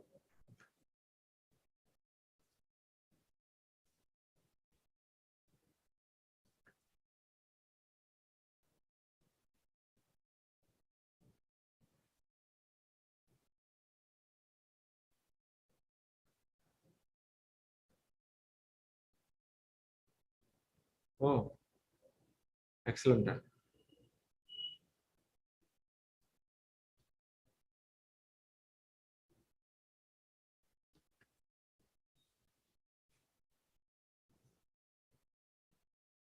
So please be get it. So before taking our questions, please. Before taking our questions, please.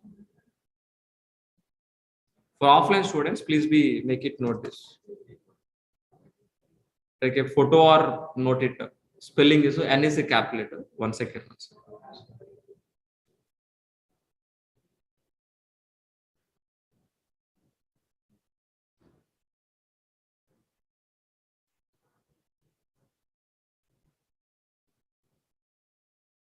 So please make it note. T.ly/NJXB.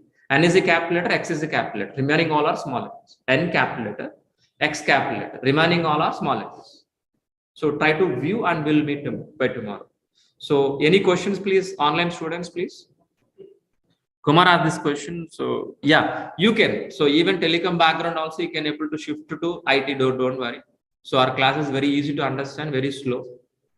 Everybody can understand, even non-technical students also easily can understand, please. Kumar, you can happily join.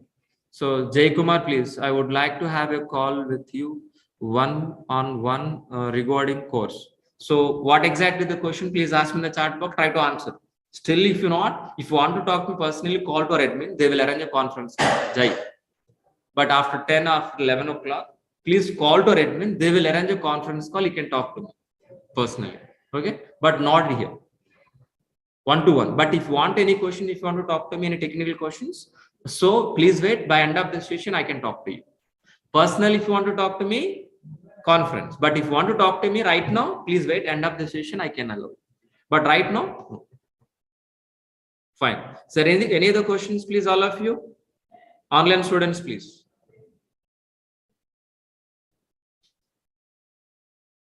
Online student, please. Yes, so IT, non-IT or experience, non-experience can join in this course easily, but December, January, usually it is less openings. That is a common thing. But after Pongal, after Sankranti, automatically the openings are increased. But if you join in this course, half of the course will be completed by January. Am I right or not? Then, so February end, maybe within 4 months, the course will be completed. So when you are going to be complete this course, more openings you can able to get it. Don't worry. From non-IT completion of 2018 batch, can I get a fresher? So 2 years maybe. Less than 2 years you consider as a fresher. Less than 2 years you consider as a fresher. If it is, I think, 4 years gap, that means you are going to be as an experienced. Vaday Bhaskar, yeah. Bhaskar asked this question. Job assistant definitely. I shared very clear resume preparation, entry, question and answers. So materials providing. Job assistant definitely. But any job guarantee, please talk to it. There is no job guarantee program in my classes, only job assistant programming. Bhaskar. Definitely. Yeah, is there any other questions, please, all of you? Is there any other questions, please?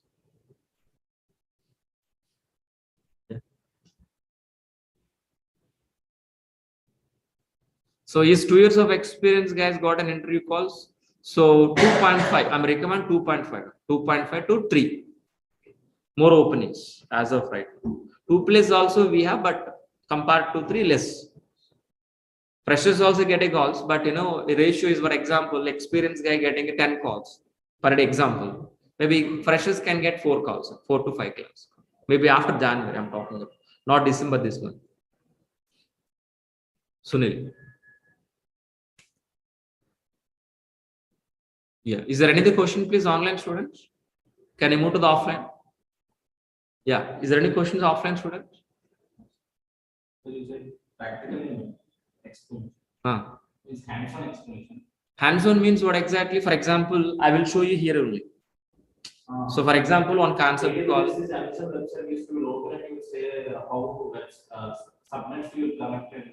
I will show you in the live itself. I will show in the live example. That is only simple example. For example, Ansible, how to write a playbook, how to execute the playbook, how to configure servers. Practically, I will show you slowly, class by class. That's what Ansible itself 3 weeks will discuss. Ansible itself 3 weeks. Chef itself 3 weeks. CICD 3 weeks. Ansible AWS 6 weeks. Sorry, 8 weeks. I think 8 weeks or 7 weeks. We are going to be discussing AWS. I don't exactly plus or minus 1. Docker and Kubernetes 1 month. Why? Because of practical things.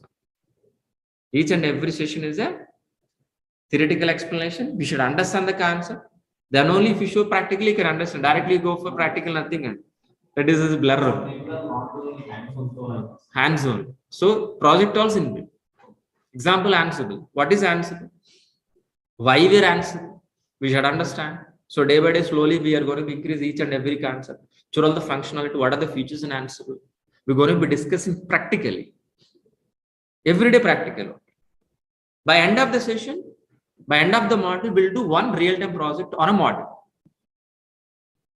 In AWS, in DevOps, 4 modules here. That means 4 projects. Ansible 1 project, CICD 1 project, Docker and Kubernetes 1 project, Chef 1 project.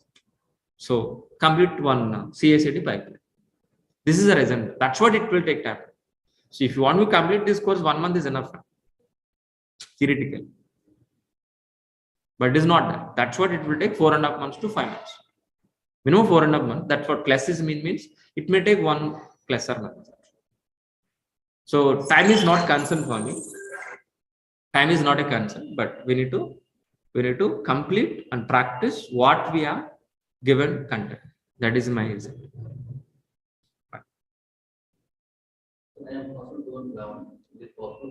One second. How much experience can I after this course?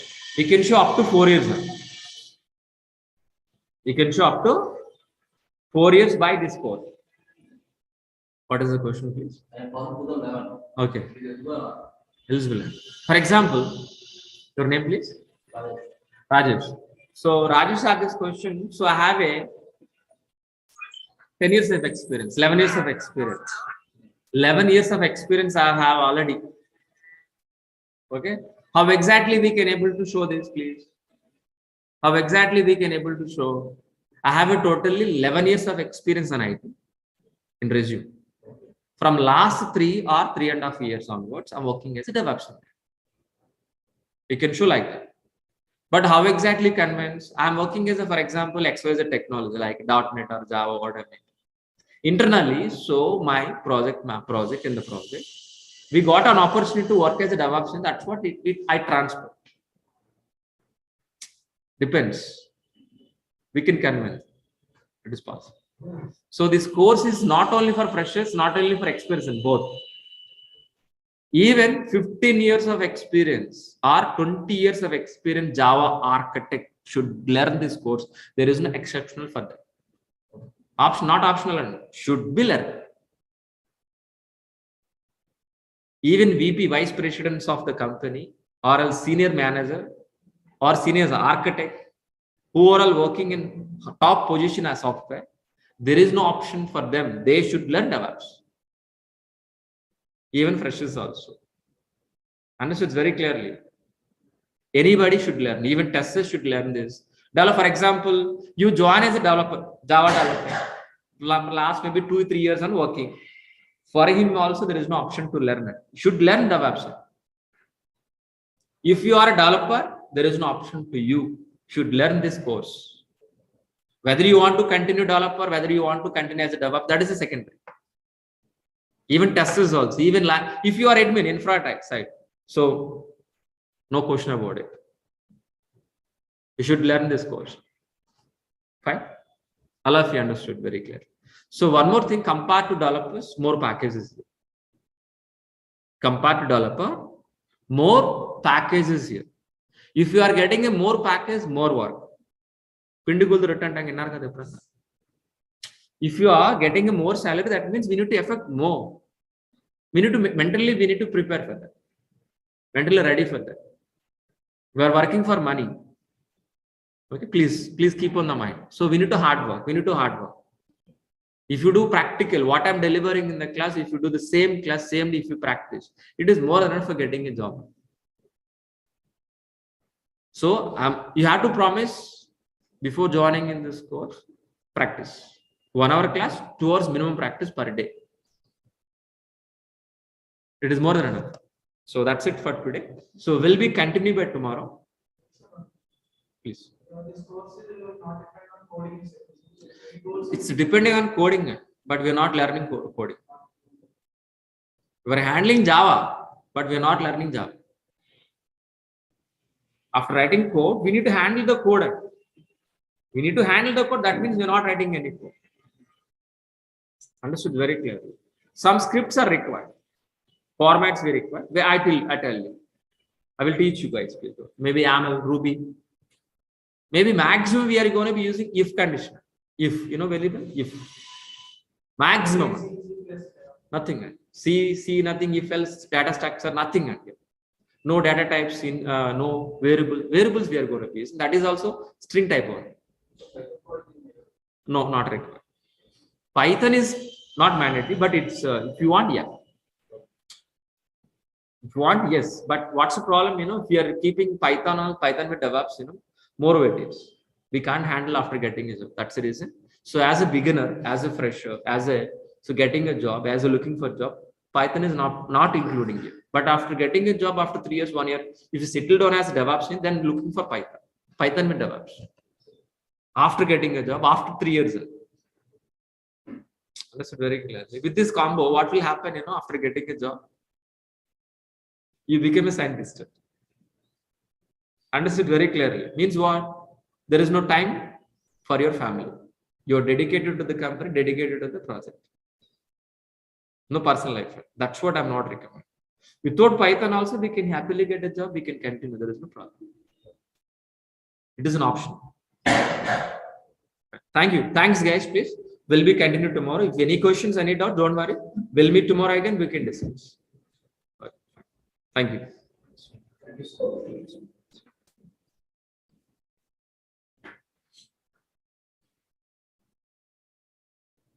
Thanks, guys. Please. We'll be continue by tomorrow.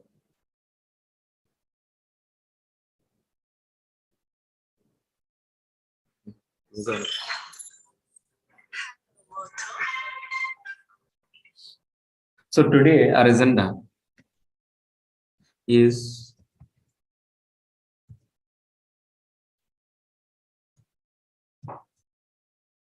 what is AWS? What is AWS? That is in exactly our agenda.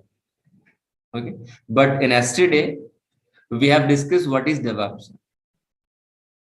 Okay, from new students we have, that is the reason. So what we are going to be, guys, please first. So we are going to be discussing about first. Just worry of what we have discussed in the last session. What is DevOps? Then we will discuss about what is AWS, and by end we can conclude, we can understand. So what is the difference between AWS versus DevOps? This is exactly our agenda for today. Understood very clearly. Fine. So before starting our session,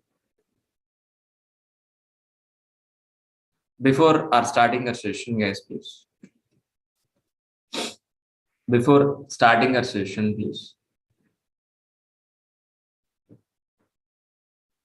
So online students, audio, video, everything is perfect. Can you confirm in the chat box once, all of you? Audio is clear.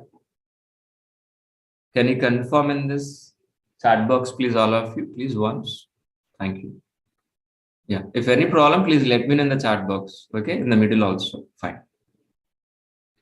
Fine. Thank you. Thanks for replying, all of you. Let it be continued. Okay. So first,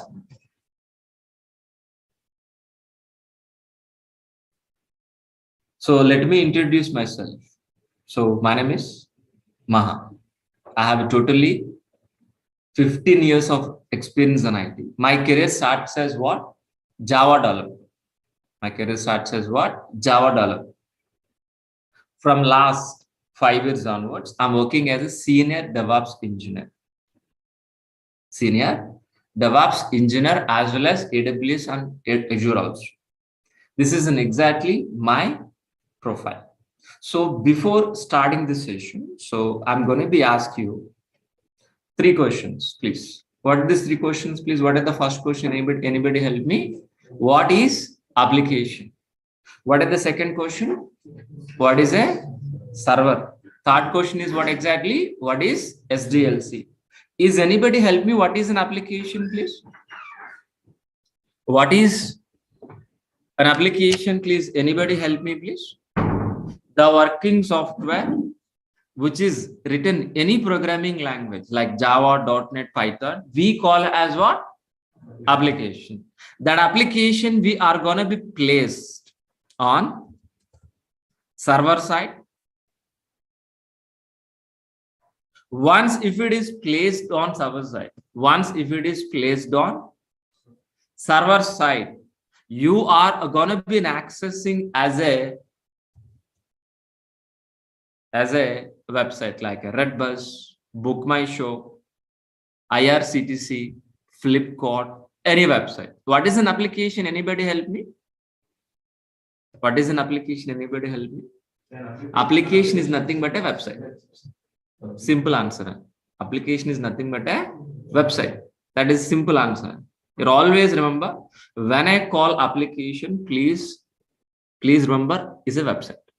If it is called a definition point of view, application is nothing but the working software which is written any programming language, the Java, .NET, Python, we call as an application. That application we are going to be placed on hundreds of servers. Once if it is placed on hundreds of servers, we are going to be accessing over internet as a website.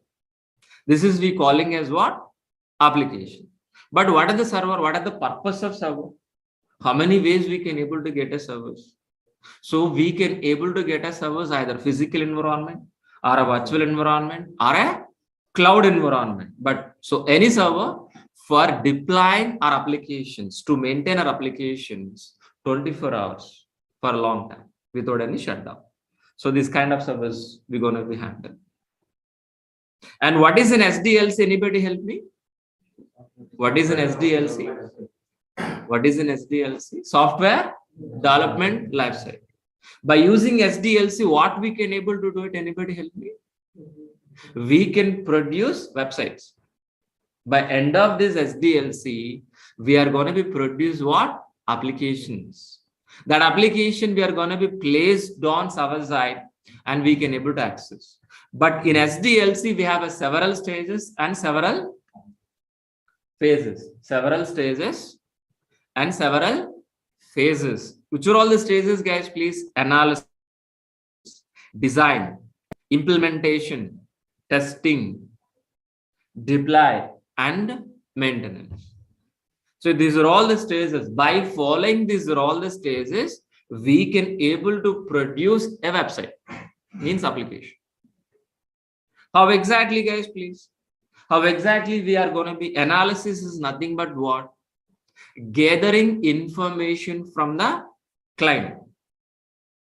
For example, if you want to construct the house, we need to gather the information or not: iron cost, cement cost, land cost, how much required, what is everything. We need to gather information or not. The same way. So how exactly this business? It is a travel business. How exactly this business? What kind of business? What exactly client, the business owner is expecting? So as a BA, business analyst, we are going to be gathering information from the business owner, is nothing but a client. How exactly it's going to be login page, how exactly it is registration page, how exactly it is dashboard, which technology, each and every information will be gathered. After successfully gathering information, our architects will be designed. Architect is going to be planning. Design is nothing but what? Plan. So to construct the house, we require a planner. Double bedroom, triple bedroom, apartment. Without plan, we can't be construct the house. Same way, according into the plan, our developers will implement. Software by using Java or .NET or Python, whatever. After successfully implementing software, whether the software is going to be working,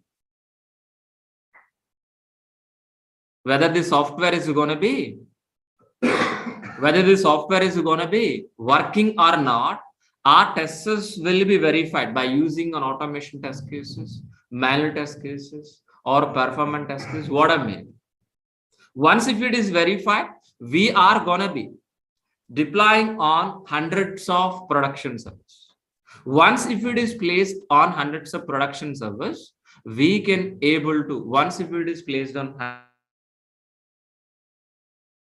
access over internet and website. That's it. No. So whether it is working or not, we are going to be monitor and maintenance. This entire process we calling as what? SDLC. SDLC. In SDLC, each and every IT employee is involved. Not only DevOps engineer. It is AWS admin, Linux administrator, developers, testers. We're all together as a team. As a team, we are producing a website. Like our cricket team, like a movie makers, all together. If you want to make a movie, so actors required, heroes, actors, editors, understood very clearly. And so many 24 crafts we have. Am I right? But here is actors are what? Developers. But director is DevOps engineer here. Understood? Very simple way understood here. But by end of the day, any IT employee, the developer or the tester or DevOps engineer, we have to produce an application to do business in online. By end of the day, any IT employee, his goal is for what? Produce a working software as an application. So to doing a business in internet. That is what exactly SDLC. In SDLC, we are going to be implementing our DevOps process. On SDLC, we are going to be implementing our DevOps process. What is it? DEV is nothing but what? Development. OPS is nothing but what? Operation. The combination of development plus operation we call as what? DevOps. That means what exactly? What we have understand. That means what we understand, guys, please. Our roles and responsibilities start from where? Dev environment. Ends with where? Operations. That means we are part of coding, build, test, release, deploy, operation. So our roles and responsibilities from coding to production environment. That means, are we going to be writing any coding? That means, are we writing any test cases? No, we are not writing any coding. We are not writing any test cases. Just we are going to be implementing an automated DevOps process from dev environment to production environment. That is in exactly our roles and responsibilities. What I said? What is a DevOps? Is DevOps is a technology? No. Like Java, .NET, Python? No. DevOps is a process. DevOps is a process which you're going to be implementing from dev environment to operation. But what exactly it will happen? Developers writing a software or not? Lines of code by using Java, .NET, Python or not? That code we're gonna be placing in from dev environment to production environment. While we delivering working software from dev environment to production environment, make sure whether you are delivering within a shortest time, with the high quality, with low cost is nothing but what? DevOps. So let me repeat this point. So what is a DevOps? DevOps is a process, that to automated process to make it shorten the software delivery into the production environment, and we need to provide with high quality, with low cost. We are going to be placing our applications on hundreds of servers with an automated way, with a transparent way. It is nothing but what? DevOps. But actually, what is the roles and responsibilities? Once if you're stepping into the company, what is the first priority goal? What is the major first goal? Have you remembered? Replacing with what? Complex pipeline with transparent pipeline. So when you go to stepping into the company, so you seeing only complex pipeline, an existing process, and already developers are working already an existing process. But what we are going to be? We're going to be replaced with what? A manual process with an automated process. The manual process we are calling as what? Complex. But automated process we are calling as what? Transparent. But so complex pipeline which we are calling as what? SDLC. Why we are calling complex process is this? Why SDLC is a complex? Because if it is a manual process. Because if it is a manual process from analysis to design to implementation, implement testing, it is a manual process. One team to another team, it is a manual process. It is not an automated process. So for example, while implementing this SDLC process, if you got any issue in the middle, any problem in the middle, any issue in the middle. So how difficult to identify this? Due to this manual process, so if you got any issue, easily can able to identify? No. No, experts are required here. We have experts. If you are hiring experts for this process, definitely we need to pay more salary. Yes or no? That means the cost is increasing or no? So we're going to be deliver in time? No, we can't be. That means the quality is decreased. So what is the point I want to tell you guys, please? Due to the manual process, if you got any issue occur, for identification, it will take long time. For resolving issue also long time. An example which I given was water pipeline. The water pipeline is underground. Somewhere else a blockage. Can able to identify that problem within immediately? No, it is not a leakage, it is a blockage. After identification, can able to fix this within an hour. It will take weeks. Water pipeline. But what we're expecting this, I don't want this complex pipeline, but I want to replace with what? Transparent. If it is a transparent pipeline, how exactly? I want to visualize transparent pipeline. The same water, everything is same, but I want to implement transparent. Once if it is, look at this. If you got any issue here, for example, any issue please here. Any issue in the middle, like any problem, any error occur in the middle of this pipeline. By one look itself, where is the problem, can able to see or not? And as soon as possible, can able to fix this issue or not? The same way in DevOps process also. Due to this an automated process, if you got any issue, any problem in the middle, we can able to fix this as soon as possible. It will take time, but it is a very shortest time. And so that is the reason. So we are calling as a DevOps is a transparent and automated process. A transparent and automated process. But actual DevOps transparent pipeline is look like this one. So in our course, we are going to be implementing this diagram. So we're all working for this 4.5 months for this diagram. For this implementing this diagram only, we are going to be spending 4.5 months here. So in this DevOps transparent pipeline, we have several stages.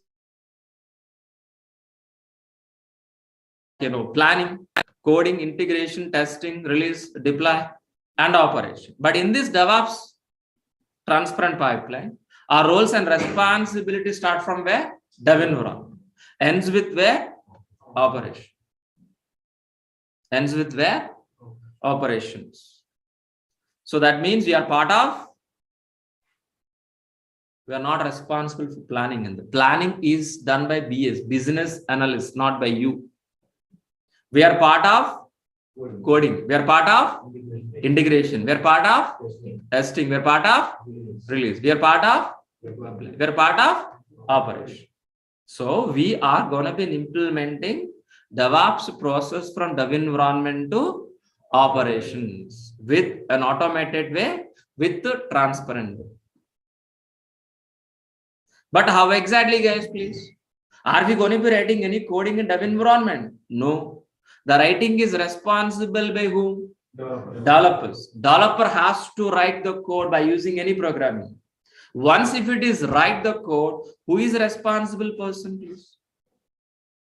Who is the responsible person to maintain, please? DevOps engineer. What I said very clearly, writing is responsible by the developer.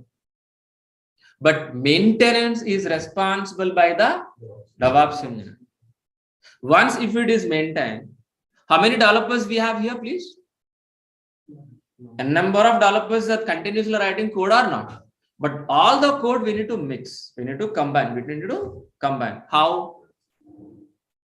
Only one, sir? No. So developers are continuously writing the same way as a DevOps engineer. Our responsibility continuously integrate. So developers are continuously writing a code. That code automatically we are going to be integrate continuously. Once if it is increase, once if it is integrate, so whether the software is working or not, we need to verify or not. We need to verify or not. That is the reason we are going to be executing test cases. But we are not writing any test cases, which is written by testers, just integrating in this process. If you got any issue, any error, automatically it is redirecting back to the developer. Developer has to fix the issue, again integration, again testing. So this loop will be repeated until zero errors. Once if it is zero error, that is we calling as a working software as an application or not. That is the first question which I ask you. If it is in working software, in the software, there is an error that we are calling as a working software as an application or not. Application is ready or not? Can we able to directly placing on live servers? No. We're going to be hard on a particular period of time. That place we calling as a release. That place we are calling as a release.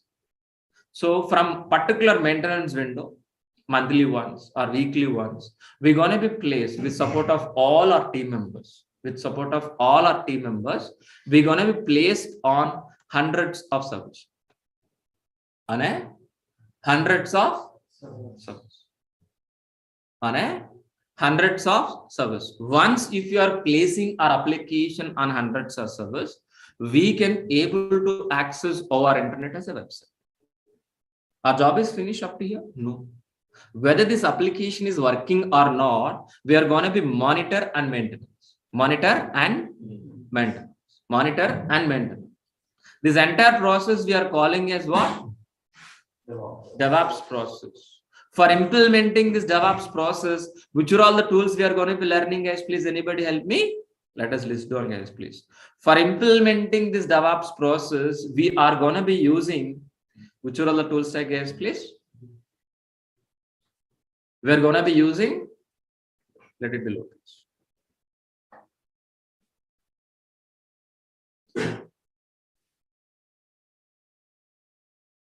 Git we are going to be using. Maven we are going to be using. Jenkins we are going to be using. JFrog we are going to be using. SonarQube we are going to be using. Ansible we are going to be using. Chef we are going to be using. Amazon Cloud we are going to be using. Docker, Kubernetes, Vagrant, Negios, Elk, and Terraform. These are all the tools we are going to be using for implementing this DevOps process automated. Got it very clearly? But so for implementing CI/CD, for continuous integration, making working software, continuous delivery for the CI/CD pipeline, we are gonna be using for what? Git, Maven, Jenkins, JFrog, SonarQube. So these 4 tools, these 4 to 5 tools, we are gonna be using for implementing CI/CD process. Once if it is deliver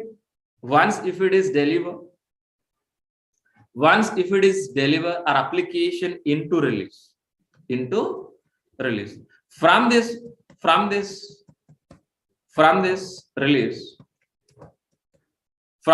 release, we are going to be placed on hundreds of servers or no? We are going to be placed in hundreds of servers or no? With an automated or manual way? Automated. So we have hundreds of servers. On hundreds of servers, if you want to create a file, if you want to install a software, if you want to change a file, how exactly, which process we are going to be using as please? An automated process. At a time, I want to install a software. At a time, I want to create a file on hundreds of servers. For that, we are going to be using configuration management. By using configuration management, we can able to replace with a manual process with an automated process. Instead of manually server by server installing software, at a time on hundreds of servers, we can able to install our software. That we calling as what? Configuration. Configuration is nothing but a setup. Installing, changing files, whatever. But which are all the tools we are going to be using? Ansible and Chef. Ansible is a push model. Chef is a pull model. Understood very clearly. But if you want to automate on hundreds of servers, so we require a servers or no? From where we can able to get it? Understood very clear. So we are going to be an automated process of hundreds of servers, agreed. But from where? We can able to get a servers from physical environment and implement DevOps process. We can able to get a servers from virtualization and we can implement DevOps process. And moreover, we can able to get a servers from cloud. Which cloud we are going to be learning? AWS. Any cloud, we can able to get any cloud, Azure, AWS, Google. If you want the infrastructure, we can able to get any form we can able to get it. On top of it, we are going to be implementing an automated process by helping of Ansible and Chef. Finally, we are going to be getting hundreds of servers from AWS. We are placing our application, our websites on hundreds of servers, cloud servers by helping of Ansible and Chef. So for my satisfaction, let me repeat this point. It's very important point. So hundreds of servers, getting servers from AWS. After getting servers, on top of 100 servers, we are going to be implementing an automated process by helping of Ansible, Chef. This is very important point. But so we are going to be placing our application on where? AWS cloud or no? Not only placing, not only deploying hundreds of servers, not only placing our website, not only deploying our application AWS, we can able to place our application Docker container also. Docker container. What is a Docker container? What is a Docker container? Very simple form. Container which contains software. Easily deploying a website. If anybody asks you what is a Docker container, what is our answer? We can easily place our websites. That's it. That is the answer for you. But if you ask me definition, Docker container is a isolated area. It is specifically deploying our website or applications. Sir, what is an isolated area? Separate. For isolation, what separate meaning is what? Synonym, separate. Docker container is a isolated area, means separate environment. On top of it, we are going to be placing our websites. Example, we are sitting in this room. This room is isolated or not, all of you? By helping of these 4 walls, ceiling and ground, 6 sides.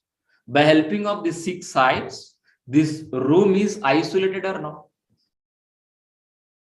On top of it, in this room, we are conducting DevOps classes or not? We're conducting DevOps classes in the same way. Docker container is an isolated area, which is specifically placing our applications. Example, containers. Example, containers, please. Example, please. This container.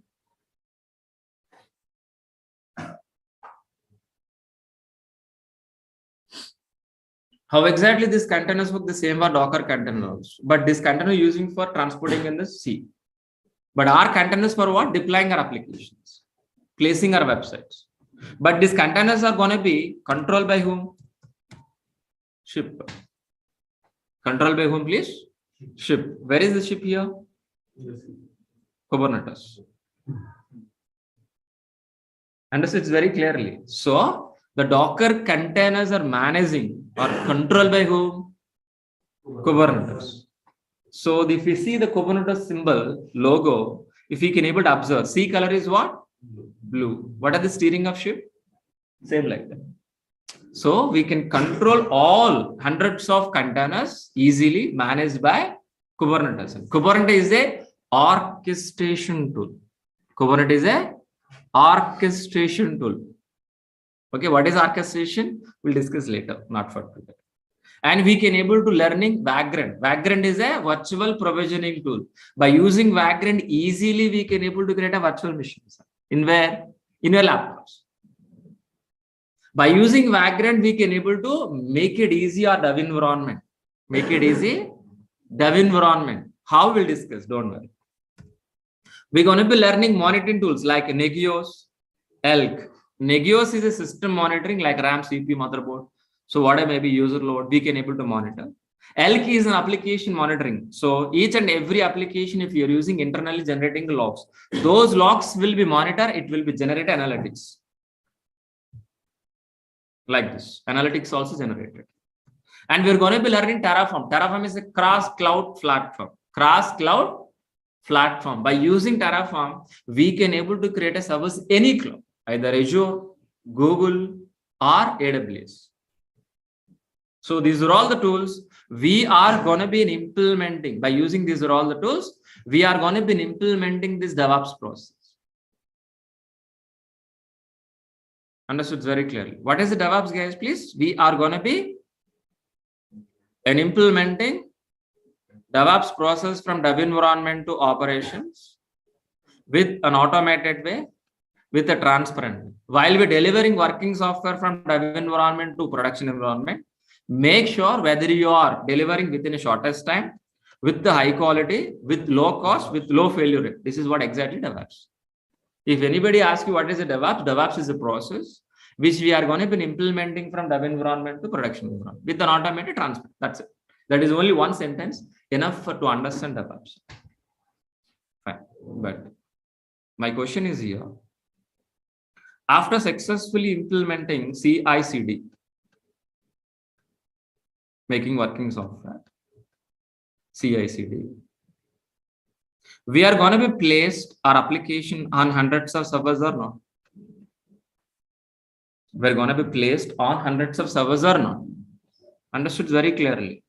But from where exactly you can able to get these hundreds of servers? Anybody help me? These hundreds of servers, from where exactly you can able to get it? Anybody help me?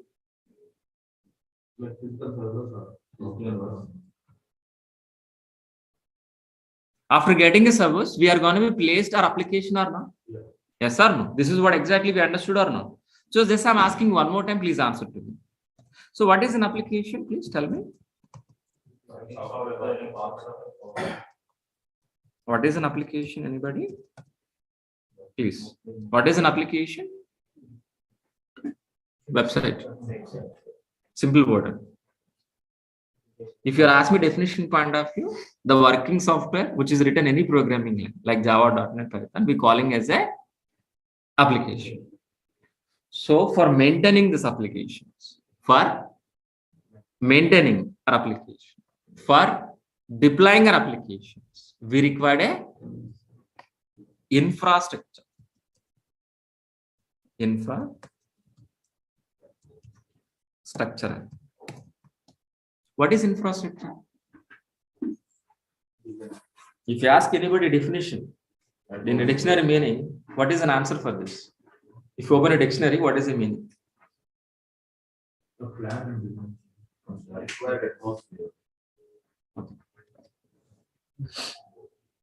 What is infrastructure? For example, to conduct this classroom, what kind of infrastructure is required? TV, laptop, internet, chairs, fans, my mobile, to specifically my water bottle also. Power also. Understood very clearly. So with this infrastructure only am I conducting these sessions or not? Understood very clearly. So to maintain our office, what kind of infrastructure is required? So office tables, computers, software, water bottles, AC, files, pens, whatever may be. So for that infrastructure, by using that infrastructure, can able to maintain our office or not? But my question here is, for maintaining our application, what infrastructure is required? Understood the question very clearly right now. What are the question I'm asking, please? For maintaining our applications, for deploying our applications, what kind of infrastructure we require? The first most infrastructure is server zone.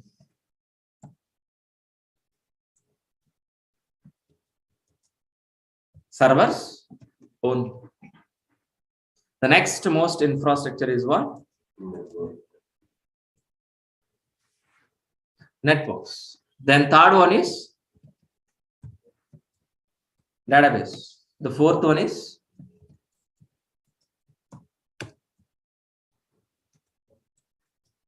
storage. So many.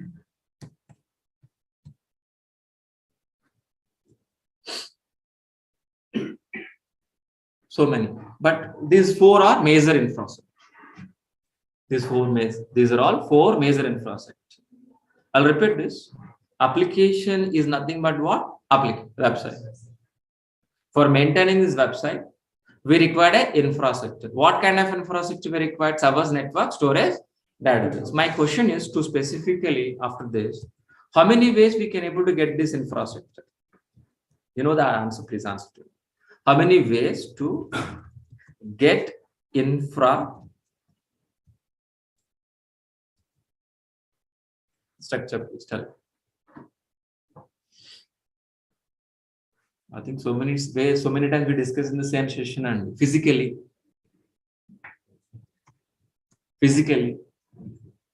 virtualization, environment, talking about environment, physical environment, virtual environment, and cloud environment. But the question is here is, what is the cloud? So specifically, what is a cloud computing? What is a cloud computing, guys, please? That is a question. So I'm going to be asking. So listen very carefully. Listen very carefully. Listen very carefully. What is a cloud computing? If you can able to access remote to placed resources over internet from a laptop is nothing but a cloud. Understood? Nothing. Am I right? Yeah. Let us discuss about what is a cloud. What is a cloud? Listen very carefully.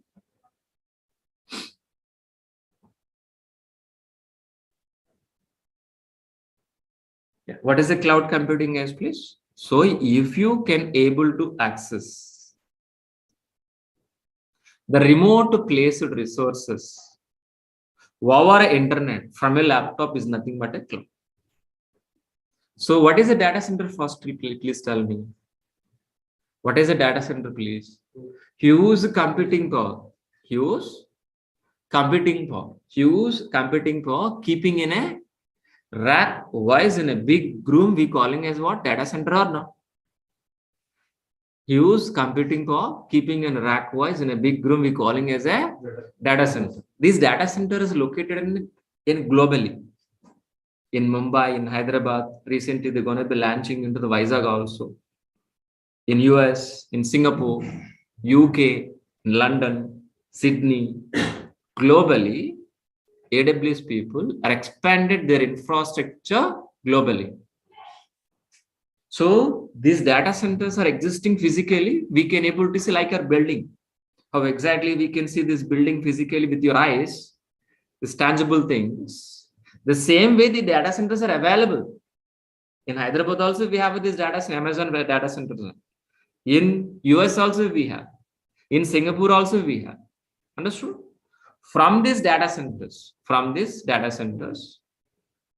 if you can able to access a server, a network, a storage, over internet from a laptop is nothing but a cloud computing. That is a statement I given. What are the statement, guys, please? So the remote placed resources, any infrastructure, either servers, network, storage, databases, if we can able to access over internet from a laptop is nothing but a cloud computing. So nothing but what?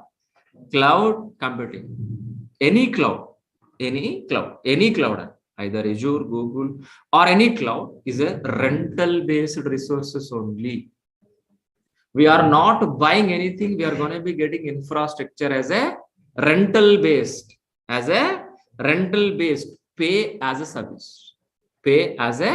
service, which is better for you. Build and use and select and use. Which is your favorite thing is out of these two? Construct then use, or else ready-made thing and use it. Right. Example, you want to go for railway station from your home. You want to go to railway station by car.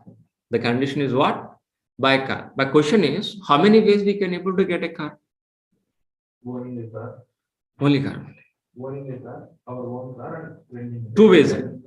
One is buying car, rental car.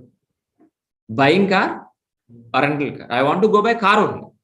But how many ways we can able to get a car? Two ways. One is buying car, rental car. If you want to buy a car just for reaching a railway station, really are you going to be buying a car? Just for reaching a railway station, really you're going to be buying a car. If you want to buy, how much amount you need to spend? Minimum 10 lakhs. You require driving license, you require pollution check, RC copy. Finally, you don't have a driving, you need to hire one driver, monthly maintenance. After reaching a railway station, where you park the car, a lot of issues. Instead of that, if you book a Wala cab, within 10 minutes, the car is available at your doorstep. Without worrying about all these things, just getting into the reach railway station, what is the tariff you can pay? Maybe 300 to 500 rupees. So instead of spending 10 lakhs, are you going to be spending 500, which is easy for you? So our purpose is what? Just for reaching railway station. Our purpose is fulfilled or not? The same concept here also. Just for deploying our application, are we going to be buying a server? We're going to be go for what? Rental servers. From where? Cloud. Understood very clearly? Cloud is a rental based infrastructure. for deploying our applications, what kind of infrastructure we require, we can able to get it easily.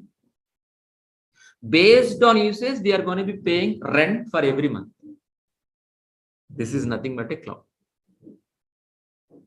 This is nothing but a cloud. But which are all the clouds available in the market leading? Azure is, AWS, Google. But which cloud we're going to be learning?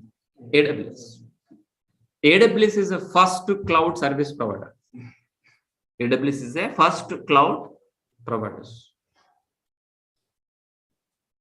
In AWS, we're going to be learning these many models: VPC model, EC2 model, RDS model, S3 model, VPC model, EC2 model, RDS model, and S3 modules. Each module will take minimum 2 weeks.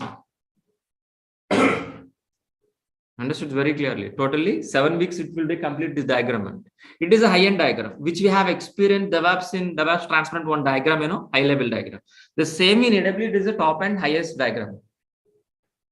In this, we are going to be learning 4 modules. What is the first module, guys, please? VPC. VPC is nothing but what? Network. EC2 is nothing but what? Computing power. Servers. RDS is nothing but what? Databases like Oracle, MySQL.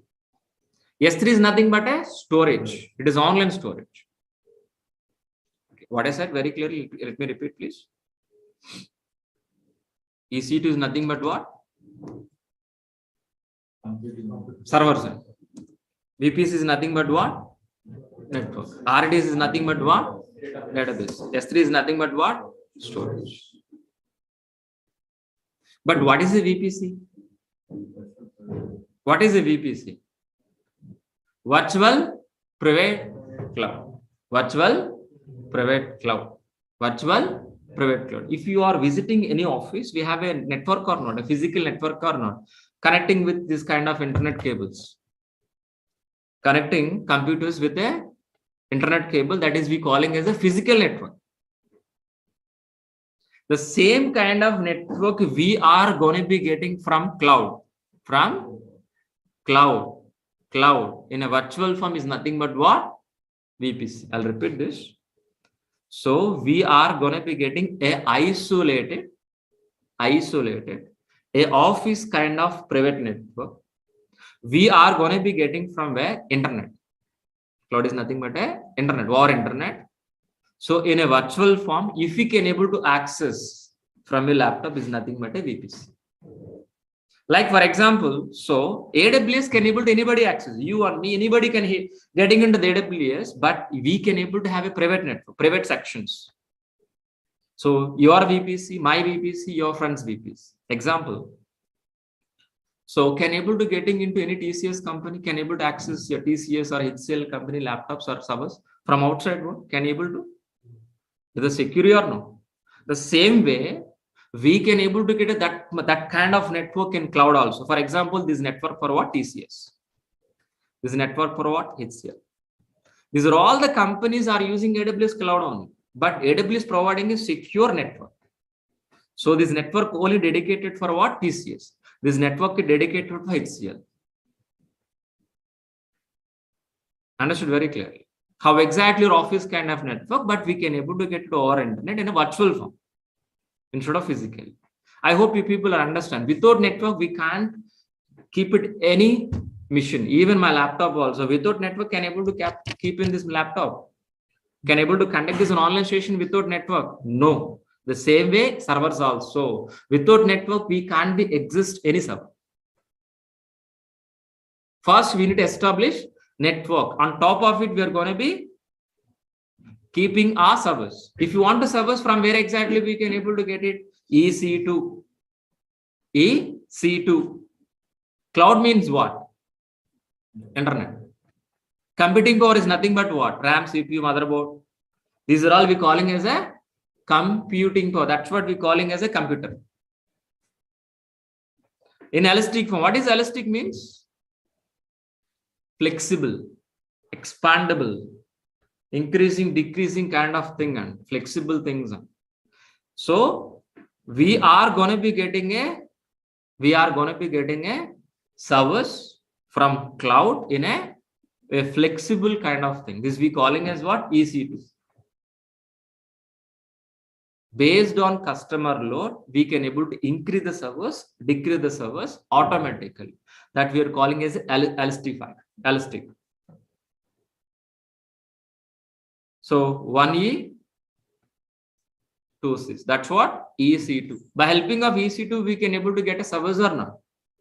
So which are all the components available in a laptop? The same components available in server also. RAM, CPU, motherboard, RAM. These are all the resources having in a laptop also or not. But same kind of resources in server also. But laptop is only for home purpose. Server is for deploying our applications. For example, I want to deploy Hotstar application. I want to deploy Hotstar application. And how exactly, please? First, you need to establish network. We need to create one virtual network in the cloud. Once if it is create a network, on top of it, we are going to be creating a servers.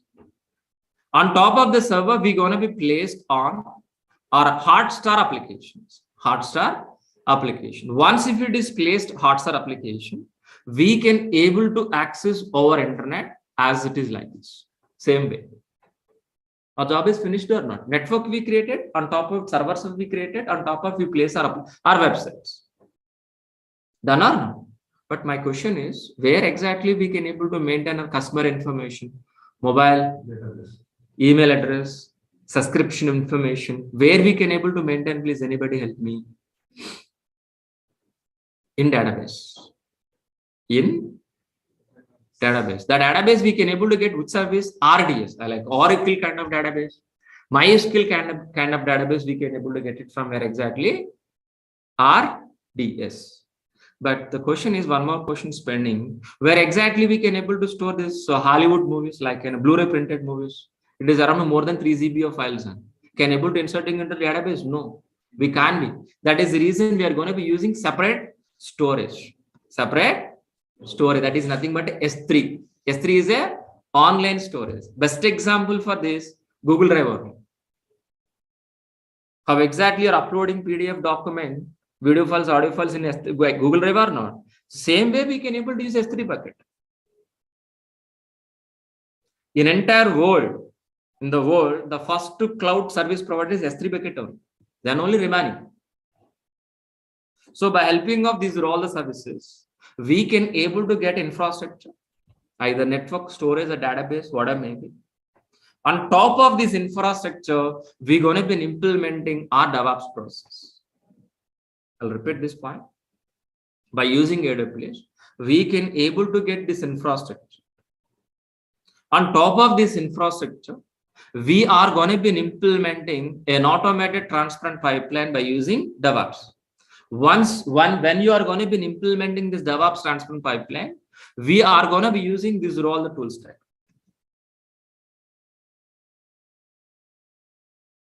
Got it very clearly? By using AWS, we can able to get only infrastructure. But to automate the process, to automate that infrastructure, we are going to be using DevOps process. But if you want to implement DevOps process, we are going to be learning what? These are all the tools. This is exactly what is DevOps, what is AWS. Got it. So before taking your questions, so let us revise my course overview. Let us revise my course overview.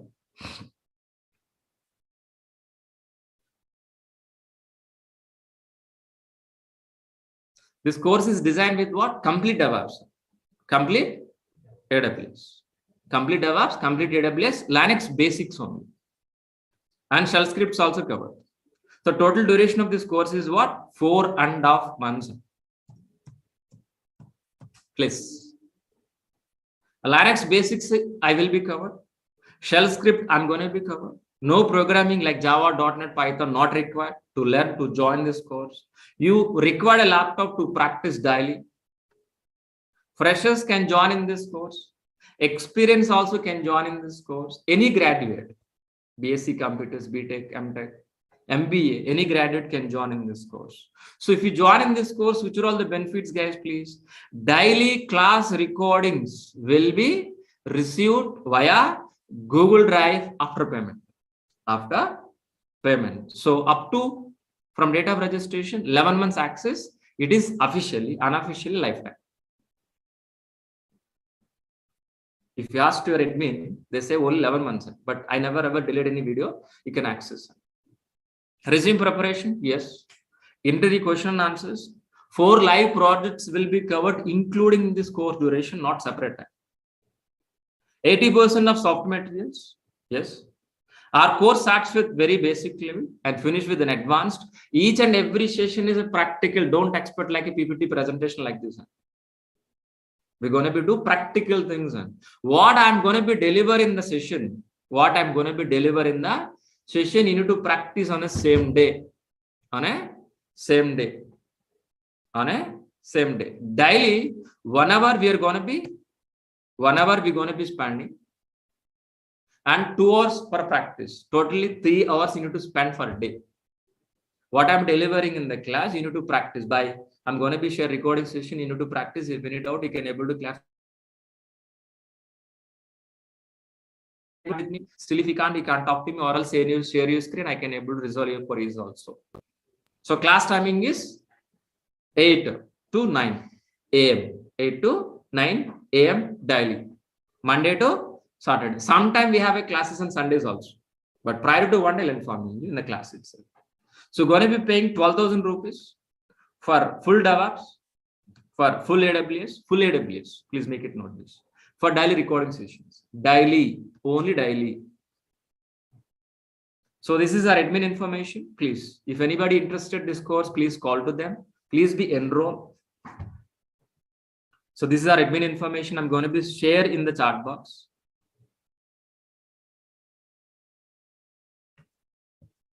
So this is the course content link. I'm going to be sharing the chat box. Please be. So just if you copy paste this link, just to copy paste this link in the chat box, or else any browser. So it will be redirecting into our drive. So the first document is what exactly? Course worry, which I have discussed right now. The second document is what? What exactly? DevOps content. The third document is what? AWS content. Please revise this once, because if we can't discuss which are all the topics in demonstration, it will take for 1 week demonstration. So I don't want to waste your time. Got it very clearly? Please revise what I'm going to be discussing in 4.5 months. So 20 pages of DevOps content. 20 pages of DevOps content. 10 pages of AWS content. Please revise. Please revise this content. Okay. So each and every student, I hope you will receive this content. Offline student, by end of the session, you can able to take it.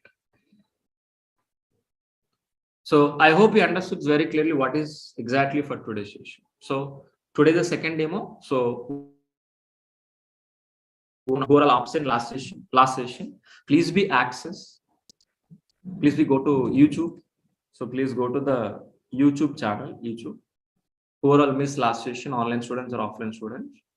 So go to the YouTube.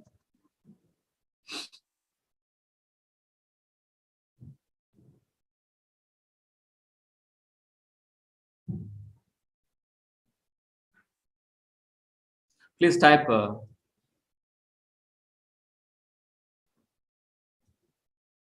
Durga Soft. Click on Durga Soft channel. Click on videos. In the video somewhere else, DevOps with the AWS. Demo number 1. This is yesterday's session by Mr. Maha. Please verify with whether it is by Mr. Maha or not. So DevOps with AWS demo 1, by Mr. Maha. The same way. So today's session also uploaded. After this session, if you want to revise, please go through this once and please be joined by tomorrow. So we're going to be start a regular session by day after tomorrow. Tomorrow is the last day. Only 3 demos only. There is no 1 week demo zone. I don't want to waste your time. And day after tomorrow onwards, our regular session will be started. Who are interested, please be enrolled today or tomorrow. So choice according to your your budget, whatever may be adjustment. Please talk to admin. They will help you do that. How to pay, how to payment. Please do that. So please approach your admin. So please be enrolled. After enrolling only, you're going to be receiving daily recording sessions. Okay, fine. So that is exactly for today's session. So tomorrow we're going to be discussing of types of servers. So we have pending physical servers, virtual servers, cloud servers. What is the different those things? How exactly? So we're going to be discussing for tomorrow. So that is exactly for tomorrow's session. Yes, please. So do you have any questions, please? Thanks, Sai, please. Thank you. Thanks for replying. Any questions, please? Online students. First, let me clarify online student, then go for offline. Okay. Please ask, please, any question online students, please. Do you have any questions, please? Online students. So Mauni, thanks. Thank you. Thank you, Mauni. Thanks for replying. So Kumar asked this question. After completion of this course, how much experience can I show for a job? For this, if you complete this course, my course, you can feel inside 1.5. Really, you can feel 1.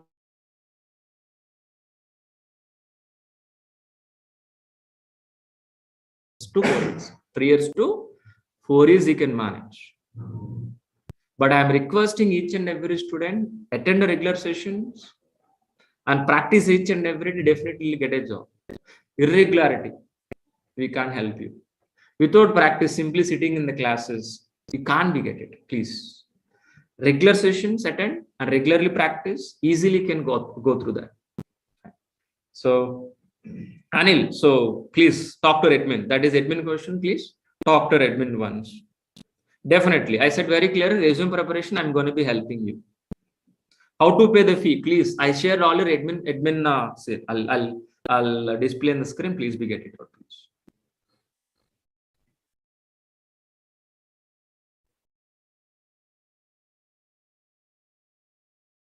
See. So please contact our admin. They will help you, please. So Vinay, please talk to admin. Any technical question, please ask me. How to pay, how much, installment, please approach to admin. They will help you. Okay. Is there any placement providing after this completion? Placement assistance, there is no placement guarantee. Only placement assistance. If any placement regarding, please talk to admin. Okay. They will help you, please. Mauni, please talk to admin. They will arrange a conference call. I will talk to personally. Mauni. So at 2 o'clock or 3 o'clock for today, please call admin. They will arrange a conference call, Mauni. I will talk to you personally for your career guidance. Definitely. So Raj, please, sir, for doubts, clarification, can I join offline? Yeah, you can. Offline, online student, for example, who are available nearby in Hyderabad.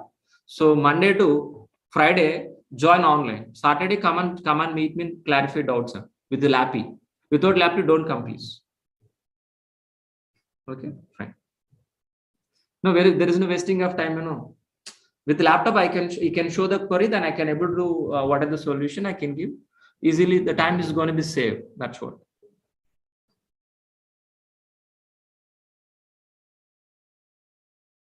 Please. Rahul, I already shared, please. 1 second. This is course content link, please. I shared one more time, please be.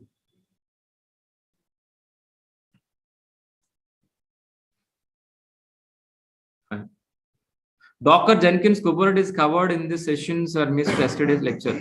When I today also discuss what is a Docker, what is a Kubernetes, what exactly. So we're going to be spending Docker and Kubernetes 1 month. In depth, we're going to be discussing. Because of that, those two tools are very important tools. That's what more concentration of those tools also. So so we are going to be using cloud machines. We can practice in virtual machines also, not required. So happily we can able to practice in AWS. How I will teach you, don't worry, in the coming sessions. Definitely. Definitely. You can come and meet me after the course also. After completion of the course also, if you want to meet me, if you want to clarify, yeah, definitely I will available. Don't worry.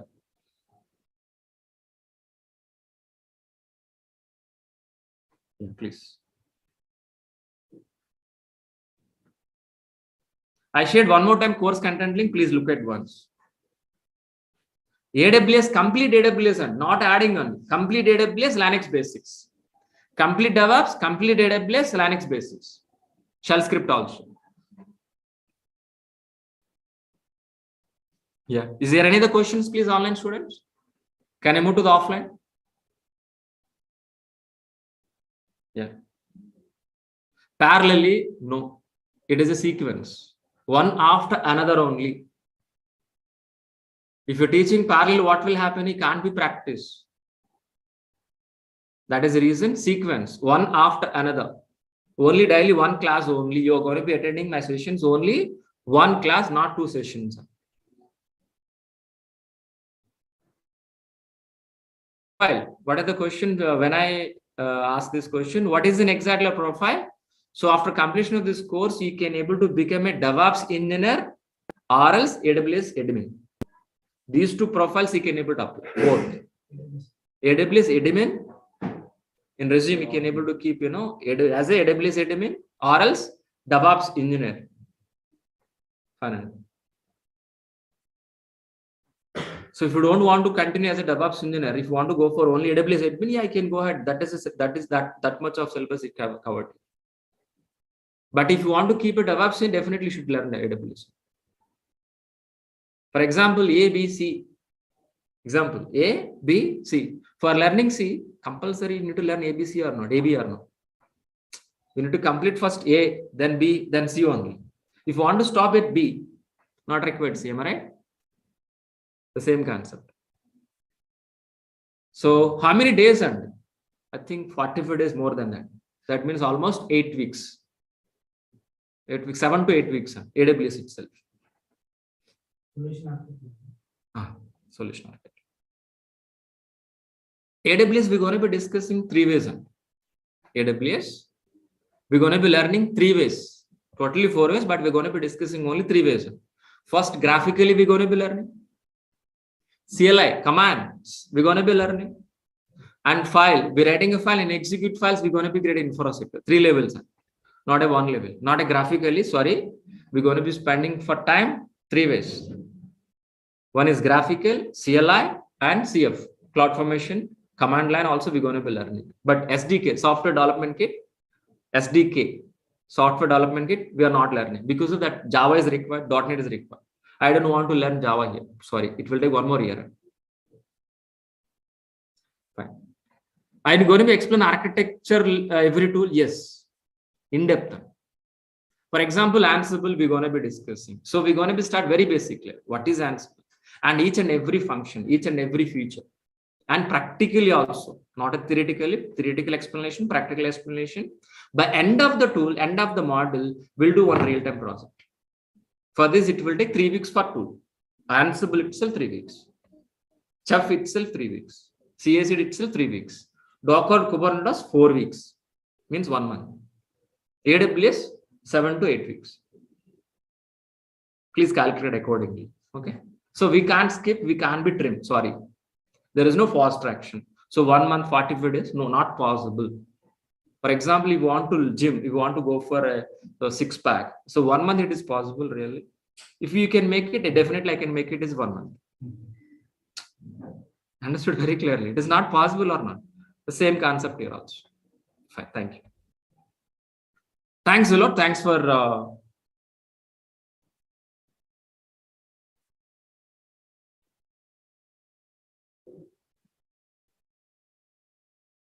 so we have teaching.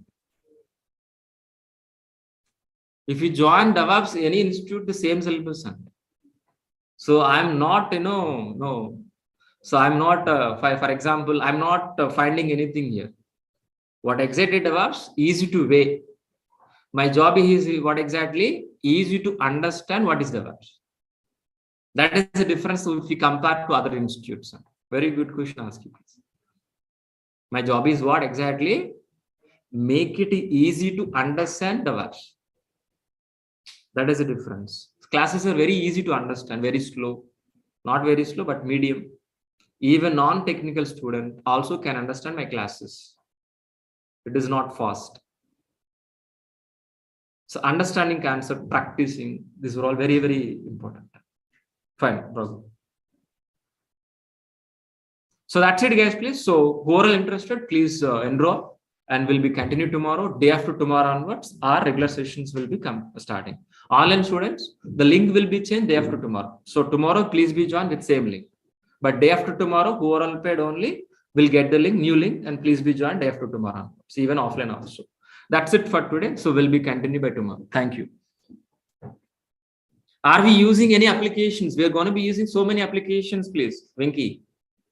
So Tomcat, Java applications, web servers, database servers, we're going to be learning all together.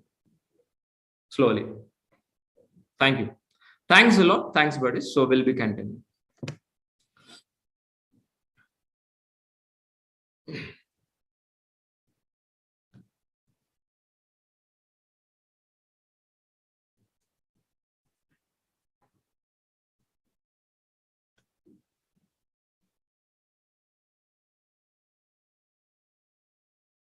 Take a photo.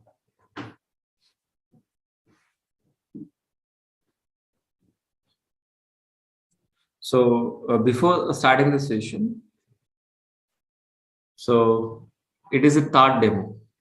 It is a third demo. So demo 1, demo 2, it is already uploaded in YouTube. It is already uploaded in YouTube. How you can able to access those videos, please just type in YouTube. Go to the YouTube, please.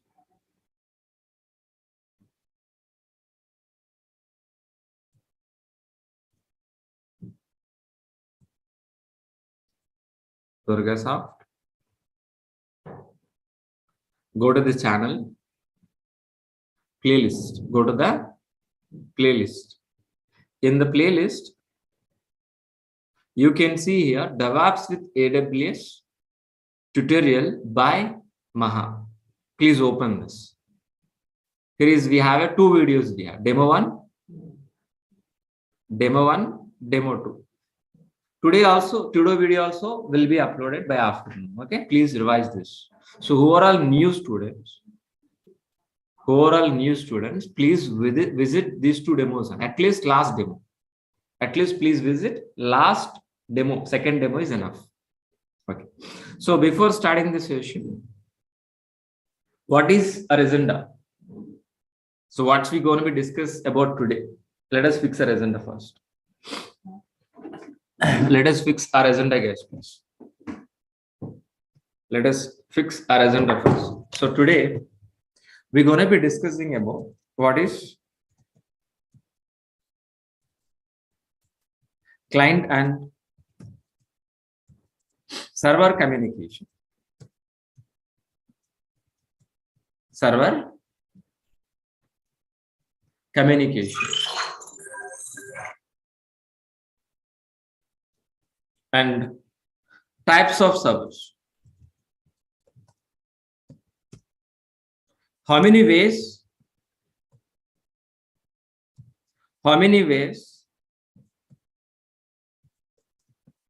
get servers? So what is a physical server? What is a virtual server? What is a cloud service? And what is the difference?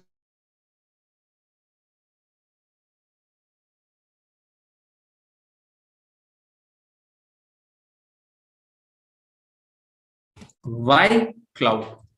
Why we are shifting into the cloud? We can understand by this end of this session. So before starting this session, so let us worry off, please. Let us worry off, because of some new students we have here. That's what. Let us worry off what is DevOps. What is AWS? First, let us worry. Within 10 to 15 minutes, we'll complete this. then we are going to be start this. So this is an exactly our agenda for today. So first let it be start. So tell me, what is the DevOps? Please, anybody help me? Yeah. You know very well. What is an application? Please, anybody help me, please? An existing website. Yeah. Application is nothing but a website. The working software which is written any programming language, we call as what? Application. That application we are going to be placing on where? Server side. Excellent. Thank you. On server side. Once if it is placed on server side, we can able to access over internet as a website. But if you want to produce a Flipkart or a Redbus kind of applications, we are going to be using SDLC. SDLC. In SDLC, we have several stages like analysis, design, implementation, testing, deploy, and maintenance. By following these are all the stages and phases, we can produce a working software and place on server side. Then there itself we are going to be accessing as a website, as a Redbus or Book My Show or whatever maybe, guys. Abibus, whatever maybe. So how exactly, guys, please? First we need to gather the first information. First we need to gather information. What exactly this business, whether it's travel business, how exactly login page, how exactly registration page. Gathering information from the client. Based on that, it will be design. Design is nothing but what? Plan. According to the plan, our developers will write the programming, either Java, .NET, Python, or anything, guys, please. Or anything. Once if it is implemented, implement, ready the software, whether the software is in working condition or not, so our testers will be verified. Once if it is verified, so we are going to be placed on hundreds of servers. Then there itself we are going to be accessing over internet as a Abibus or a Flipkart or Redbus, whatever. That's it. No. So we have to monitor and maintenance this websites, so that we are calling as what? Maintenance. By following these all the stages, we call as what? SDLC. But as a DevOps engineer, what we are going to do, guys, please? As a DevOps engineer, what is exactly our roles and responsibilities? Replacing with the complex pipeline, with transparent pipeline. So what is an exactly complex pipeline? So SDLC is a complex. Why we are calling complex? Because of it is a manual process. From analysis to design, design to implementation, implementation testing, testing to deploy. It is a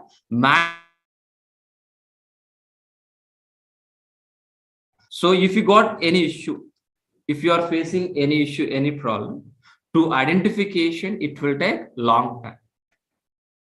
For resolving issue also, it will take long time. That means the cost is going to be increased or not. It will take more time or not. Definitely. So the quality is decreased or not. That is the reason we are calling as what? Complex pipeline. Example, this is water pipeline. This water pipeline is underground. Somewhere else a blockage, can able to find immediately. We can't be find immediately. Am I right or not? And after finding also, it will take a couple of weeks to rectify this problem. The same way our SDLC also. But what we are expecting, guys, please? Transparent pipeline. So just we are replacing complex pipeline with what? Transparent pipeline. Everything will be visualized. If you got any problem, any issue, we can able to see it's one look itself or not. Yes, obvious. What one look itself we can able to see, we can able to rectify as soon as possible. The same way, DevOps also. DevOps is what exactly? DevOps is an automated transparent pipeline.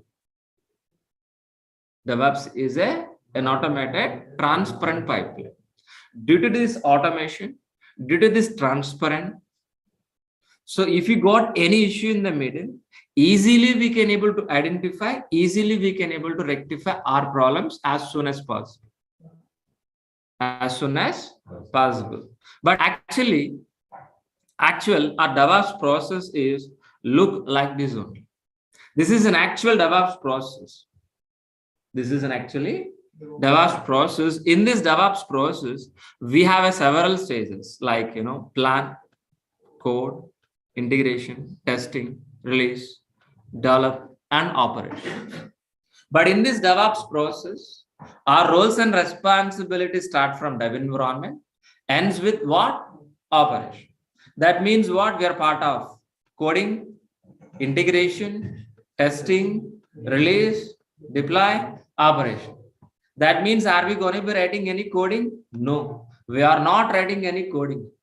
Are we going to be writing any test cases? No. But as a DevOps engineer, what we are going to be doing, guys, please? Just we are going to be implementing an automated, a transparent pipeline.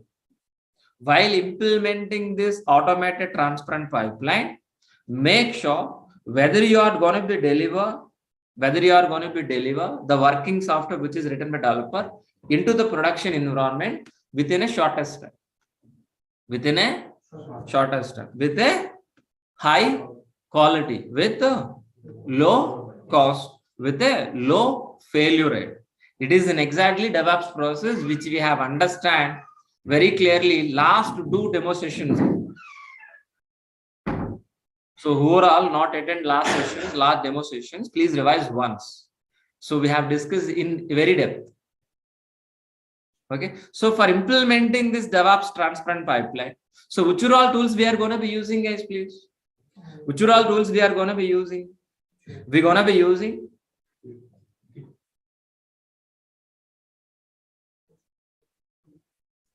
Git. We are going to be using. We're going to be learning Git administration. Git itself 1 week we're going to be learning it. Maven, Jenkins, JFrog, SonarQube. So which are all the tools, guys, please? Git, Maven, JFrog, Jenkins, SonarQube. By helping of these are all the tools, we are going to be implementing CI/CD process. CI/CD process. The CI/CD process from where to where, guys, please? From here. CI/CD, continuously integration, making working software. We are going to be deliver continuously. Once if it is deliver, we are going to be placing our applications on hundreds of servers. These hundreds of servers, we are going to be automated. We are going to be automated by helping of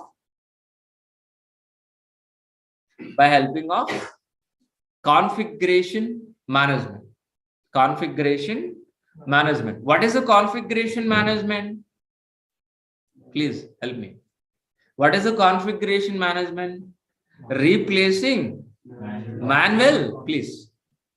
Replacing what exactly? Manual process with automation process. So we are gonna be creating files, installing software, changing files at a time on hundreds of servers with an automated process at a time.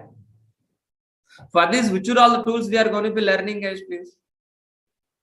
Which are all the tools, please? We are going to be learning Ansible and Chef. Ansible is a push model, Chef is a pull model. So, but if you want to automate these hundreds of servers, from where we can able to get it? By using Ansible and Chef, we can able to automate hundreds of servers. We agreed on. But those hundreds of servers from where? We can able to get it either physical environment or virtual environment, and more specifically AWS cloud. From AWS, we can able to get hundreds of servers. Hundreds of servers. On top of hundreds of servers, we are going to be implementing an automated process by helping of Ansible. All right, Chef. So are we going to be deploying our applications only AWS servers? No, we can deploy our applications on Docker container also. Docker container is an isolated area which is specifically deploying our application. What meant for Docker? Docker is for what? No. Websites. Easy to clean applications on Docker. Very easily. Very easily. Very easily. So how exactly, for example, if you want to transport a C products via C, how exactly, please, we are using containers or no? Yes or no? Obviously, containers or not, please. By helping of these containers, we can able to transport any product via C or no? How exactly these containers work? The same way our Docker container also. Our Docker container also. But these Docker containers, it's going to be managed or controlled by Kubernetes. These are all the containers going to be managed by whom, please? Ship. How exactly the ship works? The same way our Kubernetes also. By using Kubernetes, we can able to manage or control n number of containers. I hope each and every student, what is a container? What is a Kubernetes? You understood idea. If you don't know, if you not understand, don't worry. We're going to be discussing deep discussion 1 month. These two tools we're going to be discussing 1 month. If you not understand, don't worry. Okay. So we are going to be deep discussion and with the practical examples. Okay. If you understand, very good. If it is not understand, also very good. Fine. So next tool is what exactly? Vagrant. Vagrant is a virtual provisioning tool. By using Vagrant, we can able to our dev environment make it easy. Make it is easy. And we are going to be learning Nagios. Nagios is a system on a RAM, CPU, motherboard. We're going to be monitoring. And we're going to be learning ELK. Elastic, Logstacks, Kibana. By helping of these 3 tools, we are going to be monitor our application. How exactly this performance. So each and every website is generating in the background logs. Those logs will be monitored and it will be generated analytics. How exactly our application performance. So what would be the next action, next month action, next year action, we can able to decide, but right now. So Terraform, we're going to be learning, guys. Terraform is a cross cloud platform. By using Terraform, we can able to create infrastructure in any cloud, either Azure, AWS, or any cloud. So what I'm trying to tell you, please, by helping of these are all the tools. We are going to be implementing our DevOps process. So while implementing this DevOps process, what exactly, guys, please? Developers writing the code. That code is going to be integrated. That after integration, whole software, it's going to be verified by test cases. The test case verified, we are going to be getting a working software as an application. That application, we are going to be halt on release. Once if it is halt and release on a particular maintenance window, we are going to be placing our applications on a hundreds of servers or not? Yes or no? Yes or no? But if you want to implement this DevOps process, we require infrastructure or not? But tell me, what is infrastructure? Please. What is infrastructure? Anybody help me?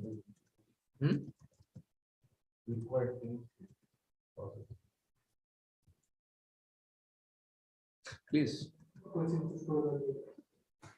What is infrastructure? Yesterday only we have discussed. So, first, what is an application? Simply a website. What is an application? Website. For maintaining these applications, for deploying our applications, means websites. So we require infrastructure or not? But what kind of infrastructure we require? Maybe servers,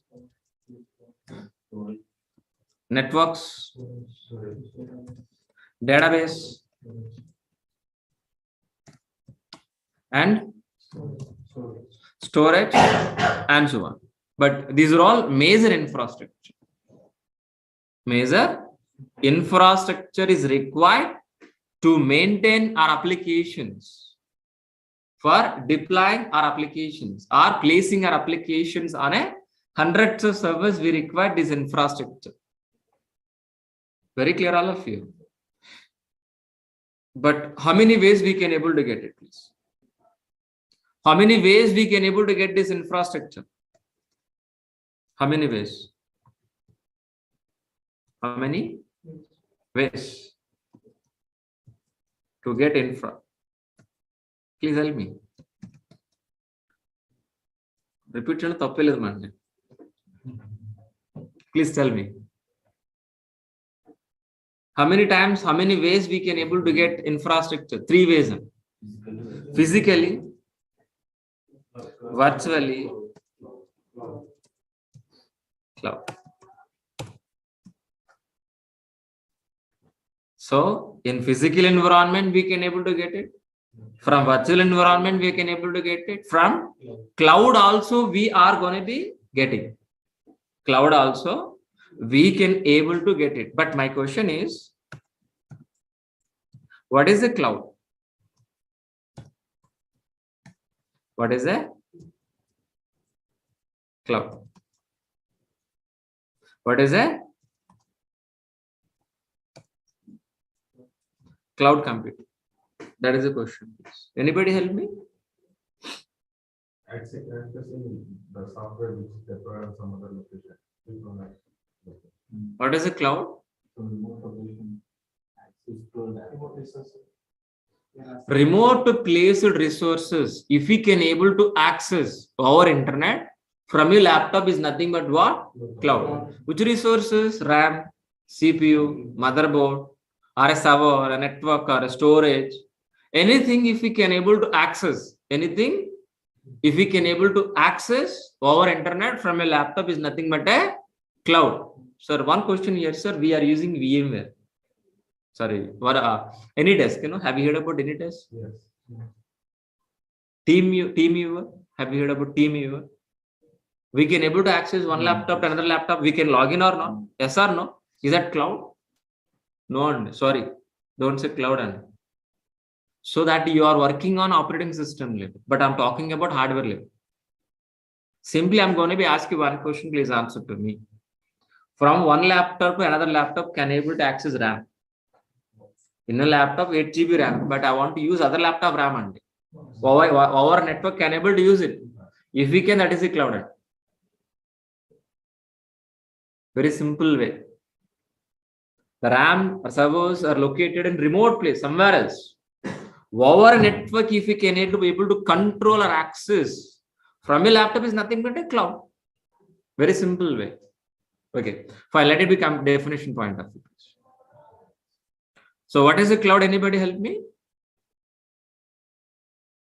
What is a cloud? What is a cloud computing? If we can able to access remote placed resources over internet from a laptop, is nothing but what? Cloud. First, what is a data center, please? Yes, excellent. So the group of servers keeping in a rack wise in a big room, we calling as a data center. The huge computing power keeping in a rack wise in a big room, we calling as a cloud data center. It is a data center only, not a cloud. Example, our building. In this building, we are filling in each and every room is filling with the huge computing. This building is a data center only. Tangible things we can see with our eyes. The data center we can able to visualize. Like a laptop we can touch, we can see. But where this data center located? In remote place. It might be in US, it might be in Singapore, it might be in Mumbai, it might be in Hyderabad also. These data centers are located geographically and globally in different locations. Got it. Over internet, we are going to be accessing these data centers. From your laptop is nothing but a cloud. What is a cloud? The remote placed resources. The remote placed resources like servers, storage, network, database, over internet, from your laptop, if we can able to access, is nothing but a cloud computing. Cloud computing. But cloud is specifically rental based resources only. By using cloud, we can't able to buy anything. We can't able to buy anything. By using cloud, we can able to get a rental based infrastructure, either server, network, storage, database. We can get a rental based. The best example is what? Wala cab. But the best example is what? Wala cab. For just for reaching railway station, are we buying a car or rental car? Even I have a car, but I'm better to choose Wala because it's very flexible. Understood very clearly. Instead of buying car, we're always preferring rental car. Because if you want to buy a car, we need to spend upfront amount at least 10 to 15 lakhs. 10 to 15 lakhs. But if you book a Wala cab, around 500 rupees, whereas 15 lakhs, whereas 500 rupees. So you are fulfilling your purpose or not? So do you require driving license? Do you require RC copy? Not required. So your purpose is fulfilled or not? The same way, our purpose is what exactly here?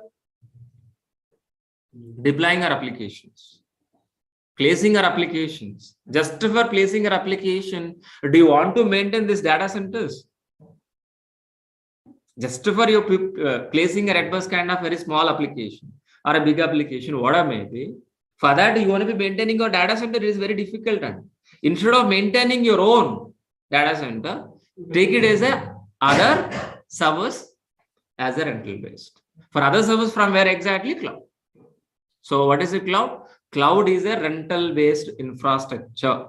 So for deploying our application, we can able to get infrastructure at the servers and network order maybe from cloud, and based on usage, we are going to be paying rent every month. That's it. Like Wallacam. But which cloud? Any cloud is same, either Azure, AWS, or Google. All are same service, same thing only. But which cloud we going to be learning, guys, please? AWS. AWS. So service is same, but provider is different. But which provider we going to be, guys, please? AWS. For example, I want to buy a shirt. I want to buy a shirt in online. So shirt is same or not? Shirt is same or not? But my choices might be Flipkart. My choices might be Amazon. My choice might be Snapdeal, whatever may be. But product is same. Approach is same. Am I right or not? The see here also same. So we require infrastructure, servers, network, storage. For getting this infrastructure, which cloud? Either maybe Azure or AWS or Google. So DevOps is same, process is same, servers are same. But from where you getting is different. But which cloud we are going to be learning is, please, here? AWS, Amazon Web Services, we are going to be learning. In Amazon Web Services, so which are all the services we are going to be learning, guys, please? VPC, EC2, RDS, and VPC. So VPC is nothing but what? Anybody? VPC is nothing but what? In simple form, network. So EC2 is nothing but what?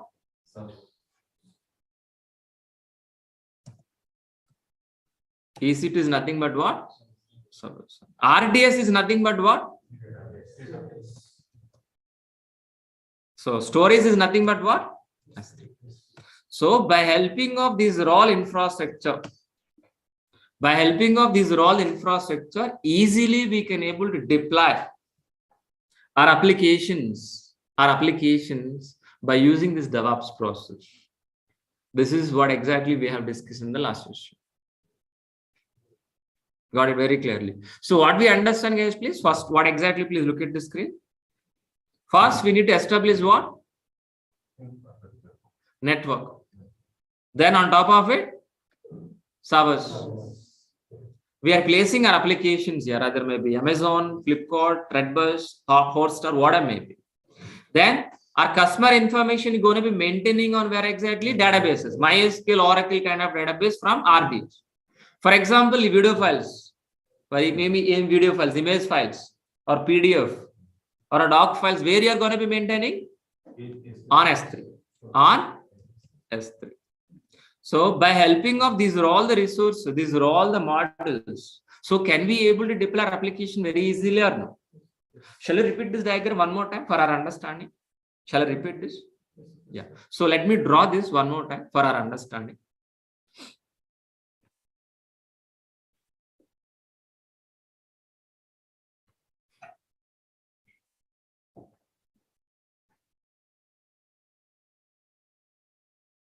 Please.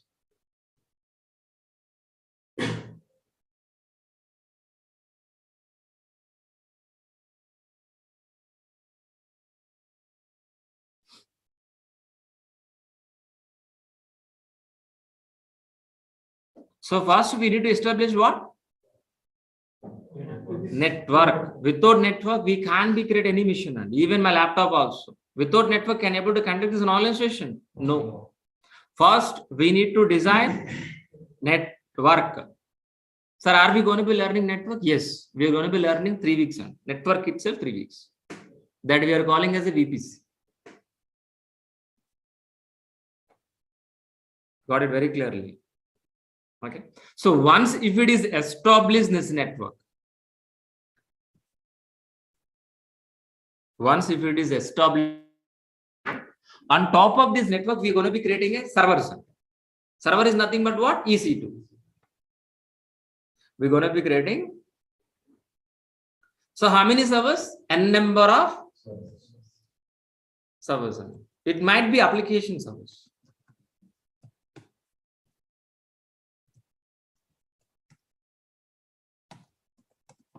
Application service. So application is nothing but anybody help me? Thanks. So we are going to be creating a application servers. On top of it, we are going to be placing Redbus kind of applications, Abibus kind of application, Flipkart kind of application. How many servers we are going to be deploying? And N number of servers. So once if it is placed, where exactly you can able to maintain our customer information? In database. In database. That means we need to create a database or not? So the service name calling here what? RDS. But it might be MySQL database, Oracle database, whatever. So application is maintaining on application server, our customer information maintaining on database. So network keys we have designed, application server we have kept, and database also we have kept. But if you want to access, if you want to log in into any application, from where exactly you can? Anybody? From where exactly you can able to access your applications and from where you are accessing websites? From browser. Not the laptop only, by using browser. Laptop. In the browser, we are going to be using Chrome browser. Am I right? Chrome browser. The Chrome browser we calling as a client. Your laptop is not a client. Sorry. Chrome browser is a client.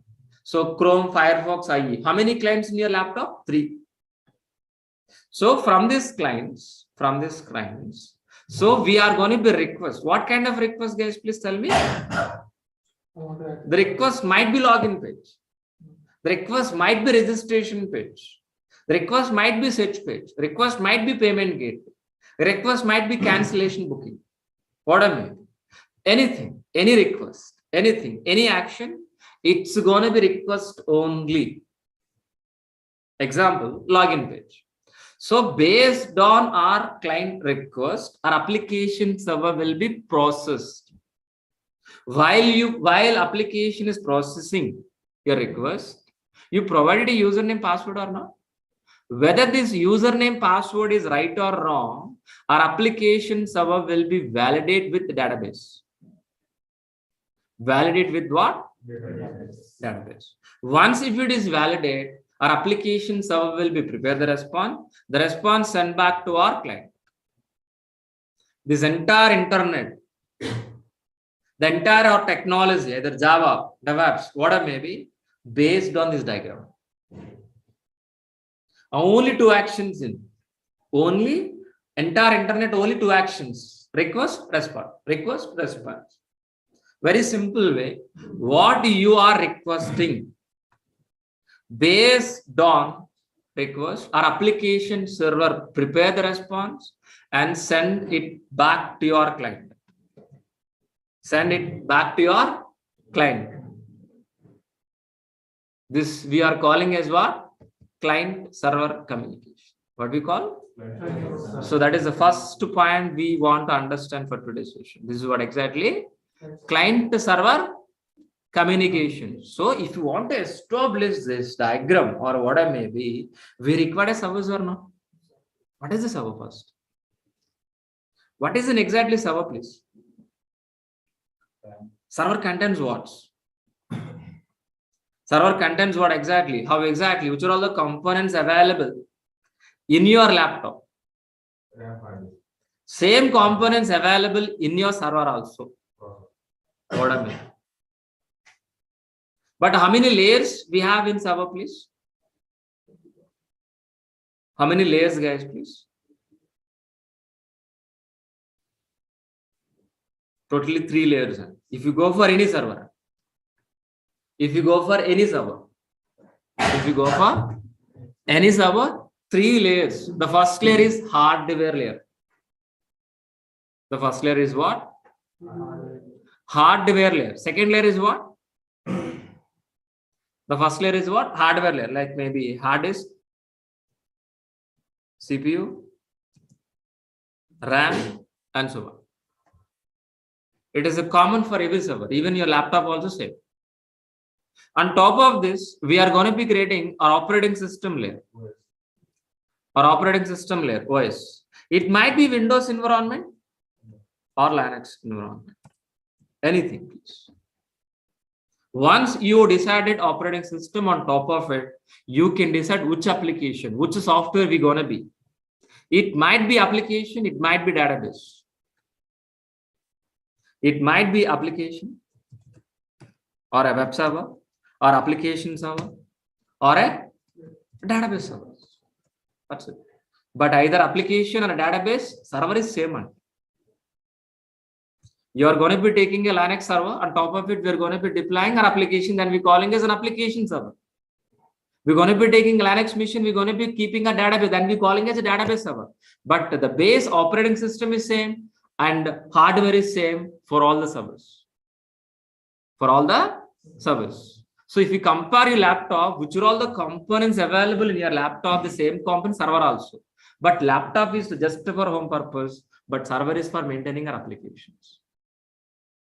But how many ways we can able to get this servers in? Server is same in all the cases. Server is same in all the cases. All the cases. Example. Water is same for all the cases. Water. For drinking water is all the same. When your grandpa, so those days, do you have any water bottles? Are you buying water?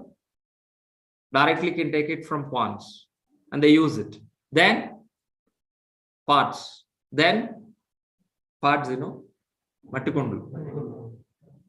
Then what exactly nowadays we are using in bottles? Is any change of water? No. But the form of water changed. Way of use is changed. But water is same for all the days. The same way server is same.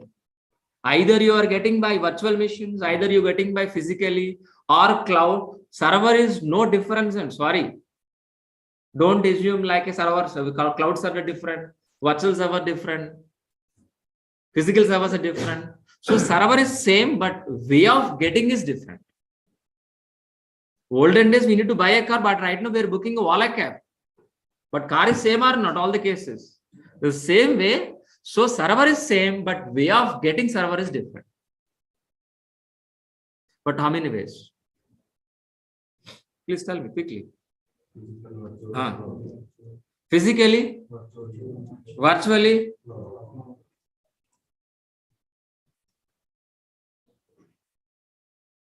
cloud. Physical servers, virtual servers, cloud server. But all servers are same. But way of getting is different. Please observe the point.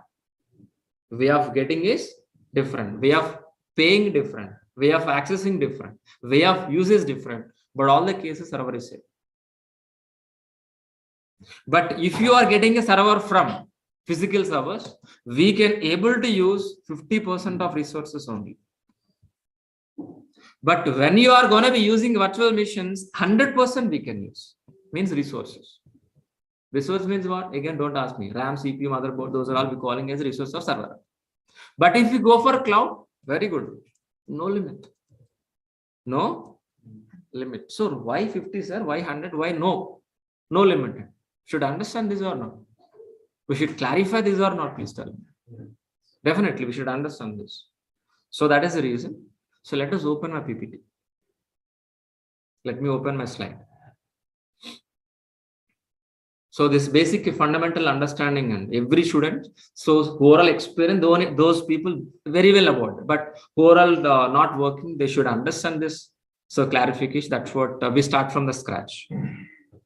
So server client communication, we understood. We have one server, can handle n number of clients. Client means what? Laptop, am I right? Browser, sorry. N number of browsers we can handle by single laptop.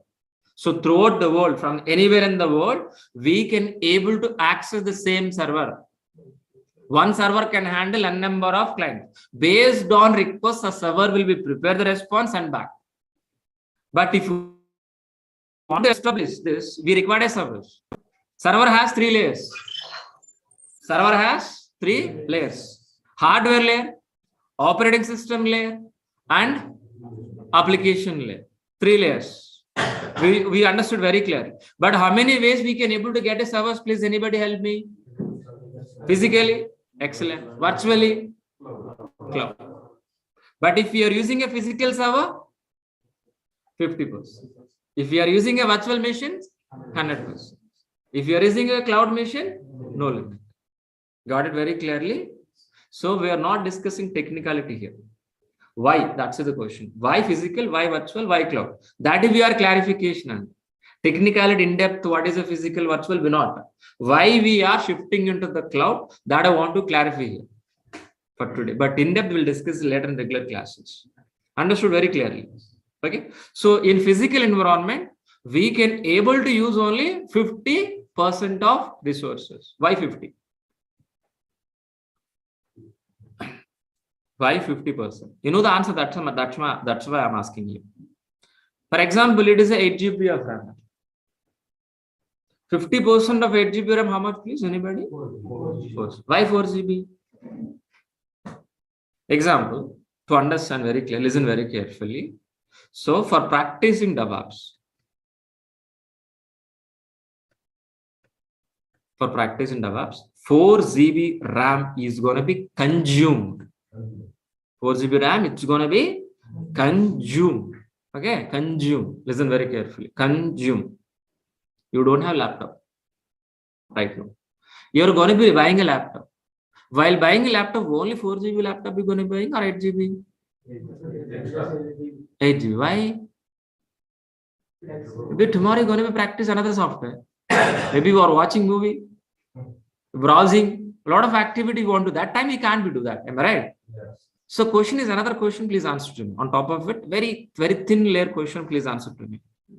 So you're going to be buying only 4 GB. Assume that. You're practicing well DevOps. So you're going to be practice another software. Immediately can able to increase 4 GB to 8 GB? No.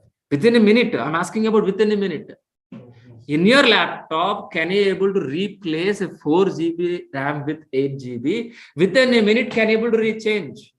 Within a half minute? No. That is the reason we're always keeping efficient resources. The actual requirement is 4 GB, remaining 4 GB for features. So same concept. Out of 8 GB, we can able to use for today 4 GB. Maybe tomorrow in future, we're going to be using another 4 GB. Understood? But if we are moving into the virtualization, so I'm requesting each and every student, your focus is very important. This slide. Okay. So 100% of resources. Here also we have 8 GB on. Listen, please. Here also 8 GB, but we are going to be using 100%. Why? Because virtualization. Why? Because virtualization. It is a physical layer. What I'm drawing, what I'm mentioning, it is a physical layer. On top of it, we are going to be creating a 2 virtual layers. It is a VM1. It is a virtual machine 2. So this 4 GB RAM is depending on this 8 GB RAM. This 4 GB RAM depending on this physical RAM. So 4 plus 4 how much, guys? Please tell me. 4 plus 4 how much? Excellent. 4 plus 4, 8 GB. So are we using 100% or no? So out of 8 GB, can I able to use 100% of resource or not? Yes or no? Yes or no? Please tell me. Yes or no? On top of first virtual machine application number 1 and second virtual machine number 2.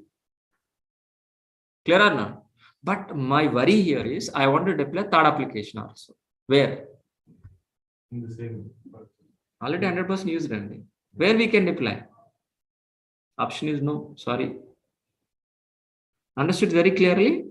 If you want to deploy third application, we require immediately one more 4 GB. 4 plus 4 plus 4. That means totally how much, guys, please? 12 GB. My question is here.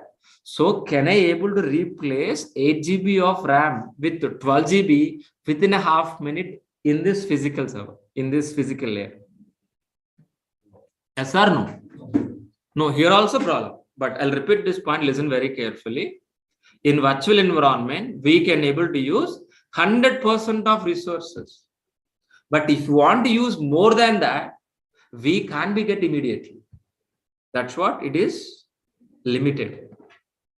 That's what we're calling as what? Limited only. Which are all the resources we can use 100%.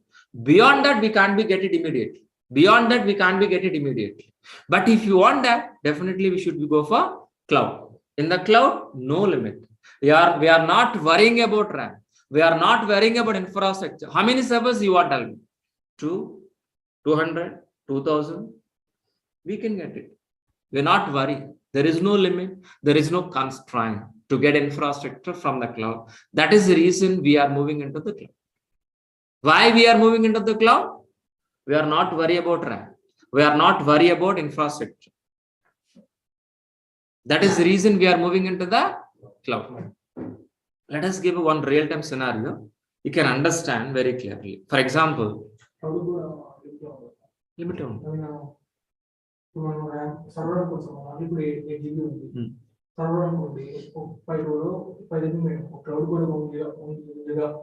Unlimited. And what is the value of infinity? Based on the server. So we can give use, that unlimited infrastructure in the cloud throughout the globe. How many data centers we have? Based on the data center only, we increase the data. Yes. Our laptop is only 8 GB, but in the cloud, Yes. unlimited. We can't calculate, but we can calculate our laptop, right? Same. Yeah, fine. So let it be continued. For example, a Flipkart. So as of right now, how many users can log in here? N number of logins. As of right now, maybe 15 users log in. Just for number, just for understanding, I will give a number 15.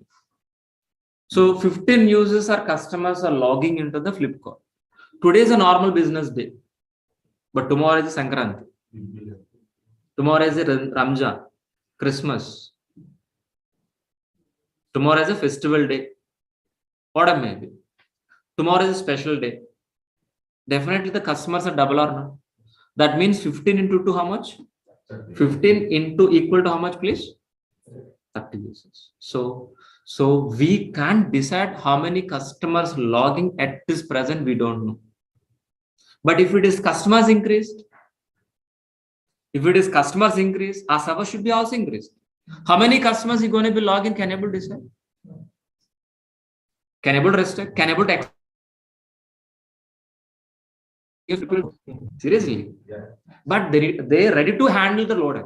If we can't, they lose business. Clear or not, please? So, based on customer load, our infrastructure should be increased and decreased. This we calling as what? This we calling as what? Auto scaling in AWS. That we calling as what? Elastic flexibility. Flexibility, elastic cloud compute, EC2. A flexible kind of service we can able to get it from cloud. So I'll draw one more diagram for understanding this. This is what exactly we have explained so orally, but we'll understand diagrammatically. For example, we have a example.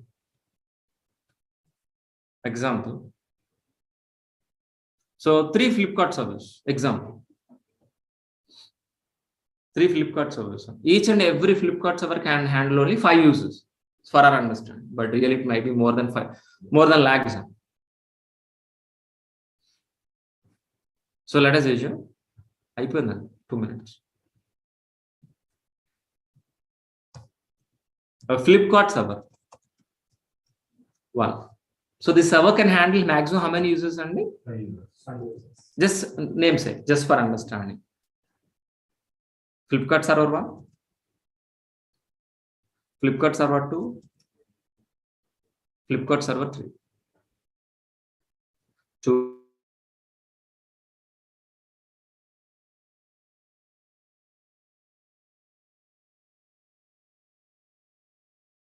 We're going to be handling load balance.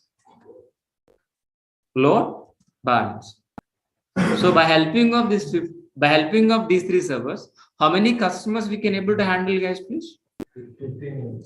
For handling this 15 users, so how many servers we are going to be using? 3 servers. This 15 users load is going to be hitting into this load balance. This 15 users load is going to be hitting into this load balance. What exactly this load balance does? Distributing this 15 users load equally on top of the server. First request goes to first server. Second request goes to second server. Third request goes to third server. Again, the 4th request comes again first server. 5th, 6th, and 7 again. 8, 9, 10, 11, 12, 13, 14, 15. So what is the load balancer? Equally, the entire customer load distributing across all the servers, either 3 or 30, whatever. That is job done by the load balance. But this is what exactly the situation right now, today, at this point. Tomorrow morning at 11.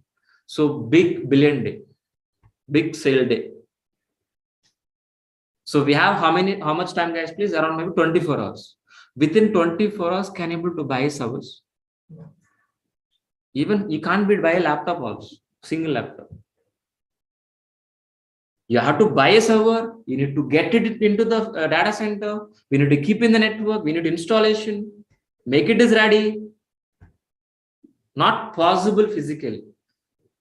In virtualization, also not possible because if it is limited. Because if it is limited. But in the cloud, we're not worried about infrastructure. So that means what? If our users, customer will increase, automatically servers also increase in the cloud. We are not worrying about infrastructure. We are not using physical servers. We are not using virtual environment. We are not getting from servers from physical environment. We are not getting servers from virtual environment. We are going to be getting server from where? Cloud. In the cloud, there is no restriction. There is no limit. Based on customer load, our infrastructure will be increased and decreased. Today as a 15 users, tomorrow at 11 o'clock, definitely double the users or not, please tell me. Yes or no? Yes or no? Definitely. But this time how many servers we require? 5 plus 5? 10. 10 plus 5? 15. For 3 servers, how many servers handling? And 15 users handled by 3 servers. For handling 30 users, how many servers are required? Simple maths, you know. 6 servers. At 11 o'clock. But at 10 users is going to be adding. Within a half an hour, can able to add 1 more 2 servers? In physical environment, no. Virtual environment, no. But in the cloud, yes. Yes, sir.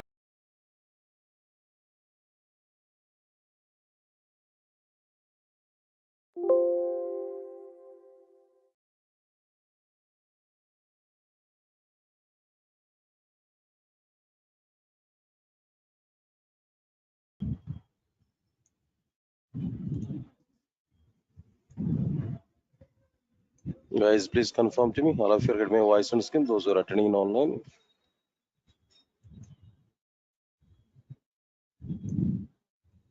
Guys, please confirm to me. All of you are getting my voice on screen. Those who are attending in online.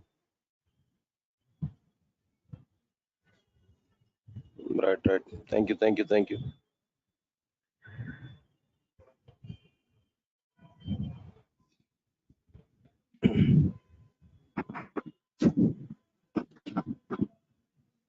Right. Good evening, guys.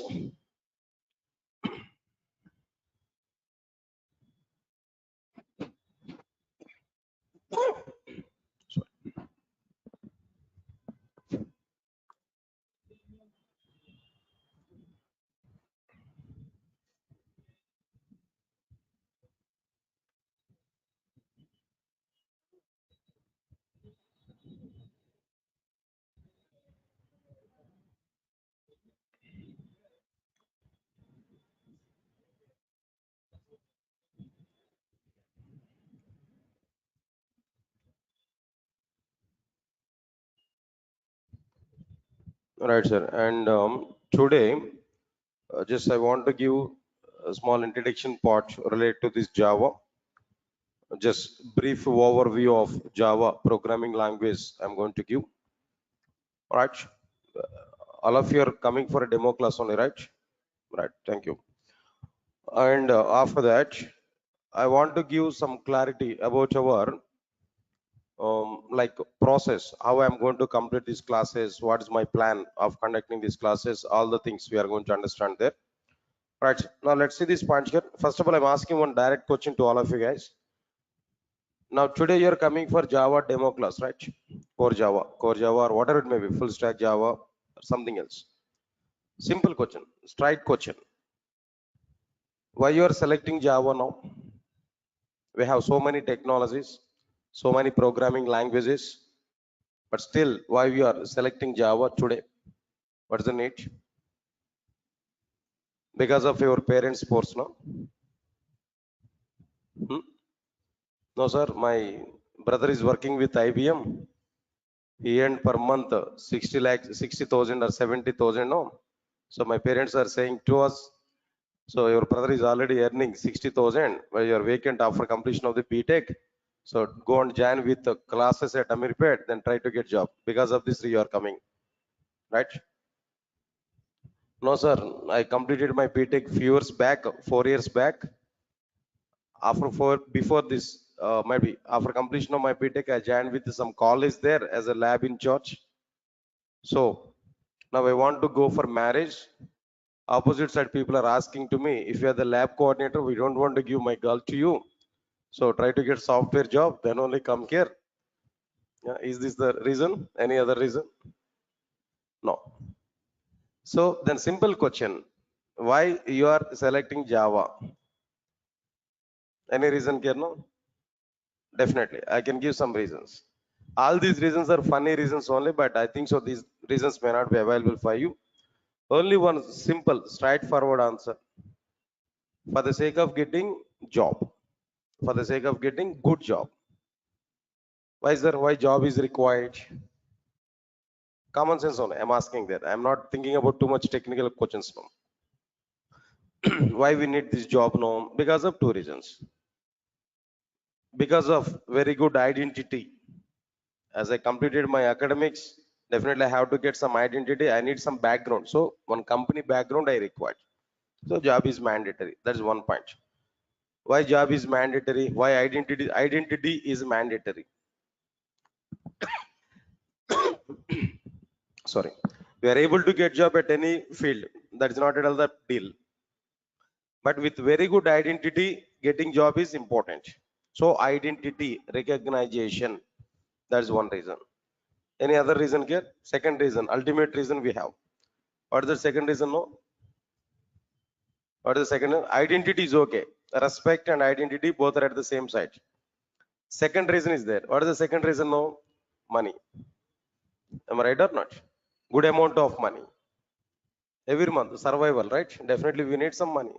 See, if we are giving answers like, sir, I'm very much crazy on programming, that's why I'm coming to this Java. No, I don't want to go believe all these kind of statements. No, they are overaction statements only. Yes, sir. Am I right or not? Identity with a good respect, and next one is what? Their money. They are the two important factors in our life. Without money, will you work for the 1 year of time? With any company, will you work for 1 year of time with any company without money? No. So definitely money is required or not? Are yaar, that is your fundamental right. We are working with a company for the sake of money only. At the same time, money with respect, money with identity, that both are required. Fine, whatever it may be, leave this one. Why I'm giving this kind of discussion here? The point is what? If you want to get very good job, in order to get money and respect and identity, Java is the right platform. Java is the right platform at present as per the outside market situation. Market is not much good. Somewhat dryness is going on there. Understand it what I'm telling there. So even though this much of dryness is going on, but still we can trust Java programming language when compared with other programming languages. Understand it? Still some companies are taking Java developers. Some companies are taking Java developers. As per my awareness, I'm telling to you, as per my analysis, as I am observing that the outside market with very much close, maybe next June or July month onwards, again, recruitments are going to be start. Actually, I have 50 companies in my hand at present. Regularly, I'm in touch with that companies there. Then every 3 days once or 4 days once, I used to send mails to them. Why? Because Durgasoft is providing campus drives also.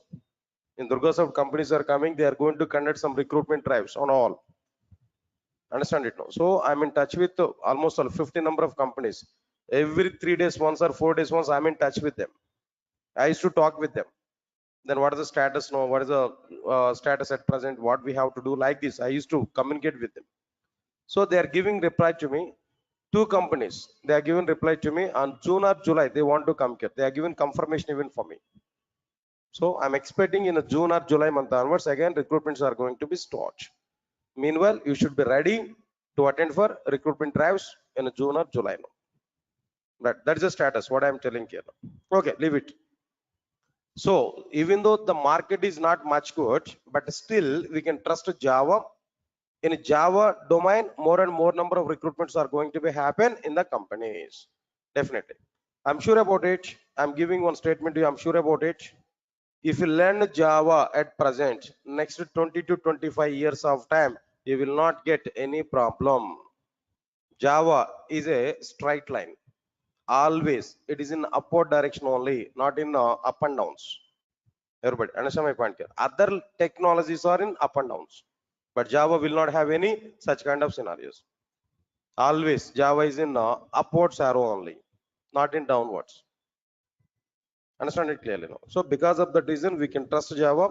Whatever the step today here we have taken there is the right step only. Then if you learn Java completely, I'm giving the word, next 20 to 25 years of time, you will not get any problem. In Java domain, this much of requirements are going to be happen.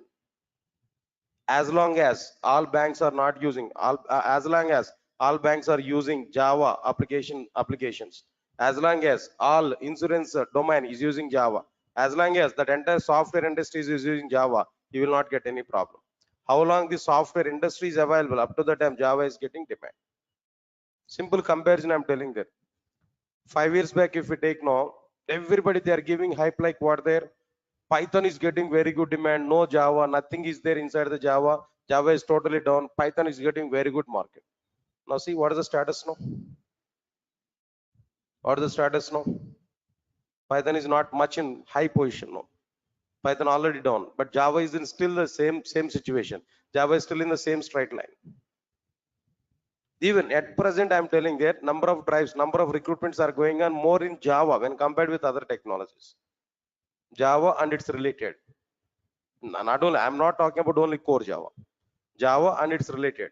There only the majority of the recruitments are going to be happen. Because of that reason, we are going to have chances to work with what there to have some opportunities on what there Java domain. So we can trust it. That's the first statement here. What I'm telling you. Okay, fine. Anyway, leave it. So for what purpose you are trying to learn Java, that's okay, leave it now. But once you have taken the step to learn Java, then you must bond with that. Then we need to have some, like what I'm telling there, patience level, and we need to complete it. After that, if you try for Java, definitely we'll have very good future in Java. There's a confirmation here, what I'm telling there as a first statement now. Right, sir, before all these things, as you are going to learn Java, first of all, tell me what we have inside the Java. What content, that means what exactly the parts, what exactly the concepts are available inside the Java. Do you have any awareness on it? What we are having inside the Java?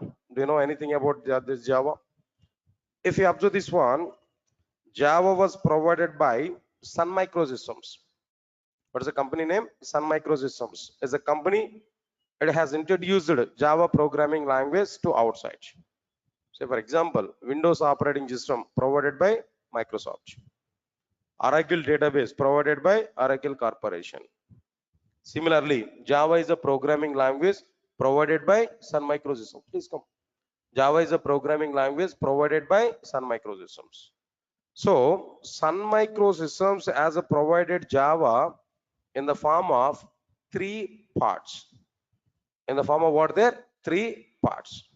What are the 3 parts which are provided by Sun Microsystems inside the Java? As per our awareness, I'm telling there, first one is what there? Come on, first one is what there? Core Java. And the second one is what there? Now tell me, advanced Java. And the third one is like what there? J2EE. Don't write anything. Understand? Just try to understand. So your responsibility is what there? Just sit aramly. That means peaceful. Try to understand whatever the points I'm saying there. That's it. Not required to write anything in my classes.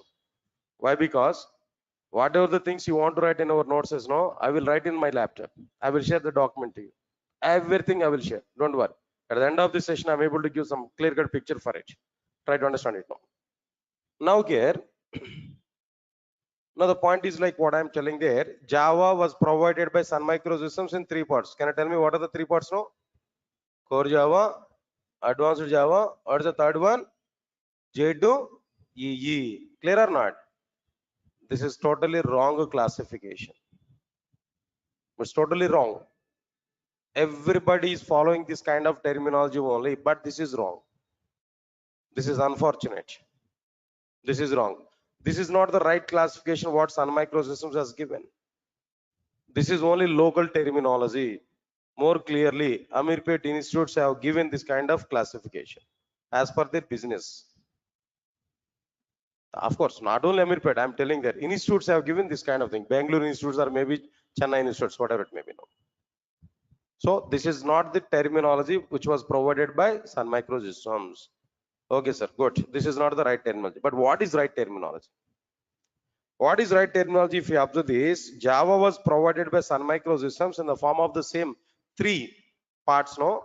But what are the 3 parts here? First one is J2SE or Java SE.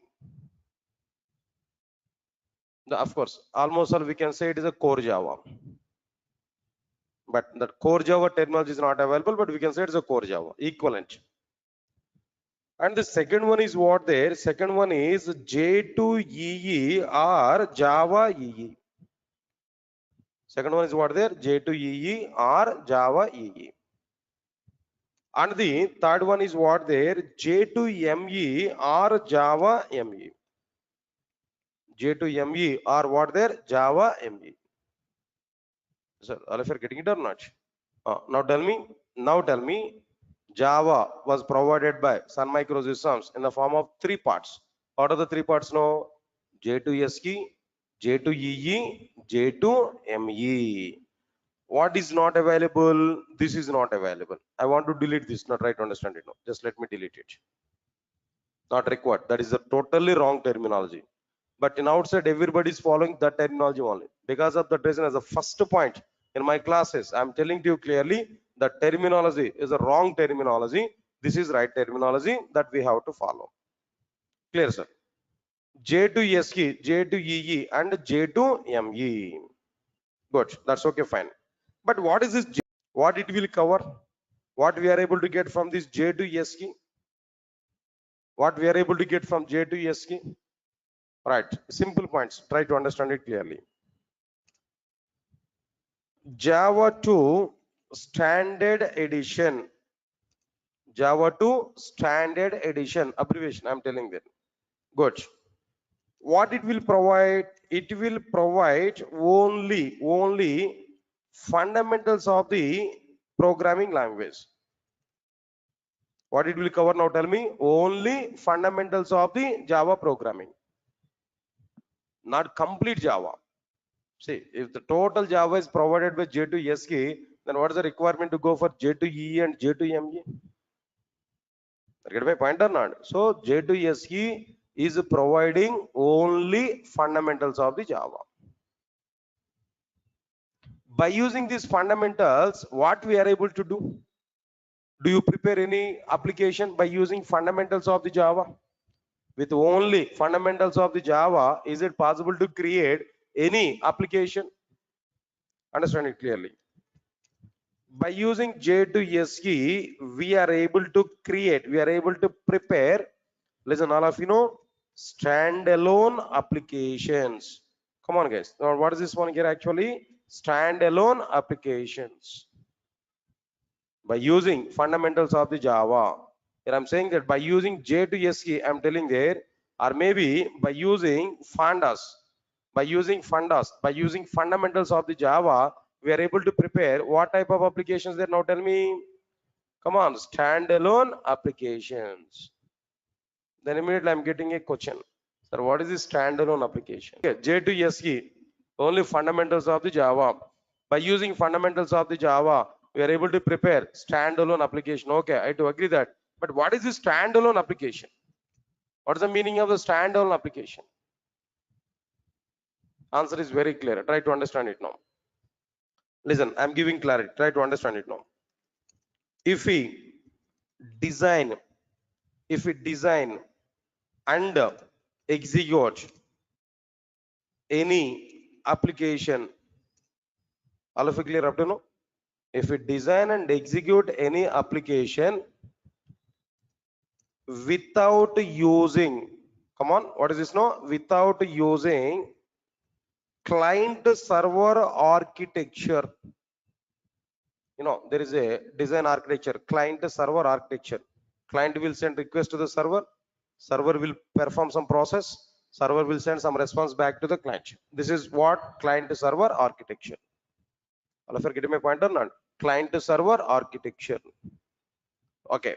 If we design and execute any application without using client server architecture, or listen carefully, without distributing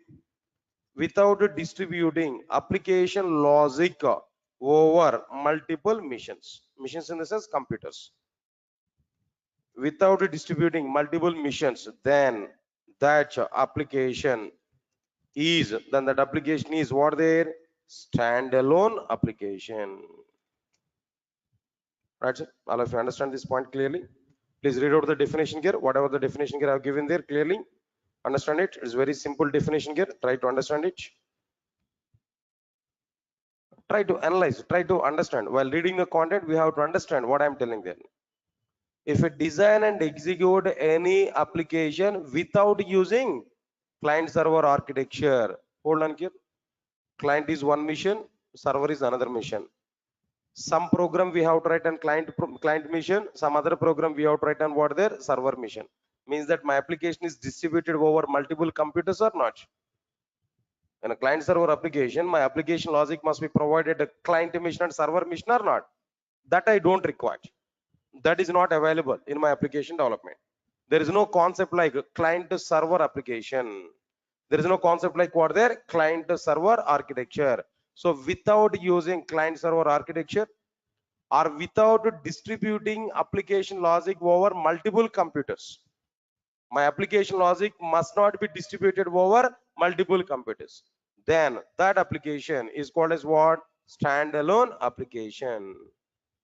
It means that my entire application I have to write and I have to execute within a single computer. Indirectly what I am telling there, my complete application I am going to provide within a single computer. Are you able to follow or not? See this point here. I want to give a simple diagram here. Now try to understand this diagram. So this is one computer. Sorry. This is one computer. Now inside this computer only, I'm going to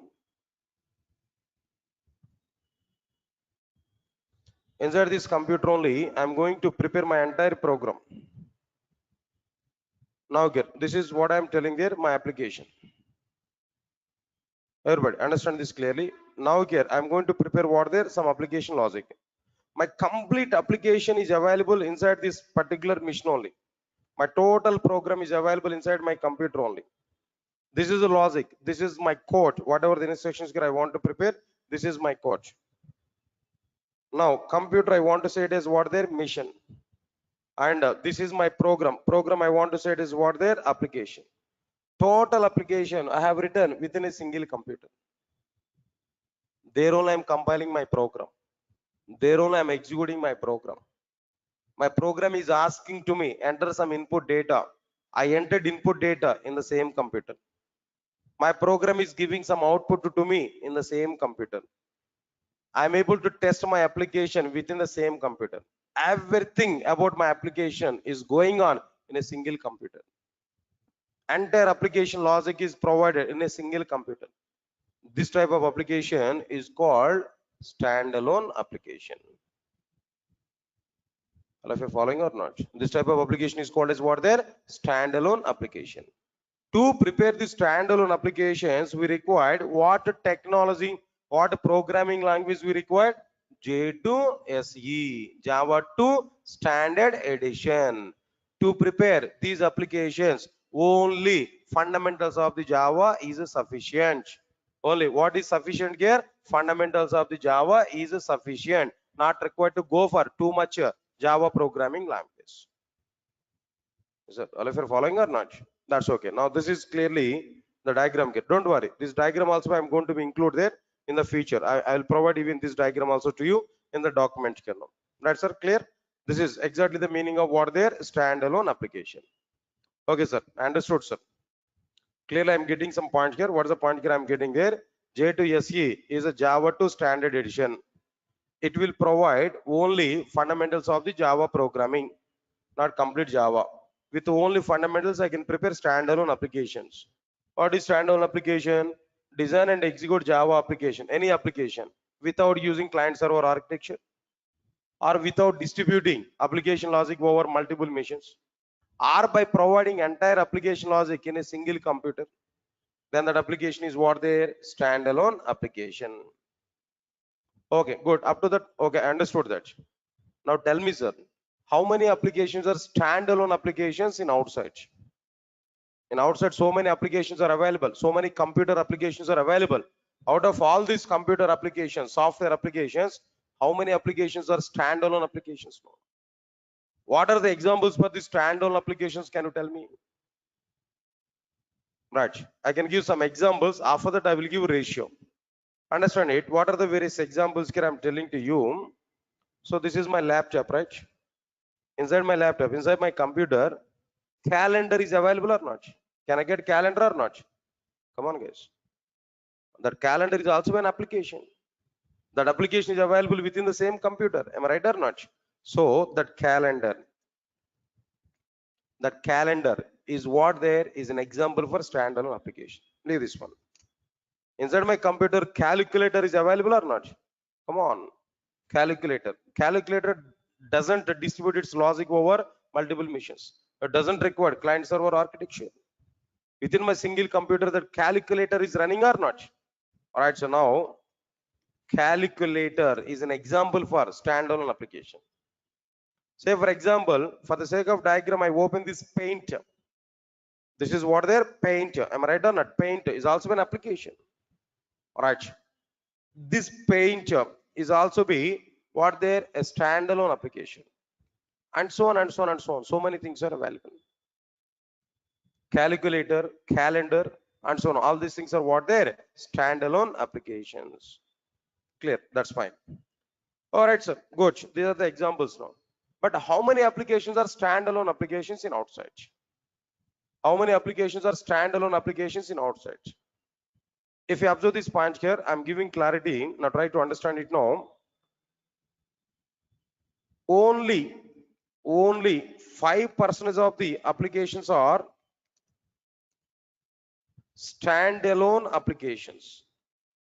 Only how many applications? No, 5% of the applications are what? Standalone applications. Only 5% of the applications are what? Standalone applications. Yes, clear? All of you are following these points now. Good. Remaining 95% of the applications are not standalone applications. Only 5% of the applications are what? They're standalone applications. Clear? Now try to understand it clearly after this.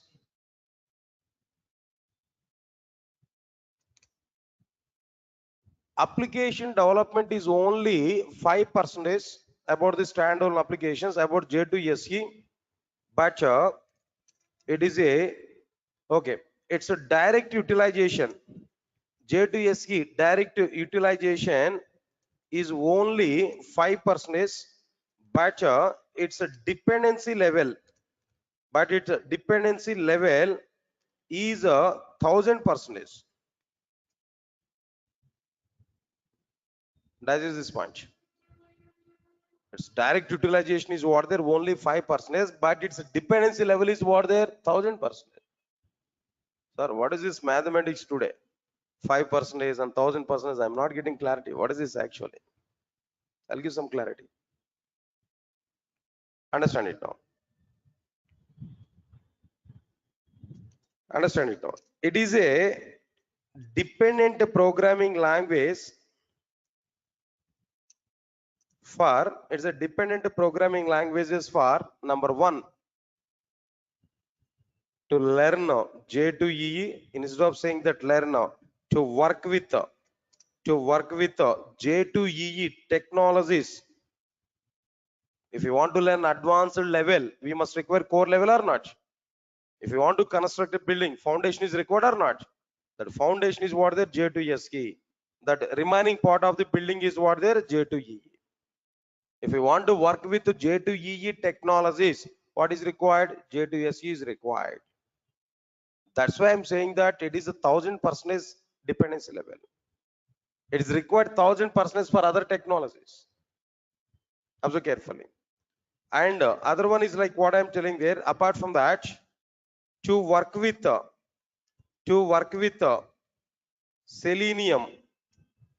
Selenium testing tool. I think you already aware about it. Selenium testing tool. Selenium is one of the tool for the sake of the automation, right? Automation testing. Selenium is one of the tool. If you want to learn or if you want to work with the Selenium, you must know J2SE. Without having J2SE knowledge, you are unable to do anything with the Selenium. But Selenium is also another tool. It's going on there in outside. Next one is what there. In the same way, Salesforce. If you want to work with the Salesforce or if you want to learn a Salesforce tool, again, you require what there? J2SE part. Not only that, if you want to work with the Hadoop, do you aware about it? No, Hadoop is a big data analysis. If you want to work with or if you want to learn Hadoop, again, what is required here? No, J2SE is required. Or if you want to work with or if you want to learn SEAP related tools, ABAP or maybe some HR or maybe something else. If you want to learn SAP tools, SAP tools, then again, what is required here? No, J2SE is required.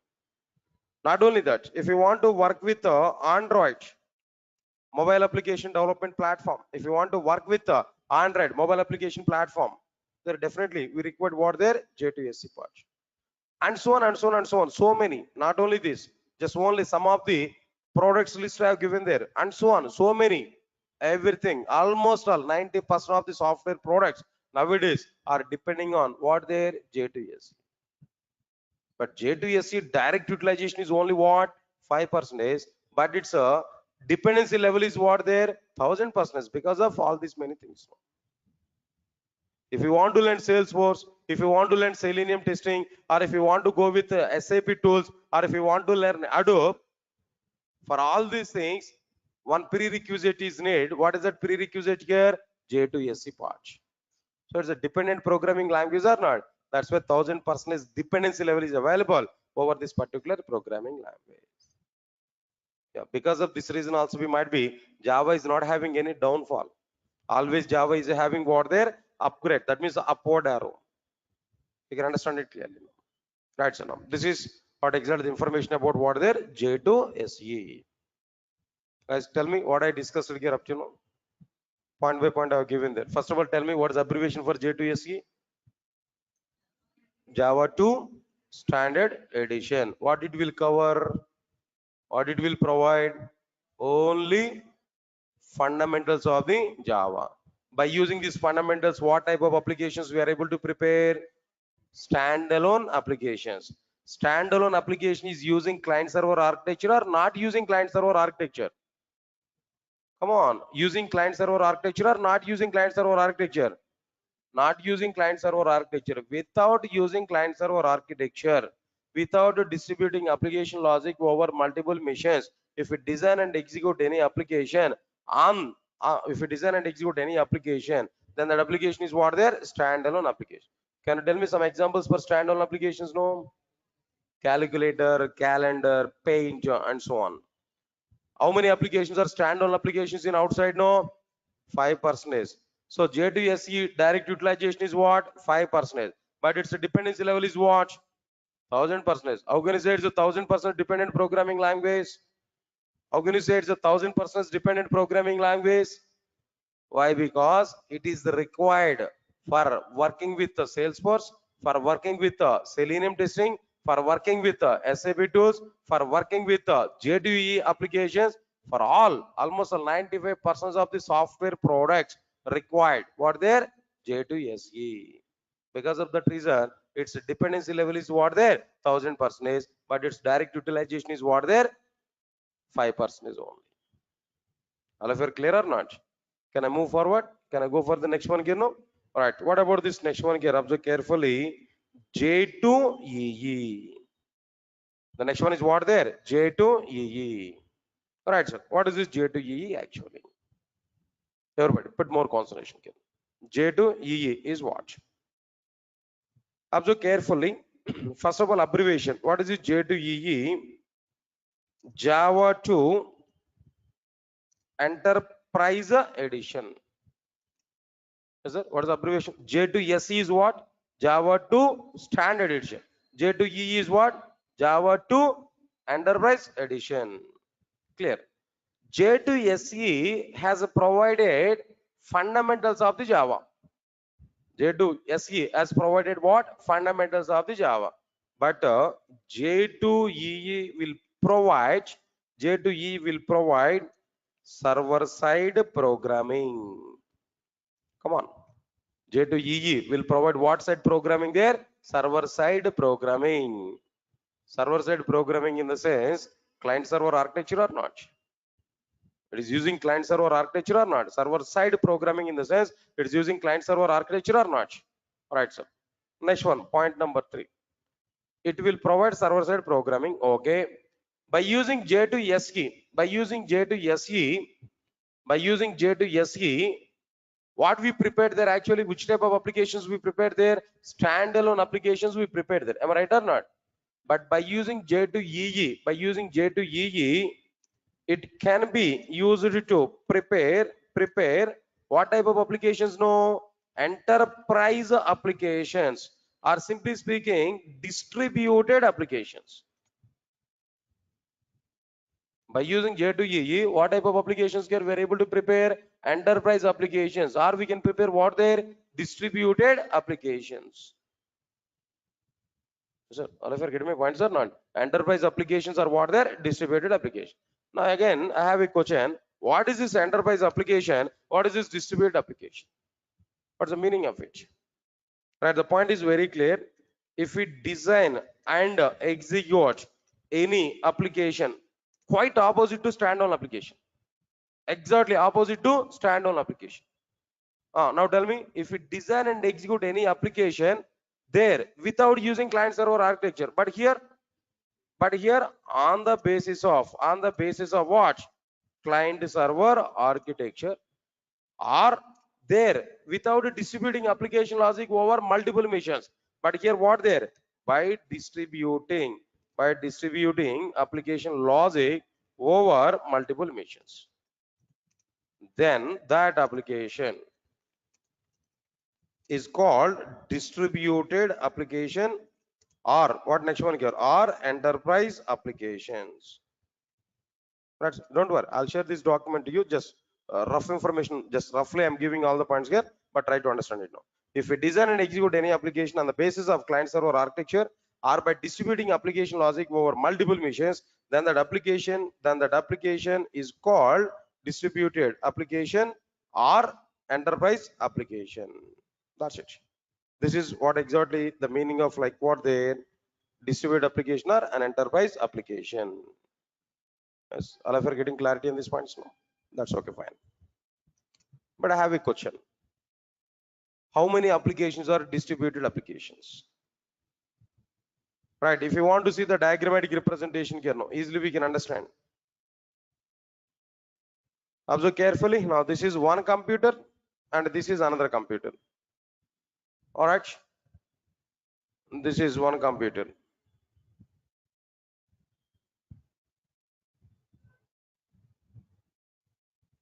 All right, sir. In between these two computers, what is required? Network is required. Am I right or not? Network is required. Protocol is required. Communication point of view. Now this I want to say client machine.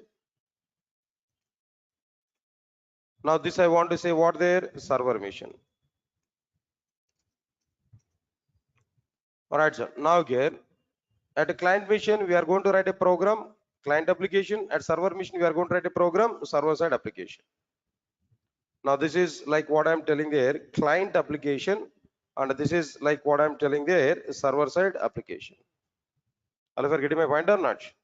All right, now this is like what there, network. So here we have some coding part. At client program, we have some coding part. Here these are the number of intersections. Similarly, here also we are having what there, number of intersections. All right, then first of all, what we have to understand here now. First of all, client will send request to the server, that is to the network. Then network will submit that request to what there, the respective server machine. Server side program will be executed. Server side program will be executed. When this program is executed, whenever this program